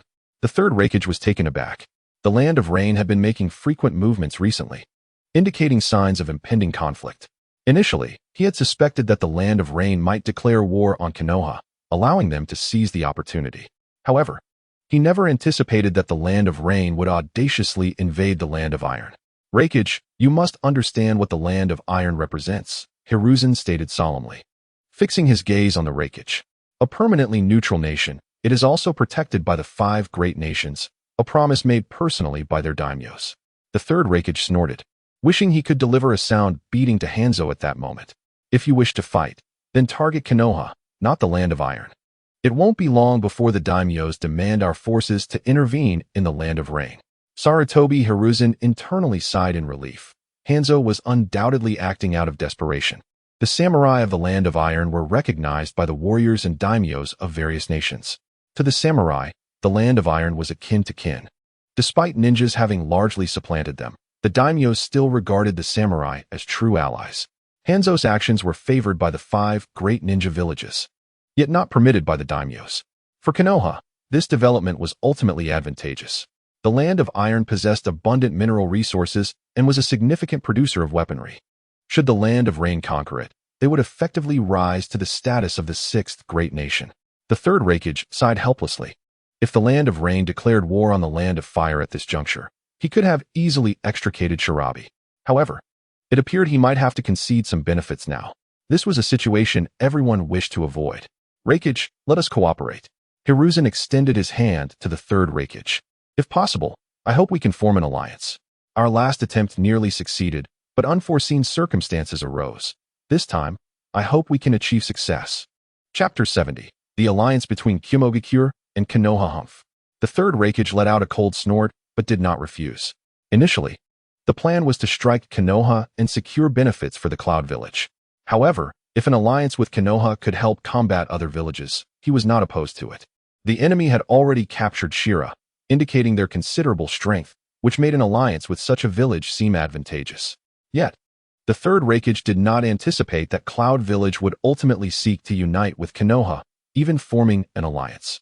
He hoped that this time, no issues would arise. Seeing the third Raikage's acceptance, Sarutobi Hiruzen smiled knowingly. It seemed that Hanzo was not so bad after all. While it was necessary to criticize Hanzo, there was no need to fully exert oneself against him. As long as the Land of Rain could not swallow the Land of Iron, it sufficed.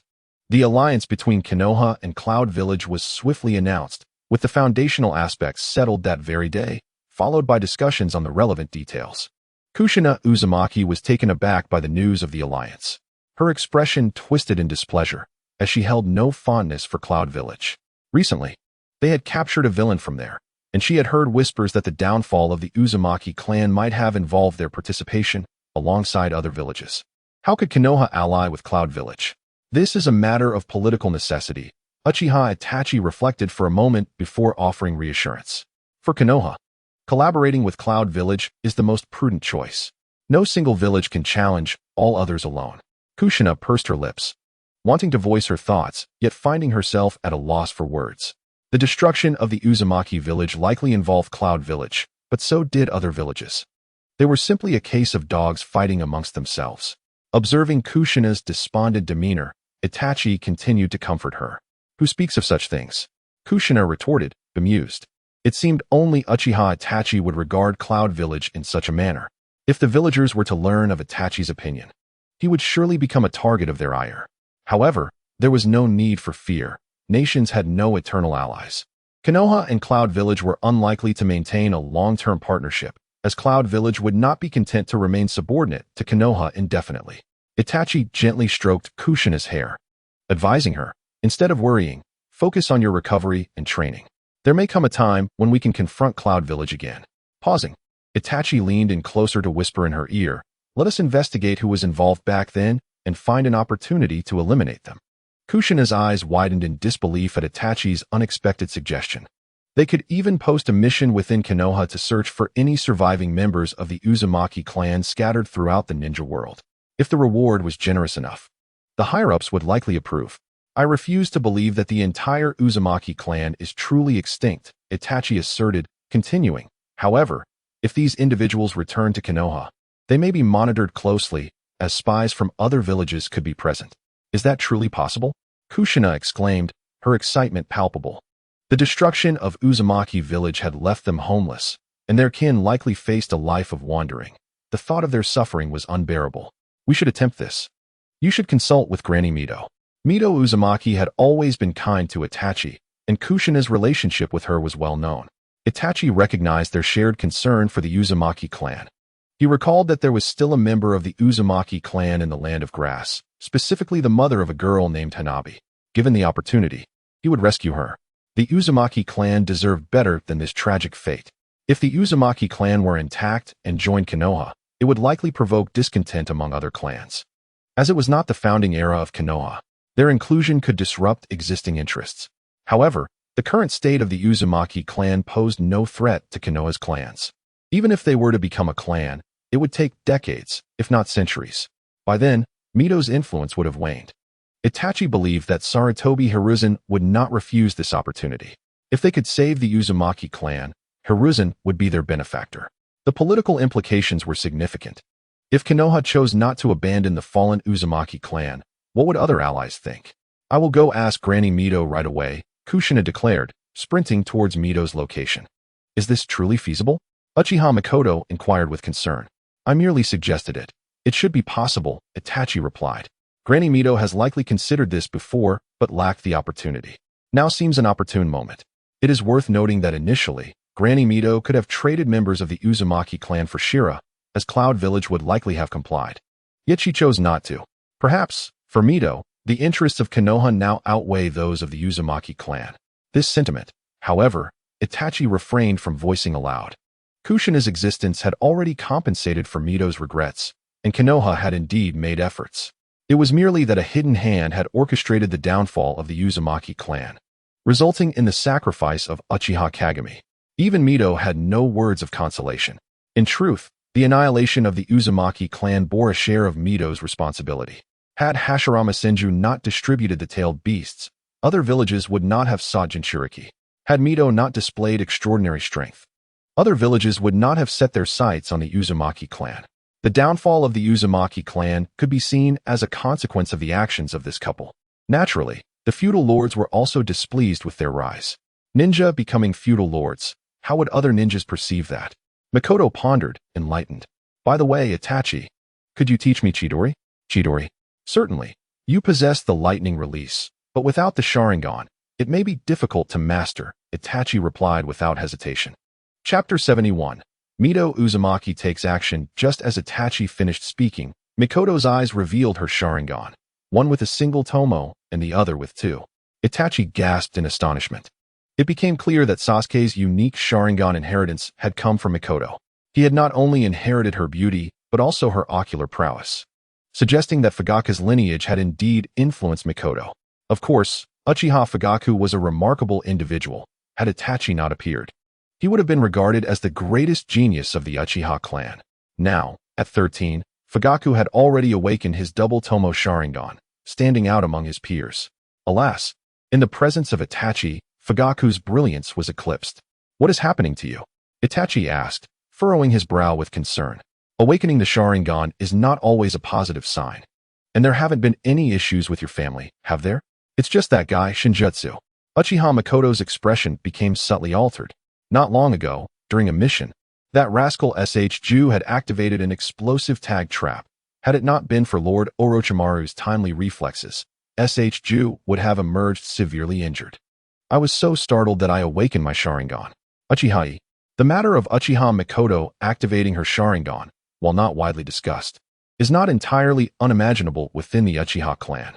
After all, Uchiha Makoto possesses a commendable bloodline, and it is entirely possible that one day she might unlock the Manjiki Sharingan. If ever Uchiha Yi were to tell her of his intention to wed Uzumaki Kushina, he would not be surprised if she were to awaken her eyes in response. However, such actions are not something Uchiha Yi would contemplate. Children make choices, while adults embrace all options. Uchiha Makoto is surely aware of her feelings for Uzumaki Kushina. It may be premature to express such thoughts, and as long as one's strength is sufficiently formidable, the opinions of others hold little weight. The ninja world does not impose a monogamous doctrine, and the concept of a marriage certificate is virtually non-existent. Yet, does Ju truly enjoy triggering explosive tags? He must possess a natural affinity for such mishaps. Why had I not heard of this before? Uchiha Yi regarded Uchiha Makoto with a bemused expression. Although Ju wishes to keep this under wraps, Lord Orochimaru will likely inform Lady Tsunade. Uchiha Makoto continued to explain. I am hesitant about revealing the Sharingan matter to grandfather. I have told no one except you. Everyone was too preoccupied with worrying about Ju to notice my awakening. As for grandfather, I fear he may worry for me. Whether to disclose it or not is trivial. After all, you are over 10 years old. And awakening the Sharingan is not an unacceptable occurrence. Uchiha Yi pondered on Uchiha Fugaku, who seems to be seeking a child bride for Uchiha Itachi, hoping for exceptional talent. With Uchiha Mikoto's remarkable abilities and now her awakened Sharingan, it is likely she will attract attention. However, Uchiha Yi is not easily intimidated, and currently, Uchiha Yi stands as the clan's foremost prodigy. Should the clan leader dare to intervene, Uchiha Yi could easily enlist Sarutobi Hizashi's support. It is unlikely that he and Shimura Danzo would refuse to engage in Uchiha clan affairs. I believe it prudent to remain discreet for a while. Routine missions do not necessitate the use of the Sharingan, and besides, you are here to guide me in its application, right? Uchiha Mikoto smiled gently, seemingly untroubled by the activation of her Sharingan. Very well, I shall instruct you in the use of the Sharingan and also teach you Chidori. Uchiha Yi did not decline. Aside from his recent studies on the Rasengan, he had little else to occupy him, and teaching Uchiha Mikoto posed no issue, given Uchiha Yi's current prowess. Imparting knowledge to Uchiha Mikoto would be effortless. Excellent. Uchiha Mikoto replied with a sweet smile. Are you suggesting we offer a bounty for members of the Uzumaki clan and bring them to Konoha? Uzumaki Mito was momentarily taken aback by Uzumaki Kushina's words. She felt a lingering debt towards the Uzumaki clan. Had she not become the Jinchuriki of the Nine Tails, the Uzumaki clan might not have suffered such unwarranted misfortune. It is true that other great nations harbor resentment towards the Uzumaki clan. Hearing Uzumaki Kushina's proposal stirred something within Uzumaki Mito, but given her position, any action she took would have far-reaching implications. Observing Uzumaki Kushina's eager expression, Uzumaki Mito sighed softly. Leave this matter to me. I will speak to the Hokage. Thank you. Mito grandma, Uzumaki Kushina chimed sweetly. After a moment's hesitation, Uzumaki Mito rose from her seat, marking her first step outside since the conclusion of the First Shinobi World War, heading toward the Hokage building. Her actions immediately captured the attention of many. No one anticipated that this steadfast pillar of Konoha would choose to act at this juncture. Could it be that the alliance between Konoha and the Cloud Village had incited her concern? Upon learning of Uzumaki Mito's arrival, Sarutobi Hizashi and Shimura Danzo exchanged glances, perplexed by her intentions, yet they rose to greet her. Lady Mito. Even Sarutobi Hizashi, the third Hokage, addressed Uzumaki Mito with utmost respect. They felt a twinge of apprehension. Could it be that Uzumaki Mito was displeased with their actions? Upon entering a chamber, Uzumaki Mito dismissed everyone except for Sarutobi Hizashi, Shimura Danzo, and Watergate, as well as the other essential personnel. Once they were alone, she began, Has Konoha formed an alliance with the Cloud Village? Yes. The others turned their gazes towards Sarutobi Hizashi, who, with a heavy heart, reported, Despite the sacrifices made by our teacher in the past, this remains our best option. As Hokage, I must set aside my personal feelings. Uzumaki Mito regarded Sarutobi Hizashi for a long moment, and he met her gaze with unwavering resolve. After a while, she chuckled lightly. Monkey, you finally resemble an exceptional Hokage.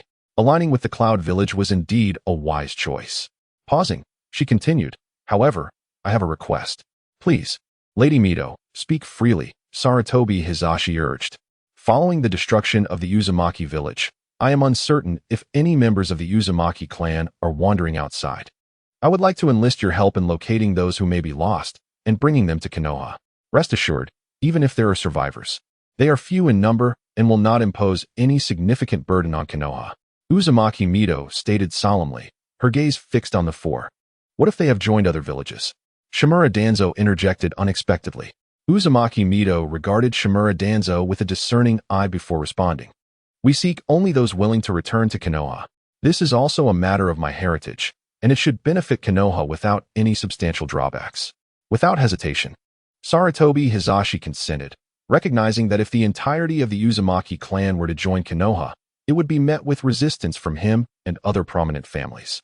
However, a small contingent of the Uzumaki clan would indeed serve as a significant asset to Konoha, presenting a scenario of great advantage with little risk. This sentiment was shared by Shimura Danzo, who contemplated approaching the Uzumaki clan members and bringing them to the Foundation. The Foundation currently required such talent. Thank you for taking care of this matter, Uzumaki Mito concluded before departing. Left behind, Sarutobi Hizashi and the others exchanged puzzled glances. After a lengthy silence, Rinnegan Haru finally asked, "What do you suppose Lady Mito's intentions are?" She could have mentioned this at any time. Yet she waited a year after the fall of the Uzumaki village to bring it up.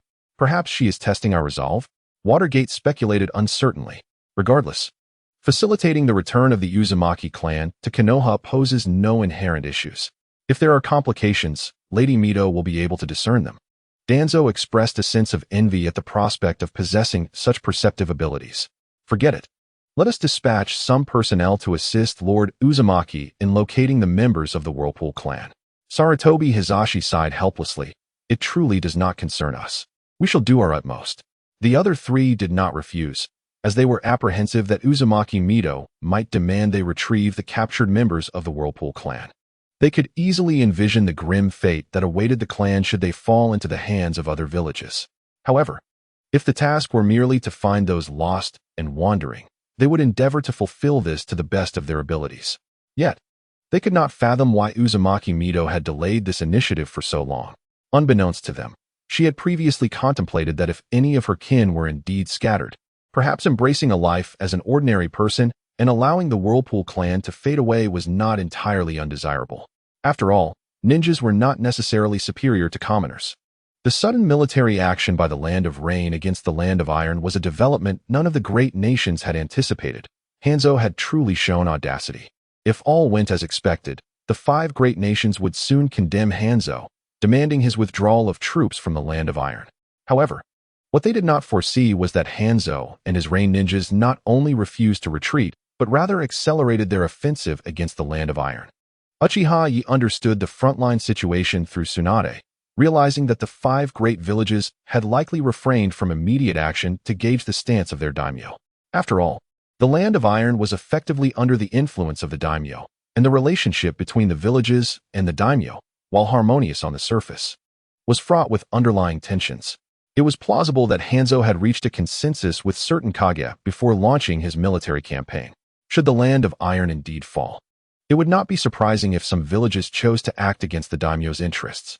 Uchiha Yi quietly observed the unfolding events while, under Uzumaki Mito's guidance, he developed the Rinnegan and instructed Uchiha Mikoto in the use of the Sharingan and Chidori, leading a rather pleasant life. Soon, half a month had passed, and the battle space refreshed. The names that emerged were Gaara from the 4th Great Ninja War, Shunshin Shisui from the 3rd Great Ninja War, the Akatsuki Elder, Waicho Tayanji, and Akatsuki Suzaku, Uchiha Itachi. Upon seeing these 4 names, Uchiha Yi fell into a contemplative silence. In the Akatsuki era, Uchiha Itachi was a formidable opponent that Uchiha Yi could not hope to defeat. He remained distanced from the power of a Kage. Gaara from the 4th Great Ninja War, though he had lost Shikaku, appeared to have diminished strength at first glance. Yet, considering his battles against Deidara and Rashi, it seemed that Gaara's prowess had not waned. Instead, he had subtly improved. For Gaara, Shikaku had become more of a liability than an asset. As for Waicho Tayanji, the so-called Akatsuki Elder, Uchiha Yi regarded him with disdain, viewing him as nothing more than a mere cannon fodder ninja, fortunate to possess even the strength of a jonin. As a member of the Uchiha, he felt justified in looking down upon ninjas from lesser nations. Regarding Shunshin Shisui, Uchiha Yi conceded that he could not match the peak strength of Uchiha Shisui. Yet in the 3rd Great Ninja War, the disparity seemed akin to a father overpowering a son. Indeed, the evidence supported this notion. While Shisui's strength during that period was commendable, it still paled in comparison to Uchiha Yi's abilities. In terms of Jinjutsu, Uchiha Yi's ocular prowess surpassed Shisui's, and their Shunshin techniques were fundamentally similar, with Uchiha Yi possessing a deeper understanding of such techniques. Coupled with the Flying Thunder God technique, Uchiha Yi had undeniably surpassed Uchiha Shisui by a considerable margin. After vanquishing Uchiha Shisui, Uchiha Yi acquired his 3-tomo Sharingan, enhancing his ocular capabilities. Yet the attainment of the Manjiki Sharingan still eluded him. The disparity between the ordinary 3-tomo Sharingan and the Manjiki Sharingan was profound. The 3-tomo Sharingan was already a rarity. Yet, among 100 3-tomo Sharingan, there might not be a single pair capable of evolving into Manjiki Sharingan. Uchiha Yi harbored doubts that the current Uchiha clan in Konoha possessed even one pair of Mangeki Sharingan. Whether the clan leader had awakened the Mangeki Sharingan remained unclear, though it was highly probable that he had not. What Uchiha Yi could do now was to accumulate his ocular power as much as possible. He had even speculated that the Mangeki Sharingan might be a form of degeneration of the Sharingan. Otsutsuki Kagaya had achieved the power of the Mangeki Sharingan at the 3-tomo level, and it was of the eternal variety. When Indra awakened the Mangeki Sharingan, he could wield the complete form of Susanoo, which was also of the eternal type. However, later on, a distinction emerged between the Mangeki Sharingan and the eternal Mangeki Sharingan, serving as evidence of a decline in lineage. Indra merely inherited the sage's eye, yet in comparison to the so-called sages of the current ninja world, Indra resembled a true sage, as he was indeed the son of Otsutsuki Kagaya. As anticipated, Uchiha Yi found it challenging to defeat Gaara head-on. Gradually, he began to integrate the Flying Thunder God technique into his battles, theoretically placing him in an advantageous position. If he could not win, he could simply withdraw. Unfortunately, the battleground of the combat space had spatial constraints, and Gaara excelled at area attacks. Uchiha Yi struggled valiantly, but ultimately succumbed to Gaara. The power of a Kage was undeniable, and even with control over the Flying Thunder God technique, Uchiha Yi was still no match for Gaara. When facing Uchiha Itachi, Uchiha Yi put forth considerable effort, yet Itachi's comprehensive strength surpassed Gaara's, leading to Uchiha Yi's defeat once more. Nevertheless, Uchiha Yi did not become disheartened. He had anticipated that he was not yet their equal. Engaging with 2 Kage-level masters proved to be a valuable experience for Uchiha Yi. He indeed learned much from his battle with Uchiha Itachi, and should he successfully assimilate these lessons, his strength would undoubtedly see a significant enhancement. Lady Mito, this is the Rasengan I devised based on the tailed beast ball, Uchiha Yi announced as he formed a Rasengan with one hand in the presence of Uzumaki Mito, Tsunade, Rope Tree, and Uzumaki Kushina. This display drew the attention of all present. He had indeed succeeded in his research, and remarkably, it had only taken him a little over a month. When did the creation of ninjutsu become so effortless? This was the culmination of chakra transformation at its peak. Upon witnessing this, Uzumaki Mito's eyes shimmered with a glint of admiration. The compression of chakra is exceptionally impressive. The chakra expenditure of the Rasengan surpasses that of Chidori. Moreover, as an instant-release ninjutsu without hand seals, this constitutes a high-level technique. Another high-level technique? Tsunade found herself at a loss for words regarding Uchiha Yi's prowess. When did the creation of high-level ninjutsu become so uncomplicated? The time taken to develop this high-level technique was merely a little over a month. If only your second grandfather could see you now, he would be overjoyed, Tsunade mused, her gaze complex as she regarded Uchiha Yi. In truth, she perceived a resemblance between Uchiha Yi and Senju Tobirama. Both were prodigies, possessing political acumen and adeptness in the Flying Thunder God technique, as well as a talent for creating ninjutsu. Indeed, Uchiha Yi is undoubtedly the successor of the second grandfather. However, Tsunade's words stirred a subtle unease within both Uzumaki Mito and Uchiha Yi. If Senju Tobirama were to learn of this matter, he would likely rise in fury from his grave. After all, Uchiha Yi remains an Uchiha, and it would be astonishing if Senju Tobirama were to express joy. Had Senju Tobirama treated the Uchihas with equity, the likely heir to the position of the third Hokage would have been Uchiha Kagami rather than Sarutobi Hiruzen. Perhaps, but the ninjutsu is not yet fully realized. It remains an incomplete technique. As Uchiha Yi spoke, he infused additional chakra into the Rasengan, causing it to swell from the size of a fist to that of a basketball. This transformation signifies an increase in chakra volume, despite the seemingly simple enlargement. The consumption and control of chakra required are exceedingly stringent. Uchiha Yi could not help but admire Sakura's talent for chakra control. Such chakra, he mused, would likely be beyond his own capacity to wield. SHJ observed the massive Rasengan, his complexion paling. His chakra reserves are indeed among the finest of his peers. Yet the sight of the Rasengan made it clear that it was beyond his current capabilities. Generally, most ninjas cannot employ it. Even with sufficient chakra, their control often falls short of the necessary precision. Uzumaki Mito gazed at SHJ with a hint of disappointment. The Rasengan is undoubtedly the most suitable jutsu for him at present, but SHJ's chakra control still leaves much to be desired. Why couldn't he Uchiha Yi be his grandson? If he were, perhaps I could rest easy in the afterlife, knowing that with Uchiha Yi, Konoha would remain stable for decades to come. Of course, all this hinges on resolving the hidden puppet master. Otherwise, unless Uchiha Yi grows to the strength of Uchiha Madara, it would be insufficient.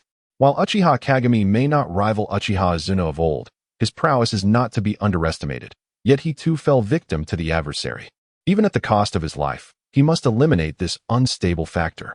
Kid, test the power of this jutsu, Tsunade instructed. Retrieving a training dummy from the storeroom and placing it near Uchiha Yi, signaling him to demonstrate the Great Rinnegan on it. The moment the Great Rinnegan made contact, the dummy was obliterated into mere fragments. An impressive jutsu, Tsunade remarked after a long silence. The dummy's strength exceeded that of a real human body, and Uchiha Yi's destruction of it attested to the technique's formidable power. In this moment, Tsunade acknowledged the Rinnegan's might. However, she had no intention of learning it. To her, the Rinnegan was a flavorless dish, while her own formidable punches could rival its impact. She even believed that Uchiha Yi need not concern himself with the Rinnegan when a simple punch would suffice. Why bother with the Flying Thunder God technique when one could resolve matters with sheer force? For instance, appearing behind an opponent with the Flying Thunder God technique and delivering a crushing blow to their spine could incapacitate them without the need for the Rinnegan. Instead, she supported SHJ and Uzumaki Kushina in their Rinnegan training, understanding that not everyone possesses the affinity for brute strength. The training process would also hone their chakra control. Even if the Rinnegan did not suit them, mastering brute strength would be considerably easier in the future. However, this Rinnegan still seems incomplete. Mito pondered as she surveyed the destruction wrought by the Great Rinnegan, sensing that it had yet to reach its final form. At this moment, she held greater faith in the Rinnegan than in Chidori. Of course, the effectiveness of a jutsu varies with its wielder, just as Tsunade's brute strength far surpasses Uchiha Yi's. She considered the potential of incorporating other elemental chakras into the Rinnegan, although the difficulty of such an endeavor is formidable, beyond her current capabilities. Uchiha Yi reflected on Naruto's various Rinnegan forms in the future. For him now, the Rinnegan is a technique to complement the Flying Thunder God technique. The combination of the Flying Thunder God and the Rinnegan could be deemed the quintessential skill set of Minato Namikaze. Moreover, Minato's exceptional combat analysis skills position him among the elite in the shinobi world. Uchiha Yi felt that with further growth and mastery of the Flying Thunder God technique, he would be in a commendable position, possessing abilities that Minato did not. This requires an elevated level of chakra control. In her hand, Uzumaki Mito conjured a rapidly spinning Rinnegan. Uchiha Yi was not surprised. After all, she is Uzumaki Mito, who has successfully formed tailed beast balls and comprehends the principles of the Rinnegan. It was only natural for her to create one now. Uchiha Yi could distinctly sense that Mito was attempting to infuse additional chakra into the Rinnegan. The colors of the Rinnegan transformed momentarily before she finally withdrew it. Regarding Uchiha Yi with a serious expression, the Rinnegan is indeed an incomplete technique. If other elemental chakra is infused within, its destructive power could be exponentially enhanced. I have calculated that if you successfully infuse wind chakra into it, akin to the Hokage's lightning release chakra mode, you could achieve considerable devastation. At this, even Tsunade could not remain composed. The memory of her earlier battle with the Hokage was fresh. Despite her utmost effort, she had been unable to defeat him. Now, Mito's assertion that a wind-infused Rinnegan could counter the Hokage's mode left Tsunade exhilarated. However, defeating the current Hokage would indeed present a challenge. Mito continued. The current Hokage possesses exceptional strength. In terms of one-on-one combat, he may even surpass Sarutobi. Tsunade's 5 elements ninjutsu stands among the finest in the shinobi world. When faced with formidable opponents, I find myself more inclined to trust in the Hokage. Uchiha Yi narrowed his eyes, reminding her. Let us not forget the legendary Sarutobi in his later years, who wielded his staff to rescue Naruto from the Ten Tails. That was no ordinary feat, and what of Hanzo? Tsunade inquired. That fellow has been touted as immensely powerful, even earning the title of demigod. Tsunade's discontent with this so-called demigod was palpable. Given her lineage as the granddaughter of the sage of Shinobi, Senju Hashirama, Hanzo is referred to as a demigod. Does this imply that one could challenge his grandfather? As for Hanzo, I cannot say for certain. However, the title of demigod certainly suggests formidable prowess. Uzumaki Kushina cast a sidelong glance at Tsunade, who, rather indifferently, explained, "I have perused his dossier. His swordsmanship and body flicker technique are exceptionally refined, but the most distinctive aspect is undoubtedly his use of the salamander's poison. If the salamander's venom remains unaddressed, Hanzo poses a lethal threat, comparable to that of Hashirama for an ordinary individual. Yet, should one find a remedy for the venom, Hanzo may not surpass the prowess of the Monkey King. This is merely conjecture, of course, as I have never engaged him in battle, and his true strength remains an enigma." Kushina blinked with curiosity, inquiring, "So, has our Hokage become a unit of combat measurement?" She herself was not well acquainted with Sarutobi Hiruzen's capabilities, but as the Hokage, he must rank among the elite of Konoha.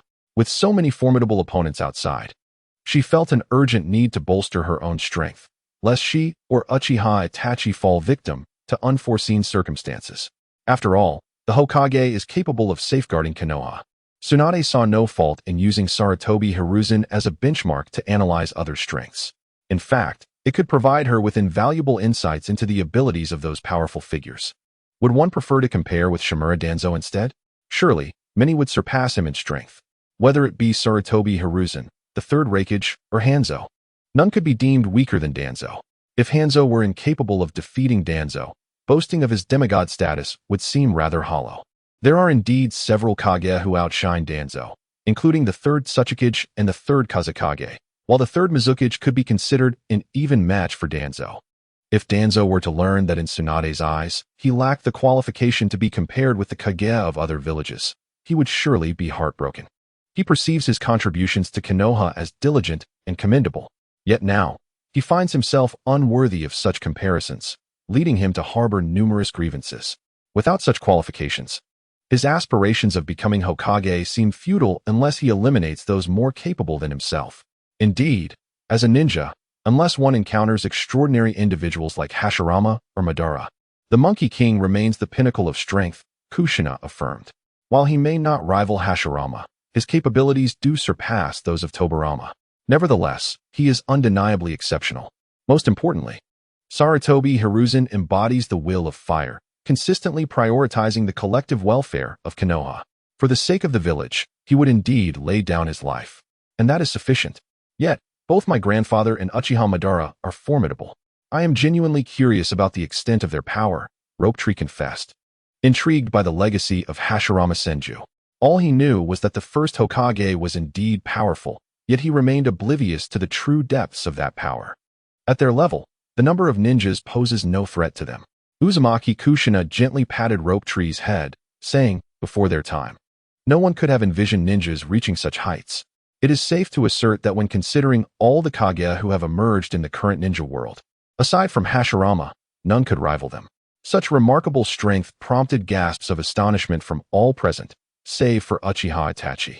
It is essential to recognize that all current village Kage have succeeded to the third generation, excluding Hashirama Senju. That accounts for 14 Kage-level ninjas, an opposition that ordinary individuals could scarcely contend with. Among them are titans like Tobirama Senju and the third Raikage, yet according to Kushina, they seem far from being a match for Hashirama and Madara, revealing a staggering disparity in their strengths. Susanoo and the Great Buddha, the two obliterated four nations. Had they been ruthless, the ninja world would not be plagued by so many nations or conflicts today. Uchiha Itachi paused before adding, of course. The environment of the ninja world at that time did not lend itself to such actions, as ninjas do not excel in governance. Furthermore, even if the ninja world were unified, internal strife would persist, potentially reigniting conflicts between clans and returning to the Warring States period. Though Uchiha Itachi often derided Hashirama as foolish for not pursuing a grand unification, upon reflection, it is difficult to blame him, as he lacked formal education and could not conceive such ideals. Ultimately, ninjas are mere instruments of death, devoid of the requisite wisdom. The Warring States period was fundamentally characterized by clashes between clans. If unification were achieved, what would become of the ninjas? Would they all transform into soldiers?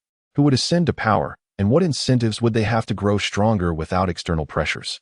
These are the dilemmas that must be confronted, as it is entirely possible for the cycle of conflict between ninja clans to repeat itself. It is little wonder that in the future, Uchiha Madara would prefer to pursue the infinite Tsukuyomi rather than grapple with such pragmatic issues.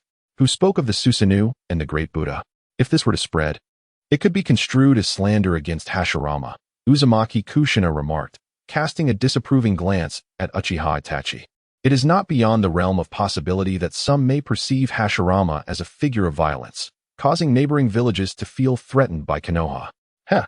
Uchiha Itachi chuckled without elaboration, recognizing that this sentiment resonates with countless individuals. By the way, Tsunade-sensei, have you researched the salamander's poison? Currently, the Rain Village is causing trouble. You might consider preparing an antidote in case of emergencies. Even if Hanzo has no intentions against Konoha, the antidotes could be sold for a profit. It seems he struck upon an idea, suggesting to Tsunade. Despite Hanzo's current offensive against the Land of Iron appearing to be a losing battle, the Land of Iron is incapable of mounting significant resistance against the Rain Village. The great nations are gradually losing their composure, unwilling to watch the Rain Village swallow the Land of Iron whole. Recently, Sarutobi Hiruzen received word from the daimyo, demanding that they declare war on the Rain Village. Konoha must fulfill its obligations to the daimyo, but the 5 great ninja villages are currently deliberating on the extent of their involvement. Tsunade's eyes brightened at the suggestion. What a brilliant idea. Initially, I thought it unnecessary to continue producing the salamander antidote upon witnessing Hanzo's self-destructive tendencies, but upon reflection, it makes perfect sense. Even if we do not require it ourselves, we could certainly sell it. Tsunade remains in need of funds, and with Uzumaki Kushina overseeing matters, she is hesitant to liquidate the Senju clan's assets, uncertain how much wealth would remain. Seeing her enthusiasm, Uzumaki Kushina said nothing further, instead smiling approvingly. For this was precisely the outcome she had hoped for. In the days that followed, each of the great ninja villages responded, dispatching troops to the Rain Village. In Konoha's case, Tsunade, Jiraiya, and Orochimaru led the charge, clearly an opportunity for Sarutobi Hiruzen to bolster their reputations. No one would believe that. In the face of the pressure from the 5 great nations, the Land of Rain would dare to continue its assaults on the Land of Iron, unyielding and ungracious. In a certain sense, the Land of Rain truly appeared to court its own demise. Initially, Uchiha Yi thought he might have to step onto the battlefield. For despite his youth, his strength was commendable. Gaining battlefield experience was something he urgently needed. However, Sarutobi Hiruzen seemingly had no intention of sending him to war. Naturally, Uchiha Yi refrained from voicing his concerns, recognizing this as an opportunity to further enhance his abilities. Evidently, Sarutobi Hiruzen prioritized Uchiha Yi's continued missions and rapid growth over his development within the village. Chapter 76. The Chakra of 3 Tsunades. Unbeknownst to Uchiha Yi, Sarutobi Hiruzen had begun to subtly suppress him. On the surface, however, Hiruzen still treated him well, even sharing some training notes. Of course, Hiruzen was not entirely devoid of compassion. He could have easily thrust Uchiha Yi into the fray of battle, assigning him daunting tasks that could lead to his demise without a trace. Yet, he was not so cruel. As long as Uzumaki Mido remained, he would not resort to such heartlessness. Rather than sending Uchiha Yi out to rapidly grow stronger in combat. After all, the Uchiha clan was renowned for their prowess in battle. Hiruzen preferred to keep him in the village. In such an environment, if Uchiha Yi could also grow swiftly, Hiruzen would accept it. After all, Uchiha Yi, despite having graduated, was still merely a genin at the tender age of 8. It would be untenable to send a child of that age into combat. Thus, time passed swiftly, and before long, 2 years had elapsed. During this period, many events transpired. Hanzo, pressured by the assaults of the other 5 great ninja villages, audaciously declared war on the 5 nations, only to be swiftly defeated and retreat back to the Land of Rain in disgrace. Shortly after his return, for reasons unknown, the Sand Village declared war on Konoha, leading to a chaotic battle on the territory of the Land of Rain, which became the battleground for both Konoha and the Sand Village. This turmoil plunged the Land of Rain into despair, prompting Hanzo to once again declare war on Konoha and the Sand Village, targeting any Konoha and Sand ninja who dared enter his domain. The prideful Sand and Konoha could not allow a small nation to challenge them. Any dissent would be met with force. Thus, Konoha clashed with the Sand Village and the Rain Ninja, while the Sand Village retaliated against both Konoha and the Rain Ninja, leading to a brutal onslaught on the Land of Rain. Amidst the chaos of three nations battling on Rain territory, other nations were not idle either. The Cloud and Rock villages also engaged in their own conflicts, seemingly leaving only the Water country isolated, adopting an insular stance. However, intelligence from the Root organization indicated that the Mist village was not at peace either, as tensions between clans and the village escalated. You've grown increasingly formidable. We are no match for you. Shungtai gasped for breath on the ground, his face bruised. At 12 years old, Shungtai had become quite strong, perhaps even slightly surpassing the version of himself that Uchiha Yi faced in the combat space. Clearly, under the pressure of having Uchiha Yi as a rival, Shungtai had felt significant pressure, rapidly advancing his own strength. At 10 years old, Uchiha Yi had already surpassed Shungtai in height, reaching over 1.6 meters, taller than most of his peers in the courtyard. During these 2 years, Uchiha Yi had been silently amassing strength. His physical skills, ninjutsu, and chakra manipulation had improved significantly compared to 2 years prior. He had not only fused the Flying Thunder God technique with the Rinnegan, but could also deftly grasp the Flying Thunder God marks during rapid movements.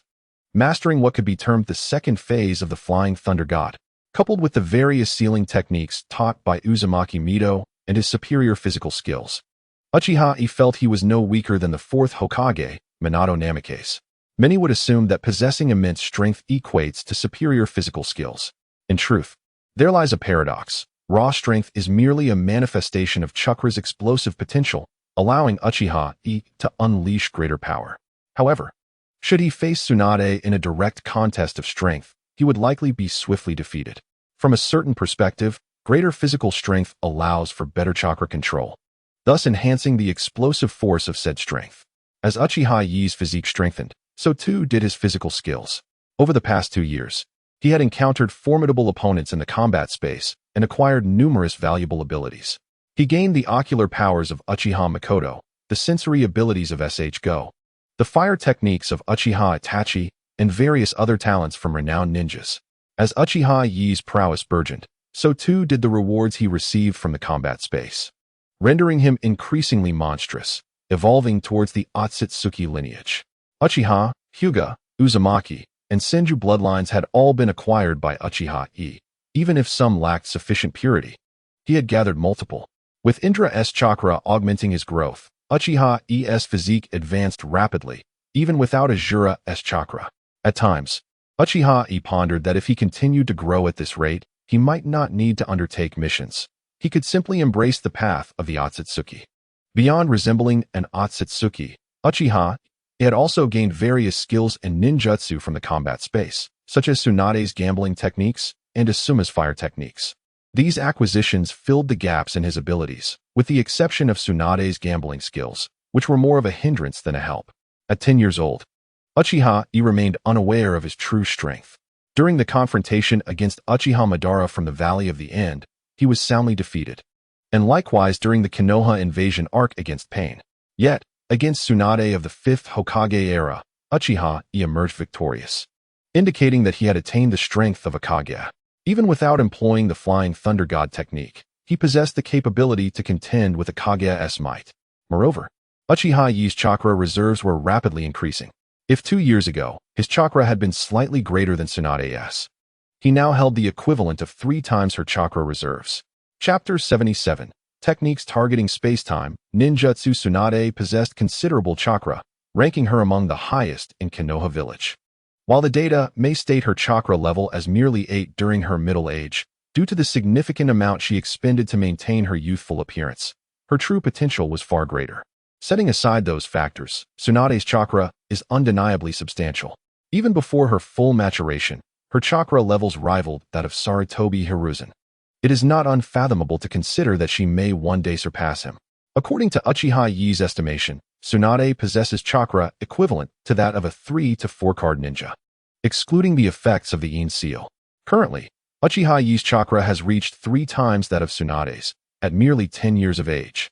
He boasts over 10 cards worth of chakra. It can be said that the only ninja in Konoha with chakra exceeding Uchiha Yi's is Uzumaki Mito. However, Mito expends a significant amount of chakra to suppress the 9 tails. When Mito became aware of this, she felt no surprise. After all, Uchiha Madara was also known for his formidable chakra, which enabled him to contend with Senju Hashirama. Now, Uchiha Yi's display of chakra surpassing that of Madara at the same age is not beyond comprehension. SHRU, you must train harder. If you continue like this, not only would you struggle against E, but you might even find it difficult to compete with that blonde kid, Minato, Uzumaki Kushina remarked, taking delight in SHRU's exhaustion. Minato? At the mention of Minato, SHRU's expression faltered. Minato, a disciple of Jiraiya, often trains alongside them while Jiraiya is stationed at the front lines. With guidance from both Uzumaki Mito and Uchiha Yi, coupled with Minato's own diligence and talent, he has been rapidly progressing. His abilities have already reached the level required for early graduation, though he has no intention of graduating just yet. With Jiraiya at the front, there would be no one to accompany him on missions, making this an ideal time to enhance his skills. Humph, I acknowledge his excellence, but he is still far from matching me. Despite recognizing Minato's genius, SHRU refuses to concede that he might be caught up. After all, he is a few years older than Minato and believes he is not lacking. As long as he does not compare himself to Uchiha Yi, SHRU asserts that he fears no one. I have had my share of victories and defeats against Uchiha Makoto, haven't I? Yet, I am no worse than when you graduated. And one day, I shall surpass you, Kushina declared confidently, her fists clenched. Presently, Kushina is not merely focusing on sealing techniques, physical arts, and her immense strength. She has also begun training in the Rinnegan, which she can now utilize. While SHRU can also perform the Rinnegan, he has taken considerably longer to master it, giving Kushina a sense of pride in her achievements compared to him. I will not be defeated, SHRU asserted resolutely. If Minato could improve, why couldn't he? Losing to Uchiha Yi was acceptable, but losing to Minato was not an option. He could not bear the thought of being the weakest among his peers. Minato is indeed talented. His learning ability is remarkable, his chakra reserves are considerable, and his reflexes and combat acumen are top-notch. If he possesses any spatial talent, he could very well learn the Flying Thunder God technique, Uchiha Yi stated, defending Minato's capabilities. This was not meant to undermine SHRU, but rather to highlight the reality that Minato has already demonstrated such prowess. Even if he did not mention it, Minato would eventually gain access to superior resources under the watchful eye of Sarutobi Hiruzen, the Flying Thunder God technique. SHRU's expression stiffened at the mention. He had seen Uchiha Yi use it before, and if he were to employ it against him, it would likely result in his swift defeat. If Minato were to master the Flying Thunder God technique, he might indeed surpass SHRU. SHRU had previously attempted to study the Flying Thunder God technique, but lacking the requisite spatial talent, he found himself frustrated by his inability to learn it. It was a technique created by his great-uncle. Yet Uchiha Yi and Minato could master it while he could not. Did you hear that? SHRU, you must exert yourself more, otherwise, you may fall behind even Minato. Kushina teased, taking pleasure in SHRU's predicament. And what about you? SHRU shot back, rolling his eyes at Kushina. Once Minato learns the Flying Thunder God technique, you won't stand a chance against him. What do you have to be so proud of? To his surprise, Kushina replied with a look of pride. The Flying Thunder God technique is not omnipotent. Recently, Mito has been researching sealing techniques specifically targeting spatial ninjutsu. Once she completes her research, I will be able to learn it. As for you, with your limited talent in sealing arts, even if it is developed, you won't be able to master it. SHRU's expression faltered. What is Grandma researching that for? Is it to counter E? Not quite. Given the existence of the Flying Thunder God technique, it is plausible that other spatial ninjutsu may emerge. We cannot underestimate the abilities of other ninjas. Researching sealing techniques or barriers against spatial ninjutsu is indeed necessary, Kushina explained, shaking her finger. That does seem necessary, Uchiha Yi mused, thinking of the future Uchiha Obito. If Konoha possessed such sealing techniques, Obito would find it exceedingly difficult to act freely. While he held optimism about the feasibility of developing such techniques, he recognized the challenges involved, possibly even more complex than mastering the Flying Thunder God technique itself. Fine. SHRU scratched his head, sighing in resignation. By the way, what has happened with my sister and the others? It's been over a month since we received any news from the front lines. If you wish, you could also use a slug to relay information, Uchiha Yi remarked, casting a glance at SHRU before adding. Hans is immensely powerful. Yet defeating those three will not be an easy task. Moreover, he must consider subsequent developments. Once the Hokage enters the fray, it would spell disaster for the Rain Village. Yi's gaze deepened. In truth, if given the opportunity, I would very much like to meet that demigod. Uchiha Yi had yet to engage in battle with Hans, but he believed it would be quite an intriguing experience. In the current ninja world, aside from Uzumaki Mito and Uchiha Madara, he fears no one. Having secluded himself in the village for 2 years, he realizes he must make a name for himself. Otherwise, certain individuals within the Uchiha clan may begin to stir trouble. Chapter 78. Why pretend to be blind? Fame can be a double-edged sword. Uchiha Yi had no desire to draw excessive attention to himself. With Uchiha Madara still alive and the looming threat of Kagaya, he was reluctant to take risks. Having already exhibited his strength as a J-nin was sufficiently ostentatious. Should Madara learn that a 10-year-old child possesses strength on par with a Kage, and that he is not adhering to the traditional Uchiha path, but rather has learned the Flying Thunder God technique, a technique that Madara despises. Who knows how Madara might react? The Flying Thunder God technique is indeed powerful, but it is not invincible. Even if Uchiha Yi can protect himself, there is no guarantee that Madara would not target him due to his mastery of the technique, or perhaps even abduct those dear to him, forcing Yi to reveal himself. Such a scenario would be exceedingly perilous. Do not doubt that Uchiha Madara is capable of such actions. He is certainly not a brute who relies solely on brute strength. Rather, he employs a myriad of schemes and cunning to achieve his goals. In his pursuit of Uchiha Obito, he has shown a willingness to go to great lengths. Uchiha Yi's ocular powers have been steadily increasing, having merged the powers of several three-tomo Sharingan. However, he has yet to reach the threshold required to awaken the Manjiki Sharingan. The ordinary three-tomo Sharingan and the Manjiki Sharingan are indeed worlds apart. As for when Uchiha Yi will unlock the Manjiki Sharingan, even he is uncertain. His physique is sufficient, and he shouldn't encounter the same fate as Uchiha Itachi, who suffered from a blood disease due to his body failing to keep pace after awakening his Manjiki Sharingan. However, the activation of the Manjiki Sharingan cannot merely be willed into existence. Uchiha Yi requires a catalyst for its awakening. Presently, it remains unclear whether his current constitution will lead to blindness after he activates the Manjiki Sharingan. Initially, Uchiha Yi wished to remain in Konoha for several more years. Not only had he not seen battle, but also his companions, Kushina Uzumaki, SHT, Mikoto Uchiha, Hinata Rinka, and Hinata Hayashi, had not entered the fray. For them, this was undeniably a form of protection. Recently, however, Uchiha Yi's low profile has led to unrest within the Uchiha clan, with individuals beginning to rally support for Uchiha Fugaku. Uchiha Yi must take action. He has contemplated the position of clan leader, and diminishing Fugaku's reputation is of utmost importance. Grandma Mito, how is the situation at the front lines? Uchiha Yi inquired as he sought out Uzumaki Mito. Still the same, she replied with a sigh. Hanzo's power remains formidable. Sunagakure and Konoha are determined to cripple the land of rain while safeguarding their own strengths. After all, the Second Shinobi World War has not yet truly commenced. Reflecting on the past, Mito expressed her lament. In the days of Senju Hashirama, the villages were relatively compliant. However, with his passing, the First Shinobi World War erupted, shattering the dream of peace that Hashirama had envisioned. The Second Shinobi World War has effectively begun, with the potential to escalate at any moment. Yet the current scale of conflict pales in comparison to that of the first. Who could have predicted that the era of shinobi villages would avoid conflict for so long, only to unleash a war of a magnitude far exceeding that of the Warring States period? Do you truly believe the war will continue to escalate? Uchiha Yi asked, somewhat astonished by Mito's assertion. That is inevitable. The land of wind is too impoverished, Mito lamented.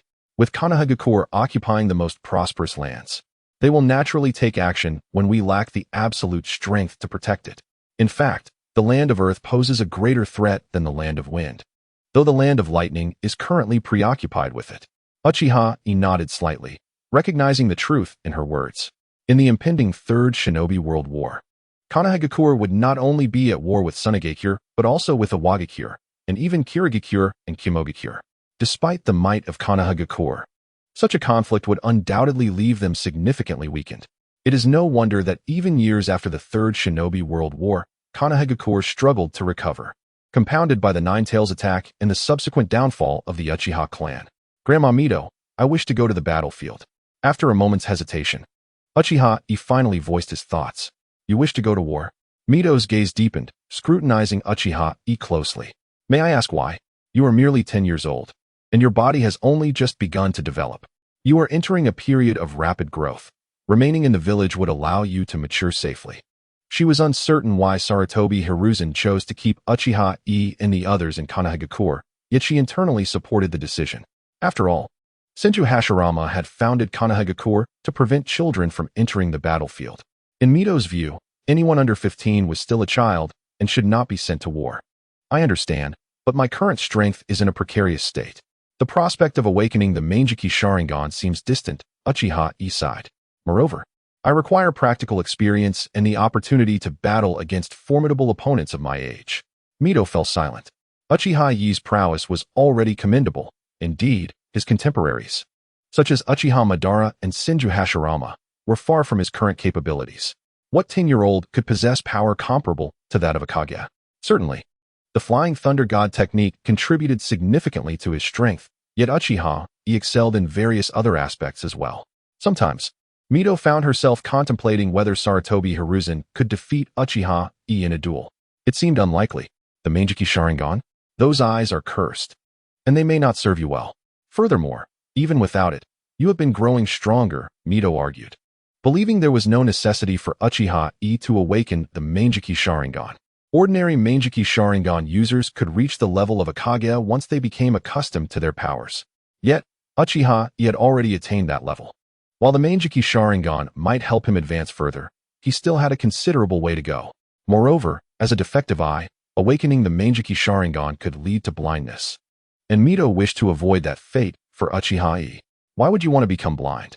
Chapter 79. The Sinister Experiment of Senju Tobarama. Ultimately, Mito held considerable reservations about Uchiha Yi activating the Manjiki Sharingan. His mental state appeared stable now. But who could guarantee that it would remain so after awakening the Manjiki Sharingan? According to Senju Tobarama's observations, Uchiha clan members experienced significant psychological changes upon activation. What? You claim that Uchiha Kagami maintained a normal state of mind? He has always protected Konoha. However, Kagami was equally obsessive, his concern for Konoha and his comrades exceeding Mito's expectations. Mito had been contemplating how to prevent Uchiha Yi from awakening the Manjiki Sharingan, hoping he could remain a well-adjusted individual. Uchiha Yi hesitated before speaking again. The situation within the Uchiha clan has been deteriorating. Many are vying for greater influence, especially with the onset of war. Furthermore, the current clan leader has begun to bolster Uchiha Fugaku's standing, and I require some recognition. Mito regarded Uchiha Yi with mild exasperation. Given his current strength, if the Uchiha were to learn of his situation, who knew what might transpire? Perhaps they would go mad? After some contemplation, Mito finally spoke. To be honest, I am not particularly keen on you going to war, at least not yet. Perhaps when a full-scale conflict erupts with the Land of Wind, that would be your moment to shine. The current Uchiha clan leader can likely hold his ground for several more years. The more Uchiha Fugaku is lauded, the more difficult it will be for him to maintain his position once you reveal your true strength. Mito did not believe Uchiha Fugaku was qualified to compete with Uchiha Yi. Was it conceivable that Fugaku had awakened the Manjiki Sharingan at his age? Even if he had, it did not guarantee he could rival Uchiha Yi. Of course, an Uchiha who had awakened the Manjiki Sharingan would wield a different influence within the Uchiha clan. I understand. Uchiha Yi nodded slightly. After all, he was only 10 years old. There was no need to rush. Yet, he harbored concerns for Tsunade and the others' safety. Despite the original storyline in which Tsunade, Jiraiya, and Orochimaru barely managed to fend off Hanzo and were ultimately spared, this was the real world. If he adhered too rigidly to the plot, he might find himself in peril. There was no guarantee that Hanzo wouldn't turn on them. If you genuinely wish to enhance your strength, I have an excellent suggestion for you. Would you care to consider it? Mito proposed, as a thought struck her. Oh. In recent days, Uchiha Yi found himself at a loss regarding his training, relying more on natural growth. He desired to study wind release, Raisin Shuriken, yet his physical prowess fell short. Consequently, Uchiha Yi resumed his practice of lightning release, attempting to develop a form of lightning chakra mode. Have you heard of Sage Mode? Uzumaki Mito's gaze deepened. Sage Mode? I've heard of it. Jiraiya seems to be researching it. According to him, after more than a year of training, he has only grasped the surface. It appeared that the requirements for mastering Sage Mode were exceedingly high. Uchiha Yi felt a stir within at Uzumaki Mito's suggestion. The idea of sage mode was indeed enticing, but he knew he was still too young. Uchiha Yi was uncertain if he could truly learn sage mode. He had initially planned to wait until he turned 15 to attempt it. Regarding the perception of natural energy, Uchiha Yi had no issues, having previously acquired the abilities of Shugo. Furthermore, he had also obtained a technique known as Raikage's Thousand Hands Kill, which utilized natural energy. Uchiha Yi aspired to explore sage mode through this technique. However, creating sage mode was no simple task. A single misstep could lead to dire consequences. Now, with Uzumaki Mito mentioning sage mode, Uchiha Yi could not suppress his excitement. Could it be that Uzumaki Mito intended to assist him in mastering sage mode? To cultivate sage mode, a vast amount of chakra was necessary. Though you are young, your chakra reserves are not significantly lesser than mine. You already possess the foundation for training in sage mode, Uzumaki Mito remarked, her expression subtly shifting. Uchiha Yi did not resemble an ordinary Uchiha. His chakra reserves exceeded even those of Senju Tobirama.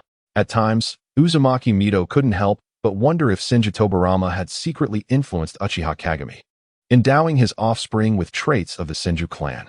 Otherwise, it was challenging to explain why Uchiha Yi possessed such abundant chakra alongside the aura of the Senju clan. It was indeed possible that Senju Tobirama had acted in such a manner, intertwining the Uchiha and Senju bloodlines. If Uchiha Yi were to become the clan leader, it would signify the Senju bloodline's influence over the Uchiha, marking a victory for Senju Tobirama, perhaps even more satisfying than defeating Uchiha Izuna.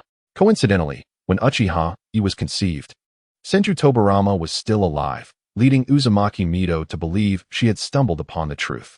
All this could very well be a scheme orchestrated by Senju Tobirama. In addition, there was the mastery and perception of chakra, areas in which Uchiha Yi excelled.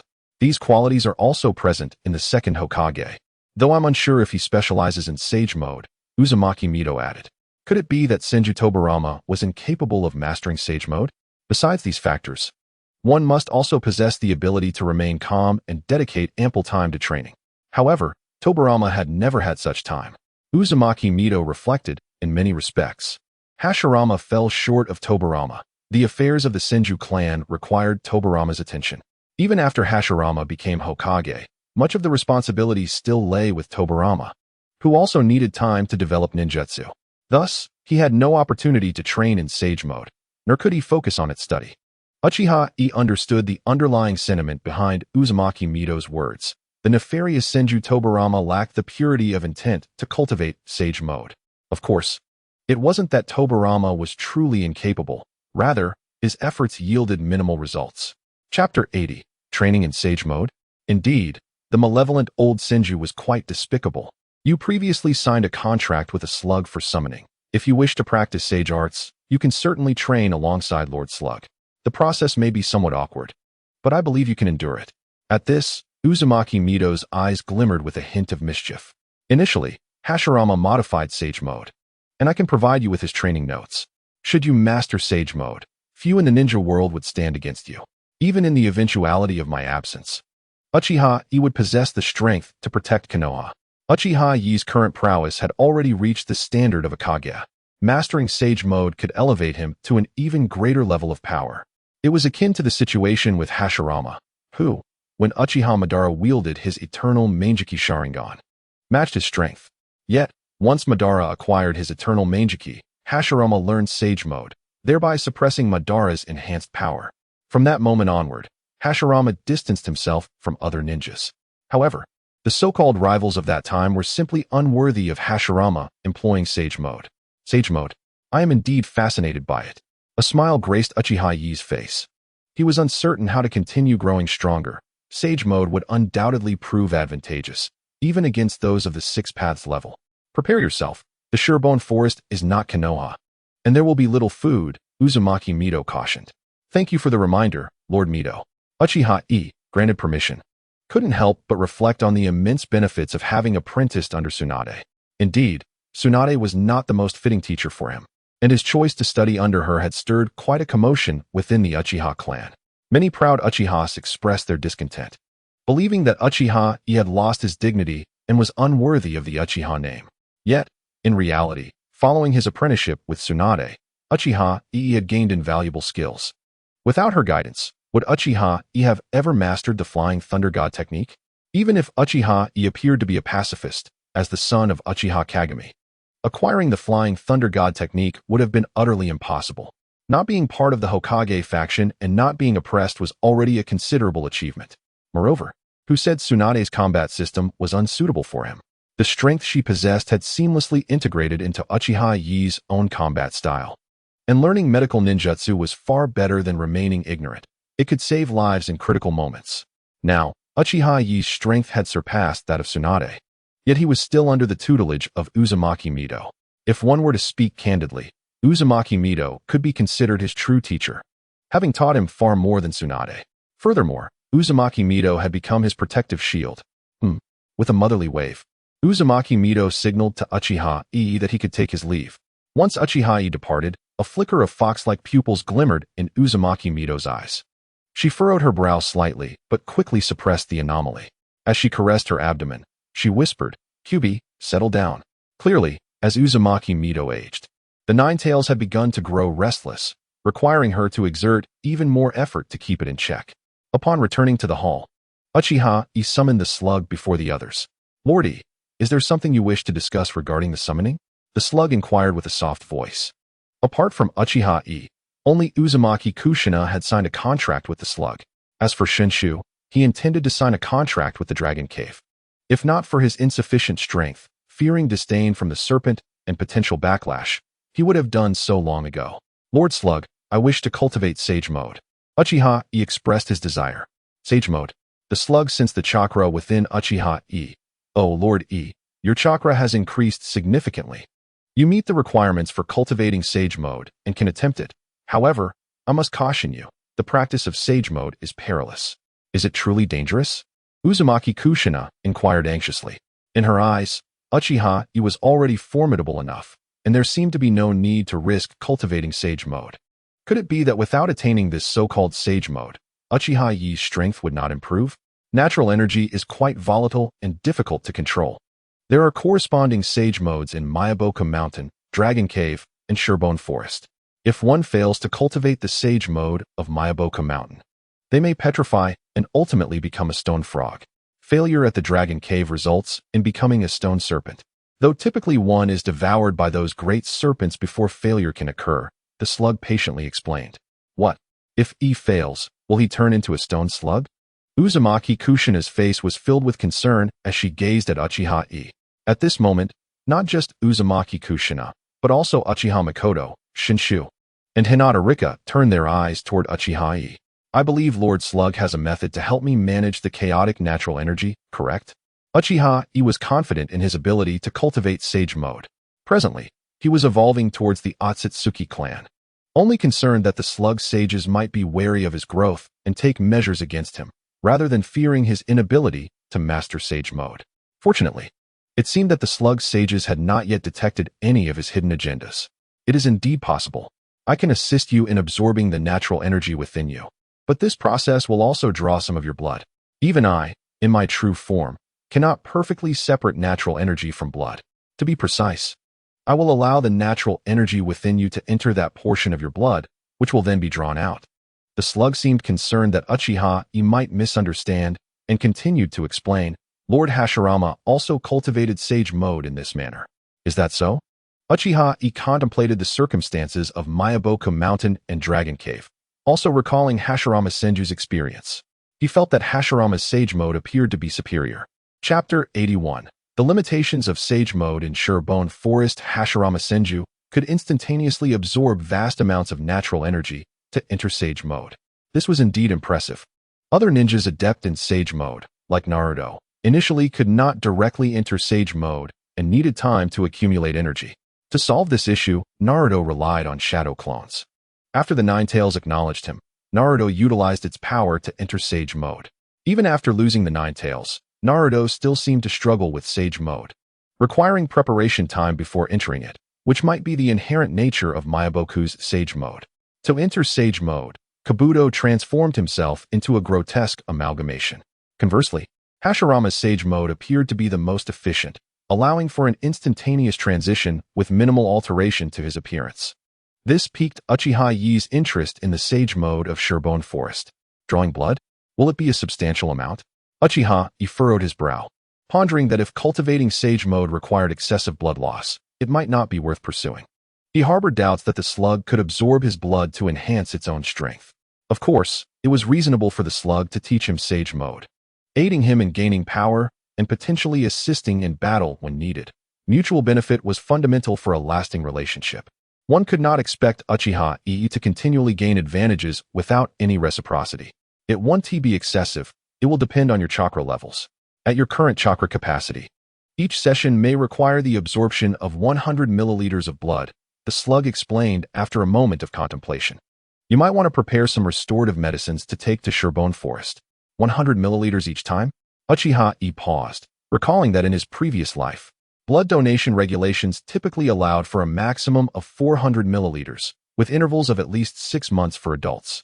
However, ninjas, especially those from the Uchiha and Senju clans, possessed bodies that transcended those of ordinary humans. It was well known that the ninja world contained an astounding number of cells, far exceeding that of a normal human.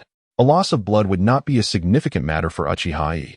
If that is the case, continuous cultivation of sage mode may not be feasible. Uzumaki Kushina promptly warned Uchiha Yi. Aside from practicing sealing techniques and taijutsu, she focused on medical ninjutsu, considering their future missions together. If he were to become injured, she wanted to be able to assist him. Naturally, Kushina's talent was well suited for medical ninjutsu, and she had been studying Tsunade's medical texts. She understood the importance of blood. Now I understand why sage mode is so challenging to master.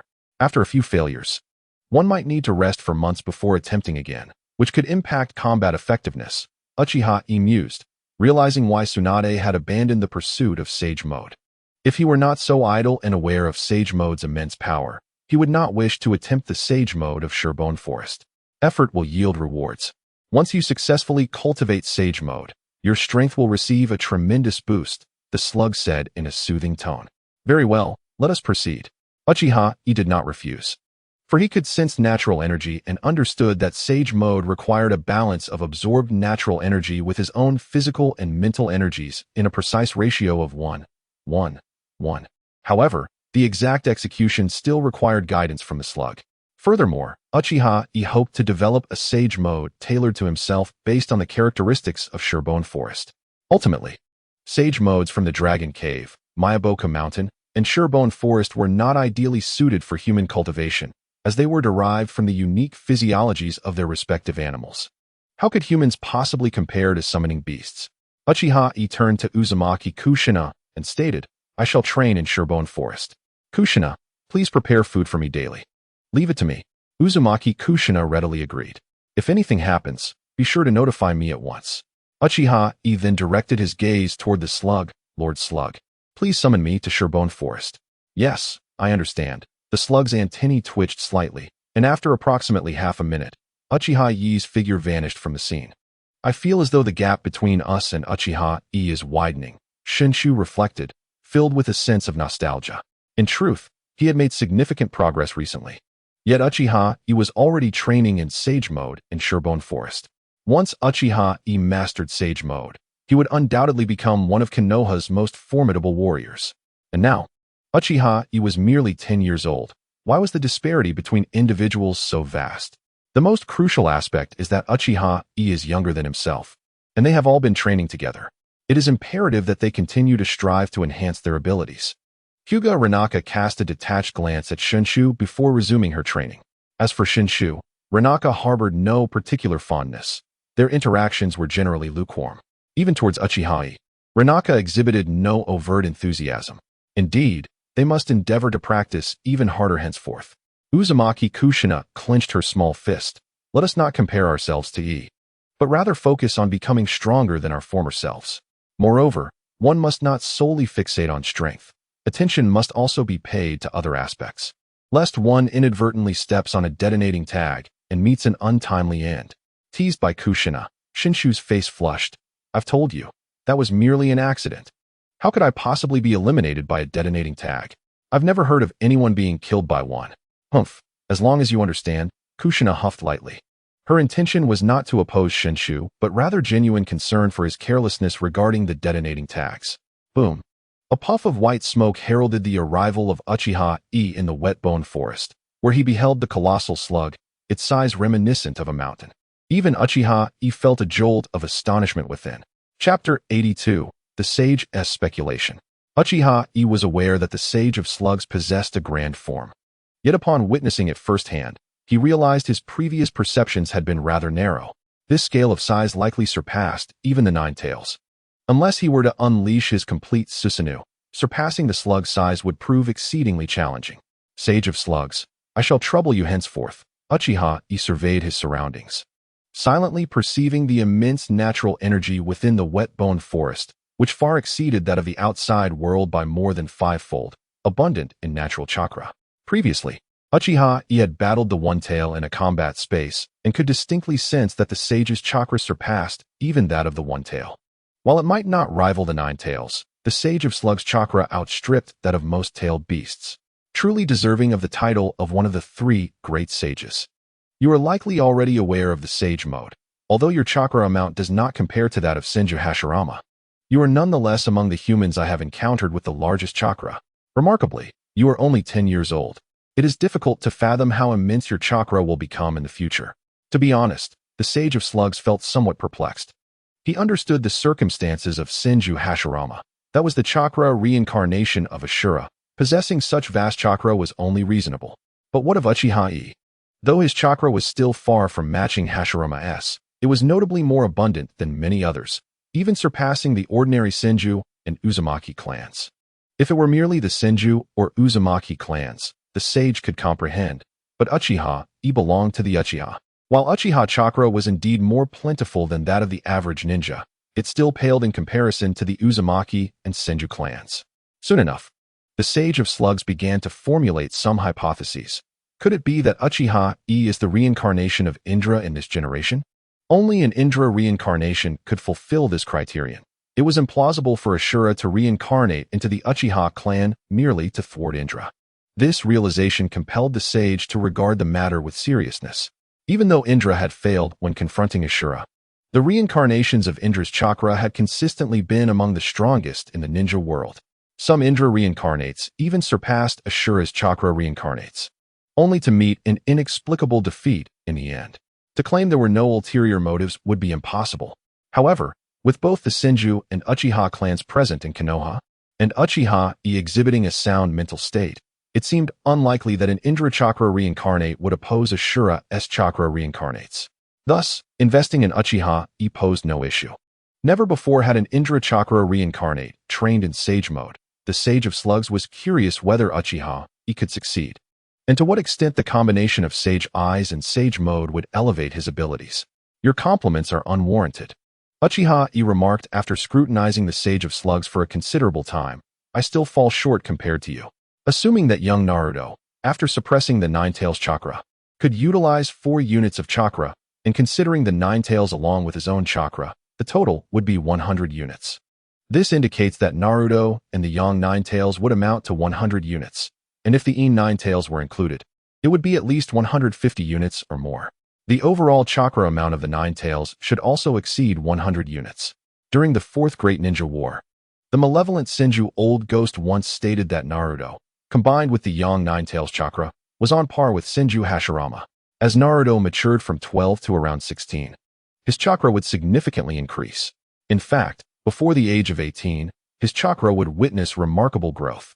Meanwhile, the One-Tail possesses approximately 30 units of chakra, which also exceeds Uchiha Yi's, though not by much. The Sage of Slugs should possess over 100 units. Perhaps in the future, your chakra will not be less than mine. The Sage of Slugs' antennae quivered as he addressed Uchiha Yi. May I sense your chakra? Oh, please, go ahead, Uchiha Yi replied, placing his hand upon the Sage of Slugs and transferring a portion of his chakra into the Sage's being. The matter of Indra's chakra would eventually come to light. It was better to take the initiative. In truth, Uchiha Yi could distinctly feel that although he had not activated his Manjiki Sharingan, Indra's chakra was beginning to manifest, and his ocular prowess was steadily intensifying. Yet, he sensed that the Manjiki Sharingan was both near and distant from him. This sensation, so contrary to Ashura's chakra, was undeniably Indra's chakra. Where, then, was this generation's Ashura reincarnate? The Sage of Slugs was filled with curiosity. Logically, Ashura's chakra reincarnate should belong to the Senju clan. However, the Senju clan had largely disbanded, with most having integrated into Konoha. The most distinguished in this generation were Tsunade and Shinshu, yet they fell short of the standards for an Ashura chakra reincarnate. Could it be that others from the Senju clan who merged into Konoha had reincarnated into the Uzumaki clan? Yet, the Uzumaki village had perished, and the Uzumaki clan had scattered across the world, with some possibly abducted by other villages. The Sage of Slugs maintained a neutral stance. Having entered into a contract with Uchiha Yi, considering his current status, it seemed necessary to assist him in enhancing his strength. Have you sensed another unique chakra within you? The sage inquired thoughtfully. A bit, though it does not significantly affect me, and it continues to enhance my power, Uchiha Yi acknowledged, not concealing the truth.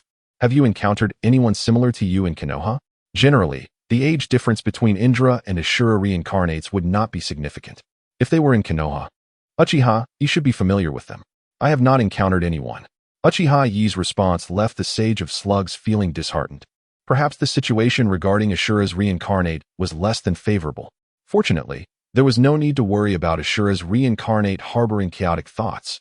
Rather, it was Indra's chakra reincarnate that required careful guidance. Is that so? Let us embark on the cultivation of the Sage mode. The Sage of Slugs cast his gaze upon a nearby small lake. Chapter 83. Uchiha Yi's overwhelming talent. Uchiha Yi's attention turned to a nearby pool, a basin filled with viscous liquid brimming with rich natural energy. This was a specialty of the wet-bone forest. When you return, you might consider taking some with you. When diluted, it can be used for beauty treatments, possessing whitening and moisturizing properties, making it a splendid gift for young ladies. That child, Tsunade, often takes some with her. The Sage of Slugs generously remarked, pausing for a moment before adding, theoretically, this liquid could enhance one's physical constitution, though few can endure it. Tsunade had previously pondered how to utilize this liquid, but was far too occupied to pursue it. He must intend to assist Ju in improving his physique. Uchiha Yi chuckled softly. Ju's talent was already quite commendable. He had mastered a considerable amount of the water release techniques from Senju Tobarama and was indeed regarded as a genius in Konoha. After all, not every genius can attain the rank of Jonin at the tender age of 12. As for Uchiha Yi, his prowess seemed almost like a cheat. Following a steady path of development, becoming an elite Jonin in the future would pose no challenge, and reaching a slightly weaker Kage level was not beyond the realm of possibility. However, Tsunade was not content with mere adequacy. She yearned for Ju to grow even stronger, sparing herself the worry for his safety in the future. Uchiha Yi surpassed Ju, and the talent of Kushina Uzumaki eclipsed Ju's as well. Likewise, Uchiha Makoto's aptitude subtly outshone Ju's, and even Hinata Rika's talent appeared to be on par with Ju's. Furthermore, Minato Namikaze lingered in the shadows, and if this continued, Tsunade feared Ju might begin to doubt himself. Perhaps I shall also take some time to study this, Uchiha Yi mused, drawing closer to the pool. He couldn't help but speculate that this liquid might be connected to the Sage of Slugs, considering slugs are inherently slimy. Yet, for a ninja, the enhancement of strength might warrant a certain price. For instance, if the Nine Tails could produce excrement, and Uchiha Yi merely had to proclaim that consuming the Nine Tails waste would enhance strength, many in the ninja world would eagerly partake. It was likely even Danzo Shimura would be tempted by such an offer. You can apply some on your arm to see if you can sense the natural energy, suggested the Sage of Slugs to Uchiha Yi. Are you referring to the special energy that permeates the air? If that's the case, I can already perceive it without needing this liquid, Uchiha Yi replied softly, raising his hand. The sage interjected. Even the legendary Senju Hashirama could not directly sense natural energy. Could it be that the current reincarnation of Indra's chakra is so astonishing? By the way, Indra demonstrated incredible talent from a young age, far surpassing Ashura. Had it not been for the Sage of Six Paths favoritism, Ashura would not have been able to grow stronger than Indra. This was the Sage of Slug's first encounter with the reincarnation of Indra's chakra, and he couldn't help but ponder the veracity of this notion. Indra's talent indeed outshone Ashura's, yet he lacked the resources Ashura received. Upon reflection, Uchiha Madara was likely qualified to cultivate Sage mode. Had he done so, Combined with the eternal Mangeki Sharingan and the power of the Nine Tails, he might have truly triumphed over Senju Hashirama. Or could it be that Uchiha Yi is not the reincarnation of Indra, but rather that of Kagaya Otsutsuki? Can you genuinely sense it? The Sage of Slugs inquired, uncertainty evident in his voice. To cultivate sage mode, one must not feign. Honesty is paramount, as it pertains to your very life. Rest assured, my life is at stake here. I have no desire to meet an early demise, Uchiha Yi replied with a light chuckle. I believe I must learn how to absorb natural energy into my being, enter sage mode, and maintain it. The Sage of Slugs hesitated for a moment before separating a small slug from his vast form, placing it upon Uchiha Yi's arm. I shall now guide the natural energy into your body. Pay close attention to your sensations, and should anything go awry, do not hesitate to inform me. Thank you for your assistance.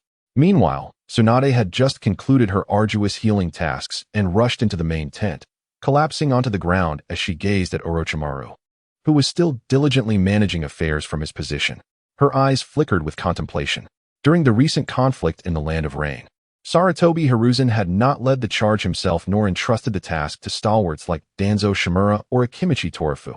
Instead, he had appointed the three of them, with Orochimaru at the helm, evidently to nurture their growth and establish their reputations. This was not to say that Hiruzen was sacrificing Konoha's interests for their fame. The current war in the Land of Rain, when juxtaposed against future battles, was but a minor skirmish, serving as a means for them to acclimate to the rigors of upcoming warfare.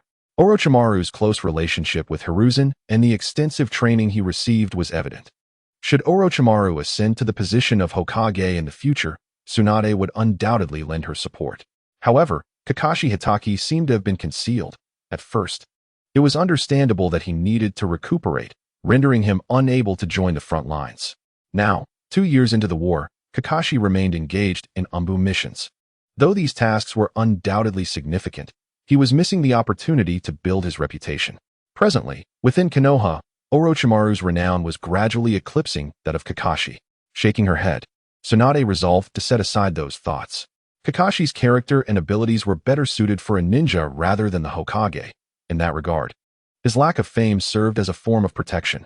The waters of the Hokage position ran deep. It seemed Uchiha Madara had been the target of various rumors spread by her great-uncle, claiming he had sacrificed his brother's eyes for his own gain. When Hiruzen became Hokage, he too had engaged in a share of unsavory political dealings. Kakashi was ill-suited for such matters. He was a pure ninja at heart. What of Jiraiya, that rascal? Tsunade idly picked up a piece of cake to eat. Despite being on the front lines, her treatment was relatively decent. Occasionally, she utilized her summoning techniques via slugs to have Uzumaki Kushina and Uchiha Mikoto deliver food to her. In her routine, both Orochimaru and Jiraiya would often mooch some food from her as well.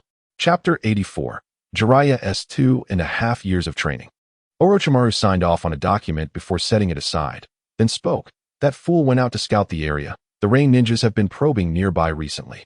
Indeed, Tsunade responded, her mind focused on her responsibility to heal the injured ninjas while Orochimaru attended to administrative matters, naturally necessitating Jiraiya's involvement in the tasks at hand. That child wished to join the front lines, but my grandmother intervened, Tsunade continued after swallowing a bite of cake. Uchiha Yi, is it? I haven't seen him in 2 years. He had the strength of a jonin 2 years ago. I wonder how much stronger he has become now. Orochimaru, a genius in his own right, harbored his own pride, yet even he felt a twinge of inferiority in the presence of Uchiha Yi. The crux of the matter was that Uchiha Yi did not rely on the Sharingan, a bloodline limit. Instead, he honed his skills through diligent research into ninjutsu and mastering the Flying Thunder God technique of the second Hokage. According to Orochimaru's observations, even without the Sharingan, Uchiha Yi's path to becoming a formidable ninja would remain unimpeded. His greatest strengths lay in his chakra control and learning capabilities. Previously, Orochimaru had never encountered anyone with such an extraordinary aptitude for learning as Uchiha Yi. Perhaps he has surpassed me in strength. Tsunade reflected on her feelings, uncertain whether to feel joy or sorrow. Ultimately, Uchiha Itachi was her disciple, and being surpassed by him as a teacher was slightly embarrassing. Yet, his excellence was a source of pride. In terms of mentorship, she believed she surpassed Jiraiya and Orochimaru, even though it was mostly her grandmother who had aided in teaching this exceptional disciple. At times, having an outstanding disciple could be a vexing delight.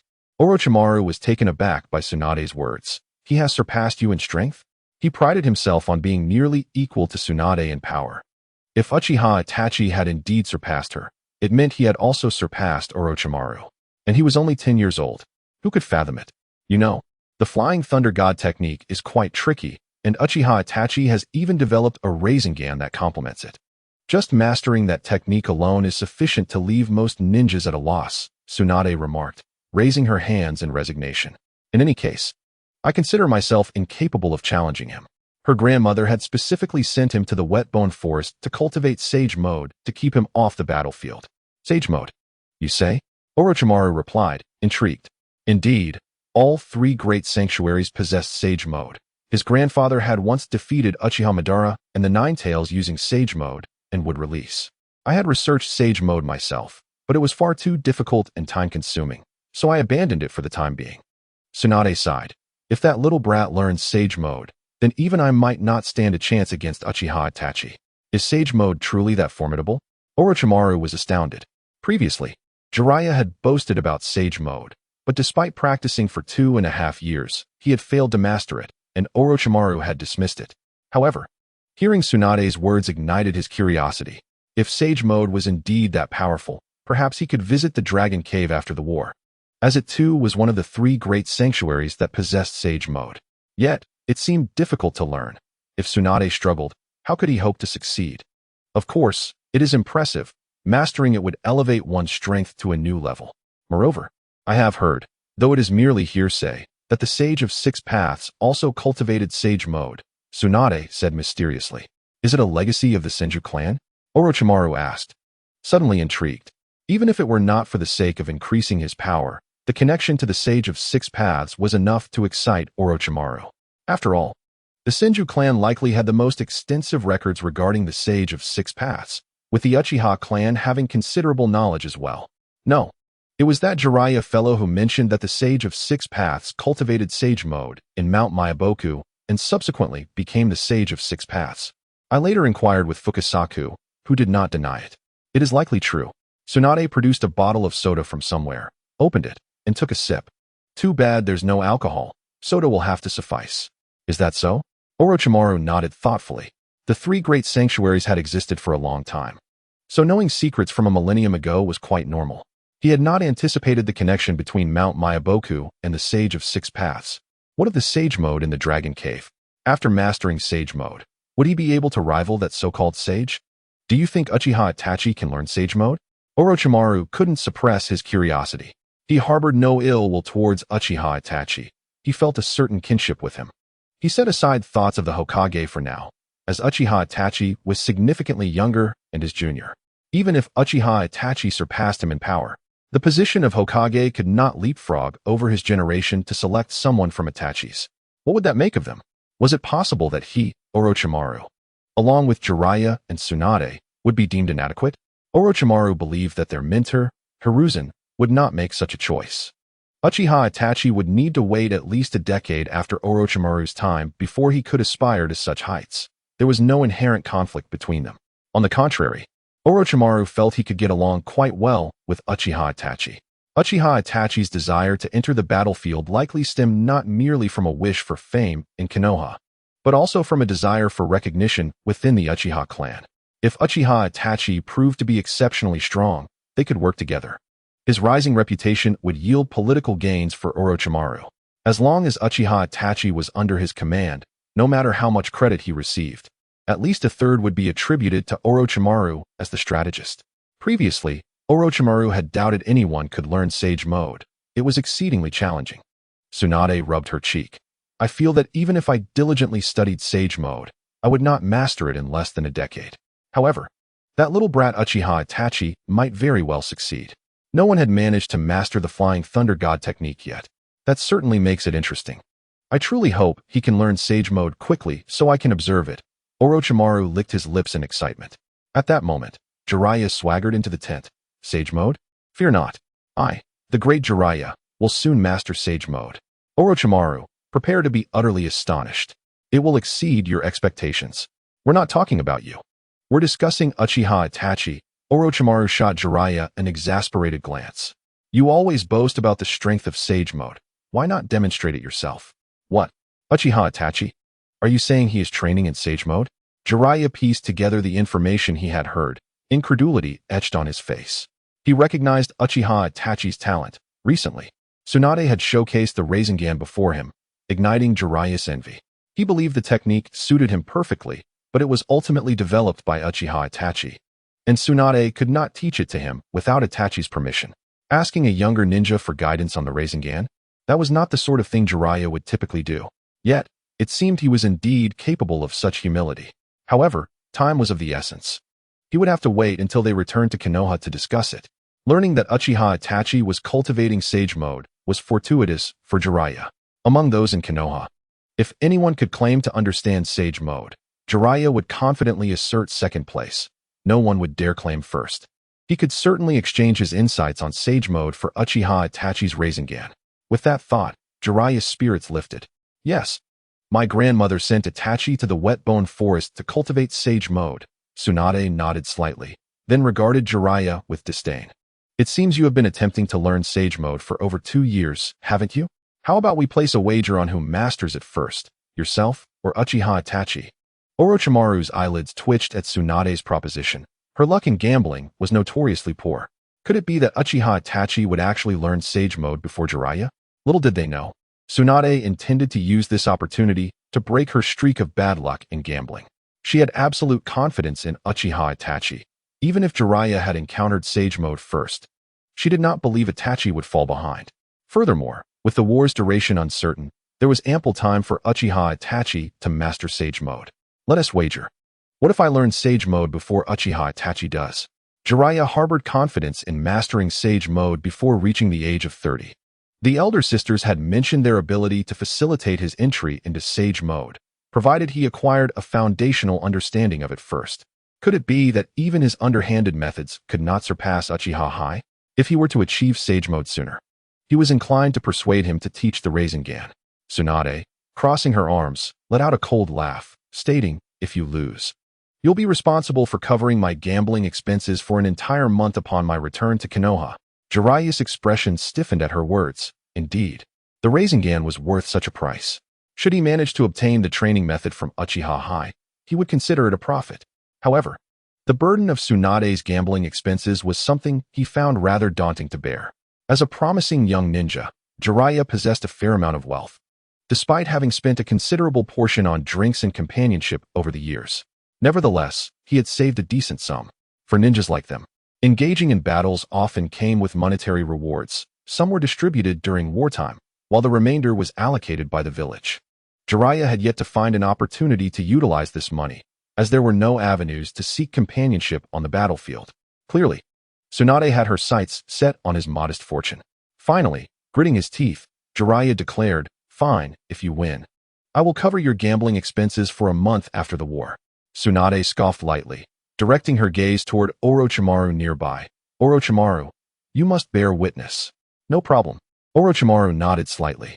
Setting aside Tsunade's peculiar luck, he actually favored Uchiha Yi's prospects. Jiraiya hardly had time to train for Sage Mode now. He was keen to witness Jiraiya's predicament. If Jiraiya were to emerge victorious, Tsunade would suffer little loss. And he was certain both Tsunade and Jiraiya would not shortchange Uchiha Yi. Orochimaru was well aware of this, and was curious how Tsunade planned to lose this wager. Hi, are you alright? Do you need my assistance in absorbing natural energy? The Sage of Slugs inquired with concern, focusing on Uchiha Yi, specifically his left arm. It infused a portion of natural energy into Uchiha Yi's arm, attempting to help him familiarize himself with the energy and grasp the essence of Sage Mode. After the infusion, Uchiha Yi's arm became limp, resembling that of a rubber figure. The Sage of Slugs intended to assist Uchiha Yi with this issue. If he were to fail due to negligence, it would indeed be a grave error. However, as a reincarnation of Indra's Chakra, he should not perish simply from failing to master Sage Mode. Only the reincarnation of ASURA'S Chakra could defeat him, yet Indra had never trained in Sage Mode before, raising questions about its feasibility. Just a little longer. I need time to adjust. I can still hold on for now. Uchiha Yi silently absorbed the natural energy in his left arm. Unbeknownst to him, his three-tomo Sharingan had activated and was spinning at an astonishing speed. His chakra control was remarkably adept, far surpassing that of the future Naruto. Uchiha Yi had also integrated the natural energy sensing ability of SH10. Though he lacked the assistance of the Nine Tails, he was, in essence, a cheat code himself. Unexpectedly, Uchiha Yi found his Sharingan, which had been slow to react, beginning to change due to his training in Sage Mode. The Sharingan and Sage Mode exhibited a slight repulsion. However, it was not a complete rejection. Unlike Naruto, who merely needed to maintain a balance of three energies, Uchiha Yi had to merge the power of his Sharingan, as the Uchiha spirit had never been particularly stable. Any issues with mental energy could prove fatal in mastering Sage Mode. Perhaps Uzushio Kagami encountered a similar issue during her own training in Sage Mode, but it was certain she had faced it with far greater ease. Uchiha Yi sensed that if he resolved this dilemma, his mastery of Sage Mode would exceed his wildest expectations. Chapter 86. Susanoo. Indeed, Uchiha Yi's capacity to accept natural energy surpassed his initial expectations, possibly due to his growing resemblance to the Otsutsuki clan. Although his arms softened after absorbing the natural energy, appearing as though it were out of control, it remained within Uchiha Yi's tolerance as long as he acted judiciously. It could be said that he no longer required specific guidance from the Sage of Slugs, who had never previously instructed an Uchiha in training for Sage Mode. The Sharingan was, undeniably, an unstable factor in the context of Sage Mode. In this state, Uchiha Yi had persevered for over 3 months, dedicating nearly every waking moment to studying natural energy, aside from the necessities of eating, sleeping, and resting. He had contemplated leveraging the battle space to extract Sage Mode techniques from Naruto Uzumaki, Hashirama Senju, and Kabuto. Regrettably, the opponents emerging from the battle space had not been particularly formidable. Even defeating stronger adversaries yielded little more than a technique or two. For Uchiha Yi, conventional jutsu no longer offered substantial enhancements to his power, while his chakra had increased by 3 cards due to the battle space. This rapid growth in chakra left the Sage of Slugs speechless. Such acceleration was indeed remarkable. However, as a reincarnation of Indra's chakra, Uchiha Yi's growth was hardly surprising. Boom! Uchiha Yi's three-tomo Sharingan spun faster and faster, his chakra energy fluctuating intensely, preventing the Sage of Slugs from fully releasing his attention. It felt as though Uchiha Yi was playing with fire. Was he truly so familiar with natural energy? Since he could not swiftly master Sage Mode, there were inherent issues with the natural energy. Should an accident occur, the consequences would be dire. Who would attempt to cultivate Sage Mode by continually acclimating their body to natural energy? In the eyes of the Sage of Slugs, it was a reckless notion, yet theoretically, it bore a semblance of feasibility. However, no one had ever succeeded in the past, as the requirements for practitioners were excessively high. Finally, Uchiha Yi began to undergo a transformation. His Sharingan became increasingly resplendent, and a skeletal structure formed around him, composed of chakra. Was this Susanoo? The Sage of Slugs found himself astonished. He had witnessed Susanoo before, especially during the battles between the Uchiha and Senju clans, as the Slug's summoning scroll had been passed down through generations of the Senju. Even Uchiha Madara's Susanoo had been met with one of his clones. Despite the formidable nature of Uchiha Madara's Susanoo, it could not slay him. The Sage of Slugs claimed he could contend with Uchiha Madara for an entire day. As for the so-called illusion control, the Sage of Slugs was utterly unfazed. He had plenty of clones. Could Uchiha Madara truly control them all? Yet, what was happening with Uchiha Yi? To activate Susanoo with a three-tomo Sharingan, albeit merely in its initial stage, reminded the Sage of Slugs of a legendary figure. The Sage of Slugs had encountered this individual before, and indeed, he had saved the ninja world. Regrettably, the bond between oneself and the other is not deeply rooted. It is primarily the affinity between the Miaomu Mountain and Otsutsuki Kagami that flourishes. However, the relationship between the Sage of Slugs and Ashura is rather amicable, and they have consistently maintained a good rapport with the Senju clan. After 3 months of interaction, the Sage of Slugs has discerned that Uchiha Yi's bloodline may very well be reverting to its ancestral roots. A faint aura reminiscent of Ashura's bloodline emanates from him. She does not doubt that Uchiha Yi possesses a unique enhancement that allows him to embody the physical traits of both the Senju and Uzumaki clans, a phenomenon previously unseen. Conversely, the occurrence of bloodline reversion has occasionally manifested in other bloodline clans, but this is the first instance within the Uchiha lineage. It is indeed unprecedented for the Uchiha clan to witness such a situation, especially one brought forth by the reincarnation of Indra's Chakra, which fills the Sage of Slugs with anticipation for Uchiha Yi's future. Perhaps Uchiha Yi may even surpass Uchiha Madara. It seems I have awakened Susanoo, but I have yet to manifest other ocular techniques, Uchiha Yi mused, directing his gaze toward the adjacent pool.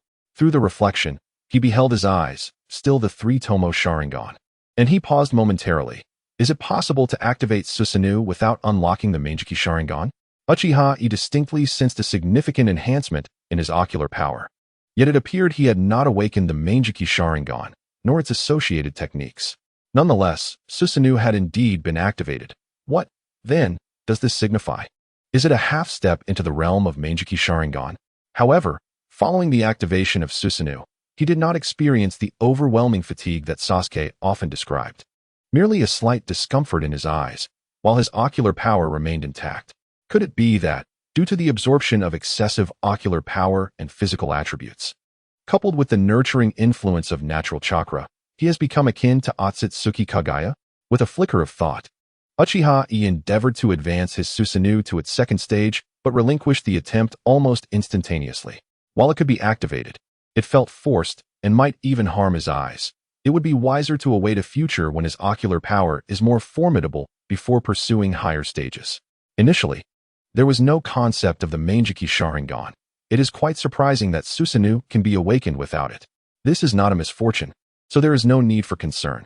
The Sage of Slugs scrutinized Uchiha Yi for a considerable time before speaking. Moreover, your Sharingan is intricately linked to your Yin release chakra. Should your Yin release chakra be excessively abundant, far exceeding your physical strength, it may inflict harm upon your body. Your current physique surpasses that of many adult Uchihas, yet you are still merely 10 years old. Thus there is no urgency to expedite the evolution of your Sharingan. I understand. Thank you. Uchiha Yi reflected upon the future Uchiha Itachi, who had succumbed to a bloodline illness due to awakening the Manjiki Sharingan too early. Many contend that Uchiha Itachi was holding back during encounters, yet at that time, could he truly unleash his full potential? Observing his struggles even to evade shuriken, manifesting only a fraction of his strength was already a challenge. Can one expect a person in such dire health to exert their utmost capability? Chapter 87. Uchiha Yi's Sage Mode. Certainly, Sasuke's power is not to be underestimated. Under normal circumstances, the three-tomo Sharingan cannot rival the Manjiki Sharingan. However, Uchiha Itachi was in a deteriorating state, gravely ill.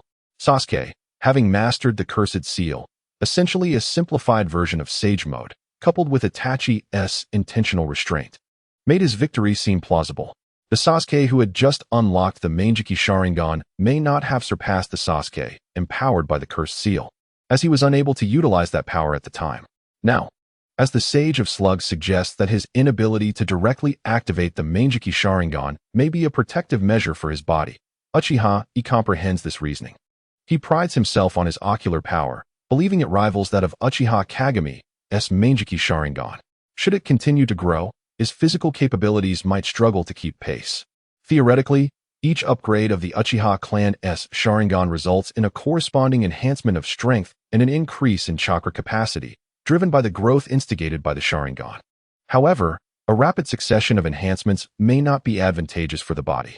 The ability to wield Susanoo is indeed a boon for Uchiha Yi. Although it is merely the first stage of Susanoo, it marks a commendable beginning, does it not?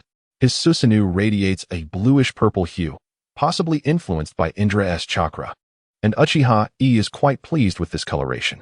With the activation of Susanoo, Uchiha Yi also feels a notable stabilization in his mental state. With a mere thought, he retracts Susanoo and begins to actively absorb natural energy. Wait, Yi, do not act recklessly. The Sage of Slugs exclaims in alarm, yet soon finds herself at a loss for words.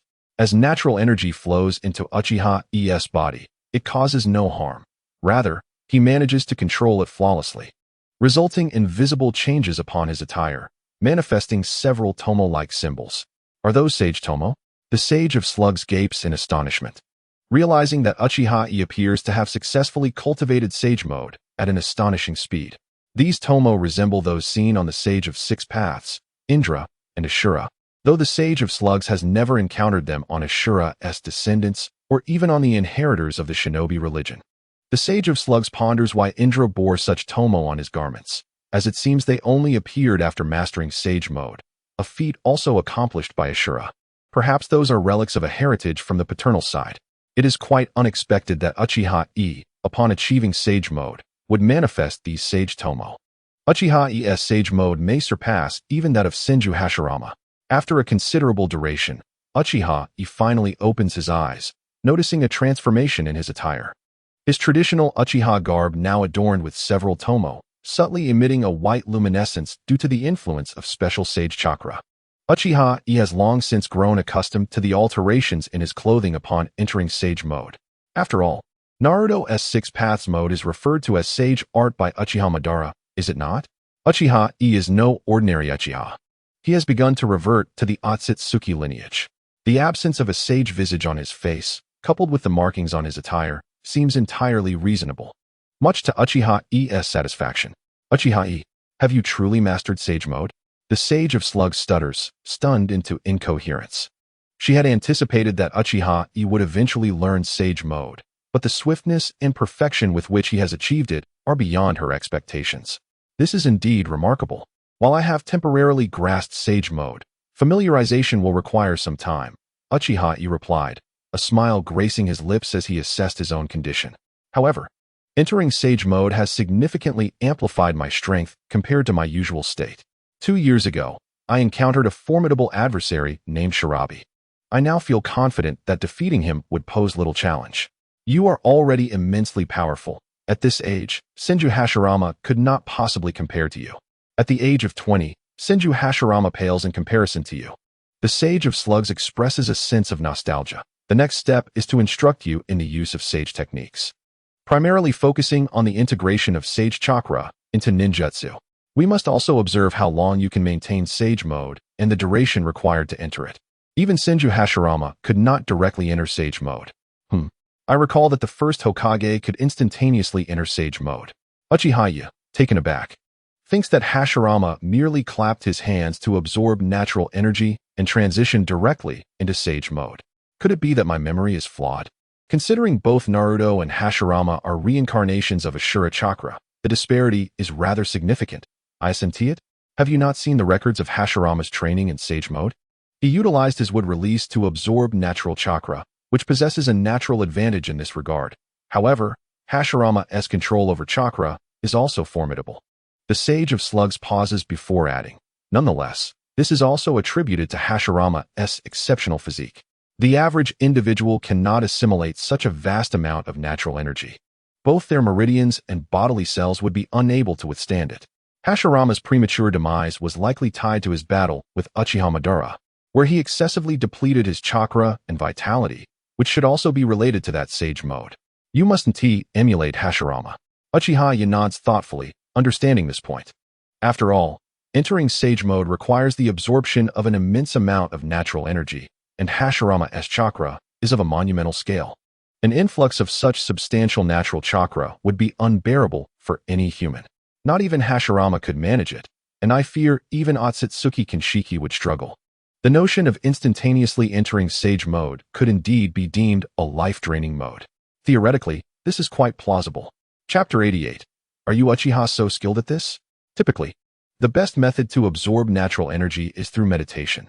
The more chakra one possesses, the stronger their Sage mode will be, but the preparation time required is correspondingly longer. The Sage of Slugs seems worried that Uchiha Yi might imitate Hashirama and continues to advise him. You are still young, far from your peak. Once you reach adulthood, your chakra may very well rival mine.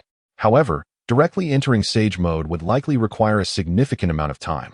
After pondering for a moment, Uchiha Yi inquires, since the human body cannot rapidly assimilate a large quantity of natural chakra, what about Susanoo? The Sage of Slugs responds. I recognize the words you speak, yet I cannot comprehend what you mean.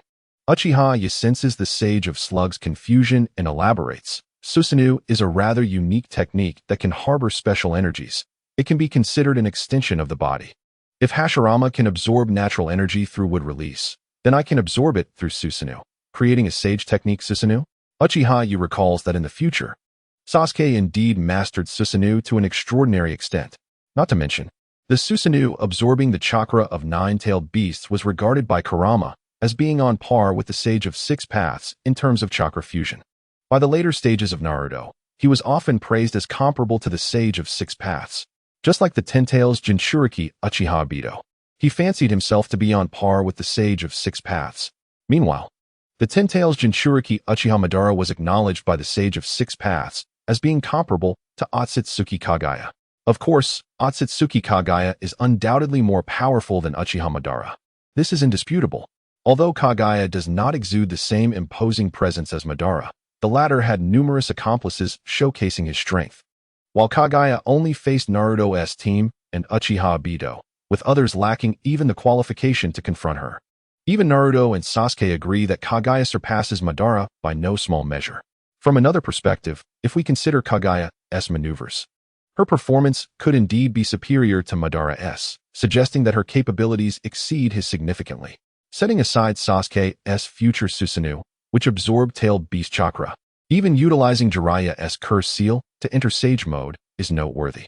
However, that relied on borrowing Jiraiya's power, and Jiraiya's own strength fell short. Had Naruto supplemented Sasuke with Sage chakra, it would have been more feasible. Uchiha Yi intends to familiarize himself with Sage mode before attempting to operate the Sage Susanoo. I do not possess Susanoo. I am uncertain, but if you wish to attempt it, you may. After a prolonged silence, the Sage of Slugs finally speaks. They sense that Uchiha Yi, as a reincarnation of Indra's chakra, is remarkably astute, reminiscent of the Indra of old. Next, I will require your assistance in training Sage techniques, Sage of Slugs. Uchiha Yi refrains from asking whether the Sage of Slugs can help him enter Sage mode. Theoretically, the two Frog Sages could, and the Sage of Slugs could as well. However, having achieved a perfect Sage mode, why would he wish to alter himself? Observing those who resort to shortcuts in Sage mode, one notes that Jiraiya nearly transformed entirely into a frog, while Orochimaru altered himself into something unrecognizable. Ultimately, the Sage mode of the Sage of Slugs is more suited to their summoning beasts.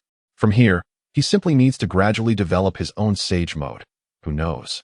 He may even discover a permanent Sage mode. If the Sage of Slugs and the Great Toad Sage can achieve it, why can't he? Uchiha Yi aspires to become a new generation of Sage. Henceforth, he must master Sage mode, familiarize himself with Sage Susanoo, and devise the Wind Release Rasen Shuriken. It would be even better if he could develop a Lightning Release Rasengan. Jiraiya, prepare to pay up. On this day, Tsunade, as usual, summoned the slug to bring food to her, and upon learning that Uchiha Yi had preliminarily mastered Sage mode, she eagerly rushed to the tent, shouting at Jiraiya, who was disturbing Orochimaru's work. What? Jiraiya initially fails to react, but soon remembers his wager with Tsunade. What did you say? That brat Uchiha Yi has mastered Sage mode? Indeed. The Sage of Slugs just informed me. You don't think the Sage of Slugs would deceive me, do you? Or perhaps mislead you? Tsunade gazes at Jiraiya with a smirk. Should Jiraiya express any doubts, it would imply questioning the Sage of Slugs, a risk he dares not take. Even he would not challenge the sages of the three great summoning realms. Tsunade's heart is elated. Even though the slug informed her only after Uchiha Yi had stabilized his mastery of Sage mode, this is of little consequence. After all, she has won. Tsunade has finally triumphed over Jiraiya in a bet, no longer the perennial loser. For her, this victory is far more gratifying than merely making Jiraiya pay. No, that is not what I meant, Jiraiya exclaimed, waving his hands dismissively. How could I possibly question the Sage of Slugs? He asserted that he could not bear the weight of such a claim. However, he was intrigued by whether the young Uchiha Itachi had truly mastered Sage mode. He inquired further, prompting Orochimaru to perk up, listening attentively. Like Jiraiya, he held a keen interest in Sage mode. It had been less than 6 months since Uchiha Itachi began his training. Was it truly that simple? Reflecting on Jiraiya's own arduous 2.5 years of training at Maiboka Mountain, one had to wonder, was Jiraiya simply foolish, or was Uchiha Itachi remarkably clever? Chapter 89. Tsunade's misfortunes indeed. He has gained the Sage of Slugs recognition. Tsunade nodded slightly. Moreover, he has become quite adept at entering Sage mode, even integrating Sage Chakra into his ninjutsu. I trust you comprehend the implications of this. Jiraiya's expression shifted dramatically. Could he possibly misunderstand the significance of Tsunade's words? This was a level he could only aspire to. As if struck by a thought, he gazed at Tsunade, seemingly seeking a loophole in their wager. Did he perhaps employ some underhanded means to achieve this Sage Mode with the Sage of Slug's assistance? Is there a way to cheat in Sage Mode? Before Tsunade could respond, Orochimaru's curiosity was piqued. If that were the case, I must learn it as well.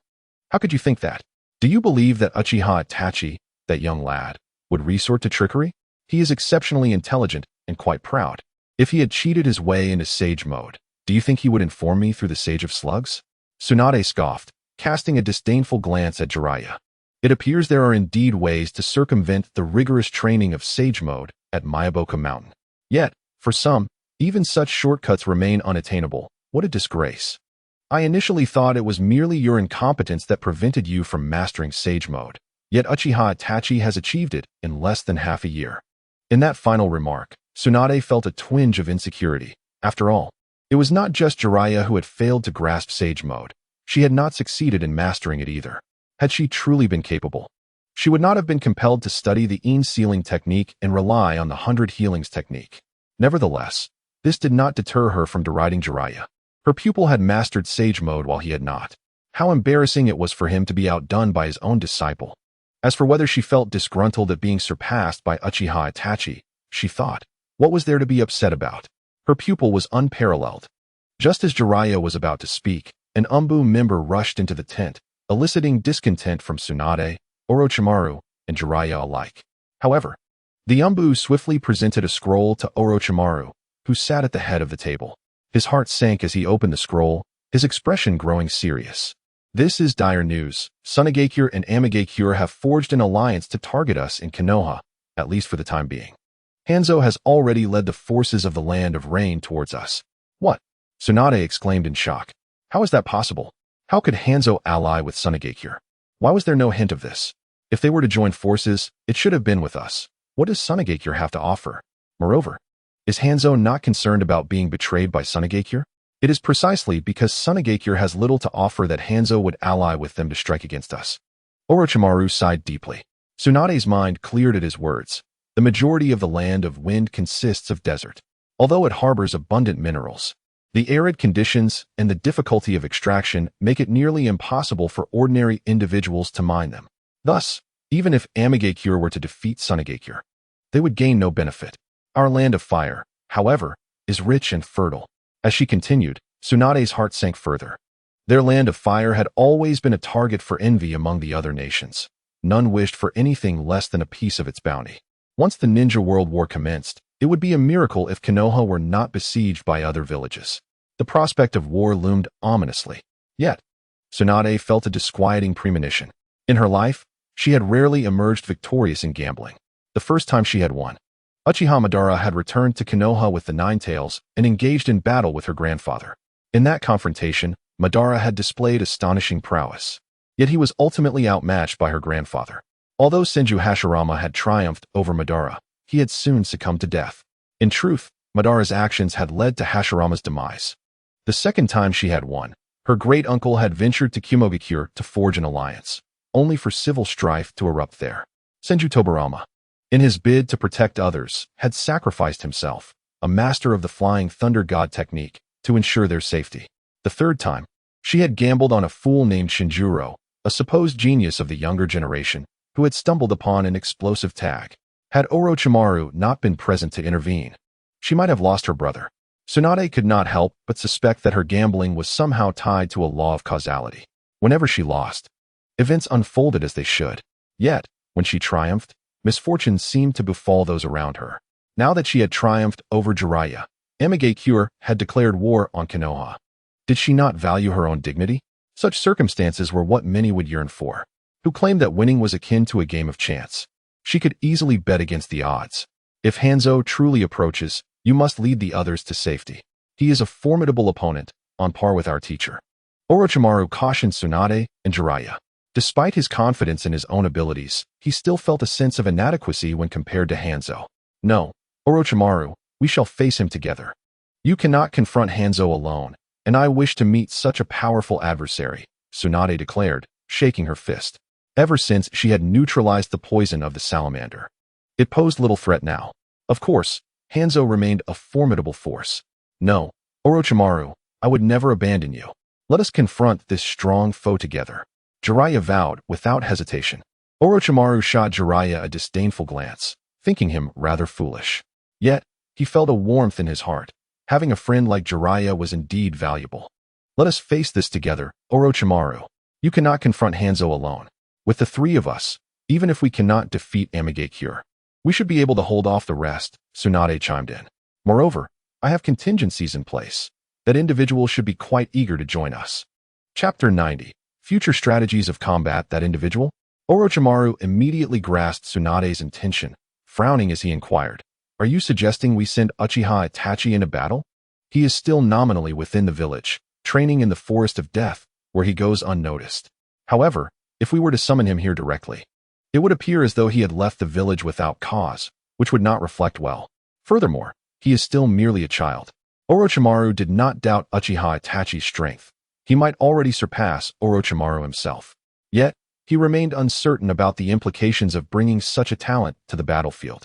Protecting children and safeguarding the potential of the new generation is indeed commendable, but is Uchiha Yi truly an ordinary child? Summoning Uchiha Yi directly to the battlefield may be considered assistance, yet it presents numerous complications for him. Certain ninja taboos must be approached with caution.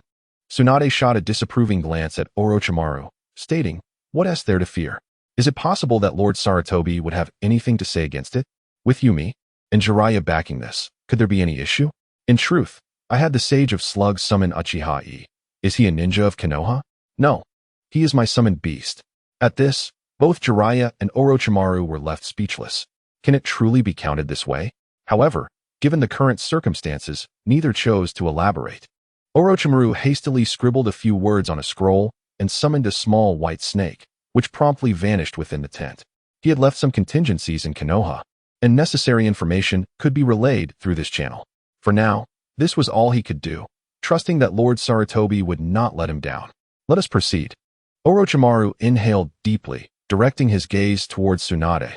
The alliance between Hanzo and Tsunagakure had taken them by surprise. It was not that these villages were incapable of uniting, but the previous actions of the Rain Country had infringed upon the interests of the daimyos. Was Tsunagakure truly seeking trouble by allying with them? They must be desperate for resources. For the sake of meager gains, they would resort to any means necessary.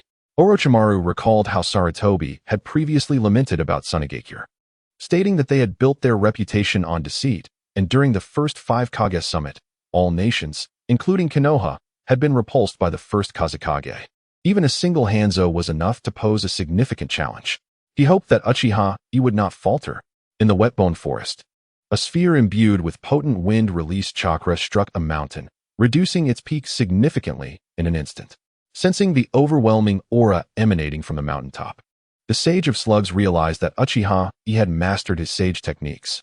Senju Hashirama possessed a unique wood release, a result of his special abilities and the Ashura chakra within him. The sage understood that the strength did not solely lie in wood release, but rather in Hashirama's terrifying yang release chakra, which was pivotal. Uchiha Yi was not Hashirama. As a member of the Uchiha clan and reincarnation of Indra's chakra, he should primarily exploit the Sharingan. The Susanoo technique indeed harbored remarkable potential, and during this time, the sage's understanding of Uchiha Yi had been continually refreshed. Uchiha Yi had truly perfected the Susanoo technique. It was said that in ancient times, Kagaya Otsutsuki had utilized the Susanoo to combat the Ten Tails. This indicated that the upper limits of the Susanoo surpassed common understanding. When fully developed, it would be no less formidable than wood release. Furthermore, Uchiha Yi had integrated Sage Chakra into the Rasengan, significantly enhancing his power. The wind release Rasen Shuriken was almost perfected. Observing the destruction wrought by the Sage technique, Uchiha Yi nodded in satisfaction. Although Naruto would eventually possess even more powerful techniques, at this stage, the Sage Wind Release Rasen Shuriken was undoubtedly capable of immense destruction, and even Uchiha Yi was thoroughly pleased with it. Future techniques could be developed gradually. Uchiha Yi took a deep breath, drawing in a vast amount of natural energy, replenishing the Sage Chakra he had previously expended. During this time, he had been diligently familiarizing himself with and refining his Sage mode. He found it somewhat challenging to maintain Sage mode permanently, at least at his current stage, he could not manage chakra control effectively. After all, it was impossible for him to manipulate natural chakra while asleep. He had yet to internalize the process of creating sage chakra as an instinct. However, entering sage mode was relatively effortless for Uchiha Yi. He did not need to rely on the shadow clones like Naruto, who could only maintain sage mode for 5 minutes and later had to absorb sage chakra through them. In battle, he could absorb natural energy. While this might seem distracting to others, for Uchiha Yi, entering sage mode heightened his already exceptional perception abilities, and the Sharingan also received enhancement. Even if he had to allocate some mental energy to absorb natural chakra, his focus was far greater than in his normal state. This process bore similarities to how Jiraiya relied on 2 sages, and Naruto depended on the 9 tails for natural energy absorption to create sage chakra. The difference lay in the fact that they utilized external forces, while Uchiha Yi relied solely on himself. Uchiha Yi sensed that the Uchiha clan was particularly well suited for cultivating sage mode, provided they could control the unpredictable nature of the Sharingan. This would effectively eliminate nearly 99.99 Uchiha, but the benefits of success would be tremendous. Upon entering sage mode, his Susanoo could also advance to its second stage, marking a substantial qualitative improvement. Regrettably, the Susanoo he initially envisioned had yet to be developed. Before entering sage mode, transitioning to a special sage Susanoo remained unachievable. It would only be possible to showcase the superiority of this Susanoo after further developing the Sharingan. Failing to master this technique would impose a significant burden on Uchiha Yi when entering sage mode and subsequently activating Susanoo for combat. Chapter 91. The Legendary 3 Ninjas of Konoha. Uchiha Yi did not wish to engage in overexerted battles in sage mode as Hashirama had done. The human body has its limits. Whether it be Hashirama or Uchiha Yi, both faced this reality. Until he became a member of the Otsutsuki clan, he needed to find ways to circumvent certain flaws. Sasuke had achieved Sage Susanoo through the assistance of Jugo. Yet Jugo's Sage mode was a rudimentary version that merely allowed Sasuke to enhance his strength using Sage Chakra without significantly boosting the power of Susanoo. This was determined by the circumstances at the time. At that moment, the Ten Tails Jinchuriki, Uchiha Obito, could only be harmed by Sage techniques. The extent of enhancement was not something Sasuke needed to concern himself with. The ability to employ Sage techniques was sufficient. By the way, Tsunade is encountering difficulties and may need you to summon yourself to assist her, the Sage of Slugs suddenly remarked, waving his large tentacles towards Uchiha Yi. Tsunade's troubles. Was there an issue at the front line? Uchiha Yi was taken aback by the news. He did not mind the potential trouble of heading to the front line without the village's permission. Mito would resolve any problems. Moreover, his regular combat strength already surpassed that of an average Kage, and with Sage mode, he considered himself even stronger. Currently, the only individual in the ninja world who clearly surpassed him was Mito Uzumaki, his teacher and non-blood-related grandmother. With Mito present, he had no cause for concern. Furthermore, he was publicly aligned with the Hokage faction, and by striving to rescue Sarutobi's 3 disciples, Sarutobi would undoubtedly need to step forward to support him against the lightning. Otherwise, the morale of his faction would falter, rendering him incapable of leading in the future. The crux of the matter is that now, Uchiha Yi possesses enough strength to act without the hesitance that once plagued him. He even embraces the notion of being dubbed the next Uchiha Madara. Let it be so. If one possesses the capability, let them come and challenge me. It seems he has crossed paths with Hans, and Tsunade is not a match for him. The Sage of the Snails remarked with a sense of nostalgia. Tsunade's talent is indeed commendable, and the Sage has taken a genuine liking to her. Among all the successors, her abilities align most harmoniously with his. Although she cannot rival Senju Hashirama, she is nonetheless the most suited individual for him. Given the right conditions, the Sage can collaborate with Tsunade to administer simultaneous healing on a grand scale.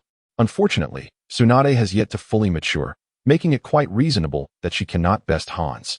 As for the young SH Toku, he surprisingly has not signed a contract with the Sage, indicating that this generation of the Senju clan pales in comparison to the Uchiha. However, with Uchiha Yi's prodigious talent, even if Senju Hashirama were to be reborn, he would find it challenging to match Uchiha Yi's prowess. The Sage harbors doubts, suspecting that Indra's chakra may have been significantly impacted by Hashirama's previous reincarnation, resulting in a more formidable lineage that even allows for ancestral traits to re-emerge. Indeed, Hans is a formidable opponent. A glimmer of excitement illuminated Uchiha Yi's visage. He yearns for a powerful adversary. Seeking out Uchiha Madara is not appealing to him, particularly since he is uncertain whether Madara still possesses the Rinnegan, making any confrontation unwise. Even without the Rinnegan, Madara can still unleash Susanoo. One must ask, is Uchiha Madara not exceptional?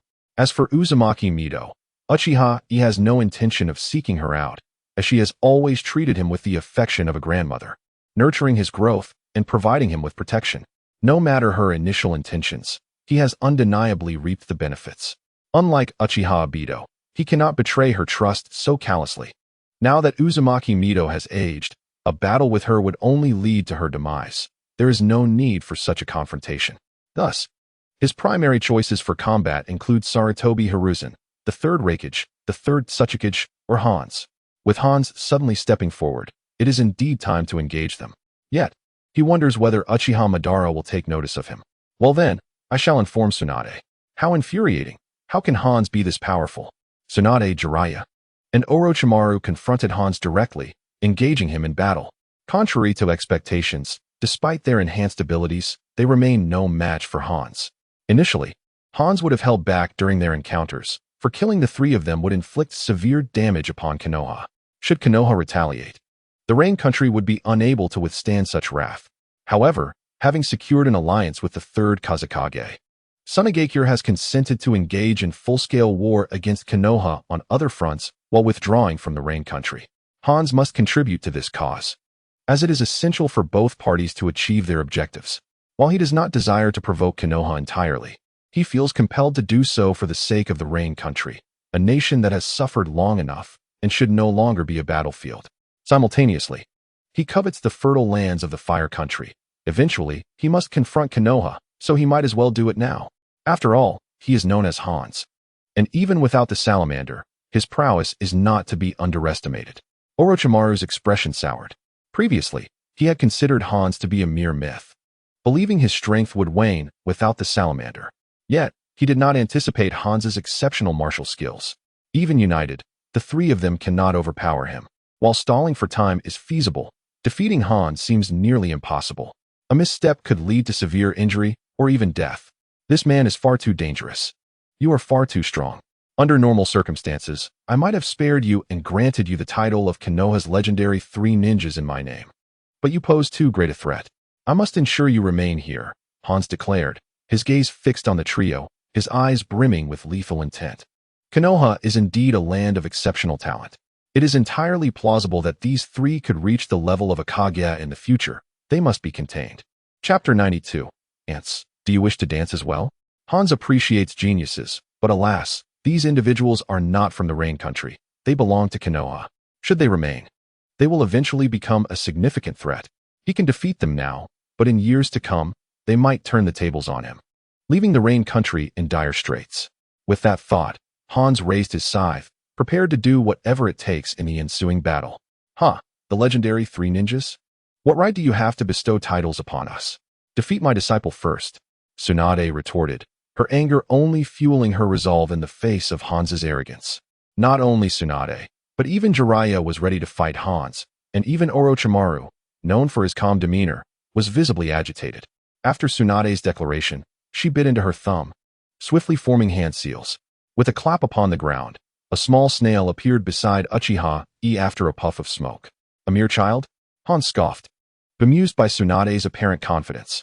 It seemed that the newcomer could not be more than 13 or 14. A mere offering of his head? Could it be that such youth had reached the level of a Kage? Impossible. Such an achievement was beyond even Senju Hashirama. Moreover, having never encountered Hashirama, Hans did not believe he would fall short of Hashirama's prowess. If Hashirama were truly that formidable, why had he not unified all the nations? A god of Shinobi? Merely a Fade, a personage embellished by legends. Hans, in his current state, harbors unwavering confidence. Is the target truly Hans? A thrill coursed through Uchiha Yi as he exchanged glances with Tsunade, who, understanding his intent, tossed him a vial of antidote. It will ensure you remain unharmed for 10 minutes. 10 minutes? That shall suffice. Leave this to me. You go assist elsewhere. Uchiha Yi swiftly injected the antidote into his shoulder, his gaze now fixed on Hans. So, Do you wish to dance as well? And do you not require assistance? Jiraiya inquired, sensing the palpable aura of killing intent radiating from Hans. He could feel that Uchiha Yi had entered sage mode. But was this form truly capable of contending with Hans? Should they manage to defeat Hans, it would spell catastrophic consequences for the Rain Country, leading to its inevitable collapse, allowing them to focus entirely on Sunagakure. Yet, Uchiha Yi's words seemed rather audacious. Kid, you are impressive.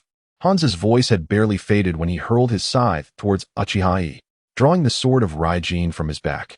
Uchiha Yi deflected the scythe with a flash of golden light. In that fleeting moment of collision, the scythe's chain allowed it to pivot at a cunning angle, aiming for Uchiha Yi's neck. With a deft flourish, the sword of Raijin in Uchiha Yi's grasp unleashed a series of intricate sword blossoms, skillfully countering Hans's assault. Observing Uchiha Yi's effortless demeanor, Orochimaru shifted his gaze toward Jiraiya, who stood a short distance away. Jiraiya, we must provide assistance. Tsunade, remain here to support us. Orochimaru had discerned that Uchiha Yi's prowess matched that of Hans, yet he was but a child, lacking extensive combat experience for missions outside. There was a risk that Hans might exploit this vulnerability, thus necessitating Tsunade's presence for support. Furthermore, as a medical ninja, she could swiftly administer assistance should an antidote fail. Understood. Jiraiya acknowledged, having witnessed the fierce exchange between Uchiha Yi and Hans, which had already seen numerous rounds of combat. He recognized that Uchiha Yi had significantly enhanced his abilities and promptly followed Orochimaru to lend his aid to their comrades. The clang of weapons echoed as Uchiha Yi and Hans's figures flickered in a dance of combat. As time passed, Hans's astonishment grew. The young warrior's taijutsu and body flicker technique were astonishingly on par with his own. How could this be? This was merely a child. Hans, confident in his swordsmanship and body flicker technique, his initial moniker being Hans the Salamander, was taken aback by the boy's remarkable skills. How had he trained to achieve such prowess? No, he had to ensure this young threat remained here. To be honest, I am quite disappointed. I was told you were formidable, yet your abilities leave much to be desired. Uchiha Yi's voice rang out. Hans, do you realize the difficulty in stepping over an ant without crushing it? With a sudden surge of strength, Uchiha Yi propelled Hans backward, who found his feet scraping against the ground in retreat. Angered by Uchiha Yi's words, Hans seethed. Being referred to as an ant was not a first for him. The audacity of this young warrior was infuriating. How could the education in Konoha be so lacking? This was utterly disrespectful. Yet, upon noticing the crimson tomo of the Sharingan in Uchiha Yi's eyes, Hans conceded that such impudence was somewhat understandable coming from a member of the Uchiha clan. Nevertheless, at that moment, Hans genuinely contemplated ending Uchiha Yi's life. When had he ever been subjected to such humiliation? Without a second thought, he unleashed a full frontal assault on Uchiha Yi. Tsunade, observing the clash between Uchiha Yi and Hans, felt a flicker of hope. Indeed, Uchiha Yi's strength had not disappointed her. Having mastered Sage Mode, he was gradually gaining the upper hand. However, his incessant taunting during battle raised her concern. Who had taught him such insolence? Although she understood Uchiha Yi's intent to provoke Hans into making errors, it also raised the question of their own standing. If Hans was merely an ant, what did that make the three of them? Lesser than ants? Nonetheless, Uchiha Yi's power was undeniably formidable. He had yet to utilize the Flying Thunder God technique, and Hans was already being suppressed. As the scythe collided once more with the sword of Raijin, a vibrant lightning surged forth from the latter. Sage art, thousand birds. The unexpected electrical current caught Hans off guard. One-handed hand seals. He muttered, nearly cursing aloud. If he could, Hans would have unleashed a verbal tirade upon Uchiha Yi, who referred to him as an ant and a mere trifling pest, demonstrating an utter lack of respect for his elders.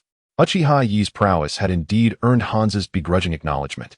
At such a young age, he had achieved remarkable strength, justifying his arrogance. Yet, this young warrior was also cunning, discreetly forming seals with one hand. Truly, there was no ninja devoid of deceit. The ferocious lightning paralyzed Hans momentarily, but his reflexes were sharp. In an instant, he relinquished his scythe and retreated rapidly, simultaneously forming seals as numerous explosive tags soared toward Uchiha Yi. Fire release, exploding flame formation. Hans had prepared a substantial cache of explosive tags during their earlier skirmish, now turned against Uchiha Yi. In a different timeline, he had employed this very tactic against Nagato, injuring him severely. However, this maneuver proved futile against Uchiha Yi, who deftly evaded the blast radius with a flicker of movement. Such speed. Hans's pupils constricted involuntarily. As a master of the body flicker technique, he could sense that Uchiha Yi's movements had accelerated beyond his previous capabilities, rendering him unable to track the boy's trajectory. Having previously displayed terrifying speed, Uchiha Yi's recent performance left Hans increasingly anxious. Enough of this, Uchiha Yi thought, a playful smile gracing his lips as he formed a Rasengan in his right hand, infusing it with a potent wind chakra. Sage art, wind release, Rasen Shuriken. In that moment, Hans felt an overwhelming sense of impending doom. Should this chakra touch him, it would surely lead to his demise. After all, he was merely human, not a reckless being like the third Hokage. He could not allow this technique to strike him. Yet before Hans could act, the wind release Rasen Shuriken vanished from Uchiha Yi's grasp. Was this a space-time ninjutsu? In the blink of an eye, Hans felt a sharp pain in his right arm, glancing down to find the Rasen Shuriken embedded within, leaving a distinctly visible mark. The terrifying wind chakra began to wreak havoc on his arm, threatening to engulf him entirely. Gritting his teeth, Hans fled hastily. Had he escaped? With the Sharingan and Sage mode, Uchiha Yi's sensory abilities were formidable. He sensed Hans slipping out of the explosion's reach. It seemed the Rasen Shuriken's propagation had been slightly delayed. But this was expected. Stability was essential to ensure the technique didn't detonate prematurely. Of course, Uchiha Yi could have thrown the Rasen Shuriken directly like Naruto Uzumaki, but faster ninjas might still evade it. This time, however, Uchiha Yi had utilized the Flying Thunder God technique to teleport the jutsu directly beside Hans, making it much more likely to hit. As the storm unleashed by the wind release Rasen Shuriken dissipated, Hans knelt nearby, gasping for breath. His right arm had been completely annihilated, and his body bore numerous lacerations inflicted by the wind. Hans gazed at Uchiha Yi with lingering dread, a flicker of fear crossing his eyes. He had come perilously close to death. You performed admirably, Uchiha Yi remarked, to have evaded that attack. However, next time, you may not be so fortunate. Wait, Yi. Do not kill Hans. At that moment, Tsunade, who had been watching in stunned silence, regained her composure and hurriedly intervened to prevent Uchiha Yi from killing Hanzo. The previous battle had left her trembling with fear. Uchiha Yi, having entered Sage mode, had already been subtly overpowering Hanzo in terms of taijutsu, speed, and body flicker technique, which had astonished Tsunade. Yet now, Uchiha Yi had combined the Flying Thunder God technique with an upgraded Rasengan, severely injuring Hanzo, a feat that even Tsunade found hard to believe. This was Hanzo, the man who had previously suppressed her, Jiraiya, and Orochimaru, and now he had been defeated by Uchiha Yi. Could it be that Uchiha Yi could easily handle the three of them as well? It seemed that in the ninja world, there was hardly anyone left who could rival her disciple. Uchiha Yi instantly grasped Tsunade's intent as he turned his gaze toward Hanzo. You have lost, Hanzo. Surrender now, and you may yet live. The land of rain can continue to exist. He added, I believe you do not wish to see the land of rain subjected to the whims of other nations, do you? Hanzo perceived no immediate threat from Uchiha Yi. The poison was merely a nuisance. In truth, even without Tsunade's antidote, Uchiha Yi could defend himself, thanks to the resistance to toxins afforded by Sage mode. Hanzo's attempt to use poison against him was futile, especially with Hanzo now lacking his right arm, which significantly diminished his strength.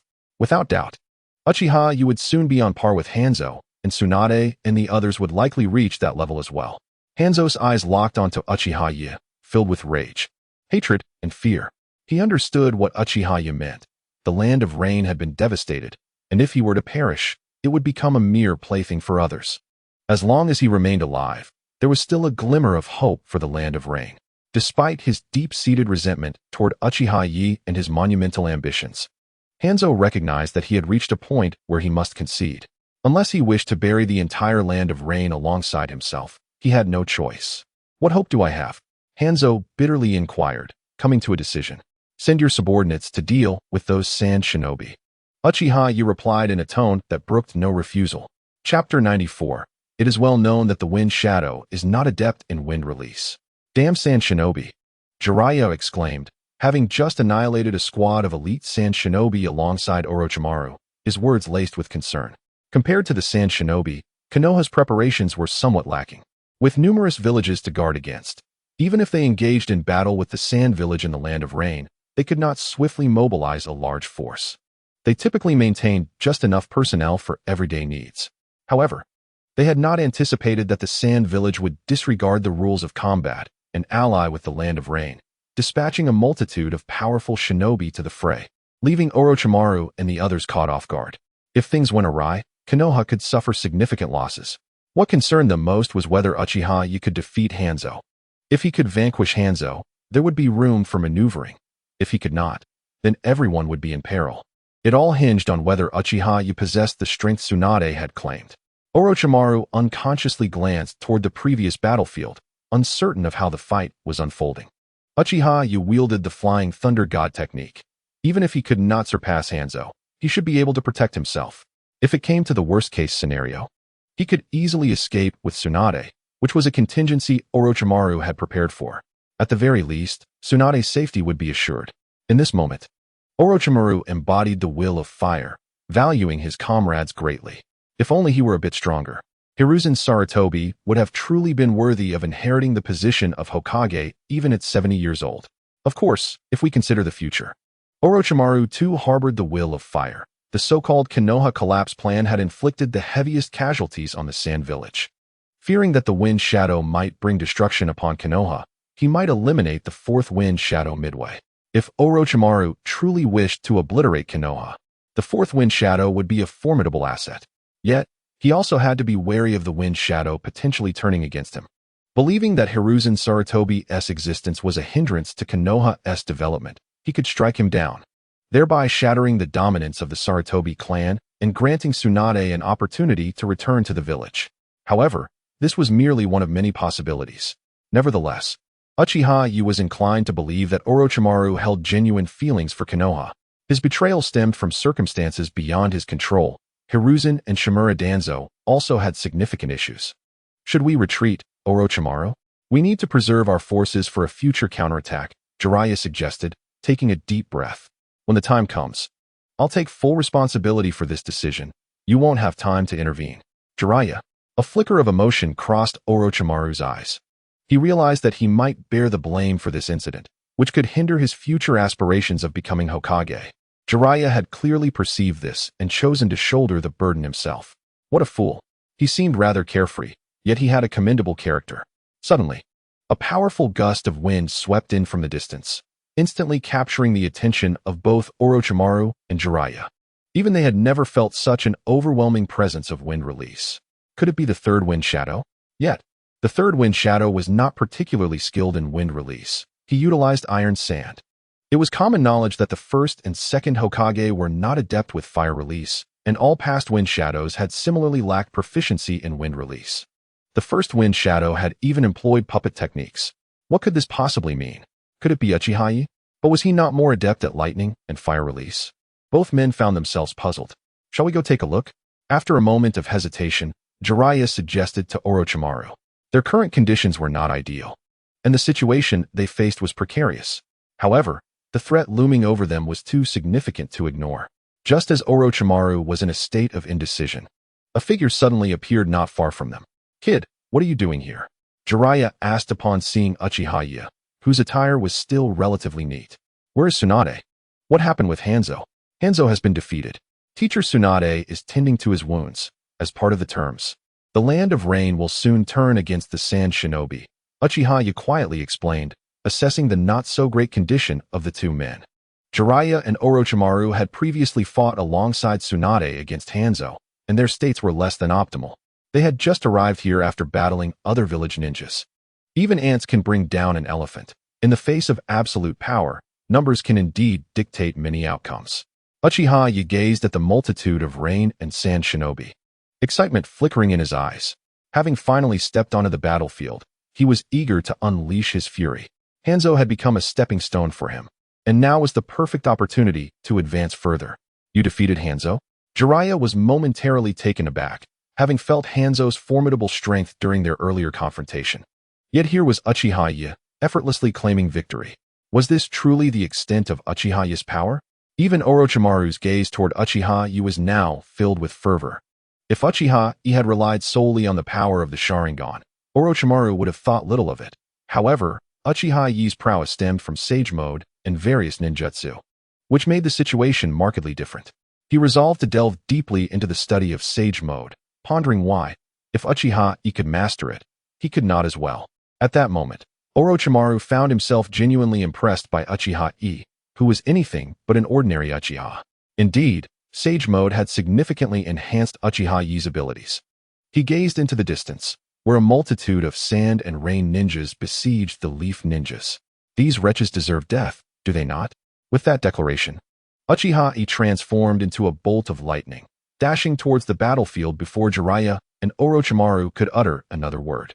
He plunged into the fray, wielding the sword of Raijin to reap the lives of sand ninjas. Even the rain ninjas, who had considered surrendering, continued their assault on the leaf ninjas, waiting for Hanzo's command to switch sides. Uchiha Yi's actions in slaying them were entirely justifiable. Such swiftness, Jiraiya swallowed hard, pondering why Uchiha Yi seemed more akin to the Raikage than the Raikage himself. Sage Mode appeared to be even more formidable than he had anticipated.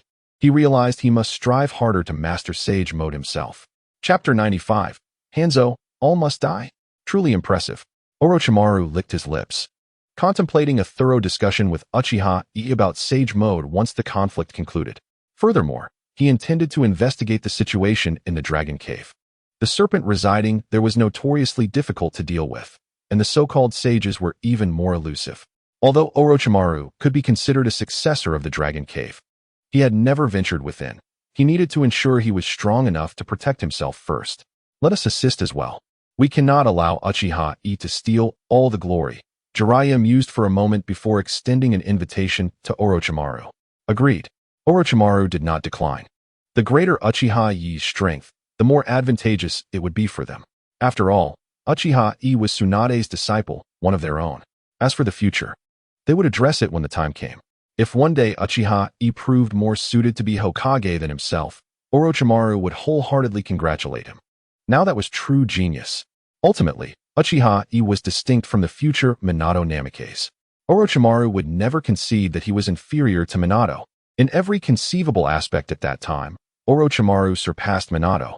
Yet, Sarutobi Hiruzen chose Minato over him. And how could the proud Orochimaru accept such a slight? In his eyes, Sarutobi Hiruzen and his father were indistinguishable, but the fact that his father did not recognize him was a bitter pill to swallow for Orochimaru. Much like Indra, many recognized his excellence. Among Indra's two sons, it was evident he was the more exceptional. Indra himself believed as much. Had Otsutsuki Kagaya not interfered, Indra and Ashura would have continued their amicable rivalry, a boon for the shinobi world. However, Kagaya's choice not to favor Indra signified a lack of trust, a sentiment Indra could hardly accept. Orochimaru could not come to terms with such matters, but if Minato truly surpassed him by a significant margin, he would offer his blessings. The crux of the issue lay in the fact that, in every aspect, Orochimaru was not inferior to Minato. Aside from the Flying Thunder God technique, which posed a challenge, Orochimaru led his forces valiantly in battle, while Minato's role was merely as a diversion. Yet now, Uchiha Yi's displayed power far eclipsed Orochimaru's, and crucially, Uchiha Yi was not employing the Sharingan, but rather Sage Mode and a variety of ninjutsu, fostering a sense of camaraderie in Orochimaru towards him. What do you mean, Hanzo? Chiyo reproached Hanzo sharply. She had arrived in the Land of Rain some time ago and had been working on neutralizing the toxins from the salamander. Her discussions with Hanzo were intended to reach an accord. Previously, she had refrained from engaging in battle to compel Hanzo to eliminate Sarutobi Hiruzen's 3 disciples, showcasing his sincerity and commitment while simultaneously depleting the forces of the Land of Rain. However, Chiyo was utterly unprepared for Hanzo's betrayal. As the Rain ninjas turned on their allies, inflicting severe losses upon the Sand ninjas, fury surged within Chiyo as she realized Hanzo had reneged on their agreement. Did he truly believe the Sand village was so easily intimidated? Upon seeing Hanzo, Chiyo's eyes brimmed with incredulity. She was acutely aware of Hanzo's formidable strength. He was a powerful adversary. Although she could counteract the toxins of his salamander, engaging Hanzo in combat was another matter entirely. His swift movement and blade techniques were particularly effective against her. Within the entire Sand village, only the Kazekage could contend with Hanzo. Yet now, Hanzo had lost his right arm and borne numerous wounds, which sent tumultuous waves through Chiyo's mind. Could it be that Tsunade, Jiraiya, and Orochimaru were genuinely that powerful? Or had Sarutobi Hiruzen or the ancient Uzumaki Mito arrived in the land of rain? Chio, I have lost. You have lost as well. There is no hope. Hanzo's eyes dimmed, having been thoroughly bested by Uchiha Yi. Had it been Sarutobi Hiruzen, Hanzo might have accepted his defeat, but Uchiha Yi was different. He was still so young.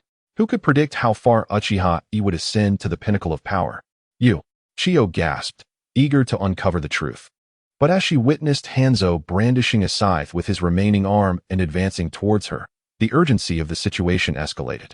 Meanwhile, the Rain Ninjas aligned with the Leaf Ninjas to combat the Sand Ninjas. Just moments ago, they had been bitter enemies, yet now they united against the Sand. Illustrating the world's inherent unpredictability. Madara-sama, Hanzo has been defeated, White Zetsu reported anxiously to Uchiha Madara. Defeated? Uchiha Madara was momentarily taken aback. Though he had little regard for Hanzo, he recognized his formidable reputation among ordinary individuals. Yet now, White Zetsu informed him of Hanzo's defeat. Could it be that Uzumaki Mito had joined the front lines? Undoubtedly, the alliance between the Sand Village and the Land of Rain had Madara's involvement behind the scenes. Neither the Land of Rain nor the Sand Village stood a chance against the Leaf on their own. The Leaf had not yet deployed a significant number of ninjas. They needed to escalate the conflict further. If Tsunade, Jiraiya, and Orochimaru were to perish in the Land of Rain, the Leaf would be compelled to intervene. As for how Uchiha Madara would orchestrate this, it was a relatively straightforward endeavor. He was far from incapacitated, if he wished. He could manipulate Hanzo into being unknowingly controlled by the Sharingan, a feat easily accomplished. A slight infusion of Jinjutsu would render any defenses inadequate. Even without taking direct action, White Zetsu's capacity for mischief was exceptional. Uchiha Madara turned his gaze towards Black Zetsu, inquiring in a somber tone, what precisely transpired. It was a youth named Uchiha Yi. He has vanquished Hanzo, Black Zetsu replied, having gathered intelligence regarding Uchiha Yi, leaving him at a loss for words.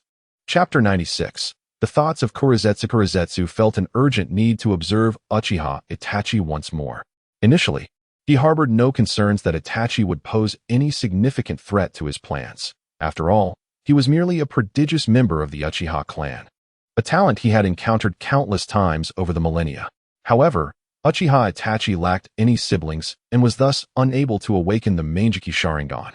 The Uchiha bloodline had regressed to the point where awakening the Mangekyou Sharingan had become exceedingly rare. Moreover, the process of awakening it necessitated the consideration of augmenting one's own eyes, which required merging with another pair of Mangekyou Sharingan that resonated perfectly with one's own. In truth, Uchiha Itachi possessed such eyes, those belonging to Uchiha Kagami. Yet, since those Mangekyou Sharingan were in the possession of Uchiha Madara, they could never fall into Itachi's hands. This meant that, even if Itachi were to awaken the Mangekyou Sharingan in the future, he would be unable to achieve the eternal Mangekyou Sharingan. Regardless of the fortune or innate talent of contemporary Uchihas, who might also awaken their own Mangekyou Sharingan. Although no one had ever attempted this, Kurizetsu was undoubtedly the most knowledgeable about the Uchiha clan in existence. If two pairs of Mangekyou Sharingan were incompatible and could not complement each other, the formation of the eternal Mangekyou Sharingan would be impossible. In fact, the concept of the Mangekyou Sharingan had not even existed at the outset, nor had the eternal Mangekyou Sharingan. Uchiha Itachi had spent the last 2.5 years largely within Konoha, preventing Kurizetsu from keeping a close watch on him. Previously, Kurizetsu had been unaware of the extent of Itachi's growth, but now, having defeated Hanzo, Itachi had compelled Kurizetsu to take notice. A 10-year-old Uchiha. Vanquishing Hanzo, had he perhaps awakened the Mangekyou Sharingan? Moreover, Kurizetsu pondered whether Itachi had any connections to Indra. He gazed, somewhat cryptically, at Madara's eyes, contemplating whether, after Madara's demise, he could guide Itachi to obtain those eyes and assist him in achieving the eternal Mangekyou Sharingan, thus becoming a potential backup for the future. Uchiha Itachi was indeed a formidable combatant. As for whether he could successfully manipulate Uchiha Itachi, that seemed a trivial matter. Given the intellectual capacity of the Uchiha clan, he was confident in his ability to deceive them. After all, he had managed to manipulate Indra himself, and Madara was currently following his plans. Itachi would likely be just as easy to deceive. Uchiha Itachi? Madara contemplated for a moment, but could not recall this name. Evidently, He did not regard Itachi with much significance. Until he confirmed Nagato's growth, Madara had no intention of seeking a surrogate within the Uchiha clan. Itachi was the son of Uchiha Kagami, a student of Tsunade, yet it seemed he had been mentored by Uzumaki Mido. This time, having defeated Hanzo, Kurizetsu sought to investigate the matter further. "I request permission to proceed," he stated. "Very well, go and observe," Madara replied, indifferent to the affairs concerning Uchiha Kagami. To him, it was merely the acquisition of a fine pair of eyes. Though Kagami had awakened the Manjiki Sharingan, his intellect appeared lacking. As he had become a disciple of Senju Tobirama, was this not a disgrace to the Uchiha name? Where was the pride that belonged to the Uchiha clan? Furthermore, Tobirama had slain Uchiha Izuna. Could it be that the Uchiha truly could set aside their hatred?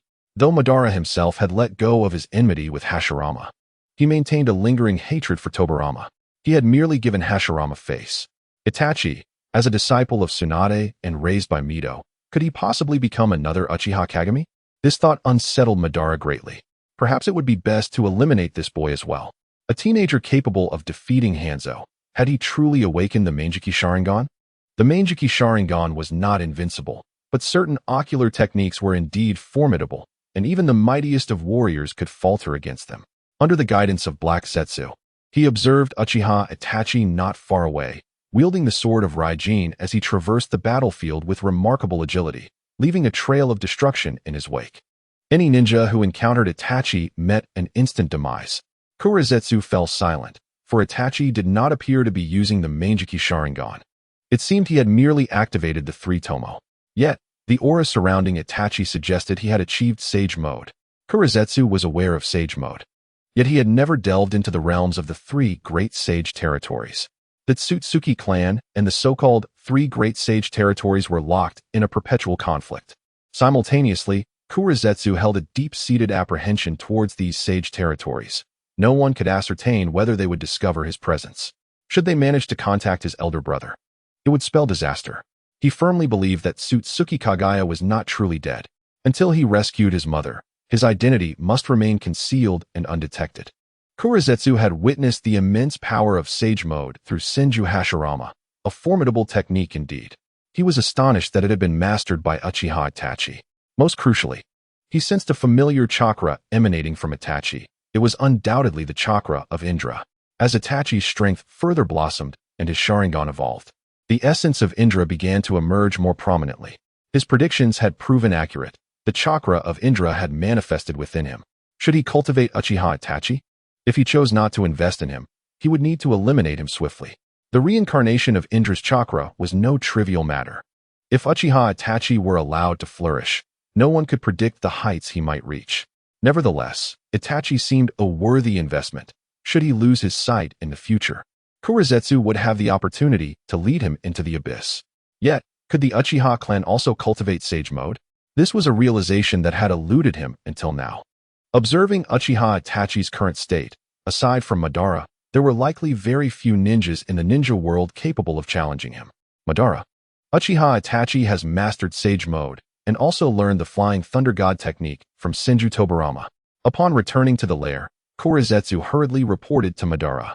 "The Flying Thunder God technique, you say?" Madara furrowed his brow.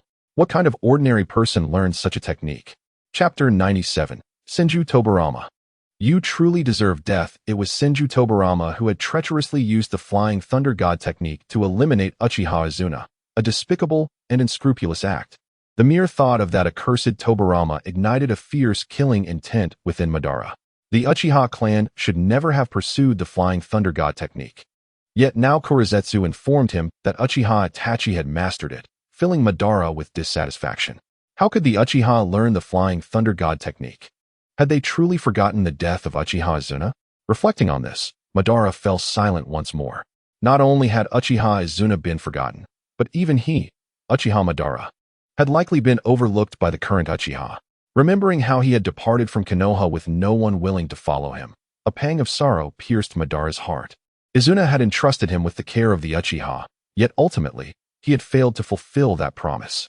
It was not that he had betrayed the Uchiha, but rather that the Uchiha had betrayed him. Madara's direct line, "It's absurd. When Madara invited us to defect from Konoha, we waited at the back door for ages. Yet he never showed up." Family, who understands? You were already planning to betray Konoha, yet you still chose to leave through the front door? Besides, no one suspected you were betraying Konoha by leaving that way. Uchiha Madara harbored profound dissatisfaction and disappointment towards the Uchiha clan. The Uchiha in Konoha had lost their innate pride, reduced to mere lambs confined within the pen, unworthy of the Uchiha name. That young man is quite powerful. Uchiha Madara's interest was piqued by Uchiha Itachi. Defeating Hans suggests he is formidable, and his lightning release is exceptionally impressive. Black Zetsu recalled the scenes of Uchiha Itachi's previous battles. Were it not for the knowledge of his Uchiha lineage, he might have suspected he was witnessing a fight with the Raikage. Indeed, if one were to observe closely, Uchiha Itachi's strength could very well rival that of the current third Raikage, not using fire release but opting for lightning release. Uchiha Madara snorted in disdain, clearly unimpressed by Uchiha Itachi, deeming him not a true Uchiha. Has he activated the Manjiki Sharingan? Uncertain, but it seems he is not. However, his physique is remarkable, entirely unlike that of an ordinary Uchiha youth. I can sense he possesses a substantial amount of chakra. Black Zetsu couldn't help but speculate whether Uchiha Itachi had experienced a bloodline resurgence. At the very least, Uchiha Itachi's chakra reserves vastly surpassed those of his peers. Wait, could it be that Uchiha Itachi is not a reincarnation of Indra's chakra, but rather of Uzushio Kagami? If so, everything would fall into place. Uzushio Kagami is undoubtedly not truly dead, and Uchiha Madara's previous awakening of the Rinnegan to summon the Outer Path's Deva could very well have caught Uzushio Kagami's attention, leading her to choose Uchiha Itachi for reincarnation. As for why Uchiha Itachi's chakra does not match that of Uzushio Kagami, that seems entirely reasonable. After all, Uchiha Itachi is merely an Uchiha. Even Uzushio Kagami could only allow his bloodline to gradually revert. But what should I do now? Black Zetsu was somewhat perplexed. Should he eliminate Uchiha Itachi in his youth, it might provoke Uzushio Kagami to intervene directly. Uzushio Kagami is not Indra or Ashura. Black Zetsu does not believe she is limited to influencing reality solely through chakra reincarnation. If Uzushio Kagami were to manifest directly, it would result in a devastating blow. Most crucially, if Uzushio Kagami truly appeared, the realization of the infinite Tsukuyomi would become impossible. The reason Uchiha Madara sought to achieve the infinite Tsukuyomi was to fulfill the peace plan spoken of by the Sage of Six Paths. However, if Uzushio Kagami exposed this matter, all of his efforts would be in vain. Yet, allowing Uchiha Itachi to grow unchecked raises questions about what he might become in the future. Damn it, Uzushio Kagami truly is a troublesome force. One that could lead to a severing of lineage. Is that so? Uchiha Madara nodded thoughtfully, only to burst into a tirade. Damn Senju Tobirama. He doesn't even spare the offspring of his own disciples. He is undoubtedly conducting experiments on Uchiha children. Black Zetsu blinked in confusion but quickly grasped Uchiha Madara's meaning. Are you suggesting that Uchiha Itachi's current state is a result of being Senju Tobirama's test subject? It is highly probable. Senju Tobirama is a despicable and shameless scoundrel who has always targeted and suppressed the Uchiha. Now he attempts to alter and corrupt them through other means. Uchiha Madara seethed with rage. No wonder Konoha allows Uchiha Itachi to grow. Even Uzumaki Mito seems eager to nurture him. They must be aware of this. Black Zetsu blinked. Is it feasible to conduct gene modification on Uchiha offspring before they are even born? Theoretically, it is possible, but practically, it is unattainable. His millennia of effort was to create a new pair of Rinnegan. It seems he should promote a union between the Uchiha and Senju clans, allowing a child to possess the bloodlines of both. He could then devise a way to cultivate them. Yet, this is impossible. Not to mention the potential consequences of blending these two bloodlines. The fertility rate is exceedingly low. The combination of Indra's chakra and Ashura's chakra is not easily resolved. The key to awakening the Rinnegan lies not merely in the Uchiha and Senju bloodlines, but rather in the acquisition of Indra's and Ashura's chakra. Achieving this through artificial means to integrate two types of chakra into a single child is a formidable challenge, likely resulting in failure. Uchiha Itachi is very likely a reincarnation of Indra. However, currently, the possibility of him being Uzushio Kagami's reincarnation seems more substantial. Yet Black Zetsu contemplated another possibility. Perhaps Uchiha Itachi is indeed the result of Senju Tobirama's experiments, but this child may not have been able to survive on his own.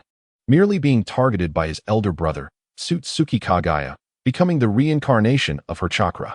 If this is indeed the case, then Senju Tobirama, you truly deserve death. So, what shall we do now, Lord Madara? Black Zetsu inquired cautiously. If it truly comes to that, they could wait for Uchiha Itachi to perish, then proceed with the Eye of the Moon plan. After all, the Rinnegan is already in hand. There is no rush. Chapter 98. The difficulty of resurrection. Uchiha Madara fell silent. If it were possible, he would undoubtedly prefer to kill Uchiha Itachi directly. However, the latter possesses the Flying Thunder God technique. A single misstep could allow him to escape, potentially exposing Madara's existence and jeopardizing his plans. As for using those dear to Uchiha Itachi as leverage, while Uchiha Madara understood the Uchiha clan well, should anything happen, the activation of his Mangekyou Sharingan would complicate matters further. Currently, Uchiha Madara does not possess the Rinnegan. Naturally, Uchiha Madara was unwilling to admit his apprehension towards Uchiha Itachi, primarily because his own condition was not optimal. Akin to Uzumaki Mido, he had the strength for a battle, but after one fight, he would likely be in a similar predicament. Uchiha Madara would not gamble on the vitality within the Outer Path's Deva to sustain him indefinitely. After much deliberation, Uchiha Madara spoke. Let us find a way to incite other villages to mobilize against Konoha, particularly from the Mist Village. There is no need for internal strife. We should compel them to wage war on Konoha, recklessly. Even if it is impossible to weaken Uchiha Itachi individually, they must diminish Konoha's overall strength. In truth, Uchiha Madara desired that the Jinchuriki from other villages harness their tailed beasts to confront Uchiha Itachi, though this approach somewhat undermined their objectives. They aimed to collect tailed beasts for the Eye of the Moon plan. Should those Jinchuriki grow stronger, it would not bode well for their scheme. Unless he were to die and be resurrected by Nagato through the Rinnegan. Yet currently, Nagato is incapable of utilizing the Rinne rebirth technique. The power required for resurrection is extraordinarily immense. Uchiha Madara even doubted that Nagato could resurrect him unless he became the Ten Tails Jinchuriki or possessed a substantial amount of tailed beast chakra. The disparity in difficulty between resurrecting an ordinary person and resurrecting Uchiha Madara is immense, much like in the future Fourth Great Ninja War. When Uchiha Madara was first reincarnated through impure world reincarnation, he initially believed he had returned, noting Nagato's growth. Yet he quickly realized his own condition. Subsequently, Uchiha Madara did not allow Uchiha Obito to directly reincarnate him. Instead, he instructed Obito to first become the Ten Tails Jinchuriki. Seemingly unperturbed by the possibility of Obito abandoning him to pursue the infinite Tsukuyomi. Only after Obito's failure did Uchiha Madara permit Black Zetsu to control Obito for his reincarnation. Even under normal circumstances, it is unlikely that Uchiha Obito could resurrect Uchiha Madara, and Nagato is no exception. After awakening the Rinnegan, Uchiha Madara can be considered the foremost among the Six Paths, even approaching the level of a half-step Six Paths. It seems that only the chakra of the Ten Tails could truly bring Uchiha Madara back to life. Currently, the agent has yet to be found. And for both public and personal reasons, Uchiha Madara does not wish to die. Indeed, Kurizetsu readily agreed to this notion. Furthermore, he contemplated ways to exacerbate the conflict between Konoha and the Uchiha clan. After a prolonged pause, Uchiha Madara continued to speak. Originally, Uchiha Madara had no intention of harming his clan. After all, before his demise, Izuna wished to protect the Uchiha, even after they betrayed him and became mere pawns. Uchiha Madara could not easily abandon the family for which he had fought tirelessly for half his life. In truth, had it not been for the Uchiha clan's betrayal, had there been anyone willing to leave Konoha with him, Uchiha Madara would not have recklessly opted for the Eye of the Moon plan. He might have attacked another village, established one of his own, and sought other paths to peace. He foresaw that following the deaths of himself and Hashirama Senju, the ninja world would descend into chaos and war, a prediction that proved accurate. Uchiha Madara had always desired to bring peace to the ninja world, yet fate did not permit it. Ultimately, he lost hope in the ninja world and placed his faith in the infinite Tsukuyomi. However, with the emergence of the anomaly known as Uchiha Yi and the despicable actions of Tobirama Senju encroaching upon the Uchiha, Uchiha Madara could no longer remain passive. Yes, Lord Madara, Kurizetsu pondered briefly before agreeing. As long as Uzumaki Mido remained alive, it was inconvenient for them to infiltrate Konoha, yet they were not entirely devoid of options. Meanwhile, In the Hokage's office, Sarutobi Hiruzen had donned his armor, and Shimura Danzo, Mito Kazumi, and Tsunade were all present, awaiting developments. Monkey, it's not yet time for you to enter the battlefield. Do not forget about Tobirama-sensei's situation, Tsunade reminded Sarutobi Hiruzen. Konoha cannot withstand the turmoil it once faced. It remained unclear whether Tsunade was acting out of self-interest or for the greater good of Konoha by preventing Hiruzen from entering the fray. Ultimately, their interests were intertwined with Hiruzen's, and should anything happen to him, their position, along with their clans, might be at risk. Furrowing his brow, Sarutobi Hiruzen reflected on his previous battlefield experiences. Now that he had become Hokage, he felt increasingly constrained, which bred discontent within him. The thought of Tsunade, Jiraiya, and Orochimaru facing Hanzo only deepened his anxiety and frustration. Setting aside Tsunade, Jiraiya and Orochimaru held a special place in his heart, akin to sons. How could a father stand idly by when his children were in peril? I shall go to the land of rain. After a moment's hesitation, Danzo spoke. If he could save these three, not only would he gain immense prestige, but he would also forge bonds with Tsunade and others, beneficial for him in every conceivable way. Additionally, recent challenges with the wood release plan prompted him to consider inviting Orochimaru to participate. Naturally, Danzo harbored some genuine admiration for talent. Hiruzen looked at Danzo with skepticism, aware of his capabilities. Did Danzo truly believe he could hold his own against Hanzo? Tsunade intends to summon Uchiha Yi to the land of rain. What are your thoughts?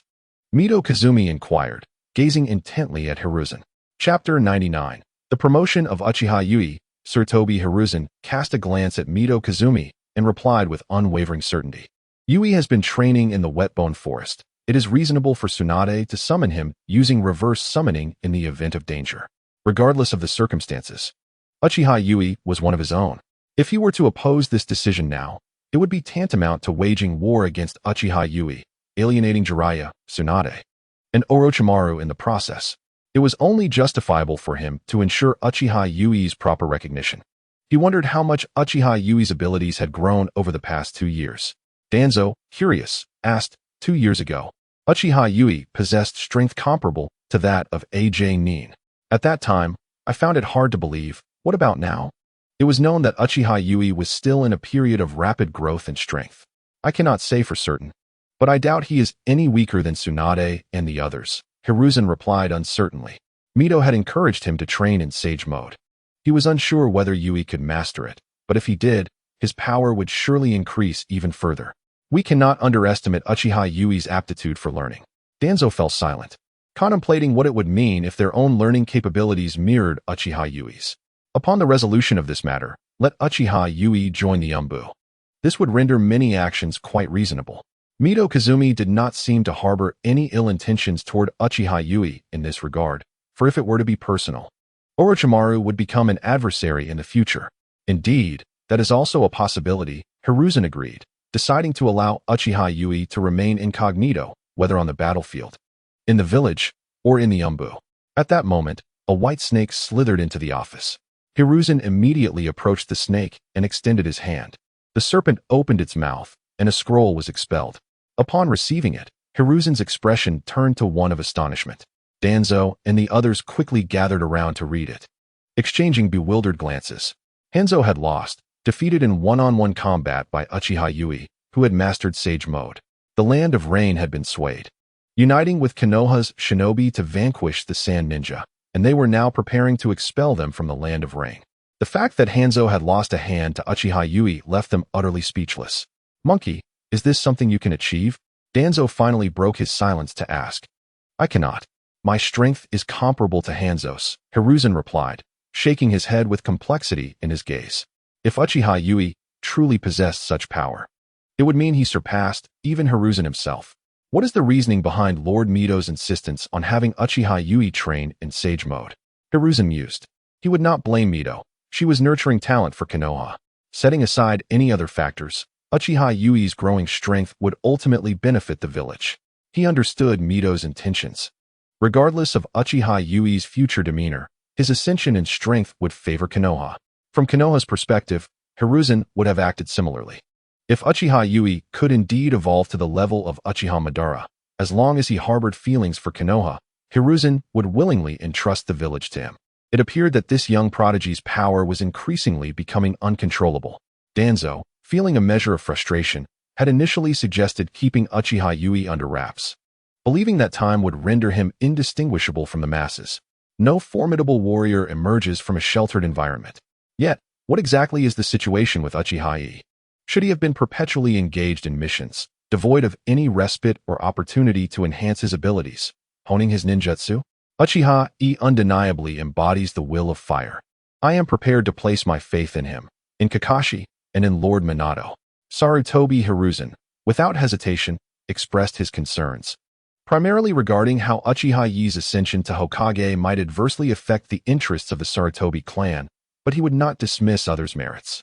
As long as Uchiha Yi does not become Hokage, he is indifferent to bestowing upon him accolades.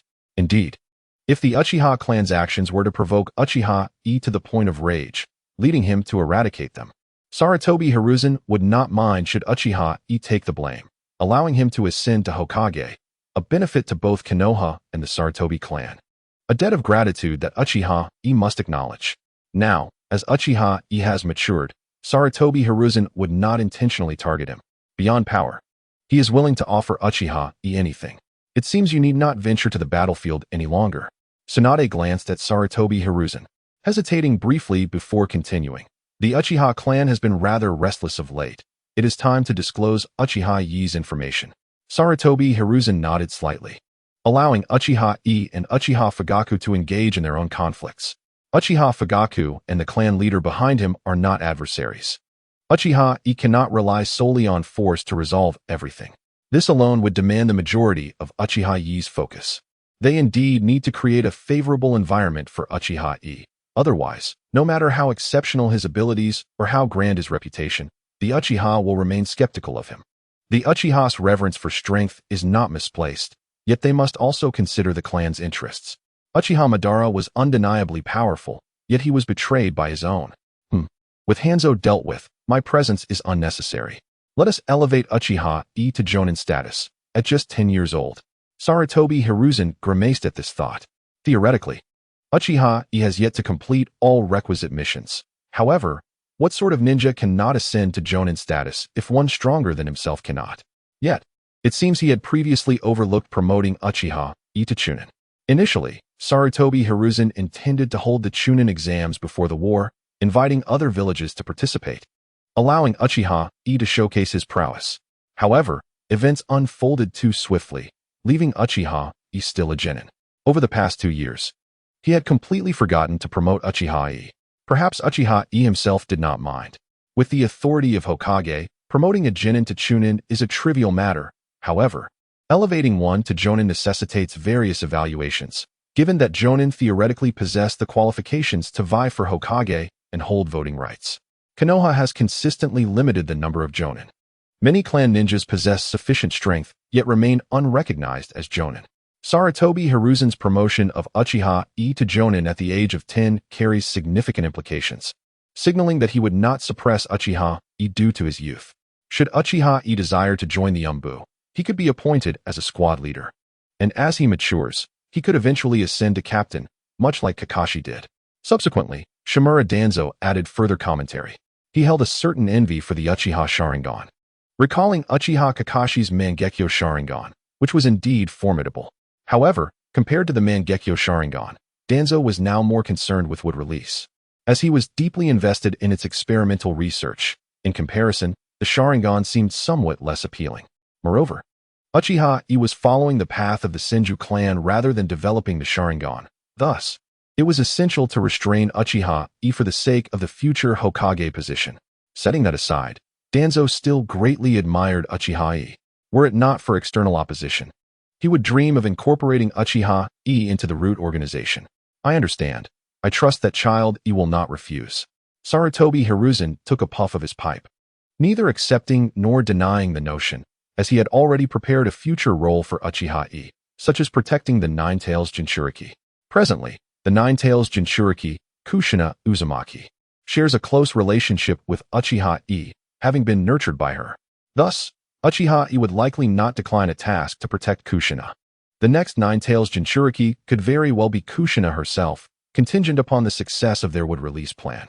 Should the plan succeed, there would be no need for Kushina to bear the burden of the Nine Tails. She would be free.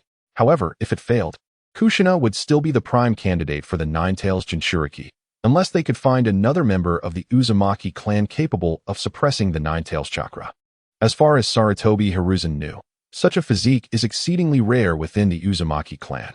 Contemplating Kushina Uzumaki, Sarutobi Hiruzen was struck by the impulse to unite her with Uchiha Yi, allowing them to become the next Nine Tails Jinchuriki. Even though this would grant Uchiha Yi an opportunity to interact with the Nine Tails, could they truly prevent Uchiha Yi from such contact? For Kushina to become the Nine Tails Jinchuriki, she would need to remain in the village, unable to leave, thereby requiring Uchiha Yi to stay by her side as a protector. Wouldn't this merely serve as a means to restrict Uchiha Yi? Sarutobi Hiruzen believed himself quite clever, thinking he could advise Uchiha Yi that he was still too young and should patiently await his opportunity. The future is his. When Uchiha Yi matures, he would inform him of the hidden dangers surrounding the Uchiha clan. To become Hokage, he must address the Uchiha issue, confident that Uchiha Yi would ultimately grasp his reasoning. Uchiha Yi is a ninja who inherits the will of fire. As a ninja, one must endure what ordinary individuals cannot. As for granting Uchiha Yi a measure of authority, it is a necessary sacrifice. Setting aside the Uchiha clan, Sarutobi Hiruzen genuinely holds affection for Uchiha Yi. Indeed, Danzo narrowed his eyes, realizing that their would-release research must be expedited. The Land of Rain has surrendered. Could he perhaps venture there to capture ninjas? With this thought, Danzo felt a surge of eagerness. Where is that fool Jiraiya? Upon Uchiha Yi and Tsunade's return to the tent, they found only Orochimaru present, with Jiraiya conspicuously absent. Hearing Tsunade mention Jiraiya, Orochimaru's expression darkened. Earlier, while pursuing a group of sand ninjas, we encountered 3 children. He chose to stay behind to care for those children from the Land of Rain.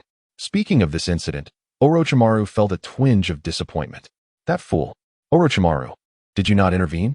Our village is currently at war with the Sand Village. If this matter becomes public, Jiraiya might be labeled a coward.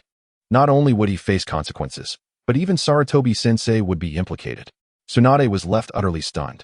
While she recognized Jiraiya's unreliability, she could hardly fathom that he would be this irresponsible.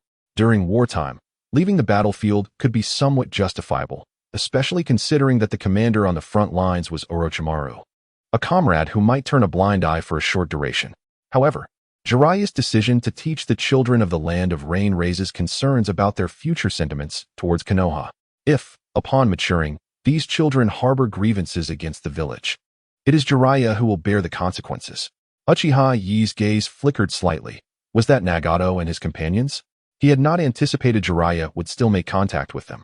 Uchiha Yi had no intention of approaching Nagato. While he could accept if others did, his own involvement might provoke Uchiha Obito, a confrontation he might not be prepared for given his current strength.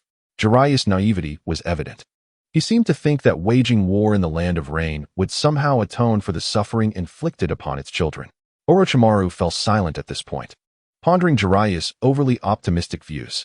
Tsunade, exasperated, remarked that if it weren't for Hanzo's insatiable ambition in waging war against the Iron Country, they would not find themselves in conflict within the Land of Rain. The current predicament of the Land of Rain was a direct result of its own ambitions. Actions have consequences. Perhaps Jiraiya believed that the common folk should not be held accountable for the mistakes of their leaders. Uchiha Yi spoke up, echoing a sentiment of concern. That fool Jiraiya. Orochimaru frowned, disapproving of Jiraiya's mindset. As a ninja of Konoha, he should uphold his own convictions. Ultimately, those 3 children were not from Konoha. They could potentially become adversaries in the future. Furthermore, with the war against Tsunagakure already underway, Jiraiya's departure at such a critical juncture was troubling. Should there be a significant mission at hand, it might be more acceptable, but his timing was indeed disconcerting, even to Orochimaru. Such behavior could easily be classified as treachery. Tsunade crossed her arms and scoffed. As expected, he always falters at the most crucial moments, utterly unreliable. Uchiha Yi raised an eyebrow at this remark. He believed that Jiraiya had been dependable during pivotal moments, especially when it came to caring for Naruto in the future. If not for the intelligence Jiraiya risked his life to obtain for Naruto, defeating Nagato would have been exceedingly difficult. Yet, at this moment, Tsunade found Jiraiya's unreliability quite disheartening. However, upon reflection, Uchiha Yi could understand. They had grown up together, and indeed, Jiraiya had become quite unreliable over time. His departure now would lead to the division of their team, and it was uncertain whether they would face formidable foes in the future. Given the current circumstances, it seemed Jiraiya would be absent for several years, effectively dissolving their trio. By the way, Ikuin, this is for you, Orochimaru said, seemingly recalling something as he produced a scroll from his robe and handed it to Uchiha Yi. Uchiha Yi accepted the scroll and opened it, discovering it contained the relevant mission scroll and exit documents. This made his departure from the village to the battlefield legitimate. The reason for the previous secrecy surrounding this matter was to withhold information and catch everyone off guard. This time, Uchiha Yi had truly gained notoriety. He had directly defeated Hanzo, who had recently been dubbed a demigod, and subsequently engaged in a brutal slaughter of Sand Shinobi on the battlefield. Preliminary estimates suggested Uchiha Yi had eliminated over 300 Sand Shinobi, including 6 special Jonin, 3 regular Jonin, and 1 elite Jonin. Such a record was indeed terrifying, considering the total number of Sand Shinobi in the Land of Rain was less than 2,000. With the assistance of Rain Shinobi and Konoha's ninjas, Tsunagakure had suffered a significant defeat on this front. Lord Sarutobi intends to promote you to Jonin. With such remarkable contributions, it would be unjust not to elevate your rank. I never imagined you were still a Chunin after all the missions you've undertaken. Tsunade hadn't considered promoting you either. Even Shinaru was already made a Chunin before I left Konoha, Orochimaru lamented. He wondered how Shinaru was faring now. The child was over 12 and entering a rapid growth phase. Once the situation stabilized, it would be prudent to bring Shinaru, Uchiha Mikoto, and Hinata to the front lines for some exposure. Hiding in the village and training was not a sustainable strategy. They needed to adapt to the battlefield. War would not cease, and even if this conflict ended, a third Shinobi World War loomed on the horizon. Would Shinaru and the others remain sheltered in the village then? By that time, Shinaru would need to be a key player. Adapting to the battlefield was of utmost importance. I almost forgot, Tsunade-sensei didn't promote me either, Uchiha Yi remarked, casting a glance at Tsunade. Their team had indeed completed numerous missions during that period, undertaking high-level assignments almost daily, significantly boosting their mission count. However, after a particular mission where Kushina's chakra network faltered, Tsunade had gone to the battlefield, leaving their team in relative obscurity. Neither Uchiha Yi nor Hinata Rin had sought to regroup with others, instead opting to train under Uzumaki Mido. However, it was clear that their teacher was indeed unreliable. Tsunade probably had forgotten to assist them in applying for promotion to Chunin. If she had not taken action, Lord Sarutobi would not have promoted them without cause. This was overstepping, making it evident that Tsunade had neglected their advancement. Tsunade's gaze drifted, and indeed, she had forgotten this detail. However, it was of little consequence. Although Uchiha Yi was not the youngest Chunin, he was still the youngest Jonin in history. Furthermore, simply becoming a Jonin would not adequately reflect Uchiha Yi's strength. Konoha had little left to offer him. By the way, Ikuin, let us discuss Sage Mode, Orochimaru interjected, sensing Tsunade's discomfort. Sage Mode? What would you like to know? The Dragon Cave seems to have Sage Mode as well, doesn't it? Uchiha Yi replied, no longer pressing Tsunade further. This woman had never been particularly reliable, and he was well aware that at this stage, among Jiraiya, Tsunade, and Orochimaru, the most dependable was indeed Orochimaru. It was no wonder that both Lord Sarutobi and Kurai believed Orochimaru was the best candidate to succeed as Hokage. Yes, the Dragon Cave possesses Sage Mode, but their training methods appear to be quite unique. Orochimaru nodded slightly. To be precise, it carries significant risks. Sage Mode is powerful. It primarily serves as an amplification. If you were to master Sage Mode now, you would undoubtedly be capable of entering the ranks of the Kage. Uchiha Yi chuckled softly. However, mastering natural energy in Sage Mode is no small feat indeed, whether it be Longdi Cave or Miyamu Mountain. The Sage Mode of the Wetbone Forest also belongs to them. Humans possess a distinct physiological structure, with even our cells differing fundamentally. Therefore, what is suitable for them may not necessarily be appropriate for us, posing significant risks. Should humanity cultivate its own version of Sage Mode? Orochimaru suddenly realized. He felt this was the path he was destined to pursue in the future.